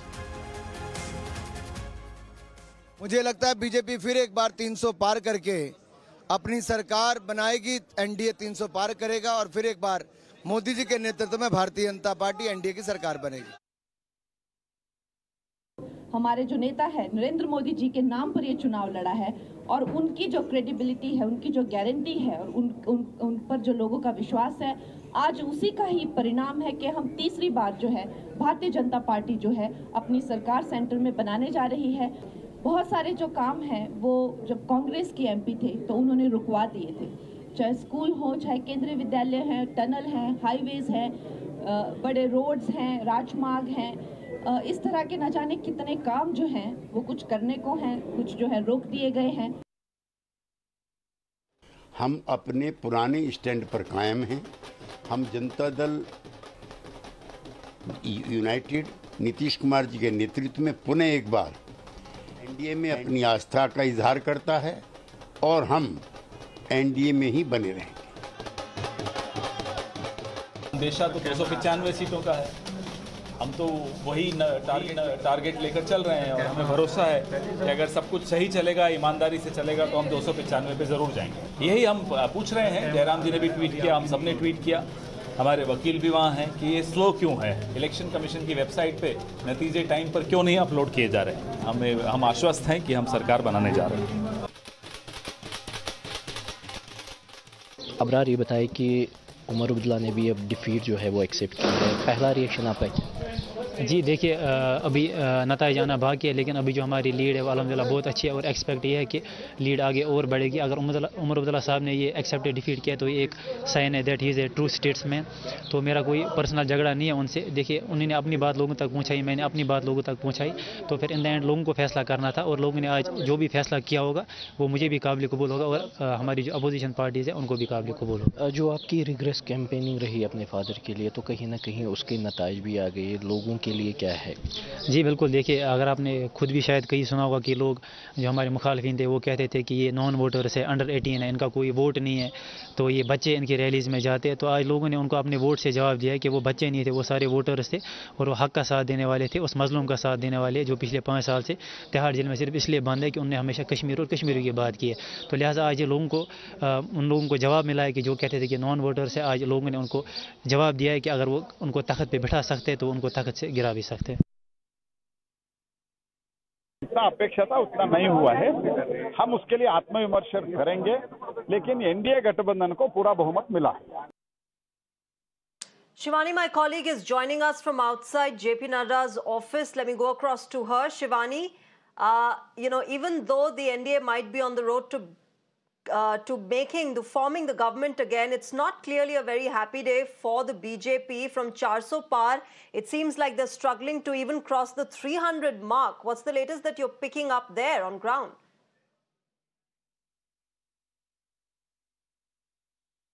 See, at JP Nadda's residence, a crucial meeting is happening right now with Rajnath Singh and Amit Shah inside, and BL Santosh is also there. So they are strategizing upon the future course of action, what the party will be doing next, although their numbers are quite not as they had expected. The call of Ki Baar 400 Par has not translated well on ground, while the India bloc is quite excited with a very good lead in terms of the number of seats. So now the strategies are beginning in both the camps, and in fact the possibilities to get in touch with the leaders like Chandrababu Naidu for India bloc and for like Nitish Kumar has also begun. On the other hand, the BJP camp is forming its strategy for the next course of action, what will happen, and as the numbers will be getting finalized soon, the BJP will also discuss what is to be done next. All right, Shivani, thanks very much for joining us with those details. Let's see what transpires, what comes of that crucial meeting that is being held at JP Nadda's residence with the top leadership of the Bharatiya Janata Party present there. A lot of introspection, of course, that is needed by the BJP as well as the entire NDA today with the numbers that are trickling in since early morning today. Let's now try and decode what led to this earth-shattering rise of the India bloc and this shocking fall of the Bharatiya Janata Party. Starting with Uttar Pradesh, which has been the fortress of the BJP from 2014 to 2019, and further, every pollster predicted 70 seats or thereabouts for the BJP-led NDA, while they predicted the India bloc to struggle to even get double figures there. The verdict, however, has stunned all of us. Akhilesh Yadav Samajwadi Party has turned out to be the king of these elections. They're winning more seats than ever, and even the BJP on their own could actually manage. The Congress, for all their past frailties, has performed admirably as well. They are on course to win 7 seats there, including the coveted Amethi seat, which went the BJP way back in 2019 when Smriti Irani defeated Rahul Gandhi. However, this time, long-time Gandhi loyalist KL Sharma is the giant killer. He is on course to defeat Smriti Irani. Amethi की जीत जो है गांधी परिवार और यहाँ की जनता की जीत है, ठीक है। ये उन्हीं को समर्पित है। अगर जीतते हैं, अभी तो काउंटिंग चल रही है वैसे, तो अभी 14-15 राउंड की रिजल्ट आया जो, उसमें मेरा ख्याल शायद 1 लाख प्लस हो गया, ठीक है। मैं तो एक मतलब है तो कैंडिडेट बन के घूमता रहा इनके बीच में, लेकिन असली काम तो यहाँ की जनता ने किया। और प्रियंका जी ने मेरे लिए बहुत किया यहाँ आके, और राहुल जी ने मेरे लिए किया, और खड़गे जी भी आए। My colleague Vinod is joining us on the broadcast with more on this. Vinod, ये तो बहुत ही बड़ा सरप्राइज था। स्मृति ईरानी एक तरह से ट्रेल कर रही हैं किशोरी लाल शर्मा के अगेंस्ट। जब इनका केएल शर्मा का कैंडिडेचर नॉमिनेशन जब अनाउंस हुआ था, तब ये माना गया था कि ये तो एक बैटल वन है, स्मृति ईरानी यहाँ से जीत गई। बट क्लियरली वोटर्स ने कुछ और ही मैसेज दिया आज। बिल्कुल, सिर्फ अमेठी नहीं, अगर हम ट्रेलिंग की बात करें तो अयोध्या भी एक ऐसी सीट है जो सबसे इम्पोर्टेंट सीट मानी जाती थी इस लिहाज से कि कुछ ही महीनों पहले जो है वहां पे प्राण प्रतिष्ठा हुई थी। वहां भी बीजेपी ट्रेल कर रही है। जो नतीजे दिख रहे हैं फिलहाल, जो इम्पोर्टेंट सीट्स थी उत्तर प्रदेश में, उन सब मैक्सिमम सीटों पर बीजेपी अभी इस वक्त ट्रेल कर रही है। जो बड़े कैंडिडेट्स उनके थे, जितने सेंट्रल मिनिस्टर्स थे, चाहे वो अजय मिश्रा उर्फ टेनी हो, वो ट्रेल कर रहे हैं वहां से।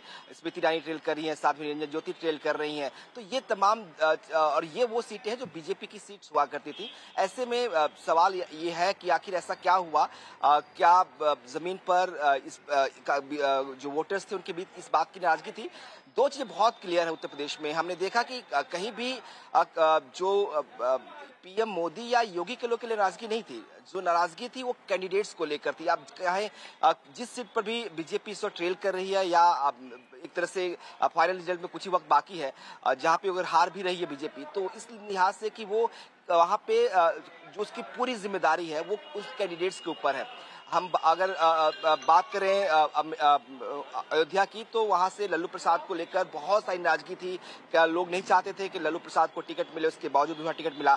बस्ती बीजेपी हार रही है, बगल की सीट है, बिल्कुल सटा हुआ अयोध्या का क्षेत्र है, जो बीजेपी लगातार 2 बार वहां जीती। हरीश द्विवेदी को इस बार दोबारा मौका मिला। बीजेपी वहां के लोग नहीं चाहते थे, लोकल नेतृत्व तो नहीं चाहता था कि उनको टिकट मिले, उसके बावजूद उनको टिकट दिया गया।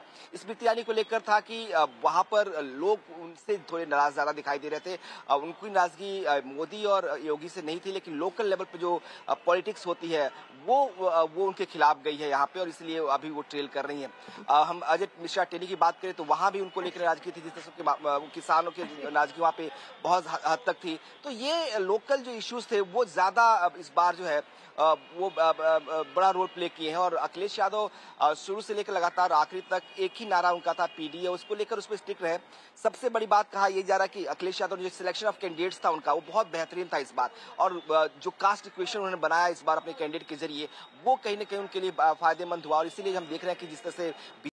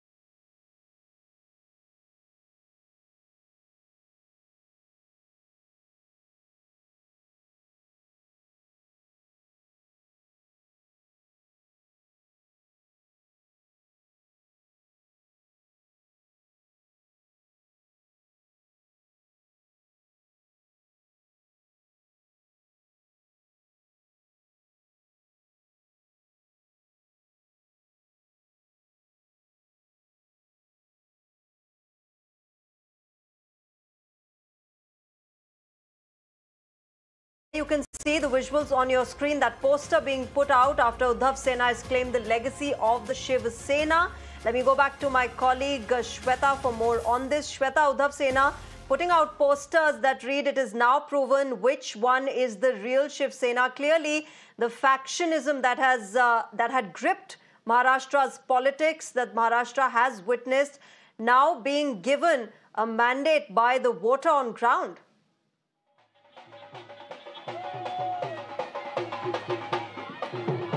Sorry, I just couldn't hear you properly. Can you please repeat the question, as there's a lot of noise around? I couldn't hear you.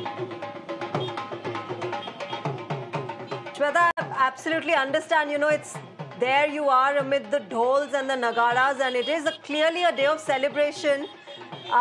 But what we are getting our viewers is that the Uddhav Sena camp has now claimed the legacy of what they're calling the real Shiv.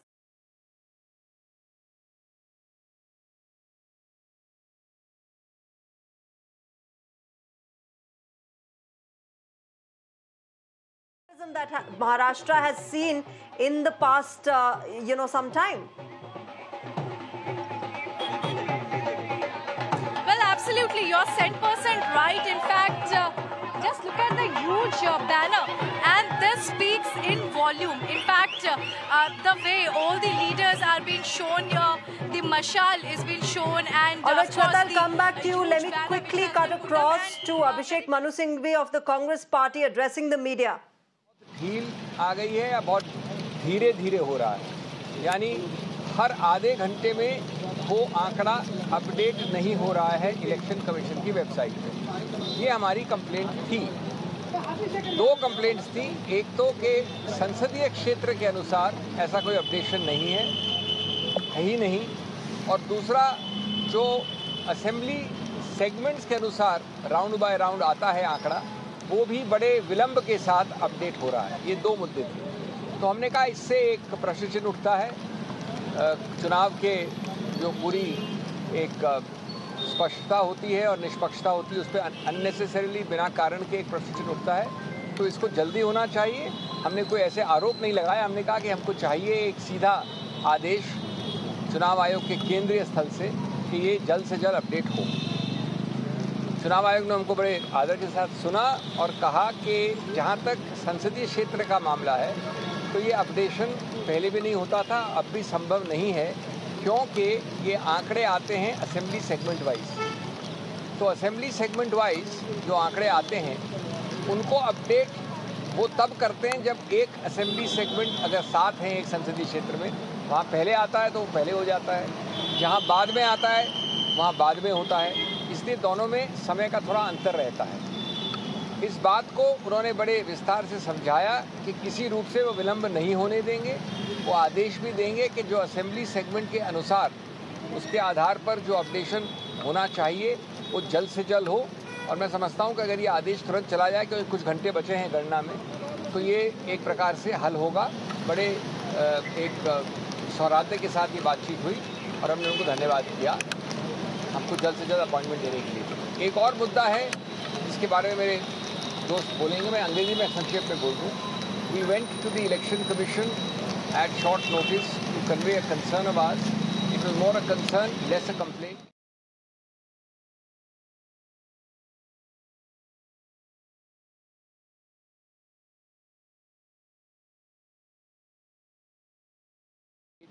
Round by round in terms of votes counted and the results of that round. However, it was clarified that it is done assembly segment wise. As you know, these are not assembly elections, but the statistics are counted and updated assembly segment wise. So if a parliamentary constituency has averaged 7 assemblies, then it is done each round in each assembly segment wise. Now the problem was explained to us is that different assembly segments follow different speeds of counting and also of updation, which is why there is a lack of synchronism for the parliamentary constituency as a whole. In any case, the Election Commission has assured us that without all this technicality, they are again going to give very strict instructions that counting and updation round-wise at the assembly segment level shall be the fastest and the most prompt as possible.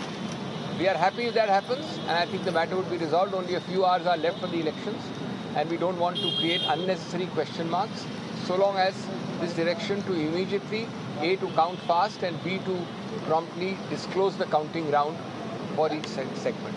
There is a second issue, my friend will address you on that, about Sonipat. जी आप सबका स्वागत है। धन्यवाद सिंघवी जी। एक छोटा लेकिन महत्वपूर्ण एक विषय था, एक छोटा परंतु महत्वपूर्ण एक विषय था, और वो सोनीपत पार्लियामेंट्री कॉन्स्टिट्यूंसी के संबंध में था। वहाँ 2 असेंबली सेगमेंट्स हैं, एक सफ़ेदों है और दूसरा है बड़ौदा। वहाँ पर 2 बूथ्स ऐसे थे जहाँ पर ये कहा जा रहा था कि वो ईवीएम्स बिगड़ गए हैं और इसलिए वो काउंटिंग नहीं हो पा रही है। तो हमको ये बताया गया, उन्होंने कहा कि नहीं, जहाँ भी ऐसा होता है तो वो स्लिप्स की काउंटिंग कर दी जाती है, और अगर नहीं भी हुआ हो तो जब अंतर आता है, अंत में जो अंतर आता है, अगर वो कम हो तो उन स्लिप्स की काउंटिंग जो है वो पक्की कर दी जाती है, ताकि कहीं पर ये संदेह ना रहे कि पूरे वोट काउंट नहीं हो पाए। हमने उनसे आग्रह किया कि इसको चेक कर लें, रिपोर्ट मंगा लें, ताकि कोई संदेह ना बचे और वहाँ के लोग जिन्होंने हमको ये बात पहुँचाई थी वो संतुष्ट हो जाएं। It's a small thing but an important thing, because although only 2 booths are involved, 2 booths of 2 constituencies in Sonipat parliamentary constituency, one is Baroda and the other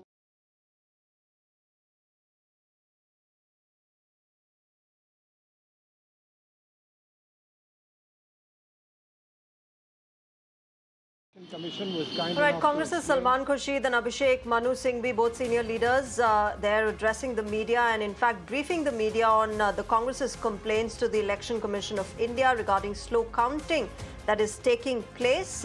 We'll keep getting you more details on this, but right now we're slipping into a short break. News and updates will continue on the other side. Remember, on Mirror Now, we're getting you minute-to-minute updates of the Lok Sabha election results.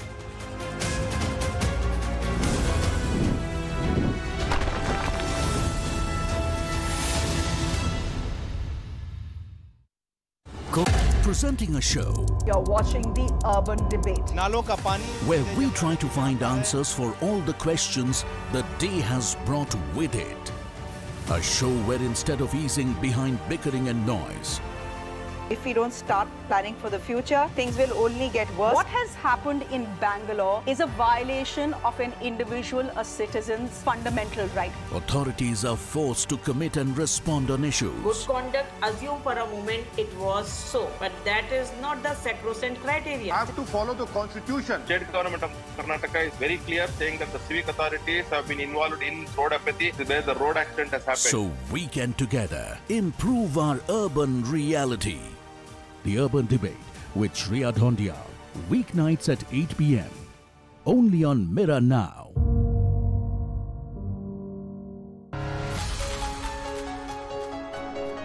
You get information on practically every device.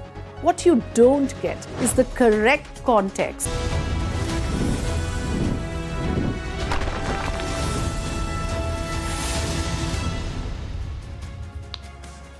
You're watching our continuous coverage of the Lok Sabha election results. Lots of twists and turns that have been happening since early morning. And another giant killer in this topsy-turvy verdict day is the Trinamool Congress in West Bengal. Every single pollster predicted the Bharatiya Janata Party to win more seats than Mamata Banerjee's party in West Bengal this time. However, not only has the TMC managed to keep hold of the seats that they had in 2019, they've also outperformed themselves. Mamata's party is on course to win 30 seats, while the BJP is leading in a mere 11 seats in the state.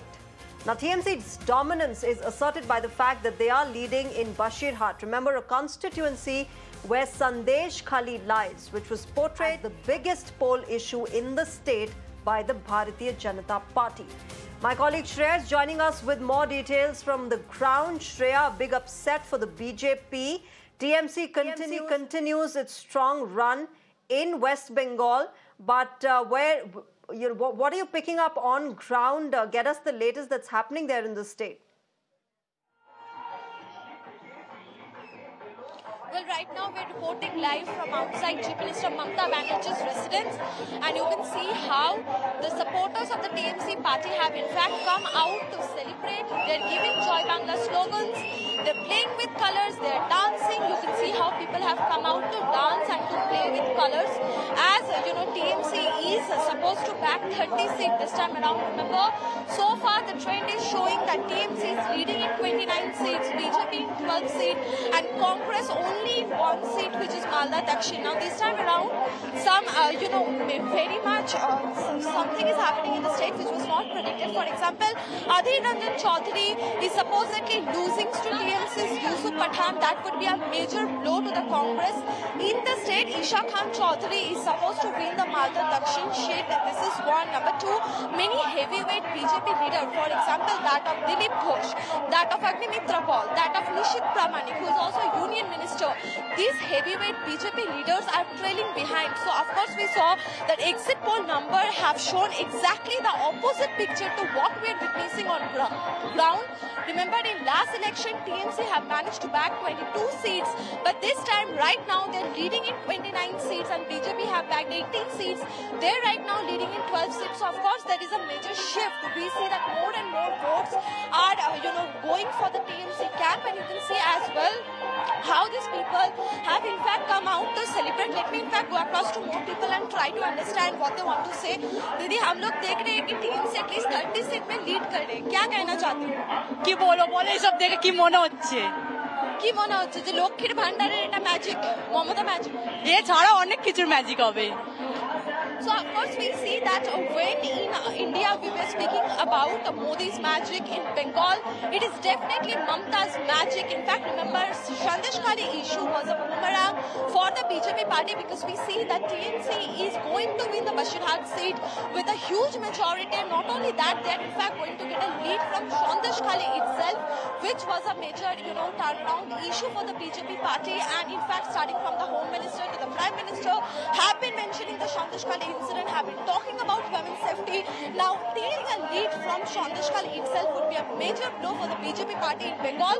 Now, as TMC is looking to win Bengal once again, you can see how celebration is happening outside the Chief Minister's residence in Bengal. We are right outside Kalighat at this point in time. Shreya, I know where you are. There are a lot of celebrations taking place. But if you could hear me, you mentioned Sandesh Kali, and a very important point there. Clearly, the BJP's push of women's safety in Sandesh Kali, that issue being rejected by the voters with the TMC candidate winning from there. What has been really, the sentiment on ground? What are the women saying there? Clearly, the BJP's women's safety issue has not been accepted by the people on ground.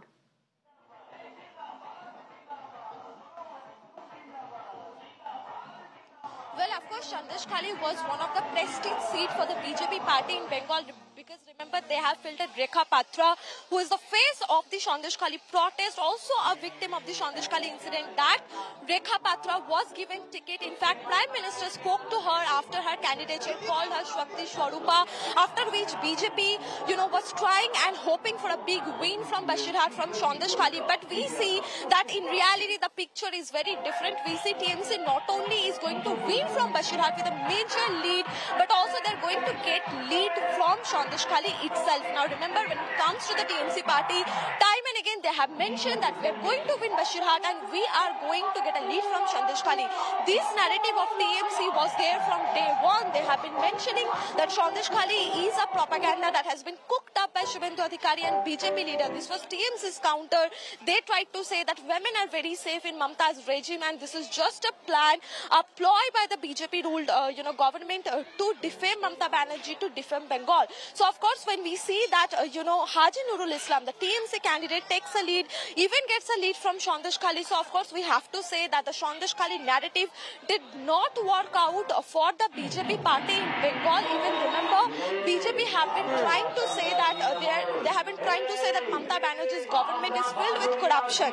This thing was another poll, issue for the BJP party, where they tried to say that Bengal government is a government tainted with corruption, but also that narrative have clearly failed when it comes to the state of West Bengal. Right, Shreya. So clearly we'll have have to see, BJP, in fact, will have to introspect a lot when it comes to West Bengal. Thank you very much, Shreya, for joining us at the moment and getting us all those ground reports. Let's also quickly get you the breaking news regarding a very important man in this verdict today, Chandrababu Naidu. The India bloc has moved to woo Chandrababu Naidu. Congress has announced if the India bloc comes to power, it will give special status to Andhra Pradesh.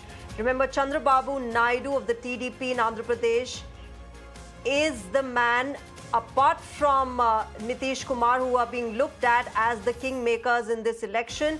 Let me go across to my colleague Niyamika, who's joining us with more on this. Niyamika, the process has begun. The opposition India bloc now moving to woo Chandrababu Naidu. They've also said that if India bloc comes to power, they will give special status to Andhra Pradesh, something that the political leadership in the state and the people have been vying for.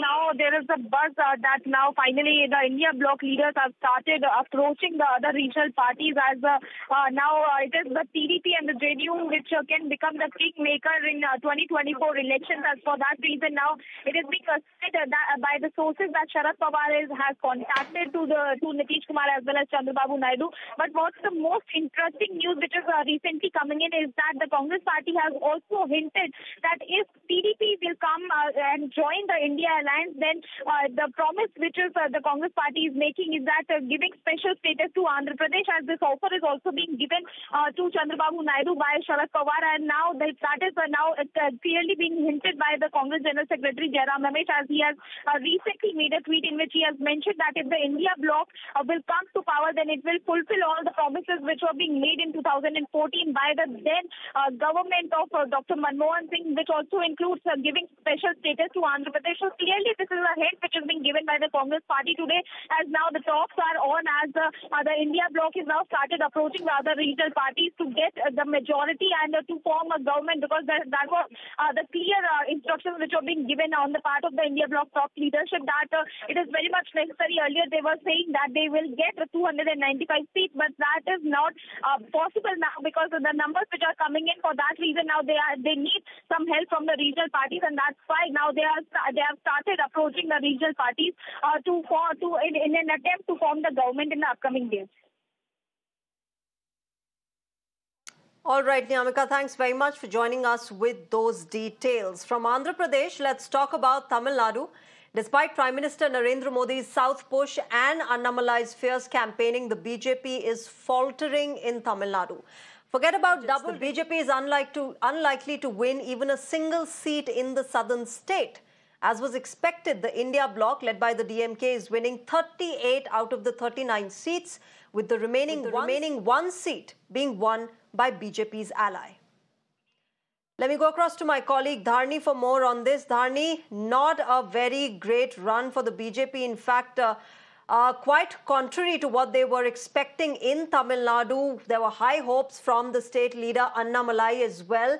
But clearly the opposition India bloc, led by the DMK, winning this, most of the seats, 38 out of 39. That's a great show by the opposition there in the state.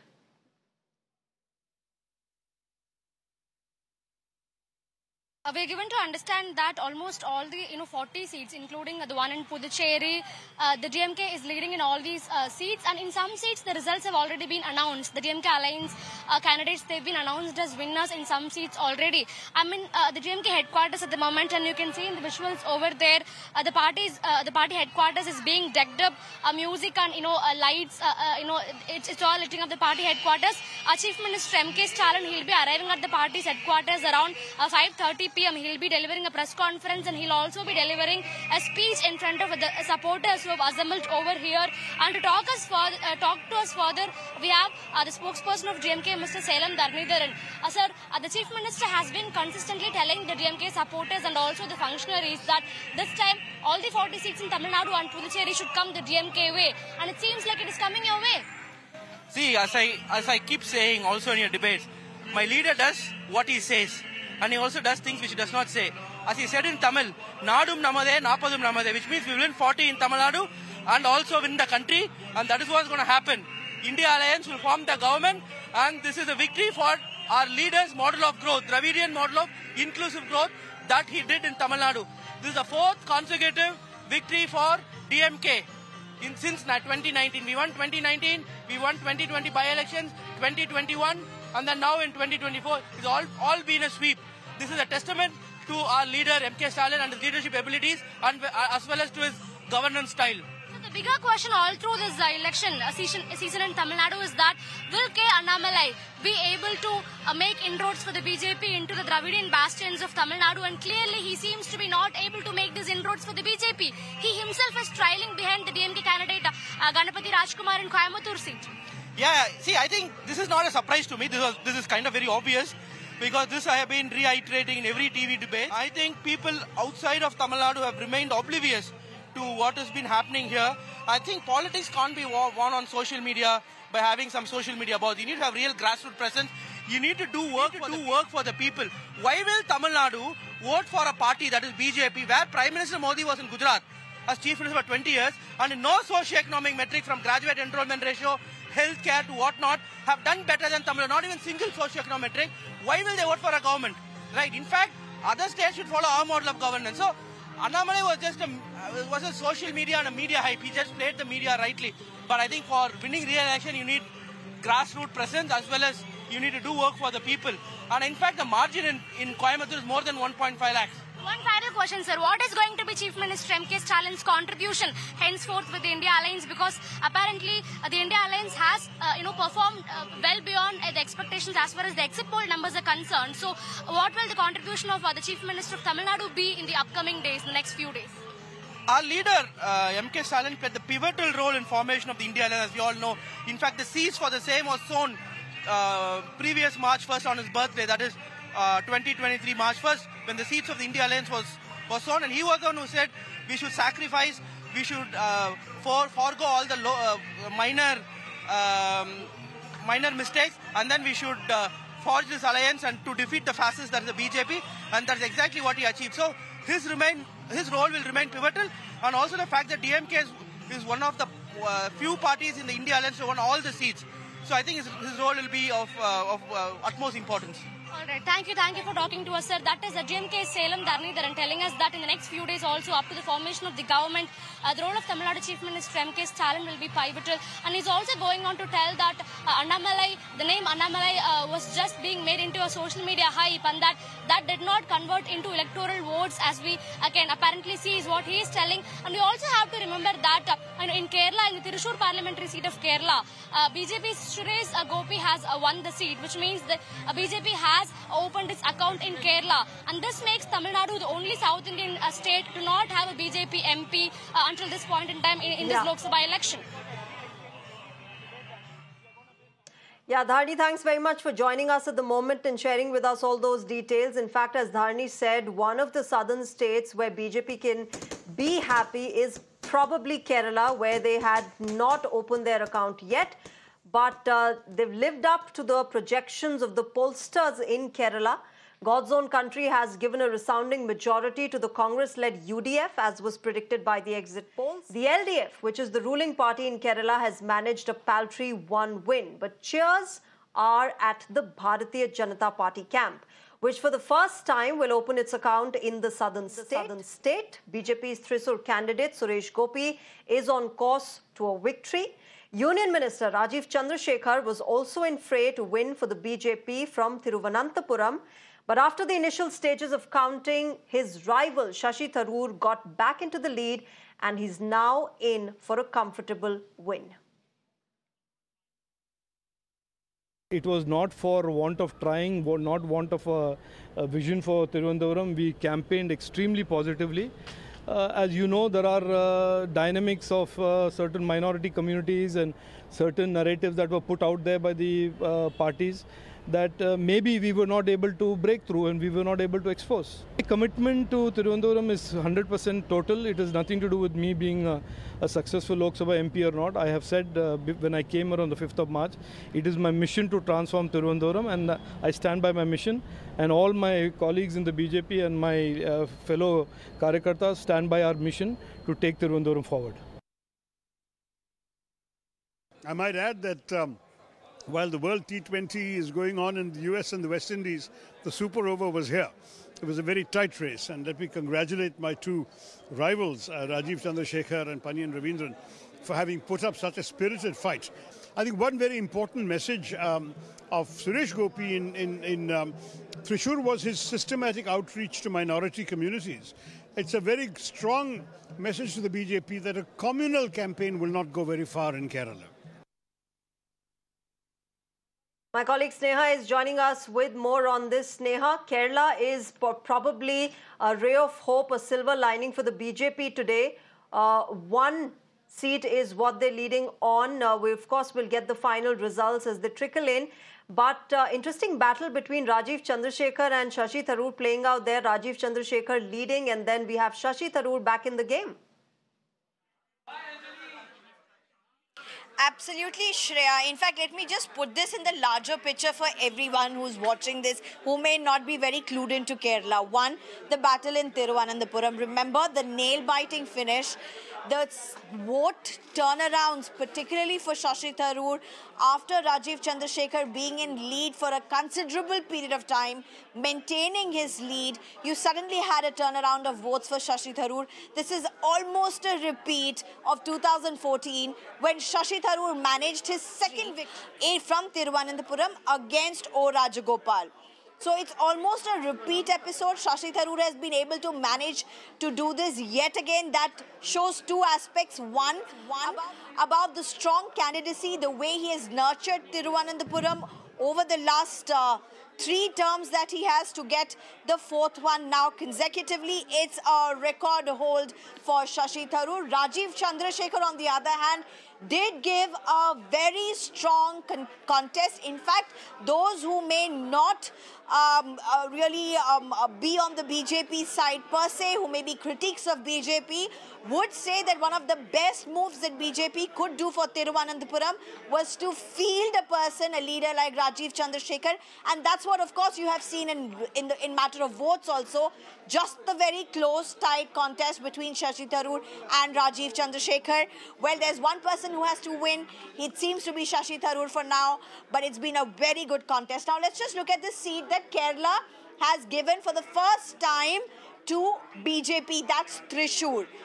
Must say, Suresh Gopi has won the first. He's going to be the first elected MP from Kerala, but it's not the first time that he has contested. He has contested before. He has lost seats before.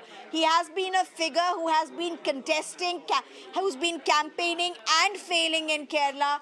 This time he has won it, and he has won it in style. When I say that, he has won it against 2 political veterans.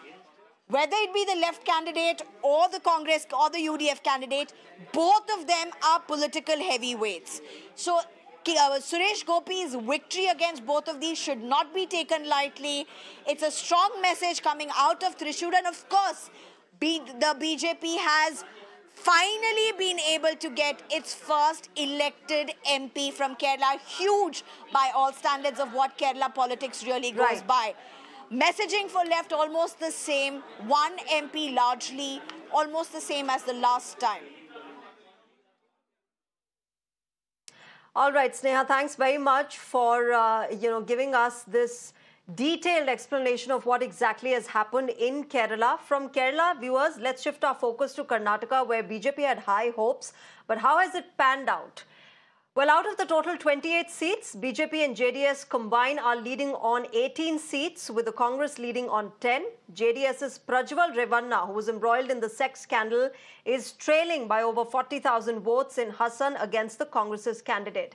However, the biggest shock from Bangalore rural, where Deputy Chief Minister DK Shivakumar's brother, DK Suresh, has conceded to his BJP rival and accepted defeat.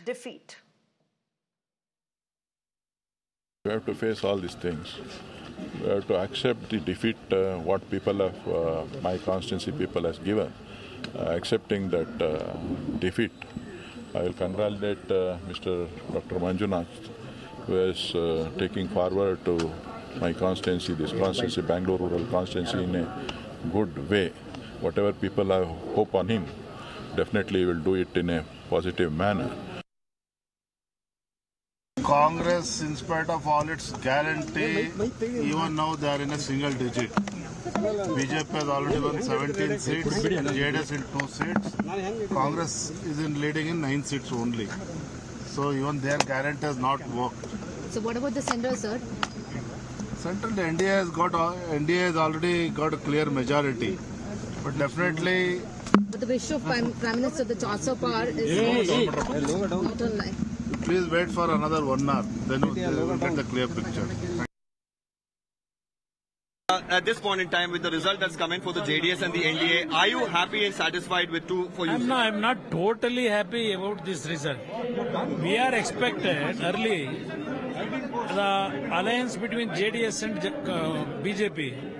Our NDA alliance, we expected more than 25 seats. Okay. In that, because of some smaller errors from our side only, we lost 4-5 seats. But the alliance between JDS and BJP, overall, Karnataka voters, they accepted this So I remember campaigning for Mr. Amit Shah in Chandpatna, with Amit Shah in Chandpatna for Mr. Manjunath. That was a massive campaign at that point. And today, you see the results of that really bearing fruit with, Bangalore Rural, the bastion somewhere of the Congress being, broken away. When we decided to put Manjunath as the candidate in Bangalore Rural Constituency, after the consultation and after the advice from Honorable Home Minister, that strategy worked out very well in this election. Our party workers from BJP and JDS, they worked very hard to get this Bangalore Rural Constituency. With huge margin, we are getting that seat. That strategy worked out very well. Last question for Hassan, sir. How do you really look at that? Hassan, that result, some mistake is done by us also. But future days we will say. So what do you think is the mistake? Actually, people, our party workers, at that time they are not happy with some development in Hassan. For that they advised us several issues, but some error by taking some decision. Do you think the selection of the candidate, sir? But because of that error, we lost the election. Sir, congratulations. From southern India, let's talk about North India, shifting focus to Haryana now, which has been under political turmoil ever since the BJP snapped ties with its ally JJP.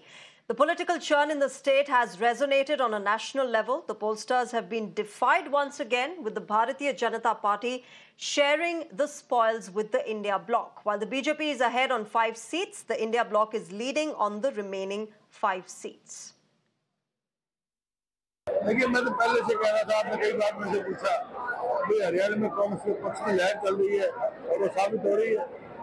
तो BJP दावा कर रही थी 381 seat आने में, तो क्या कमी रही बीजेपी की नहीं आपने देख लिया हरियाणा में तो बिल्कुल साफ है वो जो पक्ष में लहर चल रही। मैंने क्लीन स्वीप की बात की थी, 1-8 सीट छोड़ के अब कांग्रेस जीतने जा रही है।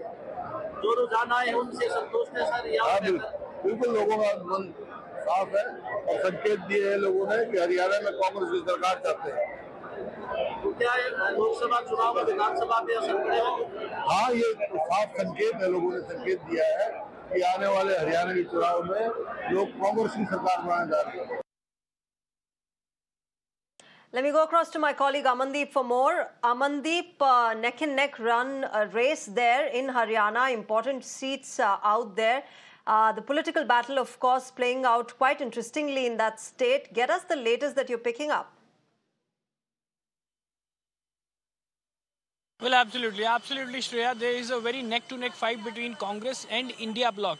And in fact, some of the key seats that turned out to be the most prominent and most close fight seats. And in fact, Karnal, Khattar won by the largest margin. And even Sirsa's seat, Kumari Shailja has taken over of the Congress party. And in fact, Rohtak seat, obviously, Dipender Hooda has taken over. But there are certain other seats which remain in the close fight between Congress as well as BJP. But in this entire scene, Shreya, JJP is nowhere, INLD is nowhere, all the allies has been reduced, and in fact it was a direct fight just because Indy bloc has given 1 seat to Aam Aadmi Party of Kurukshetra. He was earlier in the fight, but later Naveen Jindal from BJP has taken over the constituency and in fact leading from that seat as well. And on the other side, the Congress is claiming and Congress is witnessing this entire situation for the next assembly elections, and Bhupender Singh Hooda's claim is that he is just concentrating waiting on the assembly just few months after the Lok Sabha results as well.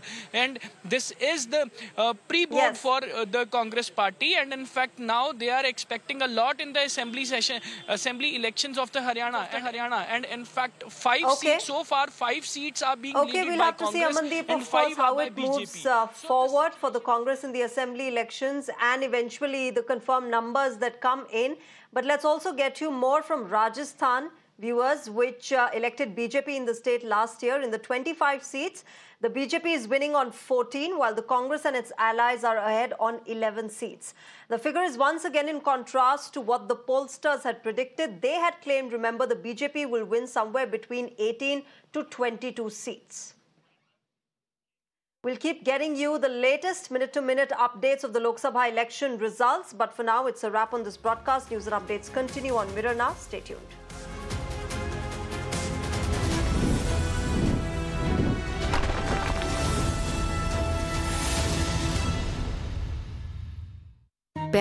Presenting a show. You're watching the Urban Debate.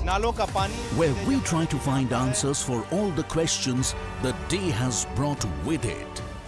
A show where instead of easing behind bickering and noise, if we don't start planning for the future, things will only get worse. What has happened in Bangalore is a violation of an individual, a citizen's fundamental right. authorities are forced to commit and respond on issues. Good conduct, assume for a moment it was so, but that is not the sacrosanct criteria. Have to follow the constitution. State government of Karnataka is very clear, saying that the civic authorities have been involved in road apathy where the road accident has happened. So we can together improve our urban reality.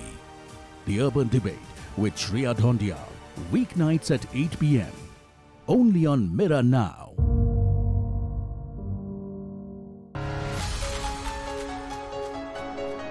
You get information on practically every device. What you don't get is the correct context. We often miss the wood for the trees. On Nation Tonight, we come with the promise of giving meaning to the information, taking you through the day's biggest events that define the state of the nation. With me at 9 p.m. on Nation Tonight.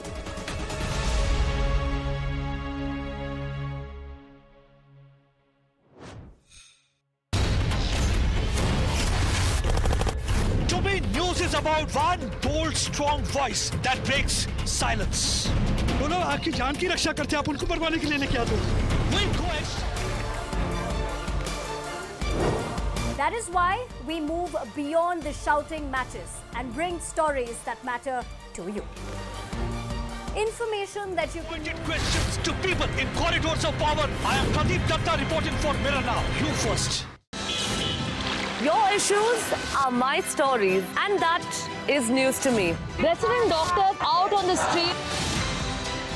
We expose the lies, uncover the truth, and demand accountability, all for a better tomorrow. With a transformer blast, no arrests have been made. On Mirror Now, we take the road less traveled, fight all odds, risk everything, only to highlight your plight.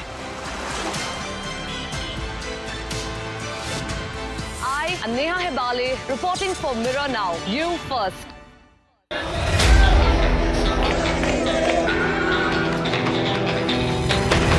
From politicians' dharna to citizens' agitation, for us, every issue is of equal importance. We at Mirror Now report from the ground on the issue that interests you, that impacts you. Government doesn't have that willpower.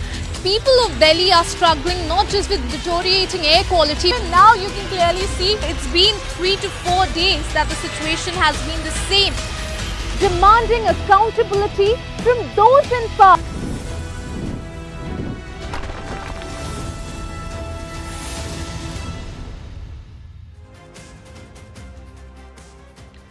Good evening and welcome, and what a day it has been so far, and we are still a long way away from it ending. We hope you have been enjoying our election coverage as much as we have enjoyed bringing it to you so far. But in case you've just joined us, welcome. I'm Ritangshu Bhattacharya. Let's begin with the top headlines at this hour. Forget 400 par, NDA falls short of 300. BJP fails to reach a majority mark on its own, now desperate and dependent on its allies. India Bloc Alliance Dharma kicks off to a rollicking start. Over 200 seats seem to be certain. All exit poll predictions have been unanimously trashed.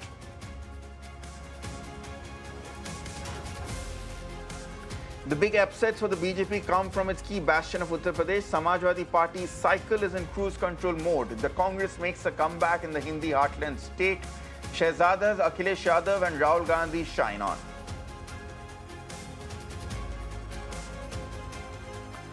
After big gains, all eyes are on kingmakers Chandrababu Naidu of the TDP and JDU's Nitish Kumar. Will they stick on with the BJP they have dumped before over Narendra Modi?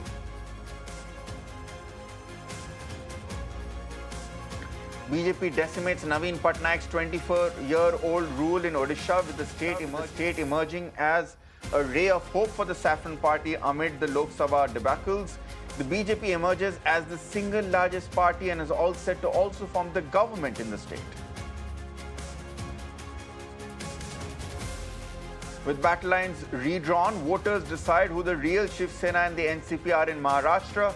It's the opposition Mahavikas Aghadi that leads in on at least 27 seats in the state. The Mahayuti experiment fails. There's a split in factions, and as a result, there's a split in votes as well. Against exit poll predictions, there is no BJP wave in West Bengal. The saffron camp trails as the TMC leads in around 30 of the state's 42 seats. Sandesh Khali does not turn out to be Mamta's Nandigram moment.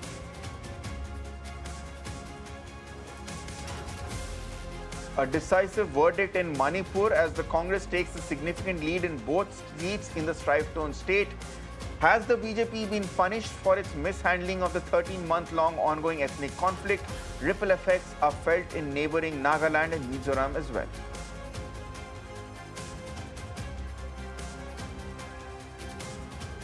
And Khalistani sentiment gets an electoral mandate. Separatist Amritpal Singh, who is in jail over the National Security Act, is leading by over 1.5 lakh votes in Punjab's Khadur Sahib.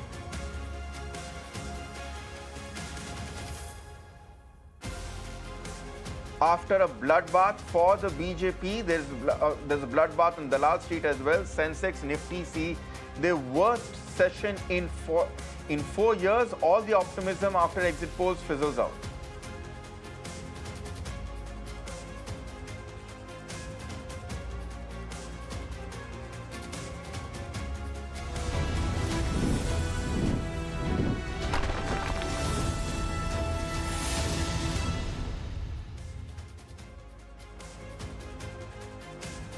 It has been, of course, a roller coaster of emotions, of numbers, and of fortunes on verdict day so far. The BJP-led NDA were projected to surpass their 2019 tally of 350 by almost all exit pollsters. Some pollsters had even expressed confidence that the Prime Minister's claim of 400 par will come true. The reality so far, as you can see in the bottom of your screens, is in stark contrast to what was compared in the prediction. The leads and results indicate that Narendra Modi is on course to become a Prime Minister for a record equaling third term. There's no disputing that. He will likely come back as Prime Minister because the NDA has the numbers on this side. As you can see, they have 294. Currently, that number's been oscillating in the 290s for much through the day, and that's clearly above the 272 mark required for majority. However, unlike 2019, unlike even 2014, the future of the BJP and the fate of the Narendra Modi government is in the hands of its allies, specifically two alliance partners who have done very well this time. Chandrababu Naidu, who's set to be Andhra Pradesh Chief Minister because he's done well in the Andhra state elections as well, and Nitish Kumar, who's already Bihar Chief Minister. Both these leaders have a track record of switching sides and have dumped the BJP before over Narendra Modi. So what do the 2024 polls mean for India's netas? Let's look at what it means to the key leaders and the big faces of this election. First, let's focus on what it means to Prime Minister Narendra Modi. There is no doubting the fact that this result is a big dent on Prime Modi because this election was fought in the Prime Minister's name. And as a result, Modi ki guarantee has failed to take BJP home to its 400 level mark or its 400 level target.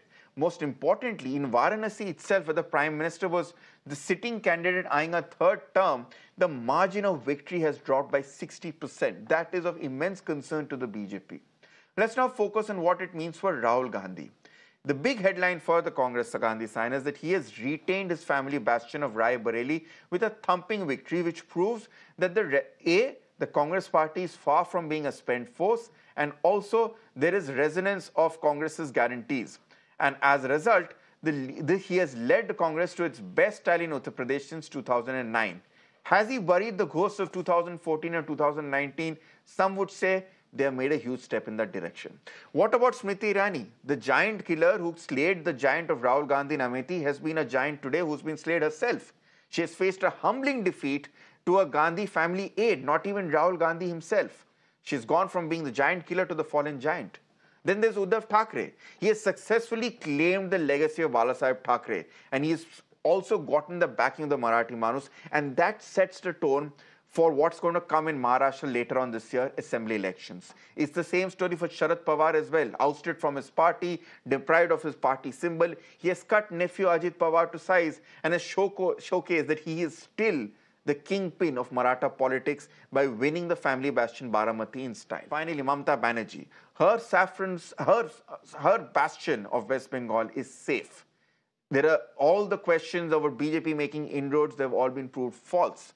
And as a result, it is established that Sandesh Khali is no Nondigram for Mamata Banerjee. And then there's Chandrababu Naidu. He is a man who's been in politics for 25 years. He has seen the ups and the downs. He has been down and out several times. Many people have written him off, but he has come back in style, and he has done that again this time. He has swept aside Jagan's YSR Congress party, both in the assembly elections and in the Lok Sabha elections, and he is the undisputed kingmaker. And then Akhilesh Yadav, the man who was ridiculed and mocked and underestimated by a lot of politicians from the BJP gang and pollsters. He stunned the BJP with a stunning comeback in Uttar Pradesh. Or his pitch of paper leaks, inflation has worked wonders. He has even thwarted the BJP in Ayodhya, in the constituency of Faizabad. For Yogi Adityanath, this is a setback for bulldozer politics. The polarizing pitch that was built in Uttar Pradesh has failed, and it remains to be seen as to whether the BJP will course correct in Uttar Pradesh. Those are what are, in a nutshell, what the big faces have been in the election and what the verdict so far means for all of them. I'm being joined by a litany of guests. Thank you so much for joining me. Vinita Hariharan, spokesperson of the BJP, Sujata Paul, spokesperson of the Congress, Pugar Gandhi, spokesperson of the DMK, Tariq Khan, national spokesperson of the Samajwadi Party, Tavleen Singh, senior journalist, Ruhi Tiwari, senior journalist, and Nilanjan Mukhopadhyay, also senior journalist, joining me at this point. I'll go to Vinita Hariharan, who's joining us first. Vinita, to begin with, yes, I will first commend the BJP for... Okay, we've just lost Vinita at this point, but let me try if Sujata Paul, spokesperson of the Congress party, is with us at this point. Sujata Paul, if you can hear me, congratulations. It seems to be quite a significantly improved performance from the Congress party. You have doubled your tally in 2019 at this point, but you've come quite close, but yet no cigar, as they say. You are still about 40 short of the mark here. Is the Congress party going to, or at least as the India bloc, going to concede defeat to the BJP? Well, I think today we need to thank the Janta Janardhan of this country. There was one man who thought he was God and he was making pawns out of people. And today the people of India have told him that he is the pawn and they are the Janta Janardhan. So we thank the people of the country today. And the fact that the results have proved that Bharatiya Janata Party and announcement of 400 was really such a farce, and we knew it, and we were screaming our lungs out on every channel that all your analysis, all your exit polls are false. We have been proved correct today, and I rejoice in the fact that that people have stood up and given their verdict also. But the game is not yet over. We have taken the constitution to the people, and people have respected our constitution, and it is not Modi ji's constitution that they want India's constitution. And that is why we need to wait for some more time, because I don't think we've seen Mr. Modi yet. Let's wait and hear what he has to say. Has he conceded defeat, or does he think that he will still form the government? We're waiting to see that. The Prime Minister does not need to concede defeat. So far, the numbers are in favor. And let's put it this way, yes, perhaps, and I'll put that question across to Vinita as well when she joins us. Yes, maybe the BJP has been a victim of its own hubris and a victim of its own hype machine. But if you remove the 400 par hype, coming back to power, facing 10 years of anti-incumbency, coming back to power for a third term and getting a majority on its own as an alliance, it's not a mean feat. Oh, really? Is that so? When you have the ED, the CBI, the income tax, and you have a whole lot of Godi media with you, then you call this not a mean feat? Well, we know exactly how what they did in Surat, what they did in Khajuraho, Indore. So for Mr. Modi, it was all about himself. And yes, it is not BJP's defeat, it is Modi ji's defeat more than it is the BJP's defeat. But when I say that the game is not yet over and Mr. Modi needs to come out, we need to know whether his allies are still with him, because it doesn't really, behave well unless the public gets to know whether the allies are still with them or not. Because who would want to stand with a dictator? Time will tell. However, I must say that Rahul Gandhiji's Bharat Jodo Yatra and Bharat Jodo Nyay Yatra have given confidence to people, and that is why people have managed to rise and come out in the open. And you look at the celebrations today. I heard some media persons talking amongst themselves, and you know what they said? They said, "Ye jeet kar bhi ye haar gaye." That itself says a lot. Okay, Sujata Paul, stay on with us. Before I go across to my senior journalists also joining us, Tavleen Singh, Rui Tiwari and Nilanjan as well, let me go into which in my opinion has been the man of the match so far.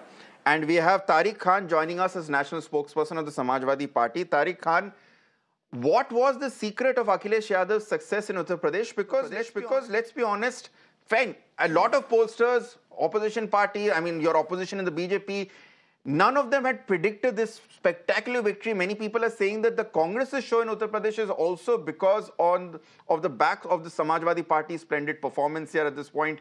Do you feel that this is a moment of vindication for your party and for Akhilesh Yadav?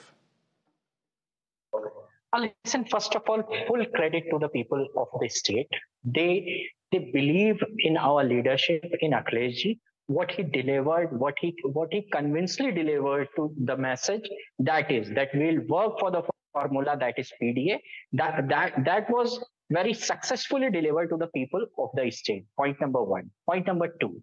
What Modi ji said, Modi ji called us Shehzada. When people voted for somebody, they became Shehzada. So today, Akhileshji actually became Shehzada of the people, by the people, to the people. That is the basic fundamental of democracy. Point number two, who will take the responsibility of this defeat? Either it would be Modi ji or Yogi ji. As he said, that the agendas of state is being discussed in central election. When your 5 to 6 cabinet minister has already lost in Uttar Pradesh, who will take the responsibility? A seat just adjacent to Banaras, that is Chandoli, Mahendra Nath Pandey, the cabinet minister, has already lost. Who will take the responsibility? I think the CM and the PM should come up front and they should take responsibility that why they have lost Uttar Pradesh. And as our leadership has been decided, we believe in the leadership of Akhileshji, and from the bottom of our heart, we'll thank the people of the state that they have shown full faith in the leadership of Akhileshji. There was nobody, when Akhileshji won, we had won in 2012, they said that was because of Netaji Mulayam Singh Yadav was there. Now, there is nobody, only Akhileshji's leadership. These people have come forward and shows that we believe in the leadership of Akhileshji. And our regular contact with the people, they said they have Panna promo call that 6 people at every page. Where are they? And people have also said one thing, that is very important. Let me put that question, Tariq Khanji, let me put that question across.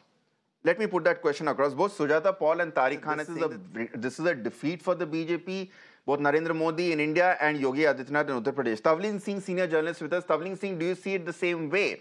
Is this really a defeat for the BJP given the fact that they are, after all, set to come back to power if the numbers hold, and they have been holding so for almost the entire day so far?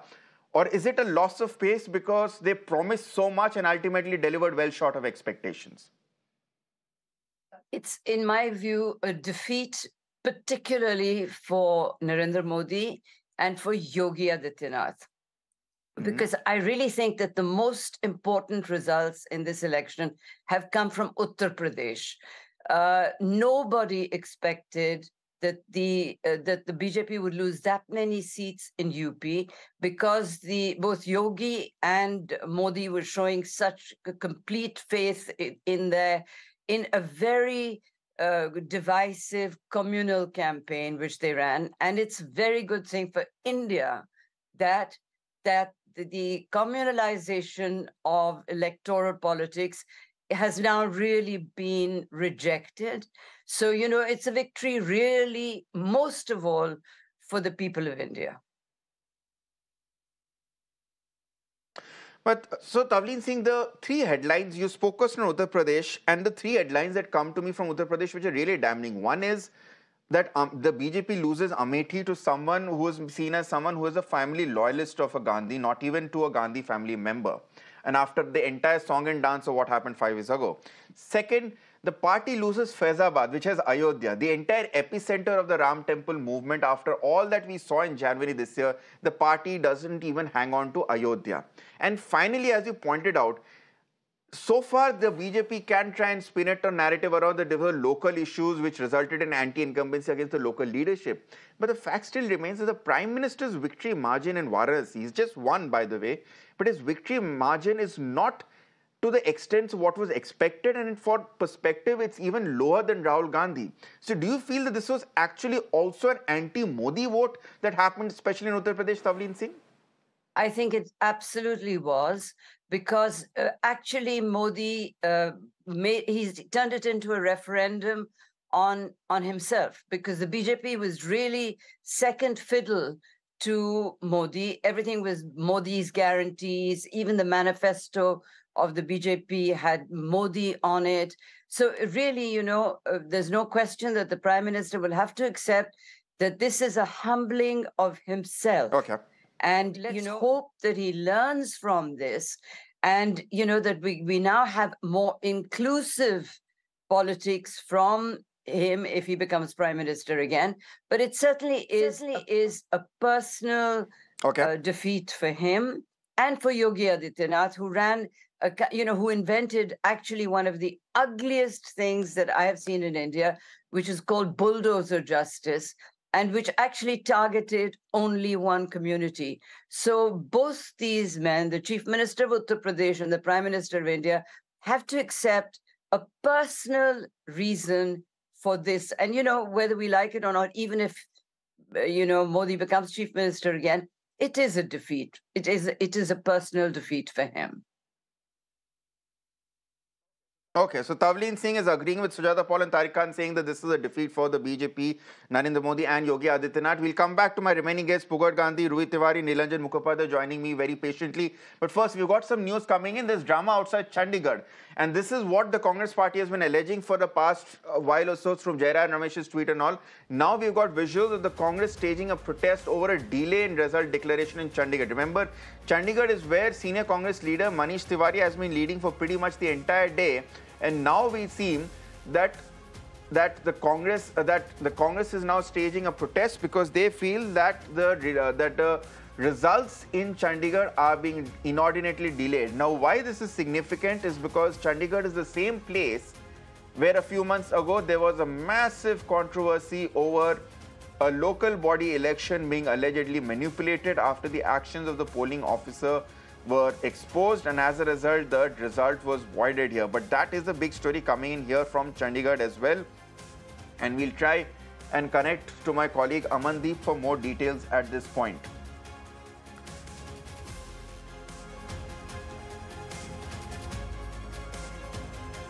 Anyway, That's what we're getting in from Congress. We'll go back to Amandeep if we get gotten back with us. But I'd like to bring in Rui Tiwari and Nilanjan Mukhopadhyay at this point as well. Rui Tiwari, the big debate, the big talking point which comes out at this point is that forget 2019.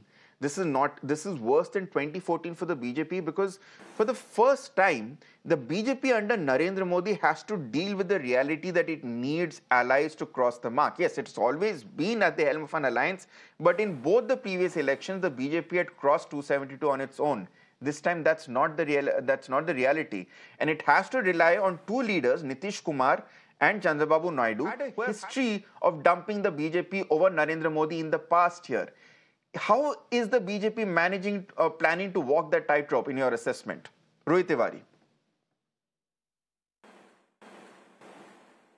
Well, that is going to be an interesting thing to see, because we don't have much precedence of the BJP, of Narendra Modi's BJP working in a coalition government. But if you leave aside the allies for a minute and you look at just the BJP, what the BJP needs to try and understand is that this over-reliance on the Prime Minister has its limits. You've won many elections in his name, many state elections. You won the 2019 Lok Sabha elections.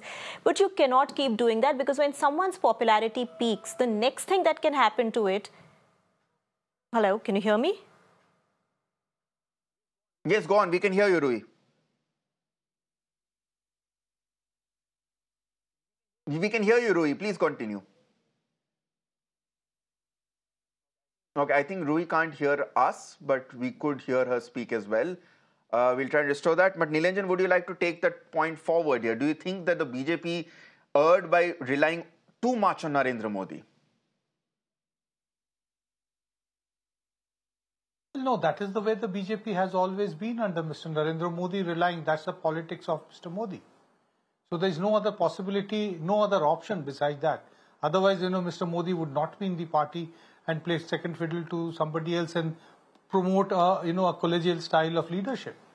This issue of that how comfortable would he be with dealing with the new allies, and how comfortable will the allies be in dealing with him? There is a certain history to it. The BJP, even when Mr. Modi is not actually leading the coalition, does not actually have a very good history of being able to run a coalition very smoothly. Look at what happened with its relationship with Shiv Sena, with the original Shiv Sena. The problem is that the BJP makes an entry into a state, where there is a fairly strong regional party, and then starts to nibbling at the core voter support, voter base of that particular party. That is what happened with Nitish Kumar. That is why at that time he went away from the BJP, also factored by the fact that Mr. Modi had been chosen as the leader of the BJP, but there has been an history. So we really have to see that the new Mr. Narendra Modi, how does he actually deal with allies? This is completely against the grain of his own personality. Most important to see and track over the next...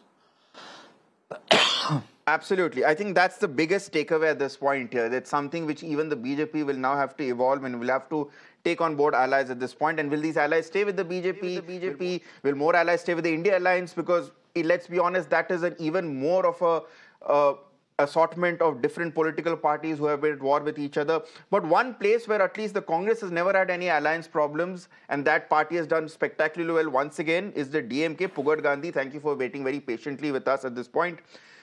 The big talking point at this point was for the elections as to the rise of BJP in Tamil Nadu, especially under Annamalai, who many people were seeing as the firebrand young leader. At the end of the day, it has come to naught. But if there's one takeaway which comes from Tamil Nadu, it is the fact that perhaps the BJP now, going by the vote share, is now your #1 opposition and has eclipsed the AIDMK. So do you see that as an end to the traditional Dravidian politics of Dravid Munnetra Kadagam versus Anna Dravid Munnetra Kadagam? Do you think that being finally coming to an end? First of all, I don't know from where you got the numbers that BJP is closing in as #2 party in the state. It is not so. In many places, BJP today have contested for at 21 places. Out of these 21 places, they were not even able to cross 1 lakh votes in 14 seats. Total votes today, as of now, polled for BJP, somewhere close to 24 lakh votes. Whereas in 2019, when BJP contested alone, they polled around 15.5 lakhs, which means the numbers have not gone up drastically because of the addition of the new voters in this particular election. Last year, in the last elections, when they contested, it was 3.5%. This time, it will be somewhere close to 5%. That's it, in spite of having contested for more than 21 seats. So Annamalai is not at all a factor, and BJP is not at all a rival or even a competitor for any Dravidian party in the state. This state is ruled by the Dravidian parties for the last 50 years, and only those parties which adhere to the principles of social justice and to the ideals of Anna and Periyar will be able to do it. Even today, there was high level of projections that Mr. Annamalai will win hands down, and even he was giving interviews, and he was occupying the social media space saying that the DMK will lose its deposit. But even Annamalai couldn't win. So where is the question of the Saffron party getting inroads in Tamil Nadu? It is not at all possible. Today, even in the national level, when you talk about the national level, this is an end of an authoritarian rule. Because even if Modi come back to power, it will not be the same Modi who was country for the last 10 years. Now, Mr. Modi has to be at the beck and call of Mr. Naidu or Mr. Nitish Kumar. He cannot be so authoritarian. So this election is an eye-opener. The communal divide, the communal politics is coming to an end. Even BJP lost its battle in Ayodhya, where they tried to divide Hindu-Muslim, and inside the Hindu-Muslim... In fact, Mr. Gandhi, I'm sorry to interrupt you, but we have just been joined by the BJP guest, and we're awaiting a Congress press conference shortly. So I just want to get the BJP guest so far, because we've heard all parties except the BJP. Vinita is finally with us. Thank you so much for joining us at this point, Vinita. The focus at this point is that this is a massive loss of face for the BJP. Almost all our panelists and the opposition party leaders have said that this is a loss of face for the BJP, especially for Narendra Modi at the center and Yogi Adityanath at the state. Now, at the end of the day, you've still won a third term, and you're still coming back to power if the numbers hold. But was the BJP a victim of its own hubris by promising 400 par, which is why this figure now looks very insignificant at this point? So, this question for me? Yes, Vinita, it is for you.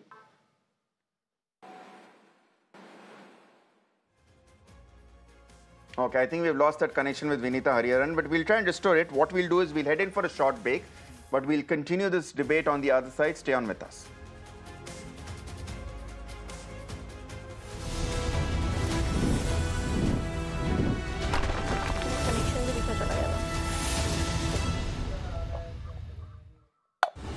Presenting a show. You're watching the Urban Debate. Where we try to find answers for all the questions the day has brought with it. A show where instead of easing behind bickering and noise, If we don't start planning for the future, things will only get worse. What has happened in Bangalore is a violation of an individual, a citizen's fundamental right. Authorities are forced to commit and respond on issues. Good conduct, assume for a moment it was so, but that is not the sacrosanct criteria. Have to follow the constitution. State government of Karnataka is very clear, saying that the civic authorities have been involved in road apathy, where the road accident has happened. So we can together improve our urban reality. The Urban Debate with Shreya Dhondia, weeknights at 8 p.m. only on Mirror Now.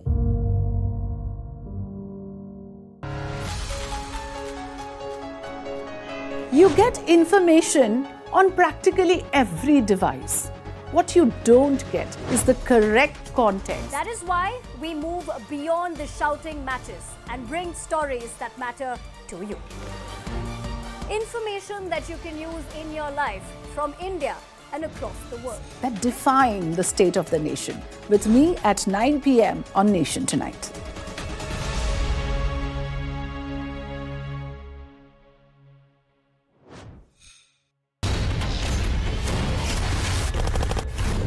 News is about one bold, strong voice that breaks silence.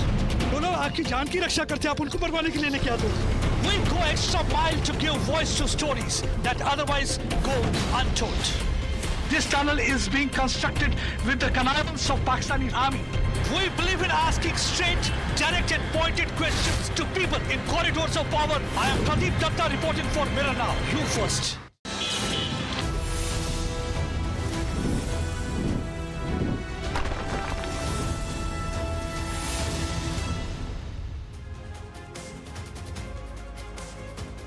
Welcome back. You're watching Verdict Day coverage on Mirror Now. The brass tacks is that the number you see on your screens is where they stand at this point. The NDA is set to come back to par if the numbers hold. They've got 294. They needed just 272. But it is a pretty impressive performance by the India bloc as well, which has got around 230 seats as well. And we are now awaiting a press conference by Rahul Gandhi and Congress President Mallikarjun Kharge, in which they will hear from the Congress party for the first time officially after the results are out. But we are still discussing it with my panel of guests. I'm very glad to be joined in the studio by Karan Verma, author and political analyst as well. Karan, welcome to the show. You have been with us since morning. Absolutely. And you've got a ringside view as well of what's been happening at this point. How do you read these developments here? Because Sujata Paul, Pugar Gandhi and Tariq Khan, they insist that this is a loss for the BJP. And it is a loss for Narendra Modi because his margin of victory has been cut down in Varanasi. It's a loss for Yogi Adityanath. It's a loss for them in the Hindi heartland. At the end of the day, they're still coming back to power. Absolutely. But are they a victim of their own hubris by promising 400 and then not even delivering 300? Look, let's have some perspective here. All said and done, after the dust has settled, BJP remains the single largest party, 243 seats. Nobody is even remotely close. Nobody is half of the BJP in terms of as a political party. So yes, they haven't lived up to the expectations, but those were such tall expectations. Only BJP is the only party that has had 272 seats in the last 30 years. So they've been beaten by their own standard. Others, they are still heads and shoulders above them. Mr. Modi is still on return as the Prime Minister, Modi 3.0. And the fact that someone is elected as Prime Minister for the third time is a historic feat in itself. So let's not lose focus of that. Yes, the opposition succeeded in making this election as localized as possible, which is where the anti-incumbency against the local leaders came into the play. And people, even though they weren't as such disillusioned or disenchanted with Mr. Modi, the local factors came into play. And also the 400 par slogan, let's be honest, it backfired. Because then people thought, Modi ji ke to aa hi jayenge, 399 aa jayenge, we'll vote our MP out. Modi ji is still going to win. That is where it backfired. Otherwise, I did not see a palpable anti-incumbency against the Prime Minister. And it's not that that's why he's 2.5 times bigger than the next political party in the fray. So even this all speculation that whether Nitish Kumar or Chandrababu Naidu will chip away or what, they are all going to coalesce around the singular force of BJP because it is the only tall force that exists. Congress is at 97 seats. It doesn't add up for 3 reasons. Number one, I don't buy the argument that if BJP wins, it's credit to Narendra Modi. If BJP loses, it's credit. They haven't lost. No, I mean, if it doesn't perform well, I mean, the places where they've lost, it's because of local leadership. Places where they've won, that's because of BJP. It's an argument which at one point the Congress used to make with the Gandhi family, and I'm glad they've left that. It's different. Yes. The second thing is, two reasons. Second point is, if it comes down to bad candidate selection, again, it reflects on the leadership. Third point is, if it was really a vote against the local leadership, the Prime Minister struggled early morning in Varanasi. His margin of victory is less than Rahul Gandhi's margin of victory in Rai Bareli. So, can you really say that there was no anti-Modi vote at all? I don't think there was an anti-Modi wave. Otherwise, we would have not seen the Prime Minister romp past 243 seats for the BJP. I mean, there's just 29 short of a majority. You understand how big that would have been as a feat 10 years back. Okay. Just because Mr. Modi has normalized getting 272 above, just as Virat Kohli has normalized getting centuries for fun, doesn't mean 60 or 70 odd is a bad performance by any stretch. So it wasn't a bad performance. Okay. Wherever there have been lacunas, it's because of local factors. Unlike the Congress where they are routed off and they still blame the local factors, I'm saying BJP has not been routed off. It's coming back to power. Yes, their wings are a little clipped because of the local factors, which I'll tell you what, they will very soon course correct. It's a dynamic party. The BJP will beat the BJP, not the Congress or other parties. I think BJP lagged behind in their ticket distribution. There were lots of factions which weren't happy with the candidates who got the tickets. How do you justify BJP losing in Ayodhya? How do you justify that? There are explanations which I guess are Purna. Sujata Paul, I'd bring you in on that point. At the end of the day, the BJP by itself has won seats than the rest of the India alliance if these numbers hold at this point. How do you respond? How do you respond to those claims that it's the BJP's own hubris and miscalculation which resulted in not credit of the India bloc? Everybody is contesting on the name of Modi ji. So, Bhagwan Ram has kicked Modi ji out of Ayodhya. That itself speaks a lot. And the fact is that if you look at his victory Sujata, margin, just for 1 second, if I may dare interrupt, we were just showing visuals of Rahul Gandhi. 1 second. Sujata ji, just 1 second. I'm sure you won't grudge me for this. We were just showing visuals of Rahul Gandhi and Priyanka Gandhi who have reached the Congress headquarters, and we expect a press conference to come from them shortly. With these visuals, Sujata ji, please go on and continue your point. Yes, you know, Mahamanav, God himself, incarnate or believes that he is incarnate, has won by a margin of 1,52,513. Mr. Ajay Rai has got 4,60,457 votes. That itself speaks a lot about Mr. Modi's popularity in Kashi. And Rahul Gandhi ji on both the seats is very close to 4 lakhs. And these are still leagues. So the fact is that this is Mr. Modi's loss and nobody else's, because on every seat he was contesting. And the way he treated his own allies, let's just wait. No, let's hold our guns, because you don't know which allies are going to stay. Don't you remember how at one point of time they thought they would get the Mahayuti in place of the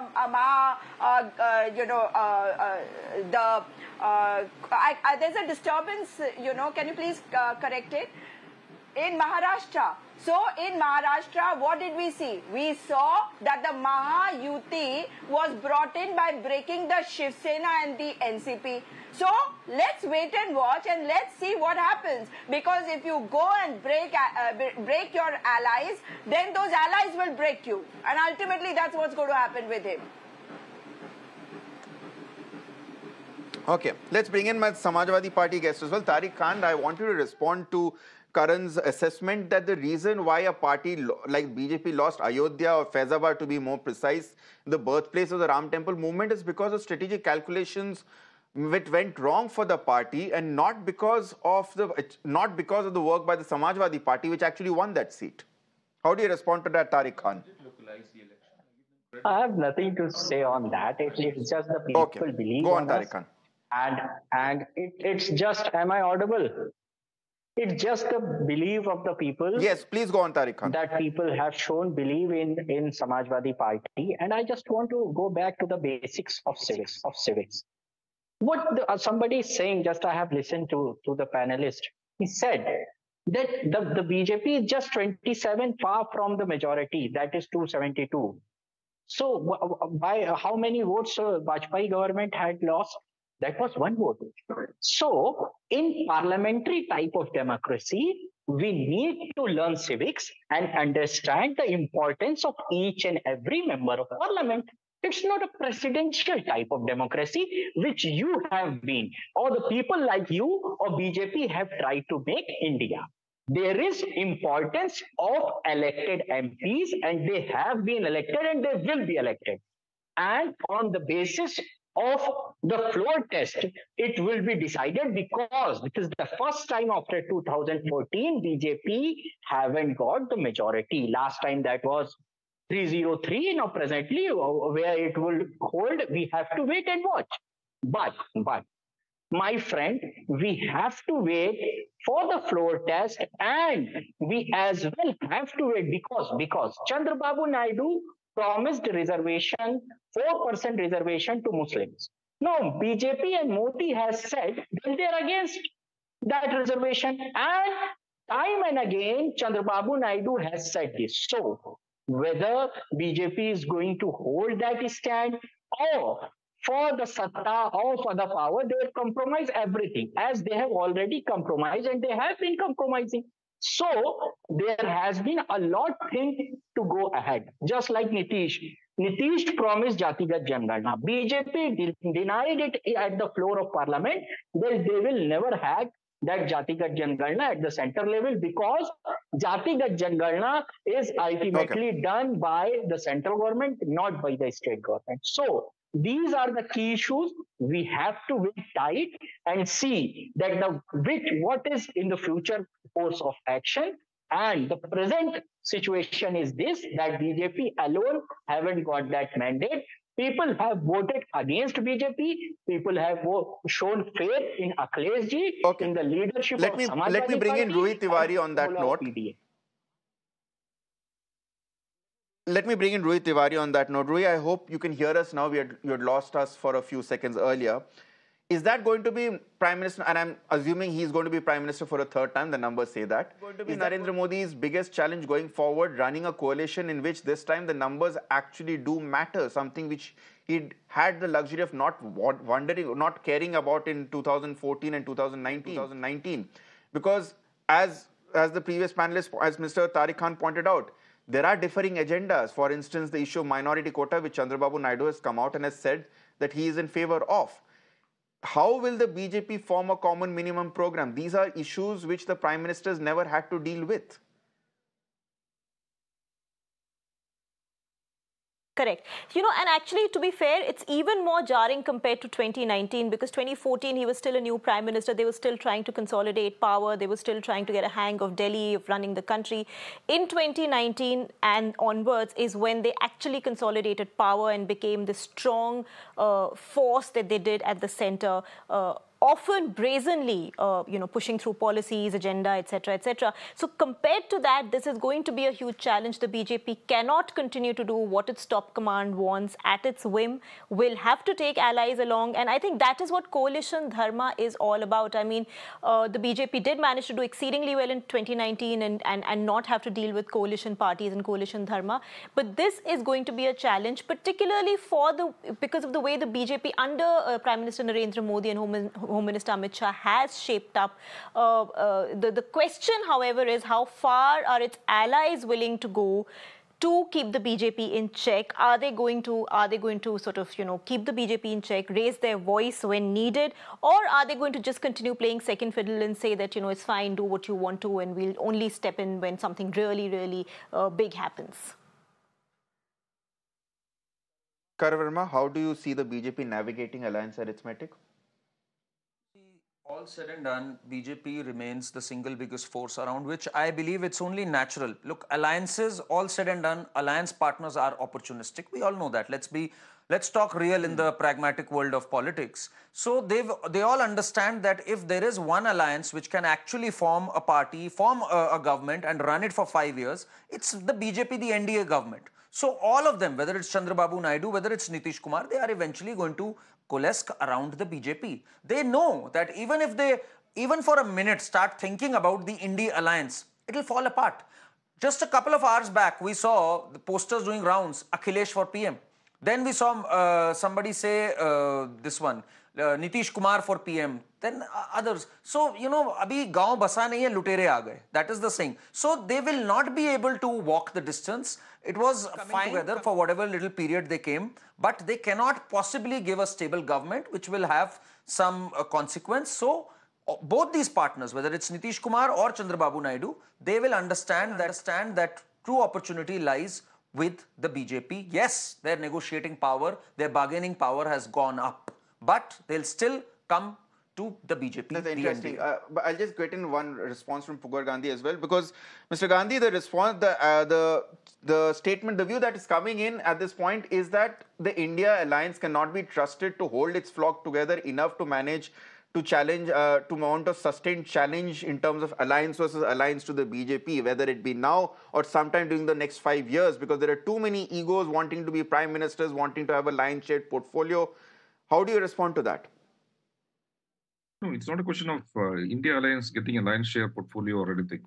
It is a matter whether BJP on its own, whether Mr. Narendra Modi will become the Prime Minister. Because today the situation is, even there will be opposition within the NDA and opposition within the BJP for Mr. Narendra Modi to become the Prime Minister. The principal opposition will be from people like Mr. L.K. Advani and Subramanian Swamy, because they are all the leaders who are waiting for a time to take on Mr. Modi. for the simple reason that how Mr. Modi treated them in 2014 and 2019. So the Mr. Modi, even if he becomes the Prime Minister, the first question is whether he can become the Prime Minister, whether he can become the parliamentary leader of the BJP. That is going to be the talking point in the coming days. And secondly, even if he becomes the Prime Minister, he will not be the same Mr. Narendra Modi as he was before. He cannot be authoritarian. He will have to listen to his own alliance partners, and he has to answer the parliament, he has to answer the cabinet, and he has to answer the coalition partners. And once a government significantly reduces its numbers, even the institutions will become more or less independent, because like the Honorable Supreme Court or maybe EDs or CBIs, they will not be falling in line like what was happening before from 2014 to 2012 till today. So it is going to be a tough time for Mr. Modi, and Mr. Modi cannot be the same Modi again.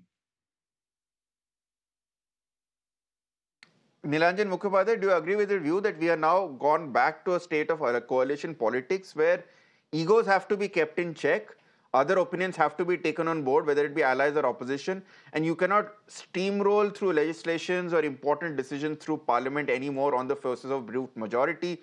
You will have to literally take all views on board and be a party of Sabka Saath and Sabka Vikas.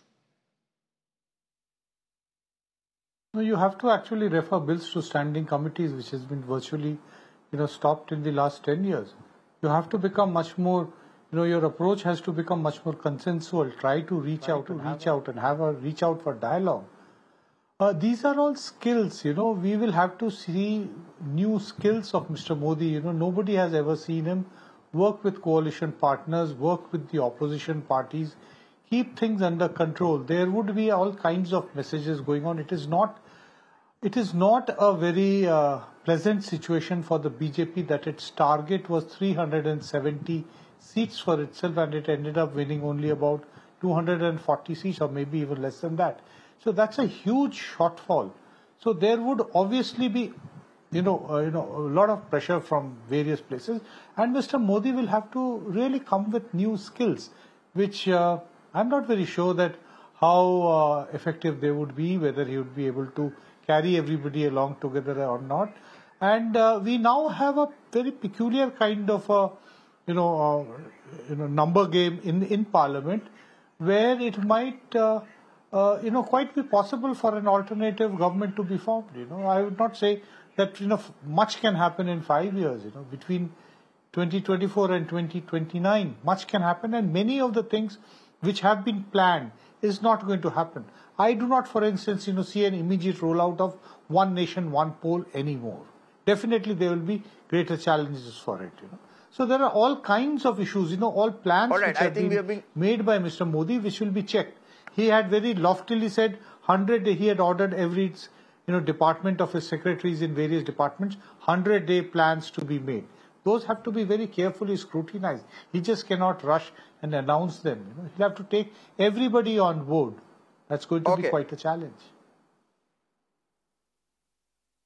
Okay, Nilanjan Mukhopadhyay, thank you for joining us at this point. We are cutting across live to the Congress press conference. You can see Sonia Gandhi, Rahul Gandhi, Congress President Mallikarjun Kharge, and Jairam Ramesh, who has really been the voice of the Congress party, at least on social media and in media interactions as well.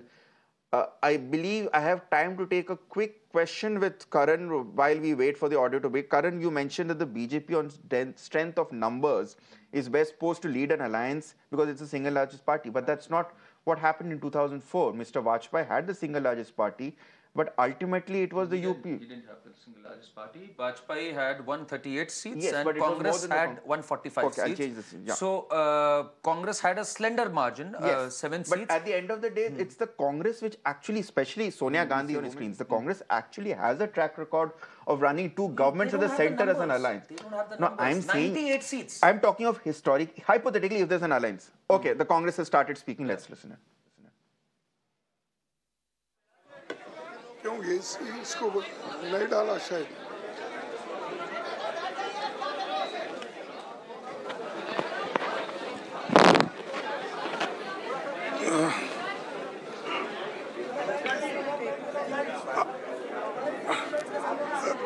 Respected Madam Sonia Gandhi ji, Rahul Gandhi ji, Priyanka Gandhi ji, और इस मंच पे बैठे हुए हमारे party के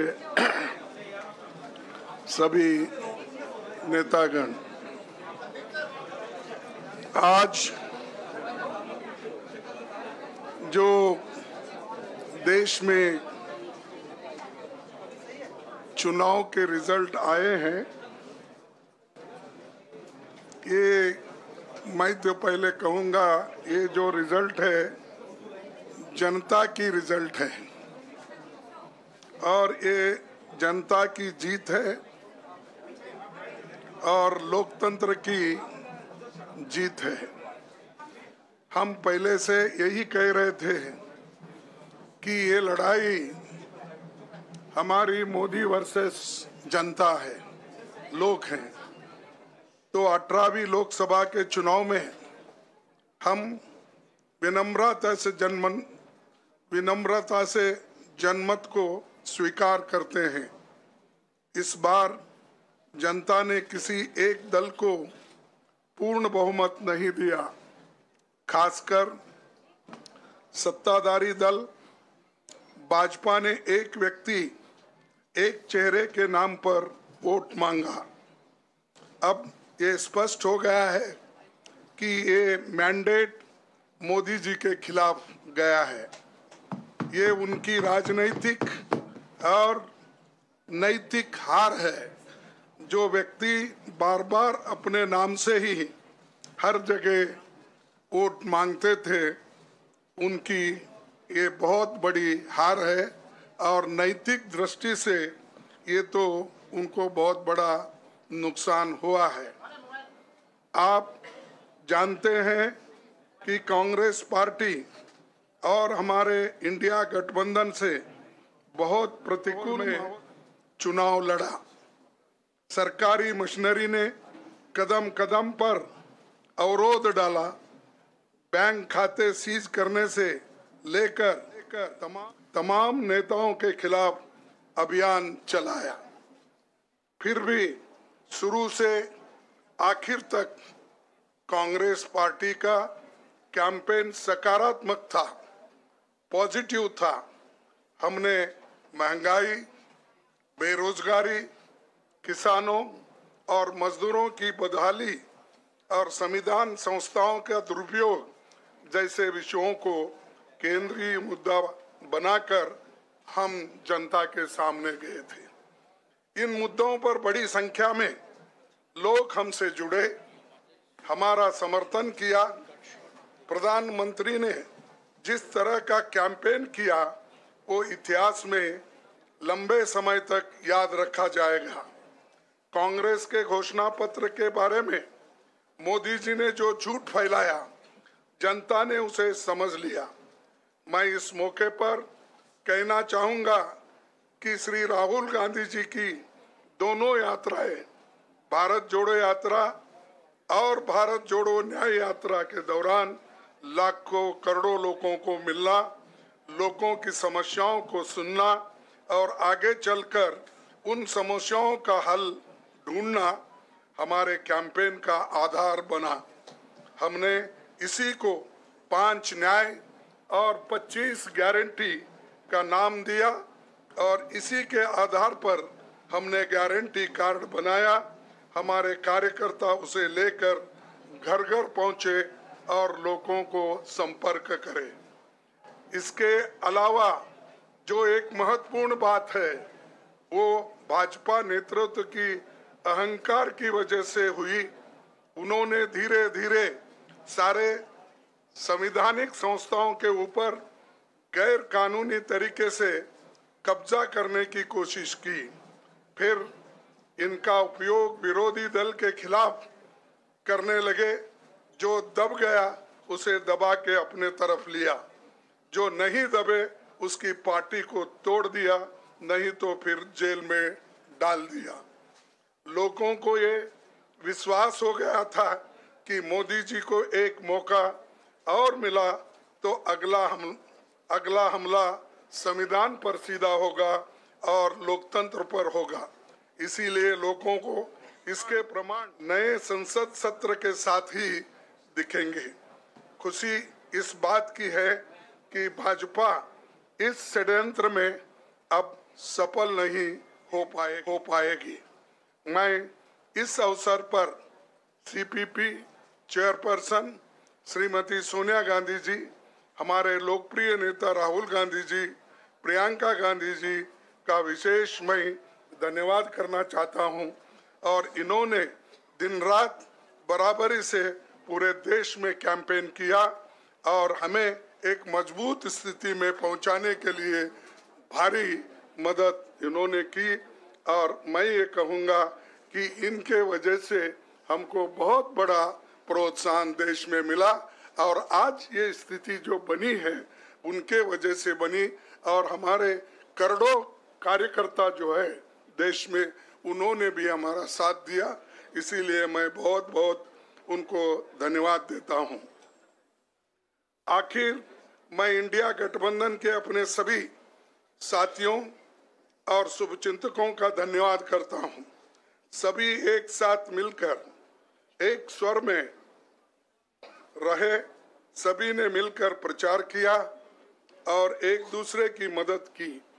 हमारे हजारों लाखों कार्यकर्ताओं ने अच्छे तालमेल के साथ काम किया। आप सभी का धन्यवाद। अभी हमारी लड़ाई अंजाम तक नहीं पहुंची है। हम सबको आने वाले दिनों में इसी तरह लोगों के अधिकारों के लिए, संविधान की रक्षा के लिए, लोकतंत्र के बचाव के लिए, देश की तरक्की के लिए, सीमाओं पर सुरक्षा के लिए लड़ते रहना चाहेंगे। हमें सुनिश्चित करना होगा कि संसद सुचारू रूप से चले, विपक्ष के मुद्दों को प्राथमिकता मिले, संसद में उन पर बहस हो। आने वाले दिन महत्वपूर्ण होंगे। हम आपसे बात करेंगे जब कभी भी मौका मिले। आप सभी को मेरा धन्यवाद और आपका साथ भी हमको रहा और हमने चुनाव में भी जहाँ जहाँ हमको जितना हो सकता है वो साथ आपने दिया, इसलिए आप सभी को भी मैं धन्यवाद करता हूँ और सभी को नमस्कार। शुक्रिया खड़गे जी। मैं राहुल जी से गुजारिश करूंगा वो आपको संबोधित करें।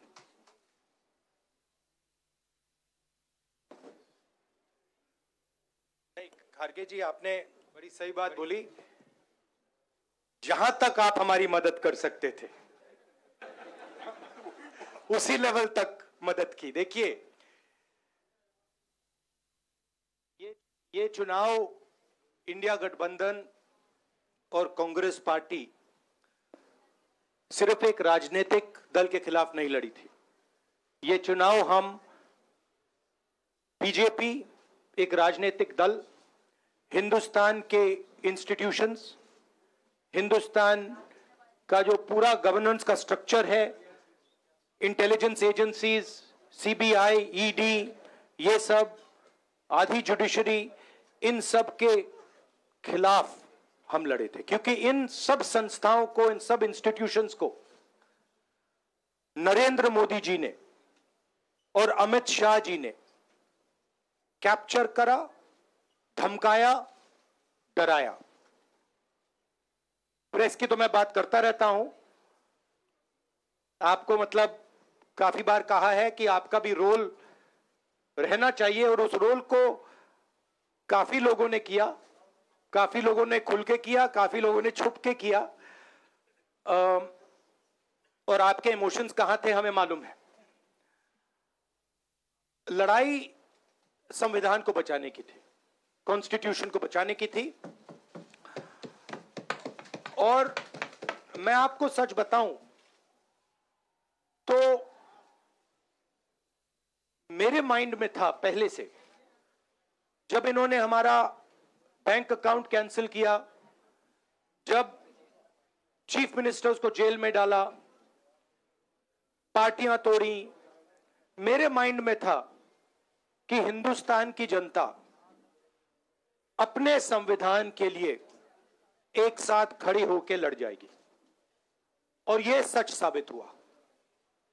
मुझ में भरोसा था और मैं हिंदुस्तान की जनता से, इंडिया गठबंधन के पार्टनर से, कांग्रेस पार्टी के हमारे सब नेताओं और बब्बर शेर कार्यकर्ताओं से दिल से धन्यवाद करना चाहता हूं। आपने संविधान को बचाने का पहला और सबसे बड़ा कदम ले लिया है। कांग्रेस पार्टी ने इस चुनाव में, कांग्रेस पार्टी के सब नेताओं ने 2-3 चीजें की। सबसे पहले हमने इंडिया गठबंधन के पार्टनर्स की रिस्पेक्ट की, उनकी जो विशेष थी उनको हमने साथ लिया, और आपने देखा होगा कि जहां भी गठबंधन लड़ा हम एक होके लड़े। दूसरी बात, कांग्रेस पार्टी ने क्लैरिटी से हिंदुस्तान को एक नया विजन दे दिया है। Pro poor vision, pro production vision Hindustan को इंडिया गठबंधन ने साफ दे दिया है। ये जो हमारा परफॉर्मेंस हुआ है, इंडिया गठबंधन का परफॉर्मेंस हुआ है, इसके पीछे कॉन्स्टिट्यूशन, जो रिजर्वेशन पर बीजेपी ने आक्रमण किया, गरीबी, अदानी जी के आपने स्टॉक्स तो देखे होंगे, देखे हैं वो स्टॉक्स उनके, तो बड़ी इंटरेस्टिंग बात है। जनता अदानी जी को मोदी जी से डायरेक्टली कोरिलेट कर रही है। मोदी जी की हार होती है, स्टॉक मार्केट कहता है भैया मोदी जी गए तो अदानी जी गए, मतलब डायरेक्ट रिलेशनशिप है, करप्शन की रिलेशनशिप है। और देश ने नरेंद्र मोदी जी को साफ कह दिया है कि हम आपको नहीं चाहते हैं। And this is the main thing that this election has said. The country has unanimously and clearly stated, we do not want Mr. Narendra Modi and Mr. Amit Shah to be involved in the running of this country. We do not like the way they have run this country. We do not appreciate the way they have attacked the constitution. We do not appreciate the way they have run this country for the last 10 years. So that is a huge message to Mr. Narendra Modi. I'd like to thank everybody who has participated in this election. I am extremely proud of the people of India. I'm extremely proud of the people who have resisted this onslaught on the constitution. और अंत में मैं आपको कह दूं कि इसको बचाने का काम हिंदुस्तान के सबसे गरीब लोगों ने किया है। सबसे गरीब लोगों ने किया है, मजदूरों ने किया है, किसानों ने किया है, दलितों ने किया है, आदिवासियों ने किया है, पिछड़ों ने किया है। इन लोगों ने इस कॉन्स्टिट्यूशन को बचाया है। इस कॉन्स्टिट्यूशन, ये कॉन्स्टिट्यूशन देश की आवाज है। बहुत सारे लोग ने इसको नहीं बचाया, चुप रह गए थे, मगर हिंदुस्तान के सबसे गरीब लोग, सबसे कमजोर लोग खड़े हो गए और उन्होंने इस कॉन्स्टिट्यूशन को बचाया। मैं उनका धन्यवाद करना चाहता हूं, उनसे कहना चाहता हूं कि कांग्रेस पार्टी आपके साथ खड़ी है। जो हमने आपको वायदे किए थे, हम वो वायदे आपके लिए पूरे करेंगे। जाति जनगणना, महालक्ष्मी, ये हमारे वायदे हैं। धन्यवाद। शुक्रिया राहुल जी। अभी 3-4 सवाल सिर्फ हम लेंगे। एक मिनट प्लीज, एक मिनट, शांत हो जाइए प्लीज, शांत हो जाइए प्लीज, शांत हो जाइए, 1 मिनट शांत हो जाइए।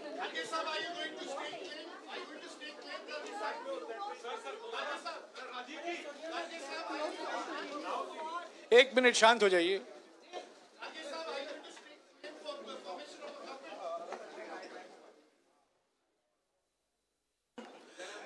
एक मिनट, खड़गे जी और राहुल जी आपका 4-5 सवाल लेंगे।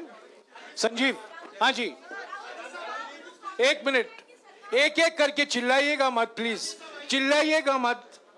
हाँ Sanjeev.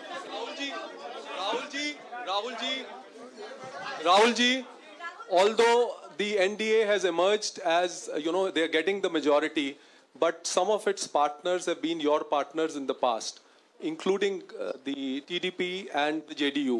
So have you decided to sit in the opposition, or there are chances of government formation by the India government? We, as we have said earlier, we're going to have a meeting with our partners, the India Alliance partners. I believe that meeting is tomorrow, and these questions will be raised there, and they will be answered there. We respect our alliance partners, and we are not going to make statements in the press without asking them their opinion.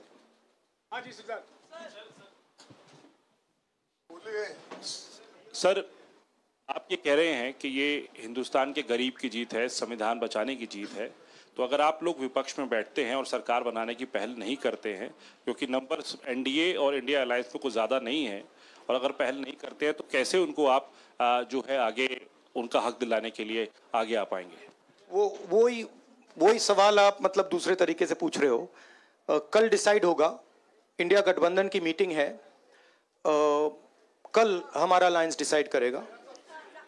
बड़ी fine line है, तो जो India गठबंधन decide करेगा उस पे हम action लेंगे।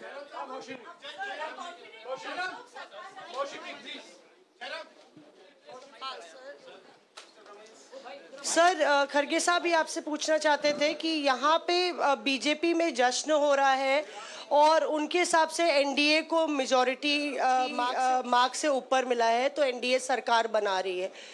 तो यहाँ पे क्या आपको लगता है कि आपने कहा नैतिक आधार पे प्रधानमंत्री नरेंद्र मोदी को नहीं बने रहना चाहिए, क्या आपको लगता है कि बीजेपी में भी खेमेबंदी होगी इसको लेके, और क्या खुद नरेंद्र मोदी को ये फैसला लेना चाहिए?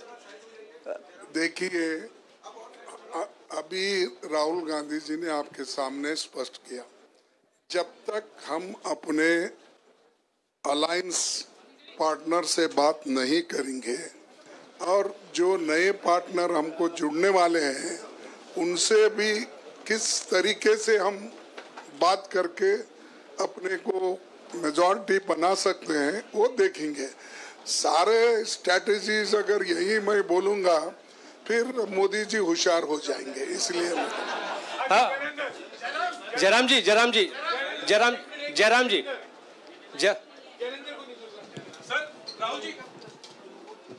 राहुल जी, खरगे साहब ने कहा कि हम जनादेश को स्वीकार करते हैं। जनादेश इंडिया गठबंधन के लिए क्या है? विपक्ष में बैठने के लिए या सरकार बनाने की कोशिश करने के लिए? और आप दोनों सीटों से जीते हैं, बधाई। आप कौन सी सीट रखने वाले हैं? नहीं, सब दोनों सीटों से जीता हूं, और रायबरेली और वायनाड के जो वोटर्स हैं उनका दिल से धन्यवाद करना चाहता हूं। अब डिसाइड करना है कौन सी सीट पे मैं रहूंगा, थोड़ा पूछूंगा और फिर डिसाइड करूंगा। दोनों सीटों में तो नहीं रह सकता हूं, बट अभी डिसाइड नहीं किया है।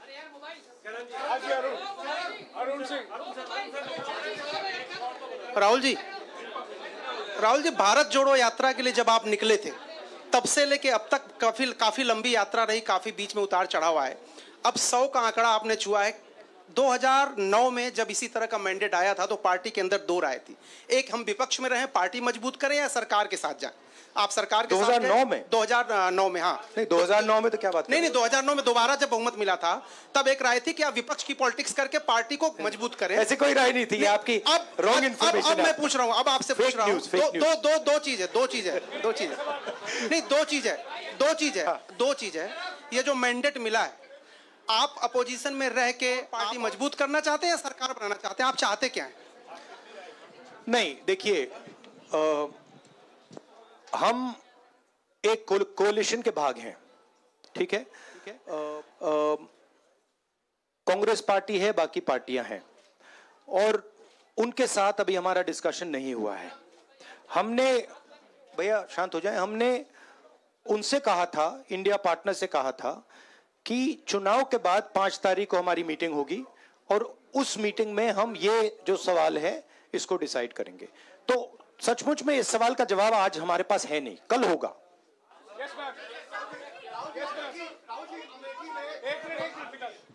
राहुल जी, अमेठी में आपके लिए कहा गया कि राहुल गांधी ने अपने पीए को चुनाव लड़ा दिया, अब उन्हीं किशोरीलाल शर्मा नहीं, देखिए ये बीजेपी ने कहा था। नहीं, देखिए बीजेपी लोगों को रिस्पेक्ट नहीं करती है, और आज उन्हीं किशोरीलाल ने हरा दिया। तमीज से बात नहीं करती है।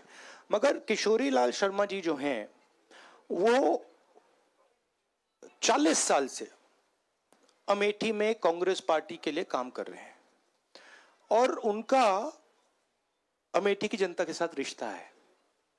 शायद बीजेपी के लोगों को यह बात समझ नहीं आई थी कि किशोरी लाल शर्मा जी अमेठी से बहुत क्लोजली कनेक्टेड व्यक्ति हैं और इसलिए उनकी जीत निश्चित थी और मैं उनको कंग्रेचुलेट करना चाहता हूं कि अच्छी तरह वो जीते हैं और उनको बारे में ये कहना कि वो पिए हैं, स्टनो हैं, ये बिल्कुल गलत है, ये ऑफेंसिव है, ये नहीं कहना चाहिए। राहुल जी मैं मोहित हूँ न्यूज नेशन से। सर कहते हैं आपने एक बात बोली जो मैं इसके जवाब देना चाहता हूं। देखिए यूपी की जनता से मैं कहना चाहता हूं आपसे ज्यादा पॉलिटिकल विजडम मतलब आपने कमाल करके दिखा दिया। यूपी के जनता ने कमाल करके दिखा दिया। नहीं बहुत सारे स्टेट्स ने कमाल करके दिखाया मगर बीजेपी यूपी ने हिंदुस्तान की राजनीति समझकर कॉन्स्टिट्यूशन पर खतरा समझकर उत्तर प्रदेश ने कॉन्स्टिट्यूशन की रक्षा की है और मैं सब स्टेट्स का धन्यवाद करना चाहता हूं मगर उत्तर प्रदेश को मैं स्पेशल कहना चाहता हूं। आपने कांग्रेस पार्टी का इंडिया गठबंधन का समर्थन किया। बहुत बहुत धन्यवाद। राहुल जी आखिरी सवाल और इसमें यूपी में एक और बात मैं बोल देता हूं, एक और बात यूपी के बारे में बोल देता हूं। इसमें मेरी बहन प्रियंका गांधी का भी काम है जो यहां पीछे छुपी हुई है। राहुल जी शुक्रिया साथियों, शुक्रिया हो गया। Sir Rahul ji let's go.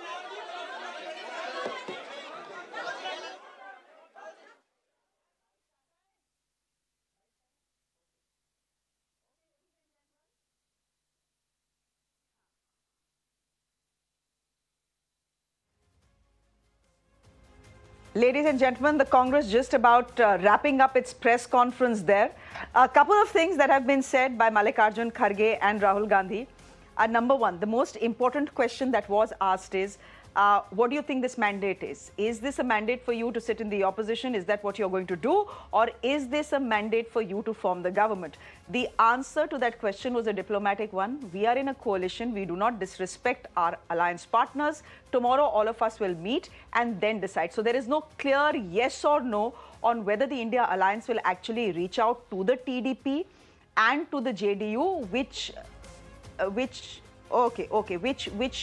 actually are becoming the kingmakers in this battle. Mamata Banerjee is speaking as well, so there are a lot of reactions that are coming in and we are going to go right across to all of them because the big players now are speaking. Let's listen in to Mamata Banerjee. Absolutely stellar work by the TMC in the state of West Bengal, almost sweeping it. সেই রকম তমলুক কন্টাইতেও কিন্তু মেরুদণ্ডটা ভেঙেছে। আমাদের আগে ভোটের result থাকতো 2 লাখ, 2.5 লাখ, 3 লাখ। যেভাবে অবজারভারকে কাজে লাগিয়ে এসব করে বেড়াচ্ছে এর বদলা আমরা নেব, রাজনৈতিক বদলা। এমনকি কোর্ট রায় দিয়েছে সে খুন করলেও তার বিরুদ্ধে খুনের অভিযোগ আছে, তার বিরুদ্ধে কোর্টে কেস করা যাবে না। ইলেকশন চলাকালীন আপনারা দেখলেন 26,000 টিচারের চাকরি খেয়ে নেওয়া হলো। আমরা grateful to supreme court for their good justice. আপনারা ইলেকশন চলাকালীন দেখলেন 15 লক্ষ ওবিসির সার্টিফিকেট বাতিল করে দেওয়া হলো। ইলেকশনের আগের দিন আমাদের অনেক ছেলে মেয়েকে সিবিআই নোটিশ পাঠিয়ে ভয় দেখানো হয়েছে। Certificates given to OBC candidates were cancelled unfairly at the 11th hour. একদিকে সিবিআই, একদিকে ইডি কি নয়। On one hand, we have to deal with the CBI. On the other hand, there was the ED. This is not right. This is not a fair fight. Immediate প্রধানমন্ত্রী থেকে resignation দেওয়া উচিত। কারণ the Prime Minister must resign immediately. He has lost the moral right to be Prime Minister. আমি বলেছিলাম 200 পার হবে কিনা দেখে রাখুন, কারণ কিছুটা হাতে রাখতে হয়। আমি বলেছিলাম পগার পার। এখন তাকে পায়ে ধরতে হচ্ছে টিডিপি আর পায়ে ধরতে হচ্ছে নীতিশ। বাট এদের আমি খুব ভালো করে চিনি এরা ইন্ডিয়াটাকে ভাঙতে পারবে না majority on its own. In order to win the majority, it needs the support of the BJP, it needs the support of the TDP, and it needs the support of Nitish Kumar. And I know these leaders very well. Atrocities হবে না ED CBI atrocities করলে আমরা India team পুরোপুরি চেপে ধরবো অখিলেশ আমাকে এখনো বলেছে কয়েকটা সিটে ওরা সার্টিফিকেট দিচ্ছে না জেতার পরেও ইলেকশন কমিশন চেষ্টা করছে যাতে বিজেপিকে আরো যদি কিছু সিটে বাড়ানো যায় এটা তাদের কাছে কাম্য নয় They're still not handing out certificates to candidates who have won. There are still attempts being made by the election commission to delay the result so that the BJP can try and swell build numbers in its favor.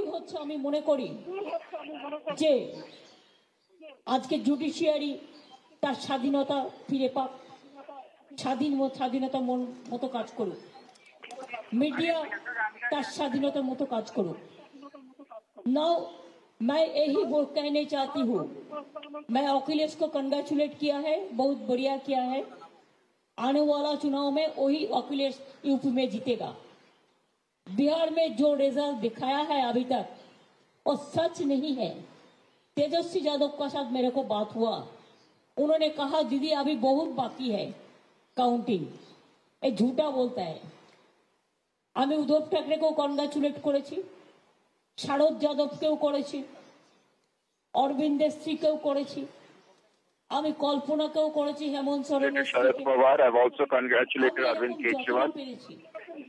শারদ পাওয়ারকেও করেছি যতটা পেরেছি যাদের ফোনে পেয়েছি ধরতে এমনকি রাহুলকেও আমি Congress message পাঠিয়েছি I have also congratulated Rahul Gandhi.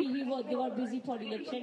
কিন্তু এখনো পর্যন্ত ওরা কারোর সাথে আমাদের কন্ট্যাক্ট করেনি না করলেও আমাদের কোনো যায় আসে না আপনাদের নিশ্চয়ই মনে আছে আপনারা অনেক সময় আমাকে আন্ডার এস্টিমেট করেন আমি কি বলেছিলাম তোমাদের দুটো সিট দিচ্ছি তোমাদের একটাও এমএলএ নেই দুটো সিটেই জিতে যাবে আর আমি বলেছিলাম তোমরা ইন্ডিয়া চেষ্টা করো সবার সাথে তাহলে তুমি 100 সিট পাবে আমার কথাটা মিলেছে কি মেলেনি এই মিলা কি নেই মিলা Given them 2 seats in West Bengal to contest, and I told them to fight them, and they will win it. And also told them to get India Alliance members together, and they would get at least 100 seats if they conceded seats to the Alliance members.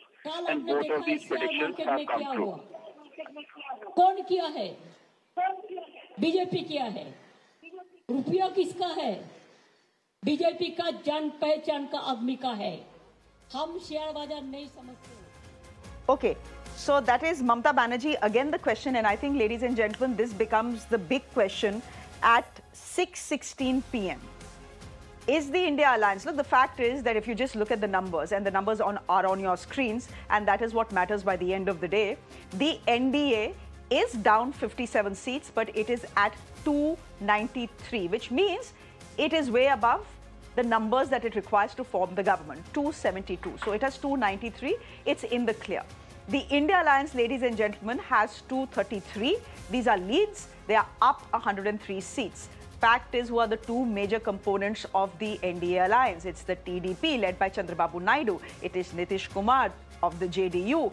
They are the ones who are adding heft to the BJP's numbers. Now, in case they decide to migrate to the India Alliance, is India Alliance in a position to form the government? Do they even want to do that?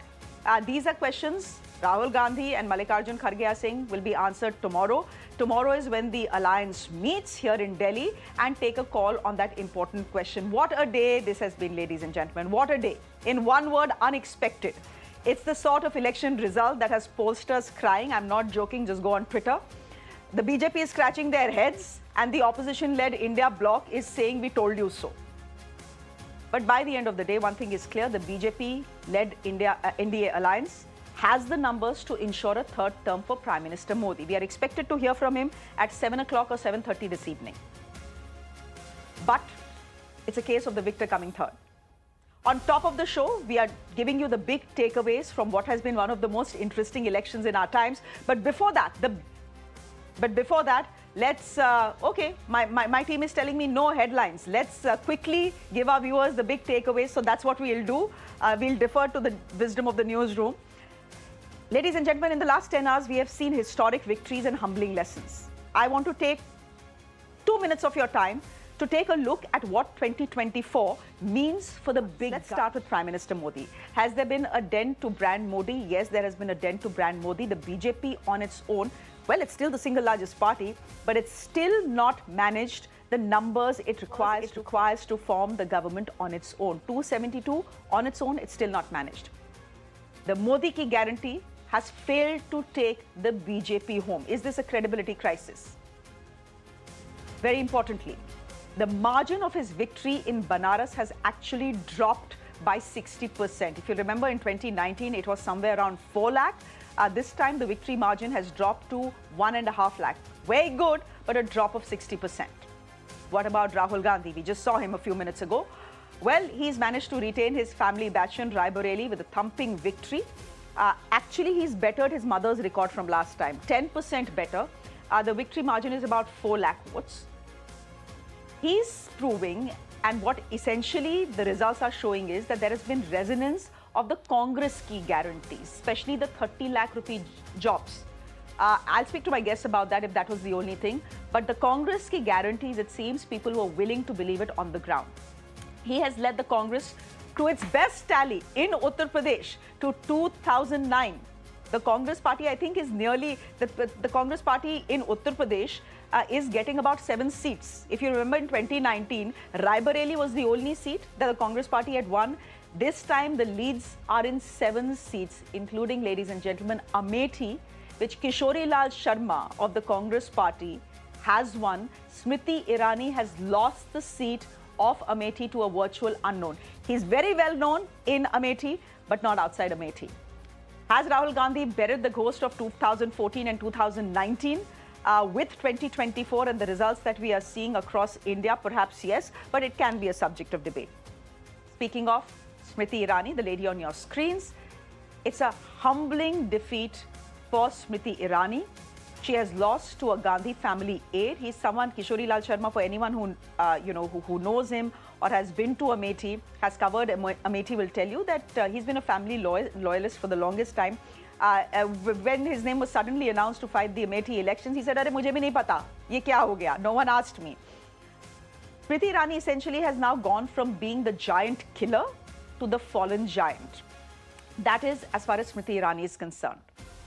Let's shift our focus from Uttar Pradesh to the second most electorally significant state in our country, that is Maharashtra, has 48 seats. Uddhav Thackeray, the big gainer here, he has successfully claimed the Shiva Sena and the Bala Sahib legacy. That is very clear. He's got the backing of the Marathi Manos. I think that is something that the elections are making very clear. Has this set the tone for the big MVA victory in the assembly elections? Remember, Maharashtra goes to the polls this year itself, so does Haryana. We'll just have to wait and watch. Staying with Maharashtra, Sharad Pawar, he's cut nephew Ajit Pawar to size. He showcased his hold over Maratha politics once again. Most importantly, Supriya Sule, his daughter, has defeated Ajit Pawar's wife Sunetra and won the family bastion of Baramati in style. So essentially, to cut a long story short, in Maharashtra, the people of Maharashtra, forget what the courts have said. The people of Maharashtra have decided who the real Shiva Sena is and who the real NCP is, irrespective of who has the symbol. Mamata Banerjee, ladies and gentlemen, you've just heard her. What was the big prediction? The big prediction was that the BJP is going to do extremely well in West Bengal, get more seats than the TMC, sweep it in one sense. That has not happened. Mamata Banerjee has retained her citadel with big wins. She has brushed aside the BJP's challenge. She has proven detractors wrong over Sandesh Khali, very importantly. So that's the West Bengal story. The BJP was hoping to make stunning inroads here. They'd done very well last time, remember, winning 18 seats. The predictions were for them to go up to 22. That hasn't happened. Chandrababu Naidu. He's stormed back to power in style. He's swept aside Jagan Mohan Reddy's YSRCP. He's emerged as a kingmaker in the Lok Sabha as well. Essentially, He's the next Chief Minister of Andhra Pradesh, and he's in a position to decide who rules in Delhi. At the moment, he has an alliance firmly in place with the NDA. Akhilesh Yadav, gentlemen, क्या हो रहा है भाई? There's some big breaking news coming in. We were just speaking about Chandrababu Naidu, and it seems there's a suspense over Mr. Naidu's alliance pick. As I said, this is interesting. This is what Indian politics and elections are about. Mr. Chandrababu Naidu has called off the press conference he was supposed to do. Okay. Now his team is saying he will not be able to speak to the media. ये तो बड़ी अजब और गजब बात है, because he has won the landslide victory. Victory. And you don't speak on won the state. He doesn't need the BJP. He's won the state, ladies and gentlemen, and he's won the Lok Sabha elections in his state as well. So chief minister maker bhi hain, but gala kharab ho gaya suddenly. Tehseen. So gala kharab ho gaya, or the way things are going to be. So let's get everything right. No, I want you on this first. This is extremely interesting. I'm coming on this. I'm exactly coming on this. This is a prelude to what's going to happen, and therefore, I'm just putting the scenario out. Number one, the President of India, she's duty-bound to call NDA and the BJP. She's duty-bound. It's the single largest pre-poll alliance. It's the single largest political party. She can't call anyone else. Unless the single largest pre-poll alliance, NDA, cannot form the government. So once Prime Minister Modi is Prime Minister, and she has 15 days to prove majority, he's going to do his thing.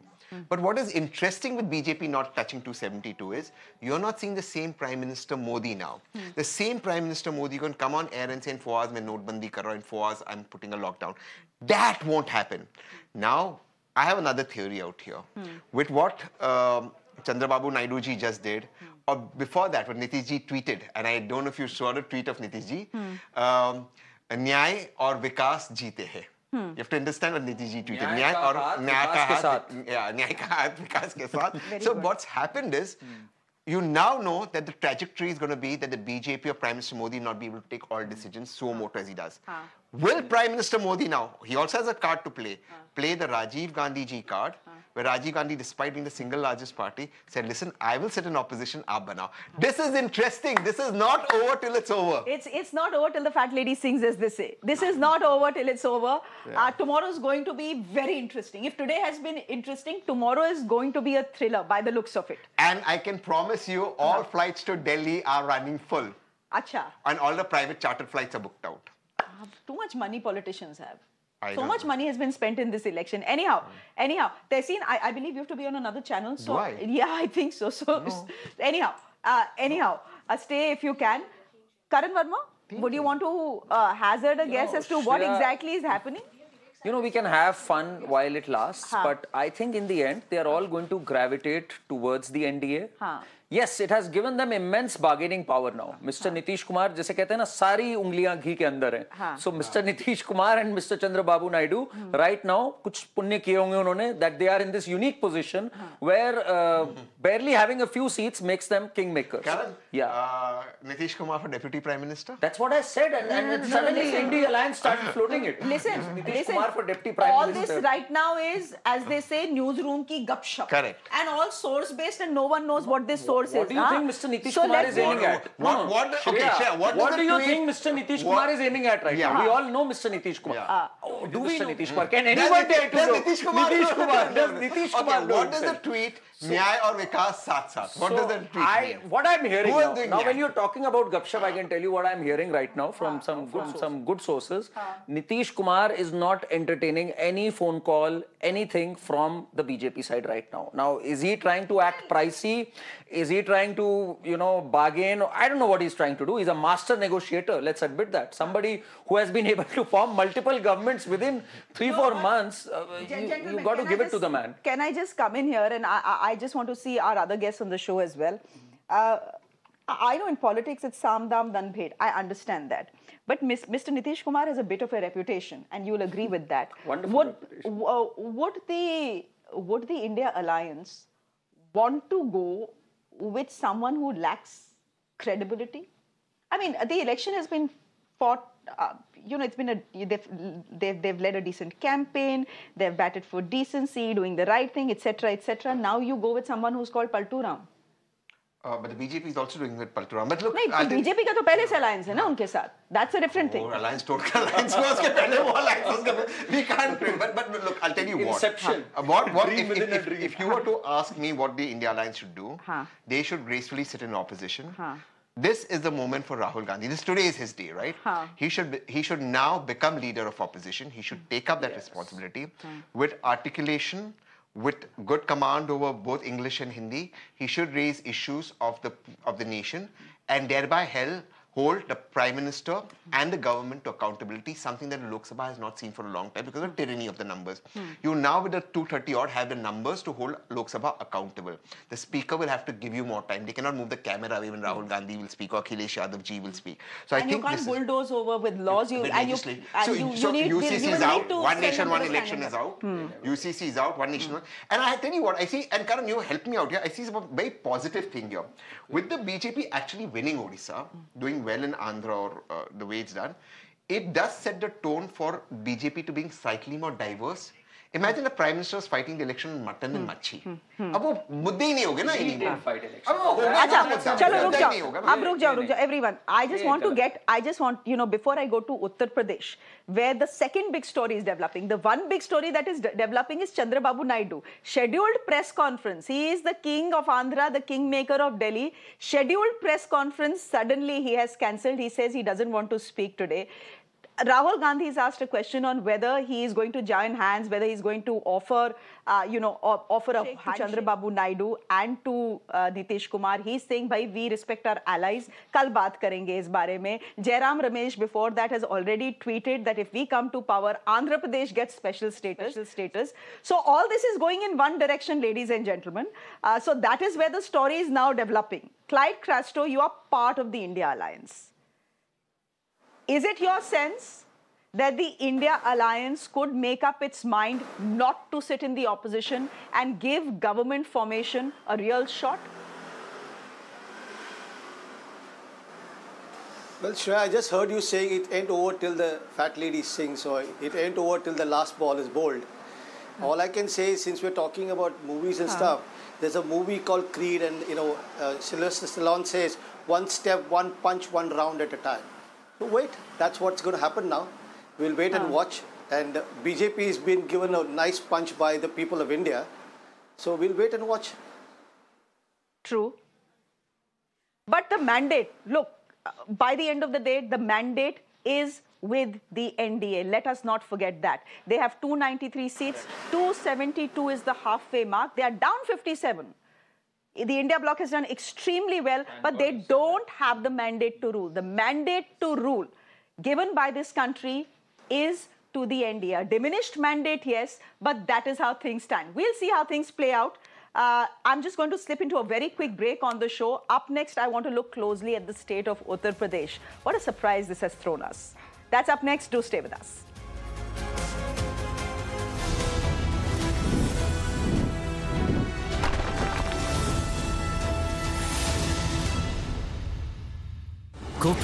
Presenting a show. You're watching the Urban Debate.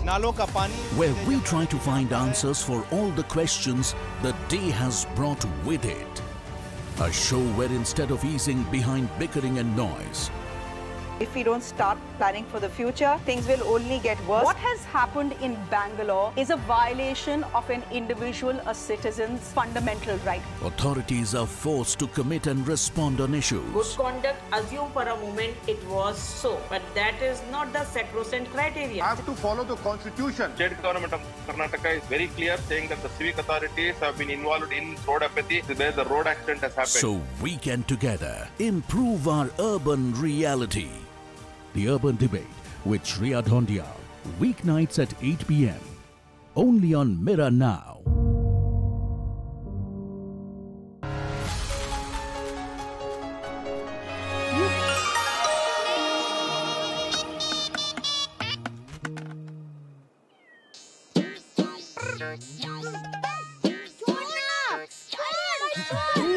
Come with the promise of giving meaning to the information, taking you through the day's biggest events that define the state of the nation. With me at 9 p.m. on Nation Tonight.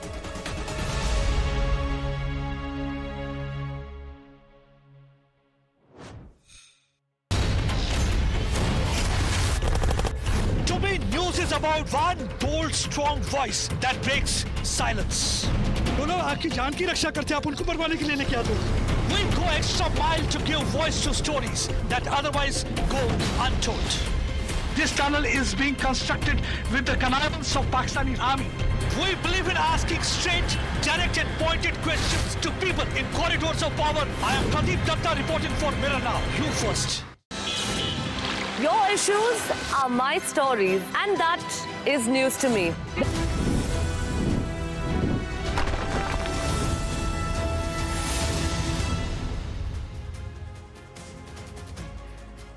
Ladies and gentlemen, the big story is also coming from Uttar Pradesh today. The BJP definitely not Uttam in Uttar Pradesh. The Samajwadi Party cycle is cruising its way to the top. As we speak, I am looking at the numbers that are coming to me from the Election Commission. That's all I'm going by.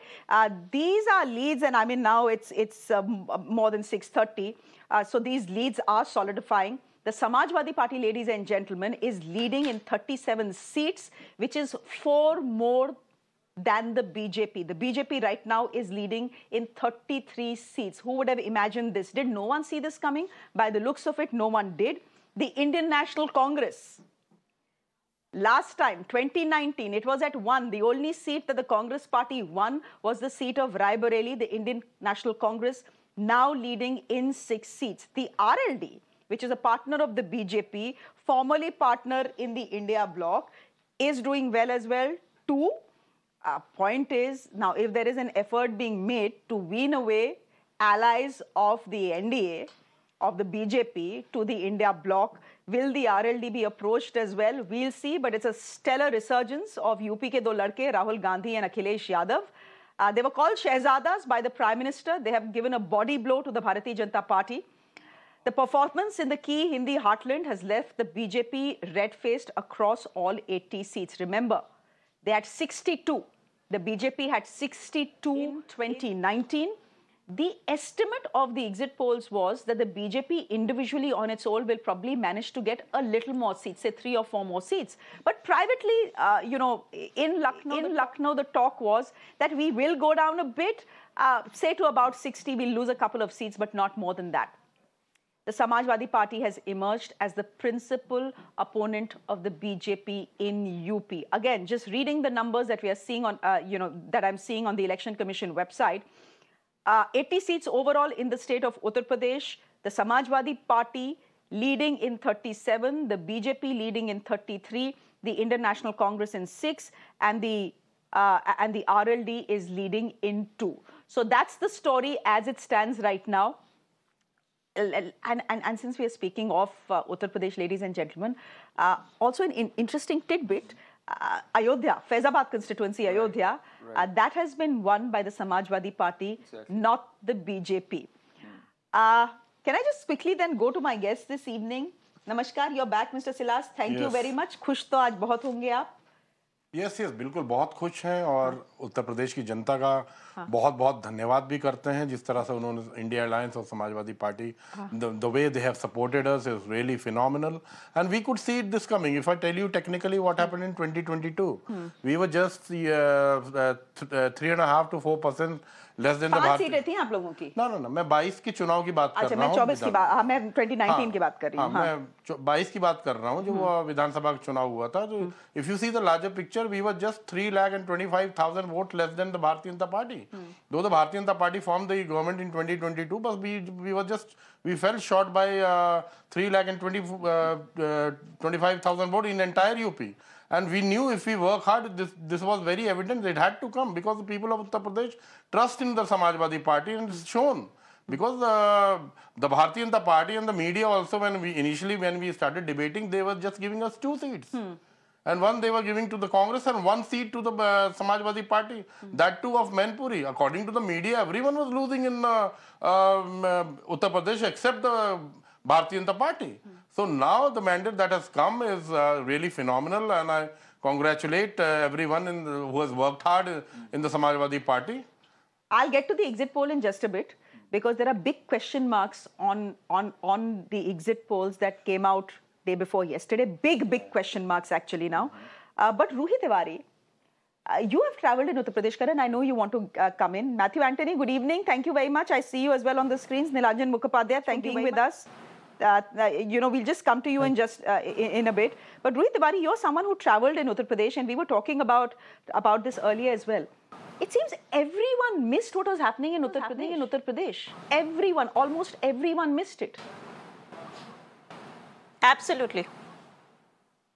Absolutely, absolutely, and there is. I have no qualms in admitting that I was on the ground in Uttar Pradesh and I missed it. You can call it a huge sort of wave in a sense for the Samajwadi Party to go up from 5 seats to 30+ seats and to reduce BJP to a lesser number. It would require that sort of a wave to bring the BJP down. So it's really quite inexplicable what happened. The candidate selection perhaps was a huge sort of victory for the Samajwadi Party. It managed to do it very well. The alliance, as I mentioned earlier in the show in the morning, the vote transfer between the Samajwadi Party and Congress finally happened. It's something that they were struggling with in, for instance, the 2017 assembly elections.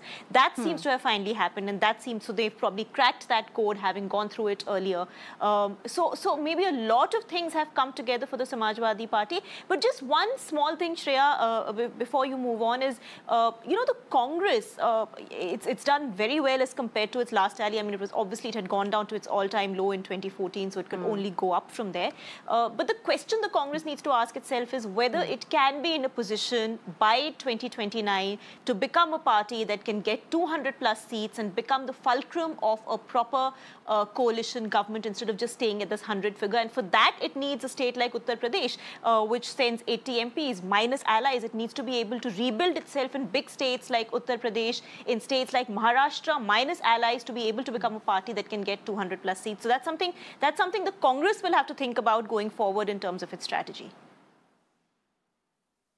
But what we are seeing, and I'm going to get Matthew Anthony in here, but what we are seeing is the resurgence of the Congress party. If you look at the data that the Election Commission is putting out to us, the Congress right now is leading in some 94 seats, which means, and it was 52 last time, which means it's nearly doubled its tally. Matthew Anthony, well done, but my question to you is again this. Is this a mandate for you to govern, or is this a mandate for you, according to you, to sit in the opposition?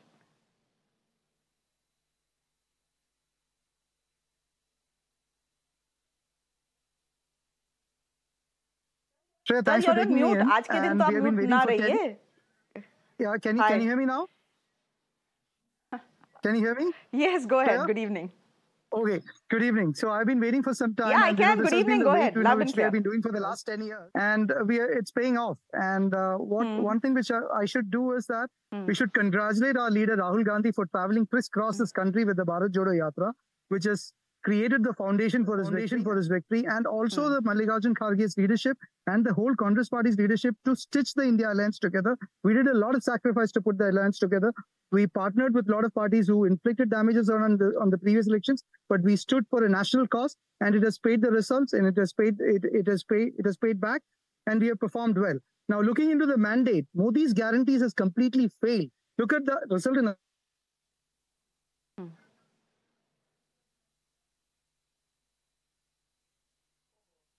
some network issue, I believe. The moment he said Modi ki guarantee failed, the frame अरे तो ये Digital India तो frame नहीं हो, fail नहीं हो रहा. Frame froze हो गया because it was so incorrect कि freeze कर गया वहीं पे.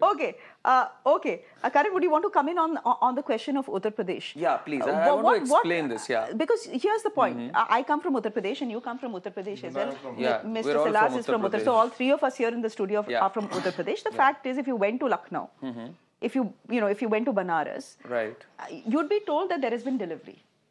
There has been delivery not just as far as the ration is concerned, there's delivery not just as far as the Ram Mandir is concerned, but the roads have become much better, bijli nahi jati hai, pani aata hai. There has been delivery, and most importantly for Uttar Pradesh and Yogi Adityanath, the one big tick mark he always got, 10 out of 10 in one subject that he got was law and order. Anyone you speak to in Lucknow say, Samajwadi Party is gundas. But that's the perception, right? But Yogi Adityanath, they call him bulldozer Baba, आके इन्होंने law and order ठीक कर दिया है. If there were so many pluses, right, as far as the BJP is concerned in Uttar Pradesh. Hua kya? Now, I'll tell you the conspiracy theory I've heard today. That the RSS has worked against the BJP in Uttar Pradesh. This is a conspiracy theory. Of course, these are things that will circulate. But anyhow, what's your analysis? So, you know, just 30 seconds on what all has been delivered in UP. UP has leapfrogged from the 7th largest economy of the country to the 3rd. 3 crore tap water connections, 3.5 crore toilets given, ration given, law and order is improved, giant strides in law and order.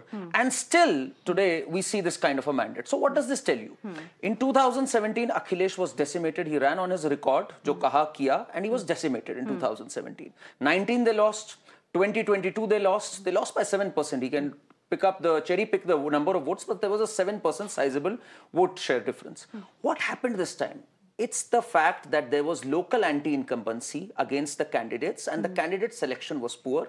The cadres didn't support the candidate, that they didn't work as hard as they had to perhaps. It is in no way a referendum on the Prime Minister. नहीं, vote तो आपसे मोदी जी के नाम पे मांग रहे थे. ये अच्छी बात है.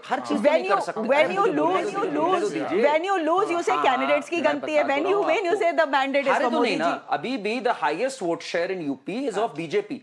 SP plus Congress का vote share भी BJP से कम है. If you check, 43.5% है BJP का. So it's not that BJP has capitulated.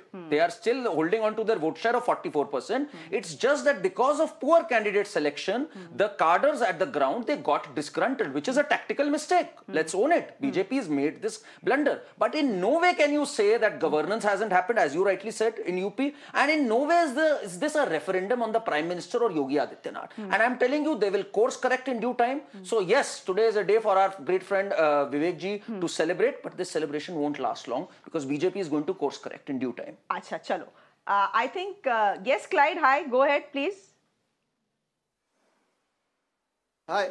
No, Shreya, I just want to, repeat what I said earlier, probably on your channel, but with some other anchor. The point here is, everywhere you went across the country, and I'm talking about, say, I've trialed Maharashtra during the election and in Mumbai, there were huge cutouts of Modi ji. The candidates themselves were told that you need to ask votes in the name of Modi ji.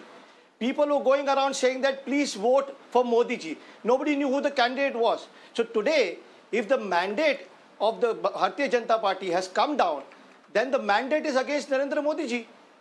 I mean, if you're asking for votes in the name of Modi ji and you're not getting the amount of votes or amount of seats that you are asking for, then I think the people of India has rejected the leadership of Narendra Modi ji. So the fact is, I mean, Karan, please remember that you will cross the number of seats for the BJP has halved 400 in the state. Yeah. From 62 to 33. So what has happened is, Shreya, this 400 par, abki bar 400 exactly. par, this has backfired. No, so that's what I'm trying to say. The mandate is against Modi ji. It was I am agreeing. No, it's not against Prime Minister. Ek minute, मैं बता रहा हूँ. What happened was, Shreya, that people were disillusioned with the MP. They thought BJP is winning anyways. 400 नहीं आएगा, 399 आ जाएगा मोदी जी का. And they voted against the MP. Eventually, this all did not fare and did not augur too well for BJP, and that's why we're seeing that their vote tally has gone down. It's interesting. Vote share hasn't. No, I'll let Matthew Anthony also. I'll also let Matthew Anthony come in. Sure. But maybe there are people who have voted against the Prime Minister as well. Why would you say that this is not a mandate against the Prime Minister? He's usually no, he's popular, all right. He has delivered as a factual statement. I will give you that. I'll give you that. He's popular. And I will also give you that right now the BJP is the single largest party. Right. But there is an undecided voter.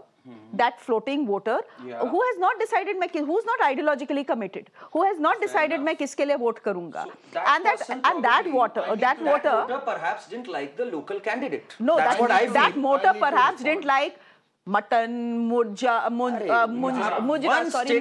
picked up in the entire campaign Mangal and you Sutra, generalized it. Muslim, bhains, and tap water you miss, what toilets you miss, ration you miss. This is convenient.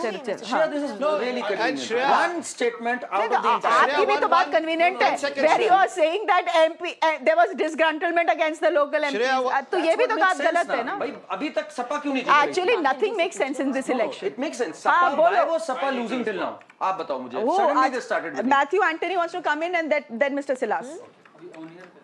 हाँ. अच्छा, Dimple Yadav बोल रही हैं. Let's quickly listen into her. The Samajwadi Party's day, so let's listen into her. Samajwadi विचारधारा का जो समर्थन किया है और जिस तरह का साथ और आशीर्वाद दिया, तो सबसे पहले तो मैं उनको दिल से धन्यवाद देना चाहूंगी। इसी के साथ समाजवादी पार्टी की प्राथमिकता रहेगी कि मैनपुरी का विकास आगे कैसे बढ़े। इंडिया गठबंधन ने बड़ा अच्छा प्रदर्शन किया है, अप्रत्याशित परिणाम आए हैं, कैसे देख रही हैं आप, क्या कहना चाहती हैं? मैं समझती हूँ उत्तर प्रदेश की जनता ने भारतीय जनता पार्टी को एक सबक सिखाने का काम किया है। उनका अहंकार, उनकी तृष्णा को तोड़ने का काम किया है कहीं ना कहीं। और जिस तरह सभी समाज और सभी वर्ग के लोग एक साथ आए और जिस तरह समर्थन दिया, क्योंकि सभी लोग त्रस्त हैं और जो मौजूदा सरकार थी वो ये मानने को तैयार नहीं थी कि जनता परेशान है, कि युवा परेशान है, कि हमारी माताएं बहनें परेशान है, कि किसान परेशान है, कि मजदूर, बुनकर सभी लोग परेशान है। और कहीं ना कहीं ये लोगों की जीत है। लगातार ये देखा जा रहा है कि इंडिया गठबंधन अब अपने प्रधानमंत्री पर चुनाव करने वाला है। Okay, that's a tough question to answer.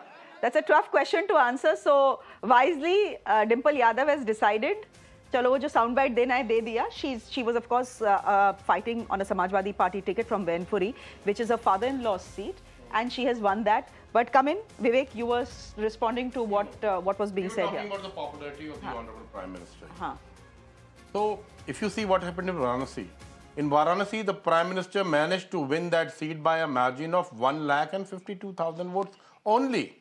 Last time he won the seat by 4,86,000 votes. So you can see the popularity of Prime Minister in his Lok Sabha in Varanasi has come down very, very low. Secondly, Honorable Dimple ji was right here. She has won she has won the margin of Dimple Yadav ji was more than the Prime Minister itself.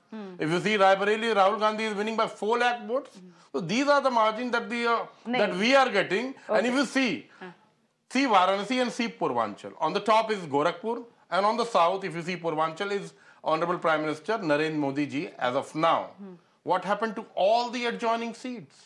They've lost and they've crashed. Why? Because the people of Uttar Pradesh don't trust either on Chief Minister Yogi or Prime Minister Modi. Otherwise, I don't think that's what the lost badly. It's not that you have won by 10,000, 12,000. We are winning by lakhs of votes. So what does it show? I agree. But that's because of the local candidate. You can't say that Yogi blame the Adityanath candidate. is not popular. Can you say Yogi Adityanath is not popular? Please say he's very popular. So is the Prime Minister. They are perhaps two of the most popular leaders we have in the country. Why only 1,52,000 votes in Varanasi? Why only 1,52,000 votes in Varanasi? I think complacency. That is where complacency. Everybody took it for granted that the Prime Minister is winning anyway. And that's where the that is why they didn't vote for him. Come on. No, that is not they didn't vote for him. No, he did win by 1,50,000. Yes. He's won. I don't know what the margin is, but he's won it comfortably. By 152. Lost to the Prime Minister. So one question, Vivek ji, one question. What has Akhilesh done in the last 1 year or 2 years that suddenly he's catapulted to these heights? He didn't catapult to these heights. Clearly something right. Something wrong has been done by the BJP local candidate. It is this disappointment which is showing up. I am blaming the local candidate. When you fought this election in the name of Prime Minister Modi, Karan, come on. मुझे बताओ ना, मैं आपसे एक logical question पूछ रहा हूँ. अरे मैं आपकी बात मान रहा हूँ सर, आप जीत गए, बहुत अच्छी बात है.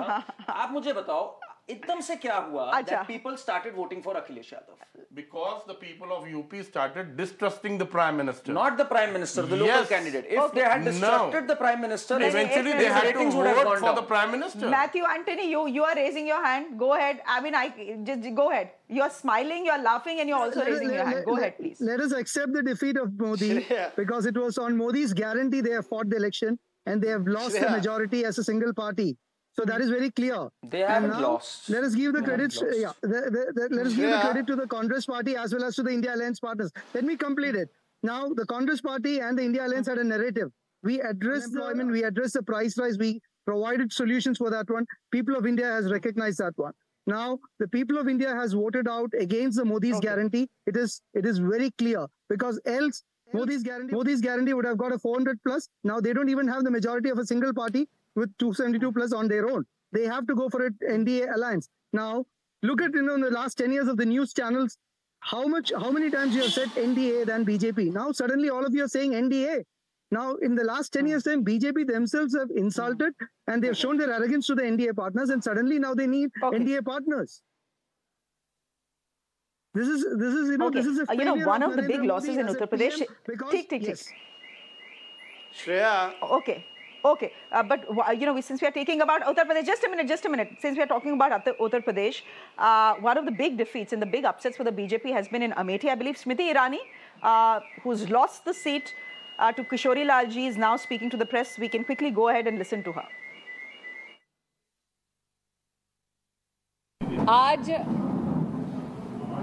इस मंच पर भारतीय जनता पार्टी की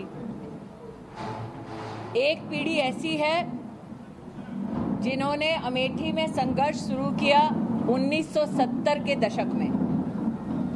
एक पीढ़ी ऐसी जो साल 2014 से लेकर 24 तक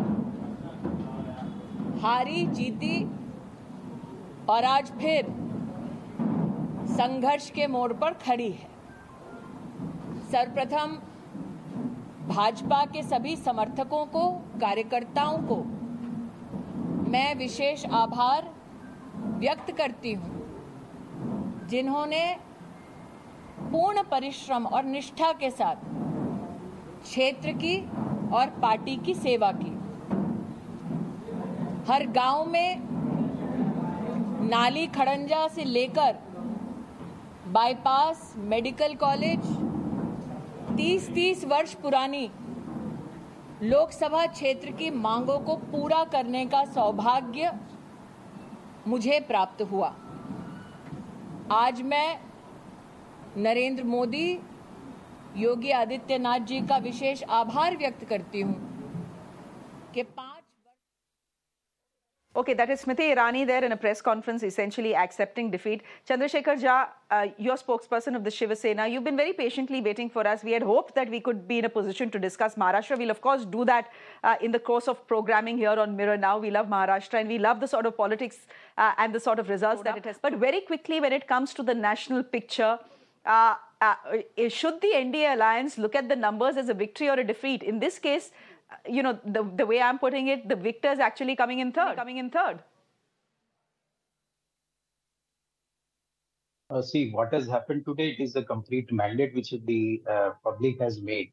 And the mandate is completely against Mr. Modi. And BJP was not in picture because all the elections have happened on the picture of Mr. Modi. So deliberately they are trying to escape now that the whole of NDA has got this much of seat and that much of seat. But this does not absolve them from the liability that public has completely rejected them. And at this moment, in total of the India, what the alliance happened and how this poll has been conducted, how many times Mr. Modi got down from his position being a PM, how did he misinterpret and misguided the public, everything is now in picture. The guarantee of Mr. Modi was never ever guaranteed or was done by Mr. Modi. It was just a jumla, and that jumla has been given answer by the public of India. It's a complete dance of democracy. And if you see the dance of democracy, the public is the only, particularly the public has decided upon the mandate, and Mr. Modi should go. And that mandate is very clear right now. And in every aspect, you're saying India no. Why are you saying Prime Minister Modi should go? I understand that Uddhav Thackeray is a big winner when it comes to Maharashtra, right? But why are you saying that the Prime Minister needs to go? I understand that in the Congress press conference, Mallikarjun Kharge started the press conference saying this mandate is against Prime Minister Modi, but he stopped there. He stopped short of saying that the Prime Minister should resign, etc., etc. So right now with the numbers as they stand, and these are leads that we are looking at, that, I think the result is very clear. The NDA is at 293, 272, I'm just going to keep repeating myself, is the halfway mark, which means the NDA very much in a position to form the next government. And Prime Minister Modi to get a third term, historic, because the only other Prime Minister who's got a third term in India before him has been Jawaharlal Nehru. Now, we are expecting, ladies and gentlemen, the Prime Minister to speak at 7 or 7:30. 7 o'clock was the time given to us, but that could stretch and probably go to 7:30 as well. So we'll wait to hear from the Prime Minister and what he has to say. For the moment, what an interesting, incredible day this has been. But it's not ending here. It's not ending here because tomorrow promises to be even more interesting, because we'll get to know whether the India Alliance decides it wants to sit in opposition or to make an attempt to actually stitch together a government trying to push the TDP and possibly the JDU as well. All these questions still hanging in the air, ladies and gentlemen. 7:30 when the Prime Minister is expected to speak. I'm slipping into a quick break on the show. Our coverage continues. Do stay with us.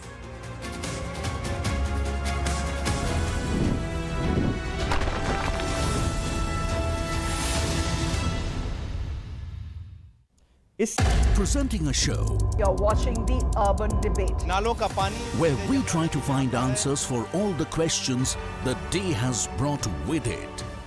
A show where instead of easing behind bickering and noise, if we don't start planning for the future, things will only get worse. What has happened in Bangalore is a violation of an individual, a citizen's fundamental right. authorities are forced to commit and respond on issues. Good conduct, assume for a moment it was so, but that is not the sacrosanct criteria. Have to follow the constitution. State government of Karnataka is very clear, saying that the civic authorities have been involved in road apathy where the road accident has happened. So we can together improve our urban reality.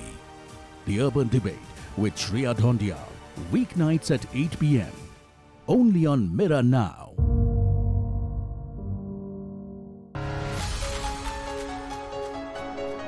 You get information on practically every device.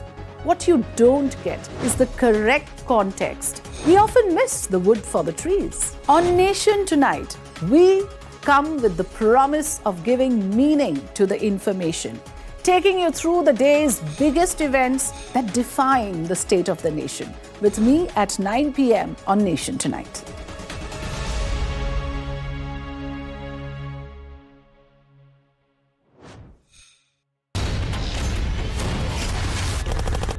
To me, news is about one bold, strong voice that breaks silence. बोलो आपकी जान की रक्षा करते हैं, आप उनको मरवाने के लिए लेके आते हो। We go extra mile to give voice to stories that otherwise go untold. This tunnel is being constructed with the connivance of Pakistani army. We believe in asking straight, direct and pointed questions to people in corridors of power. I am Pradeep Datta reporting for Mirror Now. You first. Your issues are my stories, and that is news to me. Resident doctors out on the street. We expose the lies, uncover the truth, and demand accountability, all for a better tomorrow. With a transformer plan. Our agenda. From airfares to government high-handedness, we voice your concerns and demand answers for your questions. 4 से 5 घंटे की बिजली कटौती हो रही है. I am Neha Hebale, reporting for Mirror Now. You first.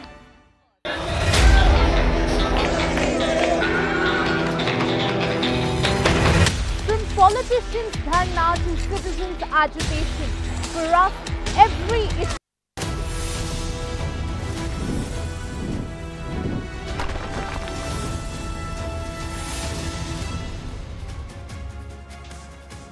Very good evening, ladies and gentlemen. Thank you for joining us. You're watching South Speaks. This is the show where we are going to decode what today's elections mean for the south of India and what does that translate for rest of India. The big numbers, the big takeaways. Has the big South fort, has it been breached?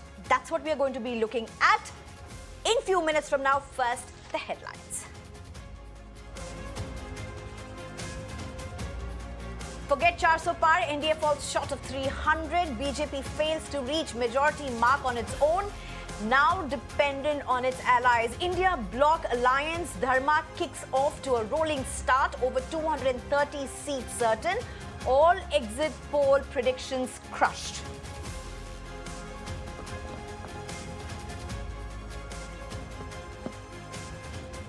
Major upset for BJP in its key bastion Uttar Pradesh. Samajwadi Party cycle in cruise control mode.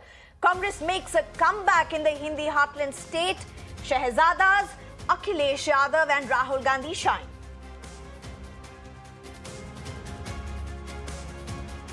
BJP decimates Naveen Patnaik's 24-year rule in Odisha, with the state emerging as a ray of hope for the Saffron Party amid Lok Sabha upset. BJP emerges as the single largest party, all set to form government in the state.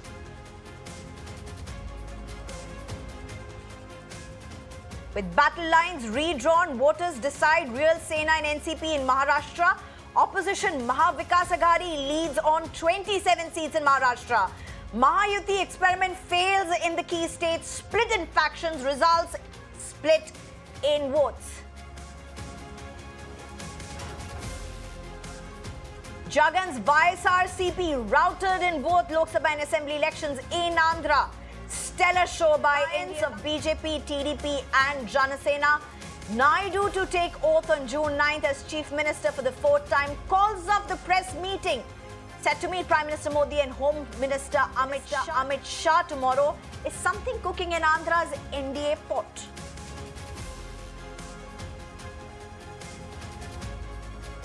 BJP JDS seat share drops in Karnataka while Congress's seat share goes up. Deputy Chief Minister DK Shivkumar's brother DK Suresh stunned in Bangalore rural, while sex scandal accused Prajwal Revanna of the JDS set to lose from Hassan.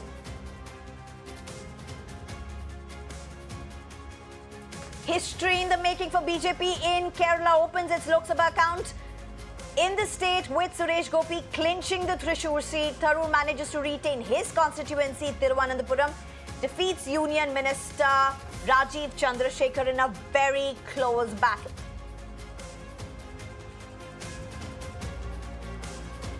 Big upset for BJP in Tamil Nadu despite Prime Minister Modi's mega outreach. BJP fails to perform in the state. Party chief Annamalai loses from Coimbatore.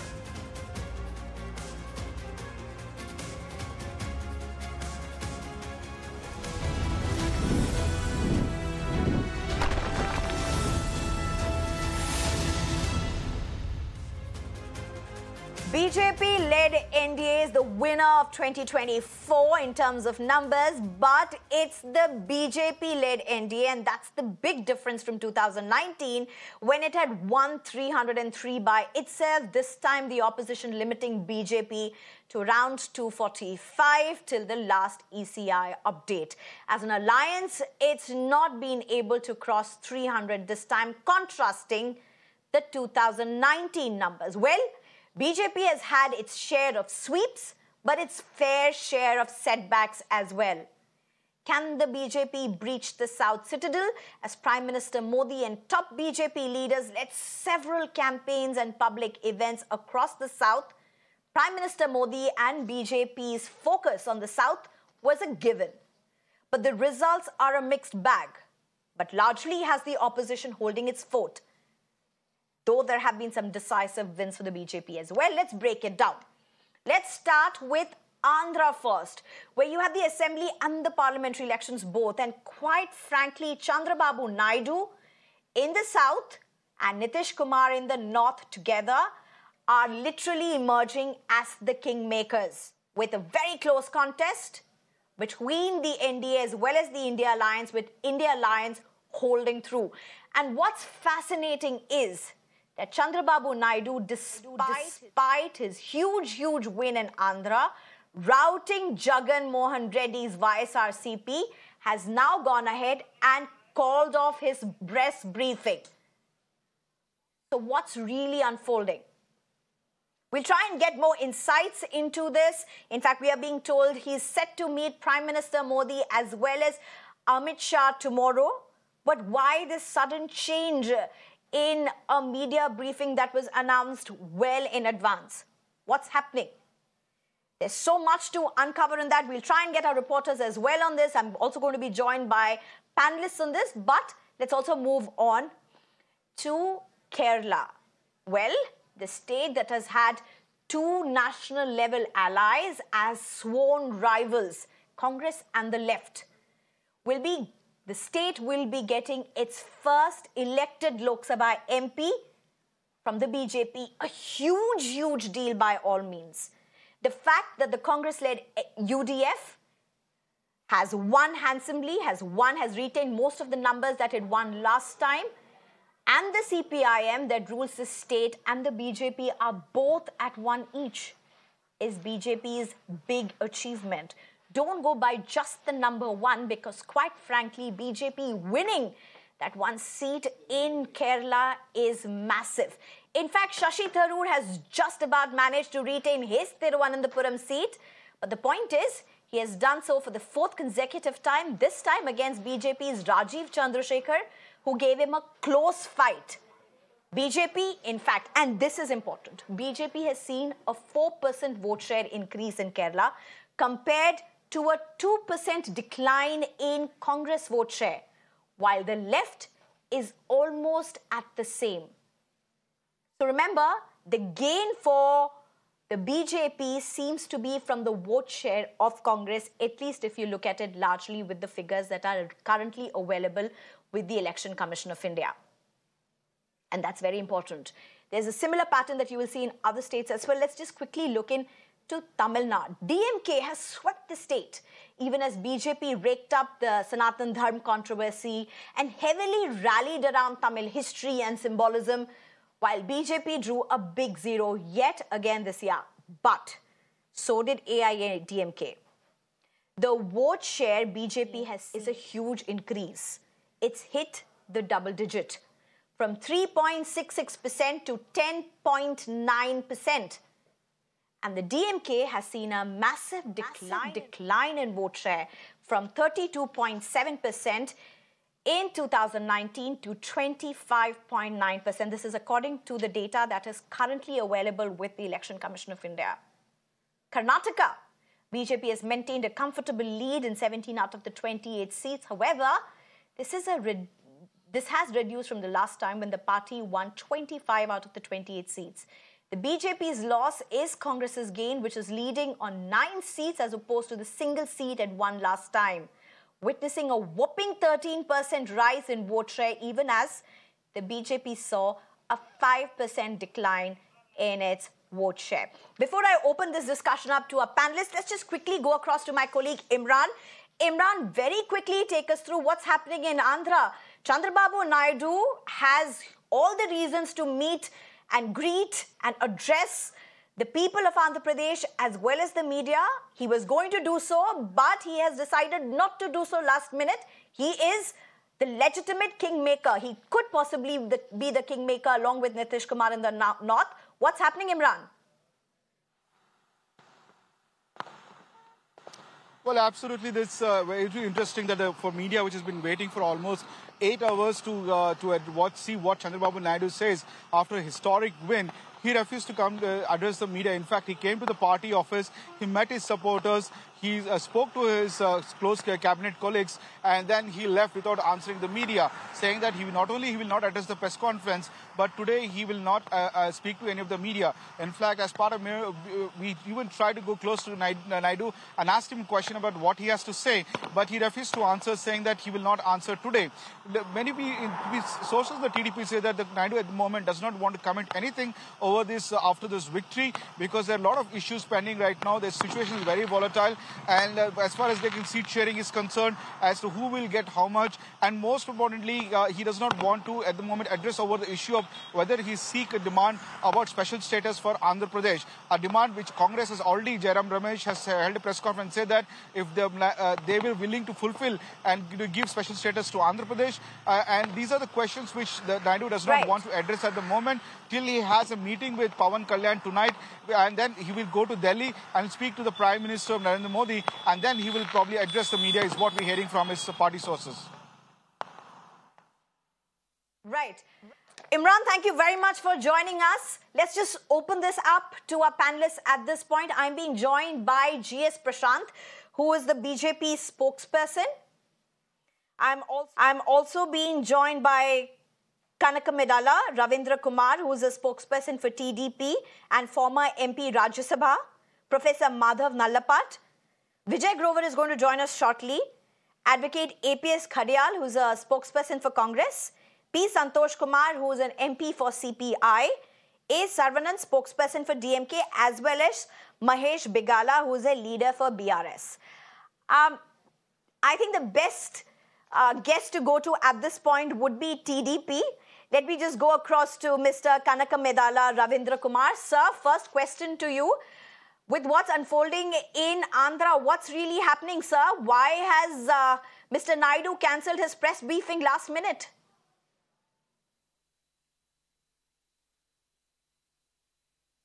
In Andhra Pradesh, you have witnessed a landslide victory to the Telugu Desam Party and also NDA alliance, Janasena and BJP. It is a pre-poll alliance is there. And Chandrababu Naidu has given an assurance to the people. Babu surety, Bhaushat guarantee. In future assurance, future guarantee has given. By virtue of the unruly rule of Jagan Mohan Reddy, who committed to destruction and demolition, corruption and scams, the people, all walks of life have suffered a lot. That's why they voted in favor of NDA alliance, number one.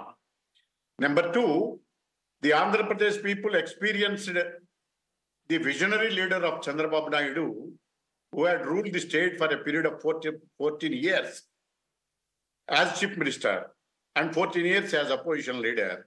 And people felt that he is the only leader to rule the state of Andhra Pradesh. That's why the victory has a landslide victory with thumping majority. So that's my question, sir.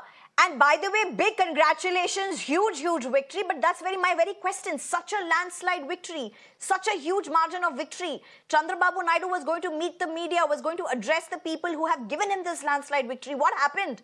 Why the sudden change? Why was this press briefing cancelled last minute? Madam, as far as the question, please. Hello. Chandrababu Naidu as a major partner in NDA.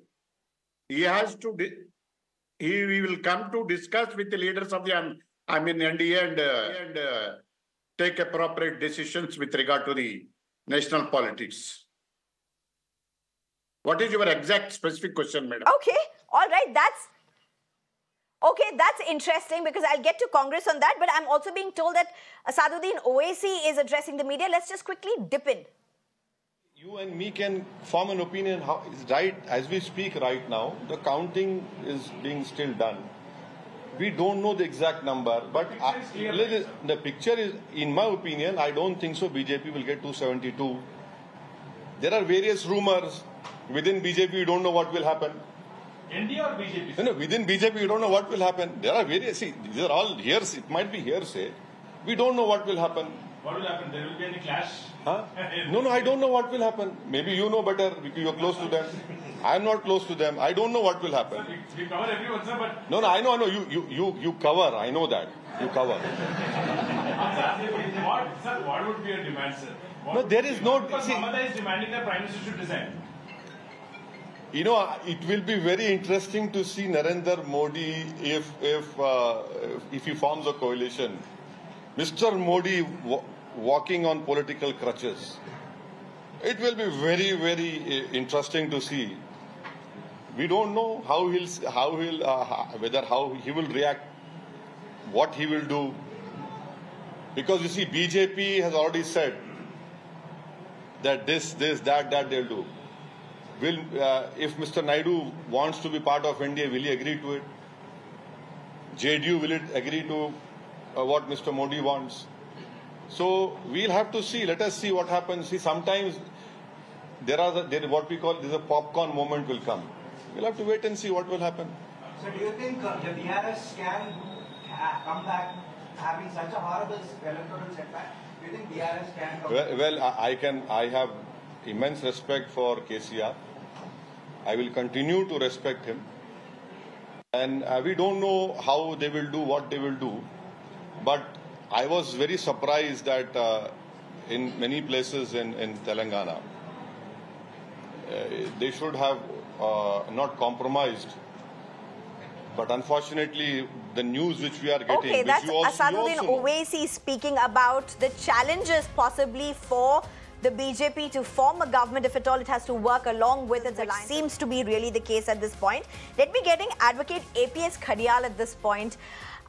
Well, congratulations to you. Quite a fight from the India bloc. My question to you really at this point would be, Asaduddin Owaisi calls something as a popcorn moment. He's saying, who knows what happens? With Chandrababu Naidu already calling off his media address, and we may be reading a bit too much into it, but it's never too much into politics, Mr. Khadial. How much of what's happened in South is going to determine who really forms the government? Or is the messaging different? Well, I'd like to start by thanking the people of India for having destroyed the arrogance of certain parties that had taken the people of India for granted, that had time and again undermined the democracy, the constitution, the institutions, the pillars of democracy and whatnot. Today, India in one voice has conveyed it to those powers that Indians will not be taken for granted. You cannot just walk all over us. Second of all, the knives have come out. I mean, there are so many leaders of the Bharatiya Janata Party that are very happy that Mr. Modi is no more even the prime ministerial candidate. And I want to thank Mr. Gadkari, I want to thank Mr. Rajnath Singh, I want to thank Ms. Vasundhara Raje, Mr. Khattar, Mr. Shivraj Chauhan, Mr. Yogi Adityanath especially. All these leaders did not want Mr. Modi to be the PM candidate. These leaders are against Mr. Modi because they're all well aware of his dictatorial ways. They're all well aware of his modus operandi, which is completely autocratic. And there is no room for democracy at all whatsoever. And not just the leaders, they're the allies, the non-democratic alliance of the Bharatiya Janata Party, which supposedly consists of 38 parties, but no one other than Mr. Modi and Mr. Shah were allowed to talk. And that's why the double-engine train stopped before even reaching the station. And so many dabbas of the train, they fell off the wagon. For example, JJP, ADMK, Samta Party, SAD, Sayukt, and many more. And not just that, there are many candidates that were given tickets by the Bharatiya Janata Party that left because they knew it was a sinking ship. Two-term MPs, one-term MP left the Bharatiya Janata Party. They knew they saw it coming. It was only Mr. Modi that did not see it coming. And we have been seeing videos also. Hoardings are being taken out allegedly from their offices of Mr. Modi. Because I think the BJP leadership has made up their mind. And second of all, many people of the Bharatiya Janata Party, the leaders, the workers would have voted against the BJP and for India Alliance, for the Congress Party, for one reason. This fight was between two alliances. One alliance wanted to save democracy, save constitution, save reservation, and save the country. That was India Alliance, and the other alliance, non-democratic alliance, wanted to Mr. do away Khadial, with all that. You've made your point, but even as you're speaking about why BJP was not voted for in the pockets that it was not, why the India Alliance could make the formidable gains that it has, there's also the state of Kerala, where for the first time ever, there's going to be a BJP elected MP. GS Prashant, people may say it's one seat. It's a 4% vote share increase. It's not a big vote share increase. It's a 4% vote share increase, but it's a one seat that finally BJP has been able to win in Kerala.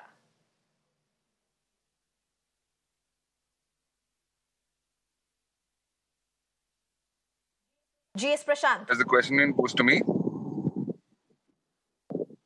Is the question to me? Mr. GS Prashant?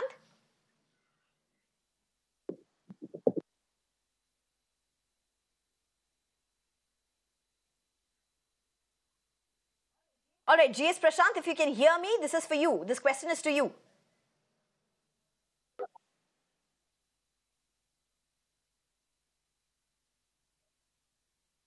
Okay, we seem to have some issue at this point. Let me just go across to P. Santosh Kumar, who's a CPI MP. Mr. P. Santosh Kumar, my question again to you remains the same. The fact that BJP has been able to get that one seat in Kerala, many may say, so what, it's just one. But the fact remains, anybody who has tracked Kerala, this one seat is a formidable win for the BJP in the state. And would the left and the Congress concede that they've not been able to stop them? In fact, earlier also, a candidate who was supported by the BJP won the Lok Sabha election. That was Mr. P.C. Thomas. That happened long ago. So, in fact, this is not a new development. But while talking about this particular victory of BJP candidate in Thrissur, I am sorry to say the Congress party should answer to this question. Because the Congress won the Thrissur Lok Sabha seat in 2019 with a comfortable majority.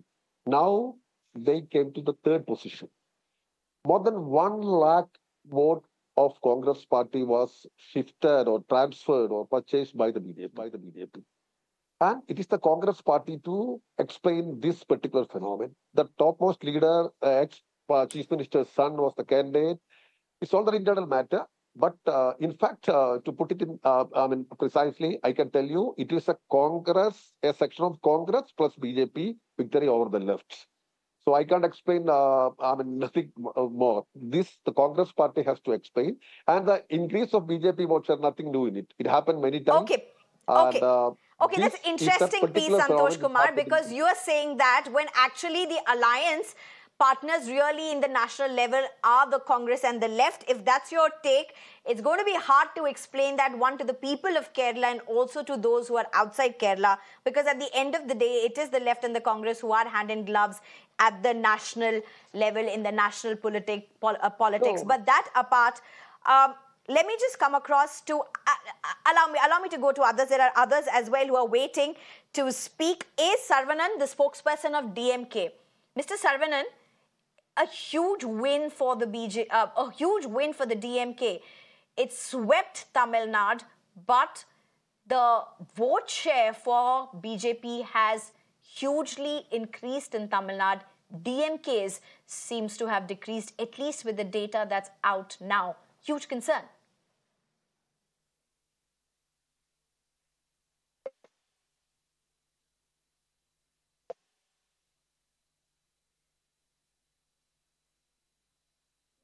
Mr. Sarvanan? Okay, we don't have Sarvanan, I'm told. All right. Mr. Madhav Nallapat, how do you really look at this, Mr. Madhav Nallapat? You know, you do see big gains, you do see big losses, whichever way you want to see this, but the fact remains that the India bloc seems to have been able to hold their fort down south. And that's considerably huge, considering the extensive campaigns that not only Prime Minister, but all the top BJP leaders have done. But the vote share really may present a different game. Sneha, let me tell you that I know Thrissur very well. Thrissur is basically my district. And the BJP candidate won with a significant number of votes of the Christian community. There is a very vibrant Christian community, very, very vibrant. And a lot of the votes that the BJP candidate got was from this particular community. Now that is, and at the same time, Suresh Gopi, he participates in Muslim feasts, he participates in church rituals, and of course he goes to temples as a believer in Hinduism. But that is the kind of approach that Suresh Gopi has got, absolutely non-communal. And if I may say so, that has stood him in very, very good stead in Thrissur. As far as Trivandrum is concerned, a very tough fight was given to Shashi Tharoor. Even though the Congress has got a very strong base there, he has built up a formidable ground game over 3 terms in Trivandrum. But he came within a whisker of losing to Rajiv Chandrasekhar, who is, who is a Malayali, but who has spent most of his life outside Kerala, but yet he almost defeated him. Now, so far as Tamil Nadu is concerned, in my view, it's a self-goal by the BJP. The fact is that if the BJP had an alliance with the AIADMK, along with the other allies it has got, there's a very good chance that DMK would have been defeated in at least 15 seats in the state. You yourself pointed out their vote share has gone to just a quarter, to 25%. The AIDMK is not far behind.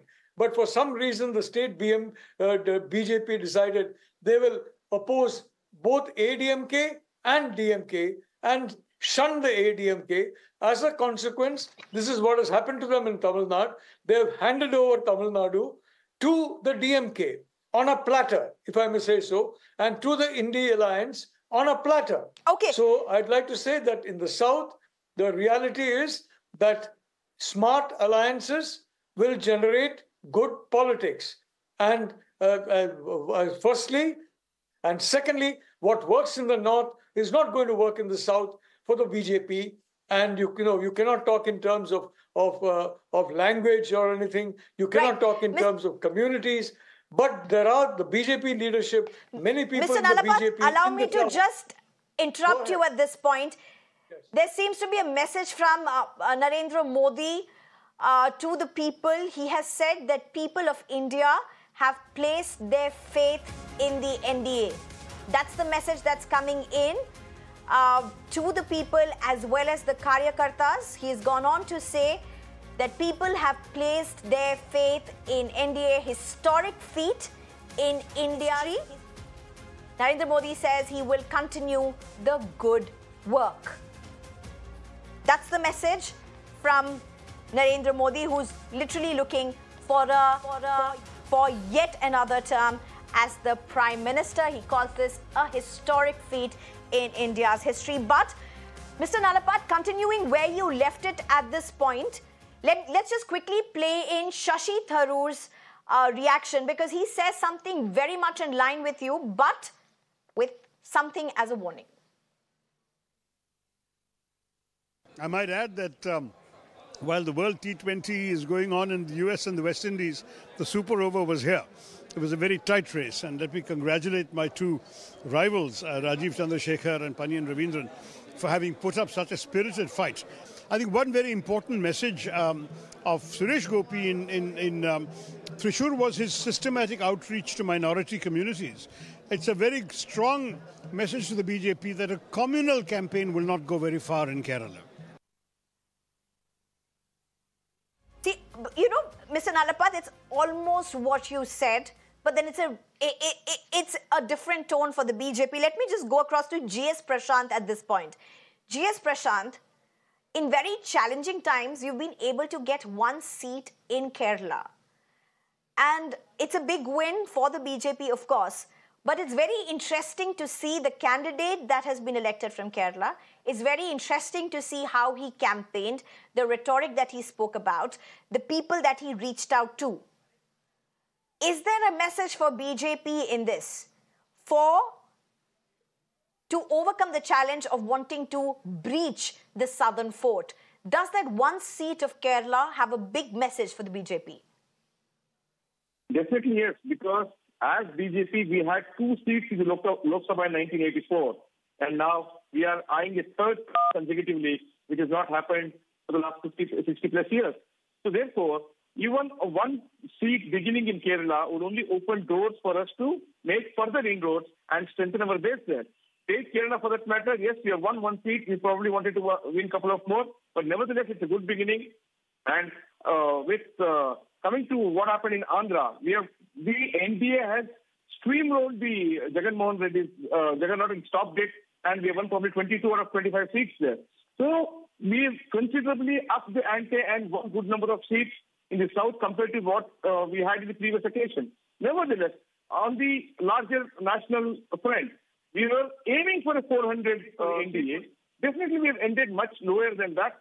We do accept the people's mandate, but what is important to take note is that it is the BJP-led NDA which will be forming the government for the third time consecutively. There is no doubt on that, because all these were pre-poll alliances made with JDU or the LJP or TDP. All these were pre-poll alliances, which means BJP also sacrificed seats to ensure that the allies would contest there and vice versa. Therefore, a BJP-led NDA will be coming back to power, and as our Prime Minister has already pointed out, that we will continue to do the good work, and NDA would reign supreme in the years to come. And we will strengthen wherever, and as BJP, we can assure you that right from the Prime Minister till the Karyakartas, we will actually introspect as to why we could not get 400. Because we are not disheartened, because we are forming the government here. We will introspect as to what we should have done better to reach that number, which ultimately we failed to reach.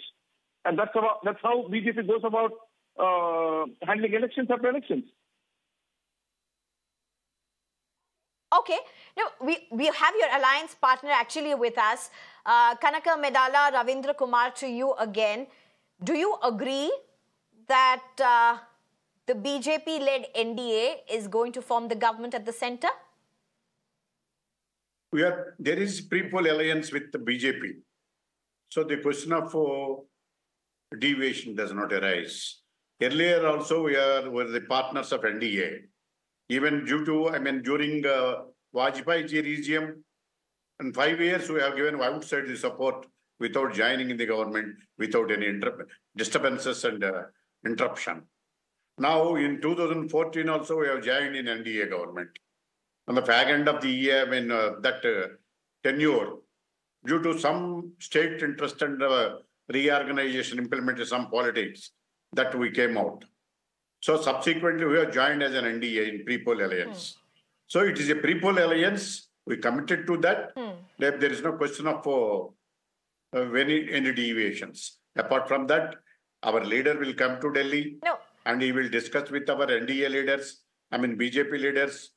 And NDA partners have, particularly, you have to note that the people of Andhra Pradesh voted in favor of NDA alliance.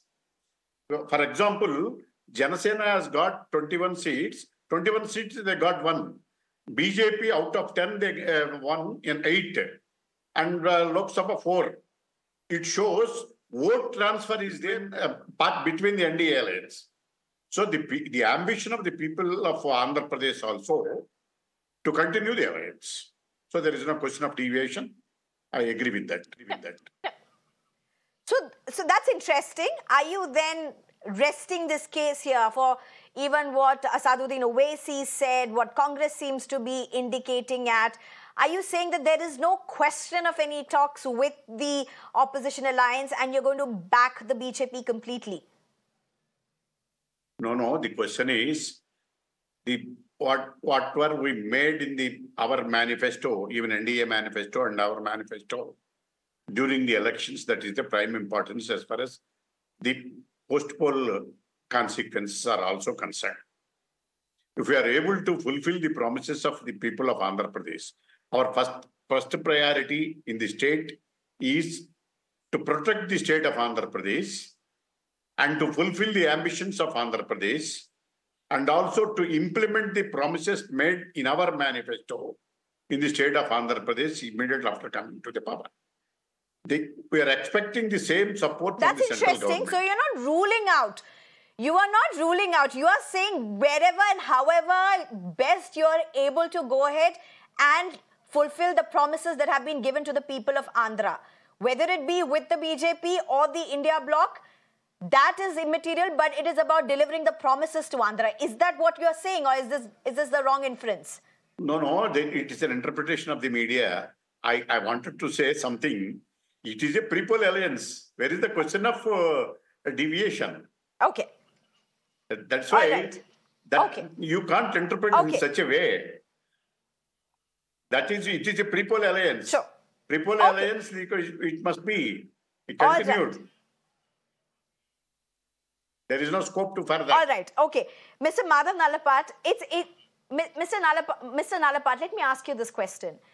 With what BJP has managed to get in Kerala and what it has not managed to get, say, in Tamil Nadu or in Andhra, is there a huge messaging for what would be a challenge to breach the South Fort, as it was called, to the run-up of elections? Look, the fact is that if you look at the South, you find so many people from the North in the South. You find so many people from the South in the North. I've stayed in North, South, East, West. Frankly, I found myself at home in all 4 different corners of the country without any problem. So I think we're overboard in this North-South business. Chandrababu Naidu is an outstanding administrator for various reasons, politically he lost to YSR. But at the and then he subsequently lost again. But the fact is, he was an excellent administrator. His focus has always been on administration in Andhra Pradesh. His focus has been on reform, and he is therefore four square behind Prime Minister Modi's discussion on reform. Do you believe, Sneha, that these talks took place when somebody, let us say Prime Minister called Mr. Naidu in 10 minutes, then Mr. Shah talked to him for 15 minutes, and then they came to alliance? They would have compared the plans for Andhra Pradesh, they would have compared the national plans of Prime Minister Modi, and they would have come to a broad understanding. That's how both Narendra Modi and Chandrababu Naidu function. So I'd only like to say, frankly, that, let's not go around. The fact is the NDA got elected. Prime Minister Modi is the head of the NDA. Okay. Everybody who voted for the NDA, everybody who voted for the BJP knew who the leader of the BJP was. Nobody voted for BJP thinking somebody else will be the leader or is the leader. So there is going to be a government led by Narendra Modi for the next term of this parliament. Okay. Now, well, what is interesting is that you say you're making too much of a north versus south, because quite frankly, that was also something that the BJP and the NDA emphasized a lot on. In terms of breaching the South fort. You had national leaders also talk about this. But there's a breaking news coming in at this point. Prime Minister Modi has spoken about the Andhra verdict, says it's an exceptional mandate to the NDA, thanks the people of Andhra, and congratulates Chandrababu Naidu as well as Pawan Kalyan. Vijay Grover, if I can, if you have to look at the key takeaways from what's with Telangana as well as Andhra, there may be two different messagings, but there's much at play in both of these places. Well, as far as this entire election in Andhra is concerned, clearly it is a reiteration of the messaging that the people have given, that they cannot be taken for granted. And the kind of route that YSRCP has faced is something that is a question mark on the governance pattern itself. And clearly, this is something where we have seen that the resilience of Chandrababu Naidu, who went through these hardships in these 10 years, and has after that also come out as a winner, despite there being charges, the BJP first persecuting him and then joining hands with him. This is something very clearly a victory. Personally, I would say for Chandrababu Naidu, because I went to Andhra Pradesh and I saw the rally where he had with Pawan Kalyan, and when Prime Minister Modi had come there. Very clearly, the messaging there was that now we don't have to be scared. The TDP party workers could tell us that now we don't have to be scared of the police, because we feel that once Naidu comes back, there would be no intimidation. So that is something where it shows the distancing between the voter and the leaders was, as far as YSRCP was concerned. And this win clearly reiterates that Andhra would now get a government which would be more listening to the people, I would say, rather than the way there was a distance between Jagan Mohan Reddy's style of functioning and the populace of the thing. Telangana, I think so, Revanth Reddy took things for granted. And, after a spectacular win in the assembly, he could not replicate it for the simple reason he thought that, it worked in assembly elections. It will work now. And there was not much effort that he needed to put in over there. So these are, two things that I could observe for these two states. But Sneha, here I want to make one point about Karnataka, and that is the fact that the people of Hassan who have rejected, Prajwal Revana, that is something which I feel is the hallmark of today's results from the state, that people of this constituency clearly have rejected, the ignominy that, the entire parliament would have faced, where a member of parliament would have got elected with, charges which are as serious as what Prajwal Revana is facing. That has been saved, and that's something I feel the people of Hassan who have not voted in Prajwal Revana deserve a salute from everybody. That's interesting you say that, because, at least in the national landscape, in the national media, in the national politics, these videos emerged after Hassan voted. So to attribute what unfolded with what unfolded with Prajwal Revanna to possibly the entire sex scandal, isn't it taking it far-fetched? There could have been other reasons for his losing, but would it be the video? Or are you saying people knew it all through? Well, December 2023, the video was, the talks were on, and, Devaraja Gowda, the BJP district in charge, had, the cognizance of this. He had written letters. And after that, practically every worker and leader knew of these things. And there was a whisper campaign. And if you remember, the pen drives were in circulation a few days before Hassan went to poll. So certainly people were in know of things.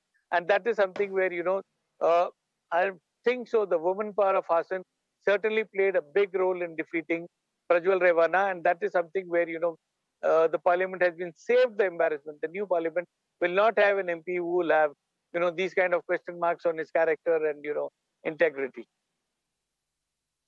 That's interesting that you make that statement. In fact, to what you said about Revant Reddy possibly being overconfident, I of course have Mr. Khadial with me, but before I go to him, okay, I can see, okay, but before I go to Mr. Khadial, Mahesh Bigala is there. Mahesh Bigala, would you say it's a huge embarrassment, huge embarrassment for the BRS? Huge embarrassment. It's nowhere in the picture. Okay, before I come back to the Telangana, let me answer the two major takeaways from these elections. All the major pundits failed in terms of predicting the exit polls. And second thing is, there is no single party got the majority I'm with you on that. The country. Let me come back 100%. To the Telangana. Yeah. And the Modi was like expecting that, this time, Abki Bar 400 seats. But you look at they have not even crossed the clear 272 mark. This is the major setback for the Modi and entire BJP government. And when it comes to the Telangana, the Telangana has given the mandate for two consecutive times for the KCR and the BRS party. But if you come back to generally, the people of Telangana always they look at assembly election differently compared to the parliament election. If you go back even the Delhi, Aam Aadmi Party got about over 60 seats, but they swept all the MP seats for the BJP. So same thing if you look at the BJD, even in the Orissa, they got the 47 MLAs, but they got only one MP. See, traditionally the way the Telangana people they look at it is BJD is a very different story in Odisha today. It's been routed. It's a very different story, BJD. Even if the assembly elections it's BJP all the way in Odisha. Even if assembly elections were to be held today, KCR will be undoubtedly, he will be the CM again for the state of Telangana. See, for the people of Telangana, they always look at parliament election differently by the state election. But however, we accept the mandate of the people and then we will come back and we will bounce back because we have seen this in 2009. We got only 2 parliament seats, then back to over 10, 11, 12 seats, and we got the entire 88 MLA seats. But it is like that the party will bounce back in the next assembly election in the coming days.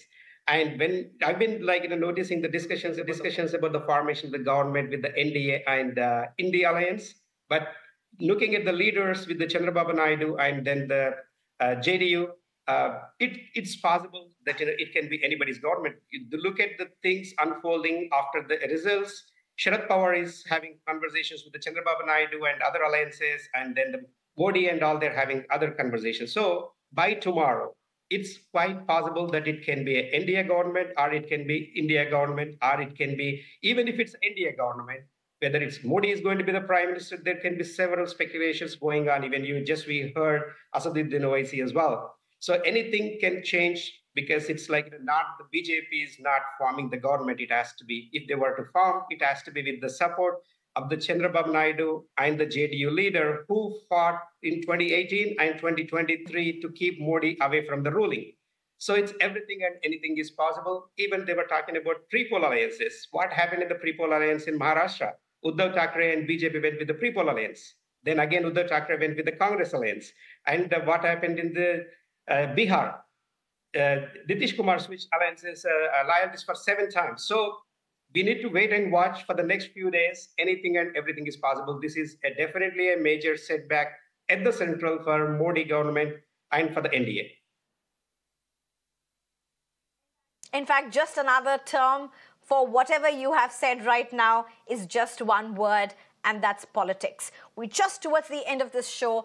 I just have a couple of more questions, or time to ask a couple of more questions. Advocate APS Khadial, my question to you. Congress has been able to retain certain bastions, gain certain grounds. Can I come in? Yeah. Okay, go ahead. Go ahead, Mr. Prashant. 40 seconds. We're just not used to decorum. Sneha, firstly on how it's happening and who will form the government. It's very clear from our side, and our ally has gone on record also, on fellow panelists also said that it's a pre-poll alliance, and therefore BJP-led NDA will definitely form the government at the center. And coming to what happened in Telangana, we have now from 4 seats, we've gone to 8 seats, and our vote share is a whopping 35%. So it's not that people have not reposed faith in the BJP-led NDA at all. People have blessed us with 294 seats. Yes, we do agree that we wanted 400. Probably we have fell short of that. We agree. But the ambition was 400 seats, and now we are going to form the government. Whereas opposition, whereas starting at 50 or 80 seats, there are 230 seats now. They're thinking that they have won the election. They have not. It is BJP-led NDA which is the forefront from the government. The opposition has realized that first. Okay, you've made your point. Allow me to interrupt you. There's a breaking news coming in that YS Jagan Mohan has resigned as the Andhra Chief Minister. YS Jagan Mohan, after his big rout, has resigned as the Andhra Chief Minister. TDP has had a huge victory. Jagan Mohan Reddy of the YSRCP, in fact, Jagan Mohan Reddy's YSRCP has completely been routed. This was imminent. But let me just go across to Advocate APS Khadial at this point. Continuing from where we were interrupted, Mr. Khadial. Yes, Congress has been able to make certain fresh grounds, retain certain grounds. Along with its alliances have been able to make some formidable strides. But if you look particularly in the south, and I'm not going to the other regions, particularly into the south, Congress's vote share, and in places the alliance vote share, has considerably been eaten into. How big a worry is that? Because if you look at Tamil Nadu, huge strides, 0.6% to 10%. If you look at Kerala, there's a 4% increase, and numbers are only going to come in. If you look into particular constituencies, the numbers may be even bigger. But vote share being a big concern, would you agree to that? Thank you very much for the question. First and foremost, I would like to assert that there has been double-fold growth qua the number of seats that the Congress party has gained compared to the previous term. And second of all, we time and again told this to the country, told this to the media outlets, told this to the Bharatiya Janata Party that this is going to happen, but the BJP was adamant, and so were the exit polls. And you know, it's very important that the exit polls are talked about. I think people today would have ensured that they tell this to their children, that whenever it's time for elections, do not trust exit polls. They cannot be trusted. They are most of the times untrue or inaccurate. And this goes on to suggest that the Bharatiya Janata Party did have allegedly influence over some media outlets as well. And they have been completely wrong. And this happened in 2004 as well. If you remember, all the exit polls, all the surveys, all the opinion polls had suggested that the Congress party would be losing. And nevertheless, we had won. In fact, we had also lost Rajasthan, Chhattisgarh and MP. And despite that, within a few months, the Congress party bounced back and we formed government. Second of all, the allies of the Bharatiya Janata Party. I think it is crystal clear that the allies that were a part of the India alliance, if they could jump ship in the blink of an eye and go to the Bharatiya Janata Party, do you think it would take a lot of thinking or a lot of time for them to jump ship again? Because one, they know that the Bharatiya Janata Party is a sinking ship. They know there's a famous dialogue of the BJP's leader, "Hum to fakir aadmi hai ji, jhola leke chal padenge." They know that many leaders will now have to walk with their jholas, will have to walk with their with basically nothing, with the party is basically tired of those leaders. The leaders that have for the last 10 years basically sidelined all the talent, sidelined all the experience. All right, we're short on time. Senior leadership, just because they are insecure, just because they cannot take it that if anyone's doing well for the party, they would basically sideline them, they would basically corner them so that they could Mr. Khadia, you've made your point. This will go against the BJP. We're totally out of time. You've made your how Rahul Gandhi is treated. Please check with how Rahul Gandhi is treated. I think we all seen the we're totally out of time, GS Prashant. I just want to thank our panelists at this point. GS Prashant, Ravindra Kanaka Medala, Ravindra Kumar, Professor Madhav Nalapat, Vijay Grover, Advocate APS Khadial, P. Santosh Kumar, Mahesh Begala. Thank you very much, all of you, for joining us. Yes, exit polls got it completely wrong, but the challenge really is not over right now. It's going to be interesting to see what pans out over the next few days. But for now, it's a wrap. It's time for a short break. At 8 o'clock, do join us for the urban debate with Shreya Dhondia.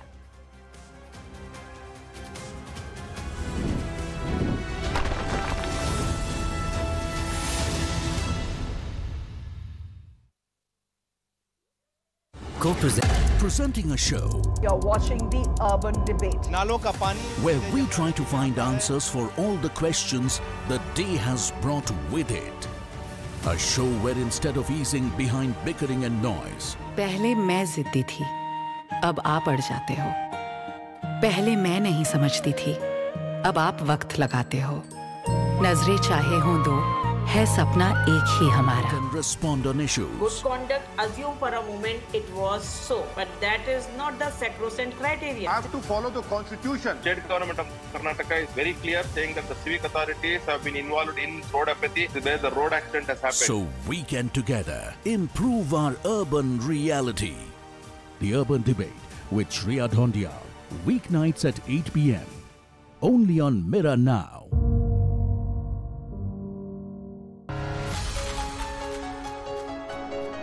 You get information on practically every device. What you don't get is the correct context. We often miss the wood for the trees. On Nation Tonight, we come with the promise of giving meaning to the information, taking you through.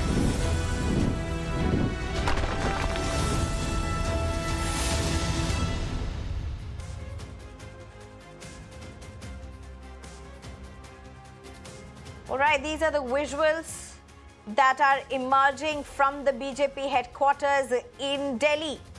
Preparations really for the big address by the Prime Minister. There's going to be a show of victory, a mega thanking for the people of India. Of course, Prime Minister Modi has already gone ahead and put out a message thanking the people of India for the mandate that they have given NDA for a historic feat whatsoever. But these are the preparations outside the BJP headquarters. More on this at 8.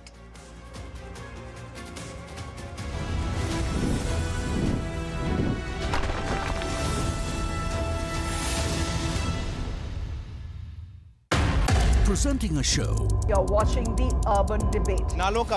Where we try to find answers for all the questions the day has brought with it. A show where instead of easing behind bickering and noise.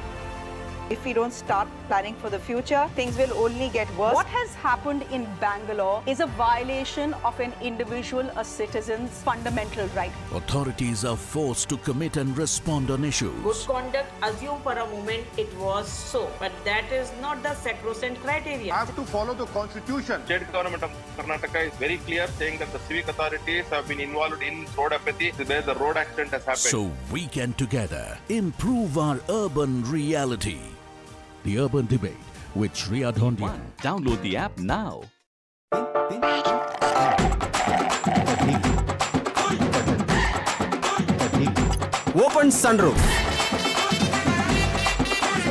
on practically every device. What you don't get is the correct context. We often miss the wood for the trees. On Nation Tonight, we come with the promise of giving meaning to the information, taking you through the day's biggest events that define the state of the nation. With me at 9 p.m. on Nation Tonight.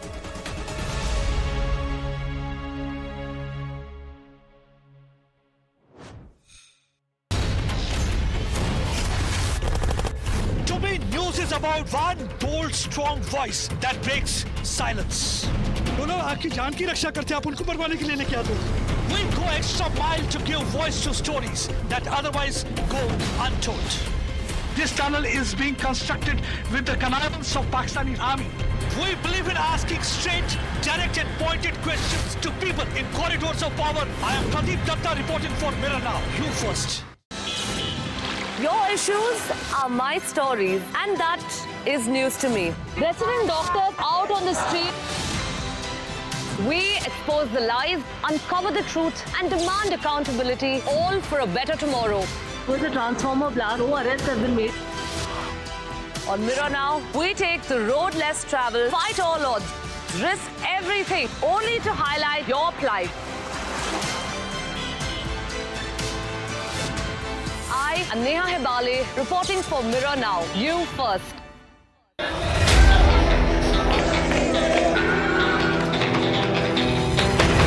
From politicians' dharna to citizens' agitation, for us, every issue is of equal importance. We at Mirror Now report from the ground on the issue that interests you, that impacts you. Government doesn't have that willpower.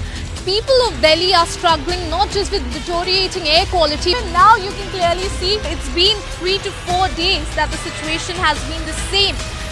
Demanding accountability from those in power and for those who are unheard.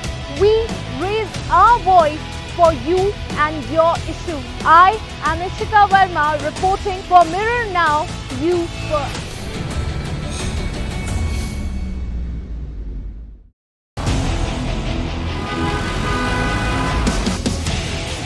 Reporting that reflects reality. The road conditions in this area are like very worse. I'm Shreya Upadhyay. Watch me on Mirror Now. You first. Every day we wake up to new possibilities. What are the problems you're figuring out? You're identifying from this constituency. Nobody even came here to visit this spot. You see, there is no street light at all. Sewage water.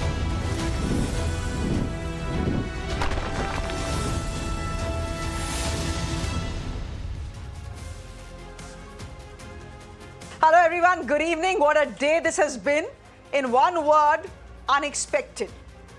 It's the sort of election result that has pollsters crying quite literally. Go to the internet and you'll know what I mean. The BJP right now scratching their heads on where they went wrong and the kind of election that the opposition-led India bloc now saying, we told you so. But by the end of the day, one thing is clear. The BJP-led India alliance has the numbers to ensure a third term for Prime Minister Modi. But this is a case of the victor coming third. The BJP and its partners have a victory that feels like a defeat. And the BJP has given the Congress and allies a defeat that feels very much like a victory. And ladies and gentlemen, the story of this election is still not over.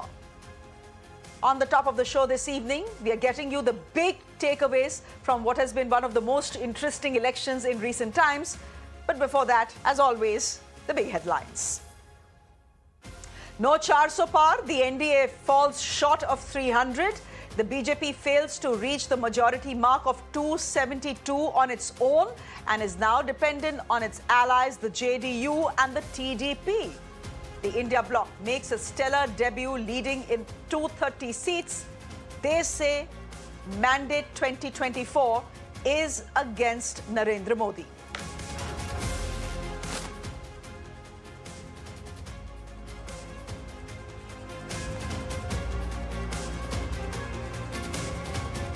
Nevertheless, the Prime Minister hails the historic feat of his government being voted back to power for a third consecutive term. He's set to address BJP workers in about 45 minutes from now.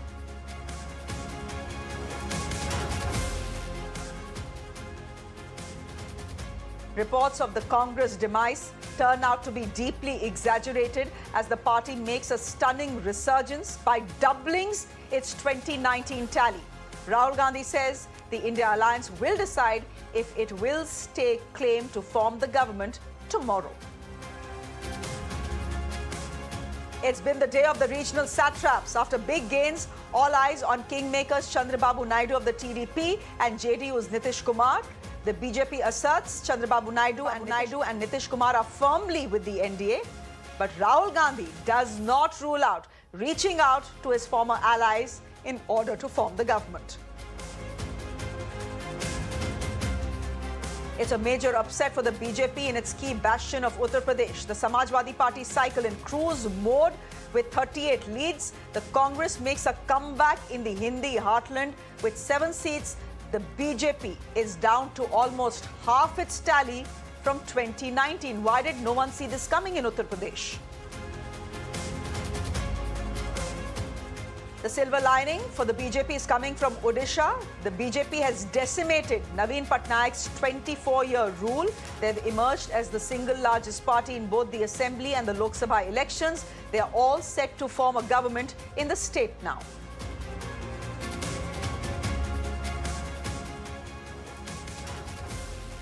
With battle lines redrawn, voters in Maharashtra have decided who the real Sena and the NCP are.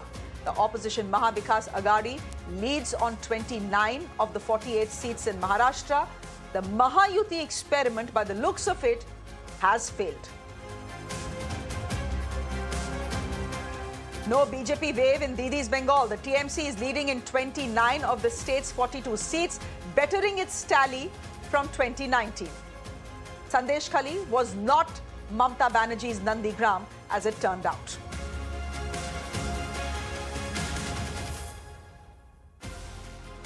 And the contest in Manipur is hot as well.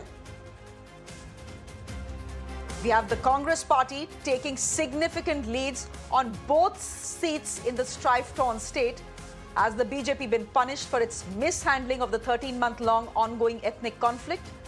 The ripple effect of what happened in Manipur has been felt across the entire Northeast.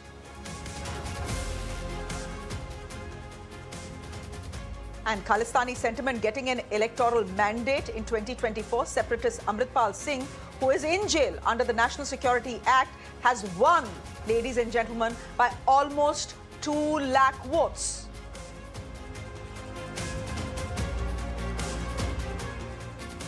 After a setback for the NDA, a bloodbath on Dalal Street. The Sensex and the Nifty see their worst session in 4 years. All optimism after the exit poll has fizzled out.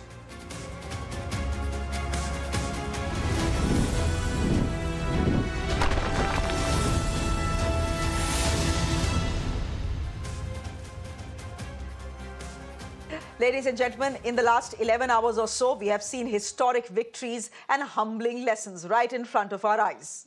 I just want to take a moment to take a look at what 2024's election mandate has meant for the big guns of Indian politics. For obvious reasons, let's start with Prime Minister Narendra Modi. The war cry was 400 par, 400 par. Right now, the party on its own is not even crossing the halfway mark of 272. But fact is, Prime Minister Modi, with the alliance numbers, is in a comfortable position to be sworn in as the Prime Minister of the country for a 3rd time. Historic, because the only time that a Prime Minister has got a 3rd term in India has been Jawaharlal Nehru. But let's admit it, this is a dent to brand Modi. His Modi ki guarantee has failed to hit home. The margin of victory, in fact, in Banaras has dropped by 60%. So there are some questions being raised over that as well. Let's look at Rahul Gandhi. A big winner in this election. He has retained both Wayanad and the family bastion of Raebareli with a thumping victory. In fact, in Raebareli, he's managed to better his mother's margin by 10%. His victory margin is almost 4 lakh as it stands right now. It could increase or decrease by a bit. He's also proven that the Congress ki guarantee may not have been spoken about in the media, but did have resonance on the ground. He's also led the Congress party to its best ever tally in Uttar Pradesh in 2009, which means he's buried the ghost of 2014 and 2019. The Congress party from 52 is almost doubling its tally in 2024. This is a resurgence. What about Smriti Irani? Smriti Irani had fought the election from Amethi. She has had a humbling defeat to Kishori Lal Sharma, who's an aide of the Gandhi family. So from being the giant killer, she has now become the fallen giant. Uddhav Thackeray, another big winner in this election. He has successfully claimed the Shiva Sena and the Bala Sahib legacy. He's got the backing of the Marathi Manus. Irrespective of what the courts have said, the fact is that Maharashtra has spoken on who the real Shiva Sena is and who the real NCP is. Now, ladies and gentlemen, remember, there's an election in Maharashtra coming up, the assembly election. This big victory for Uddhav Thackeray in Maharashtra has set the tone possibly for what is to come in the assembly elections. Again, staying with Maharashtra. Sharad Pawar has cut his nephew Ajit Pawar to size. He's showcasing that he still is holding sway over Maratha politics. Very importantly, you know, there was a battle between Pawar versus Pawar in Baramati, which is a family bastion. Supriya Sule, Sharad Pawar's daughter, has won Baramati. She has defeated Ajit Pawar's wife, Sunetra. West Bengal, Mamata Banerjee, she has retained her citadel.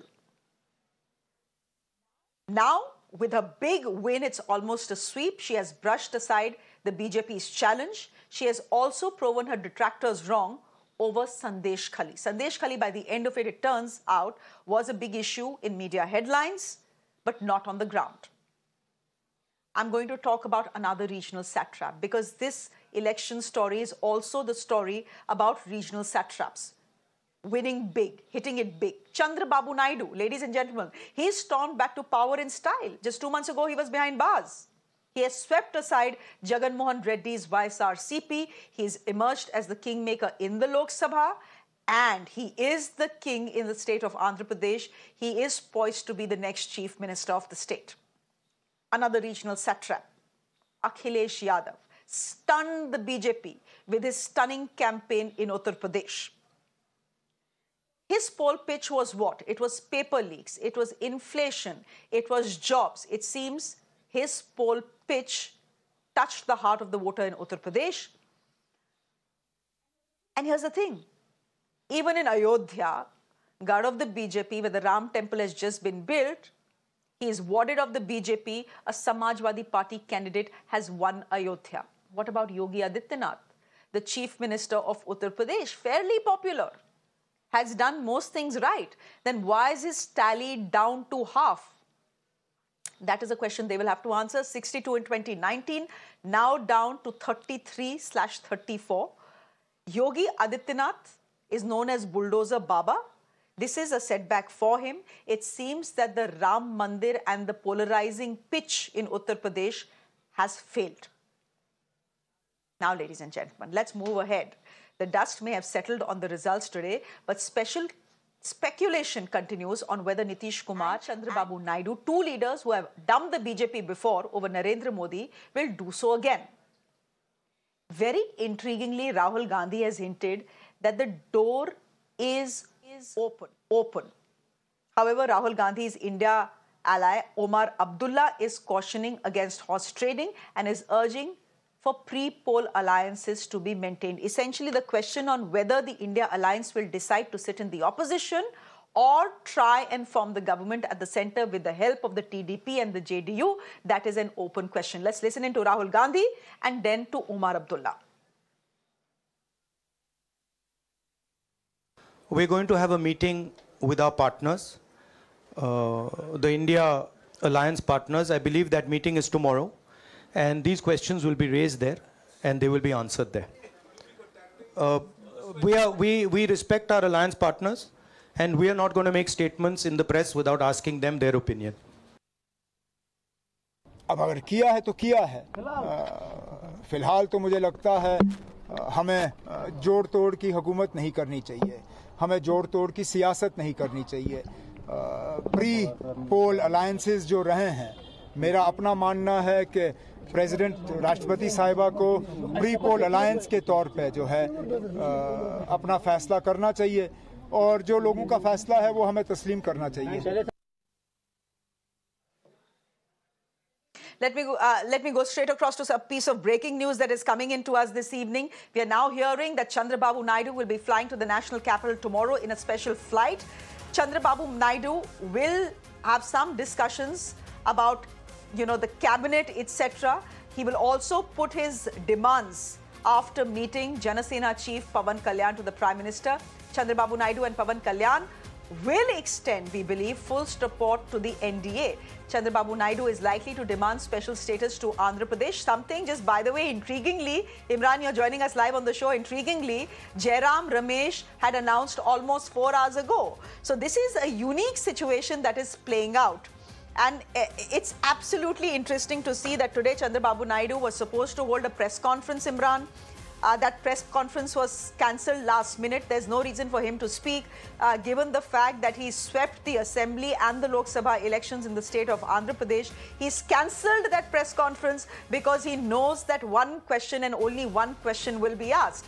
Can I ask you then, has the TDP, Imran, made up its mind that they are going to be sticking with their alliance partner, which is the BJP?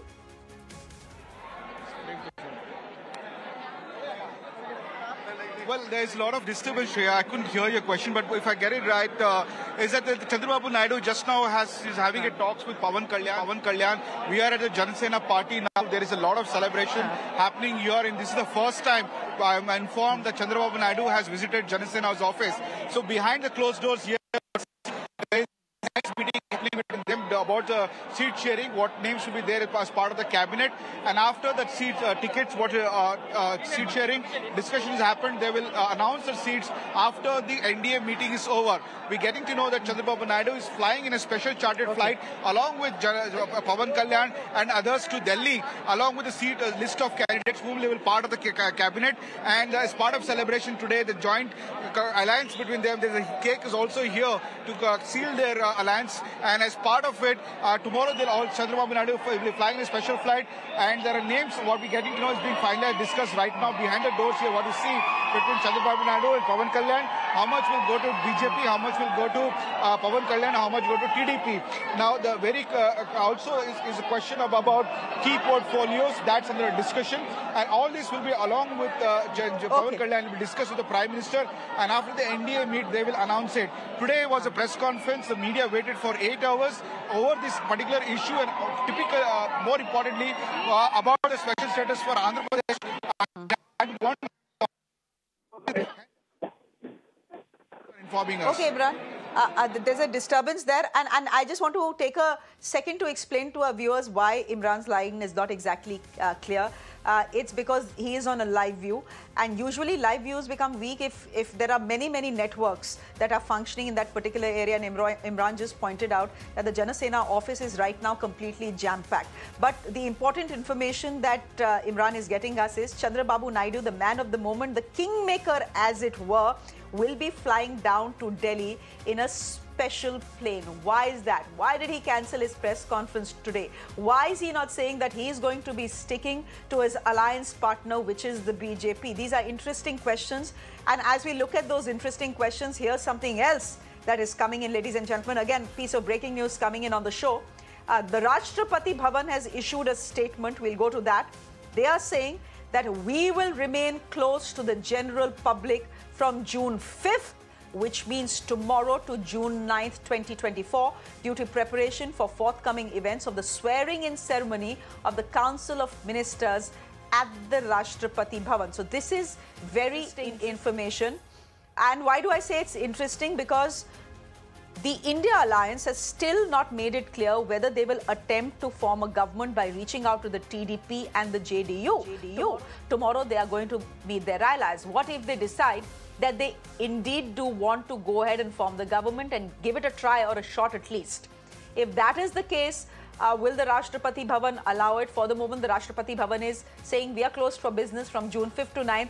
Seems that the Rashtrapati Bhavan has decided that Prime Minister Narendra Modi will be sworn in for a third time. Given the fact, if you look at the numbers on your screens, ladies and gentlemen, given the fact that the NDA does have the mandate of the people, yes, they are down 57 seats. Yes, they are down 57 seats, but the mandate clearly is with the NDA. As we see these shots of Prime Minister Modi at the BJP headquarters, expected to speak at 8:45. Kishori Lal ji is joining us on the broadcast from Amethi. Giant killer. Kishori Lal ji, namaskar. Thank you very much for joining us. And आपको बहुत बहुत बधाई। अब मेरे को याद है जब आपका नाम अनाउंस किया था अमेठी से तो आप खुद ही घबरा गए थे कि अरे मुझे तो पता ही नहीं था। many congratulations. This has worked out very well for you, किशोरी लाल जी। ये हुआ कैसे? आप तो जायंट किलर बन गए। नहीं, ये तो परिवार का निर्णय था, तो मैं उसको कबूल किया कि भाई ठीक है, आप कह रहे हैं तो मेरे को लड़ना है तो लड़ूंगा, क्योंकि मेरा काम 40 साल से लड़ाने का ही रहा एक्चुअली। ठीक है, तो अपना इलेक्शन लड़ने में थोड़ी घबराहट तो होती है। लड़ाना बहुत आसान है, लड़ना बड़ा मुश्किल होता है। तो थोड़ा घबराहट थी, लेकिन प्रियंका जी आई, राहुल जी आए, अखिलेश जी आए, खड़गे जी आए, इन्होंने जीत मेरी आसान बना दी। किशोरी लाल जी, आप कह रहे हैं आप थोड़े घबराए हुए थे, लेकिन एक दो बार तो मैं भी आपसे मिली हूँ, लेकिन कई पत्रकार जो अमेठी बहुत रेगुलरली आते हैं बोलते हैं देखिए आप लोग सोच रहे हैं that he is a underdog.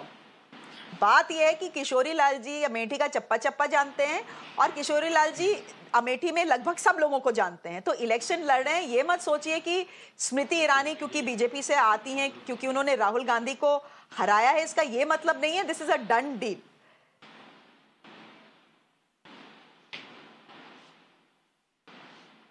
नहीं, देखिए, मैं ये कहूँगा कि गांधी परिवार यहाँ के अमेठी के रोम रोम में बसा है। ठीक है, तो ये अगर कोई सोचता है कि यहाँ गांधी परिवार कुछ नहीं है तो गलत है। ठीक है, और गांधी परिवार को अमेठी और रायबरेली में अंडर एस्टिमेट करना ये बहुत बड़ी भारी भूल होती है लोगों की।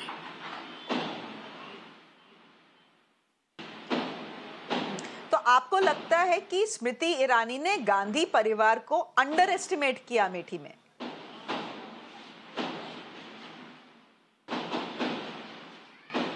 मैं उनका तो नाम नहीं लूंगा, मैंने बात अपनी कह दिया।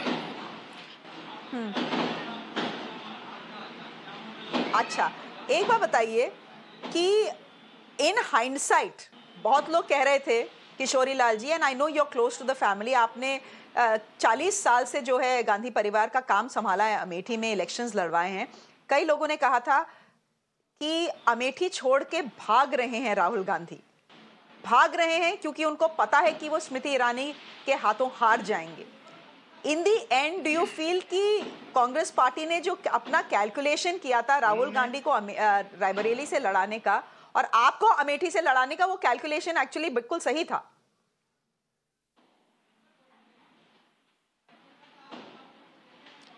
नहीं, देखिए, ये जो आप कह रही हैं ये तो मेरे को पता नहीं इसके पीछे क्या ग्राउंड है।